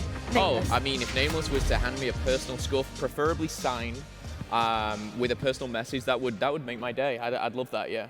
You'd love it. How would you want me to sign it, though? Just a personal message. I don't think that we should share that, with everyone. I think that's something from you to me. But you guys are having a moment over there. I look forward to it. It's getting a bit creepy. Teep's here. It's getting a bit creepy. TP is here. I'm jealous. He's my right-hand man right now on the side. But yeah, that is a little bit creepy over there. We're not really going to go into that one anymore. But TP, welcome back to the desk. Insane stuff. How incredible was the Minnesota Røkkr fans in that audience? How incredible was that crowd? Honestly, I was standing right beside all of them, and the energy we got in that final matchup was exactly what I wanted to see. The fact that we could see the city show up for their squad, and that definitely helps, speaking from the player perspective. When you have an energy like that, when you have a fan base behind you like that, it gives you all the confidence in the world, and sure enough, the Røkkr showed up and put on a hell of a show. They really did. Well, I'll tell you what, we're going to have a look right now at the PS4 top plays of the day. Gentlemen, there has been so many that we can honestly name here. TP, I'm going to start off with you here. We've got the Optic Gaming versus Chicago Huntsman game. This is so insane. Oh, we're changing it up. It's fine. We're changing it up. It was just a great day. Many top plays here today. I think you just have to keep making the simp talking point. The guy is just dropping 40 kills basically every single respawn, but throughout the day, so many players really sticking out for the first showing here for CDL. Very, very impressive stuff from a lot of different players. There were indeed. There were so many that we could have named there because we've seen some incredible action all day long. But gentlemen, I want to get your thoughts here. Top player of the day? Of the day, I'd just kind of take Sim's gameplay, cut it out, just put it across anything. It's very hard to pick out. For me, I was thinking of players specifically. Kismet, I think, has played incredible. I think Simp, obviously, and Formal for me. Those are kind of my top 3 players of the weekend. Incredible stuff. And I'd go with anything from Simp, basically. Absolutely. Well, with incredible plays from all of our individual players comes damage dealt. We're going to have a look at our PS4 damage dealt leaderboard right now to see who's at the top of the list. We've got Classic up there right now. Makes sense. There we go. Scraps in second. He did have a phenomenal performance today. I'm actually shocked to see Kismet at third. It looks like, yeah, this is a search and destroy, so we're obviously very specific game modes and game dependent, but again, good to see kind of a couple of the Paris Legion there. But Classic leading the lineup. Obviously, we've just seen it go down. The search and destroy looks very good for Toronto, and again, that 10-man roster clearly paying dividends in S&D. Absolutely. Well, gentlemen, I've seen on your actual Twitter page that you said London was taking over. We have a few Brits in the house right now at CDL, and 50-50. Our next journey for the Call of Duty League is in fact at London. 60-40, I guess. Yeah, that is right. But we do have that one to look forward to next. It's going to be insane. I can't wait to go home. I can't wait to go home. I mean, I've quite enjoyed Minnesota a lot, but, I'm looking forward to going home too. No, it's going to be exciting to go back, but also, getting to that tournament format. We're starting to see teams in round 1, round 2, who's going to go through. And again, it's going to be interesting to see how the Royal Ravens, of course, go up on home soil. Let's go. Hello, mate. My flag's not working. I do want to say as well. My flag's not working. We will get the return of Roadman Ant. You already know, bro. I cannot wait for the... Big man ting. Man's not hot. Here he goes. I cannot wait. Can't wait to go back to London, bruv. Man's not hot. Roadman Ant, I made that my name on Twitter for like a full month before we went to your whole music playlist changed. Oh, yeah. Stormzy, Bugsy Malone. I'm about to be bossy bopping my way straight up forget, into the Nicky venue. Romero is also going to be performing at London as well. You will be performing. Oh, yeah, there we go. I already know it. Ant has moves, guys. Nameless really does have the moves. Hopefully we'll see it come out in London.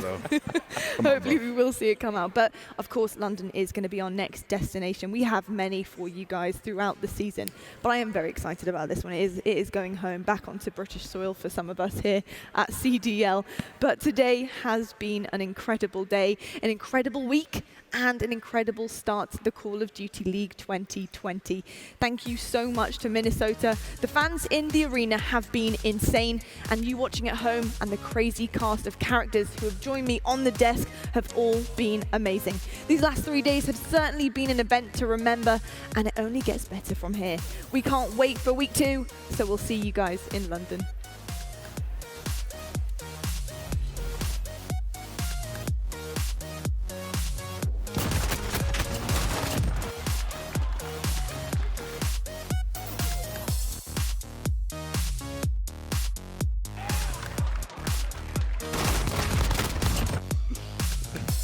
Don't fall. 3 new look power rankings.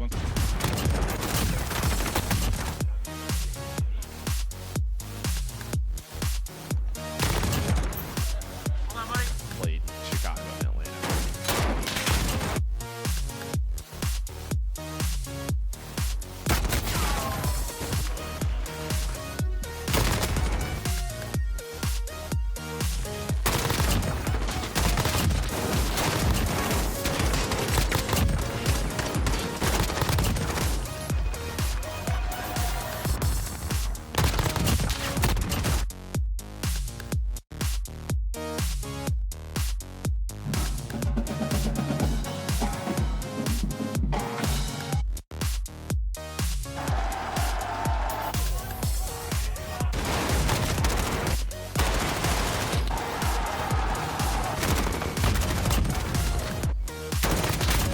Can't do it. It's a Røkkr victory.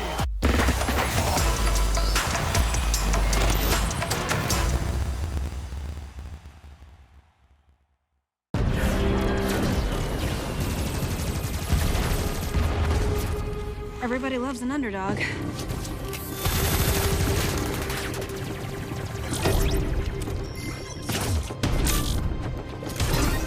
Me?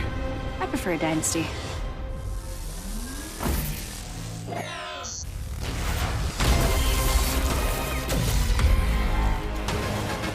Mountain Dew Amp Game Fuel. Victory in a can.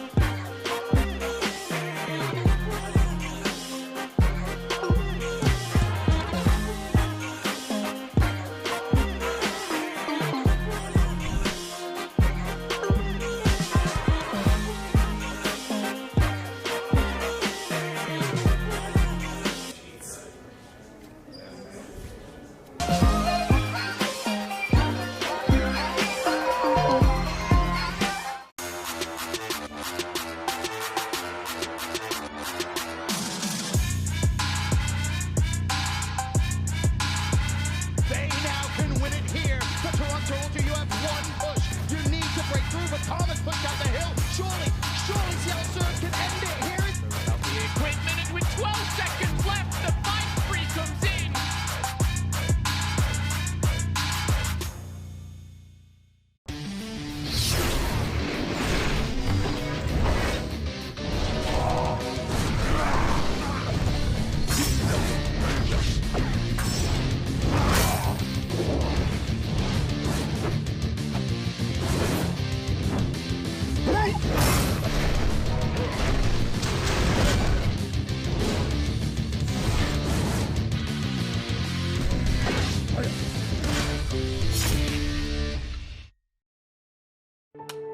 You'll hear a lot about how coming out of the military means you're somehow damaged goods. I would reject that. I believe that people coming home from combat can actually have gone through post-traumatic growth. And probably the most important thing we can do is provide jobs for those who get out of the military. Together, we can get veterans back to work. The time has finally come. We're back, Overwatch fans, and we are live from Dallas, Texas. We are live in New York City. Come on, this is carnage! It's not stopping! It's not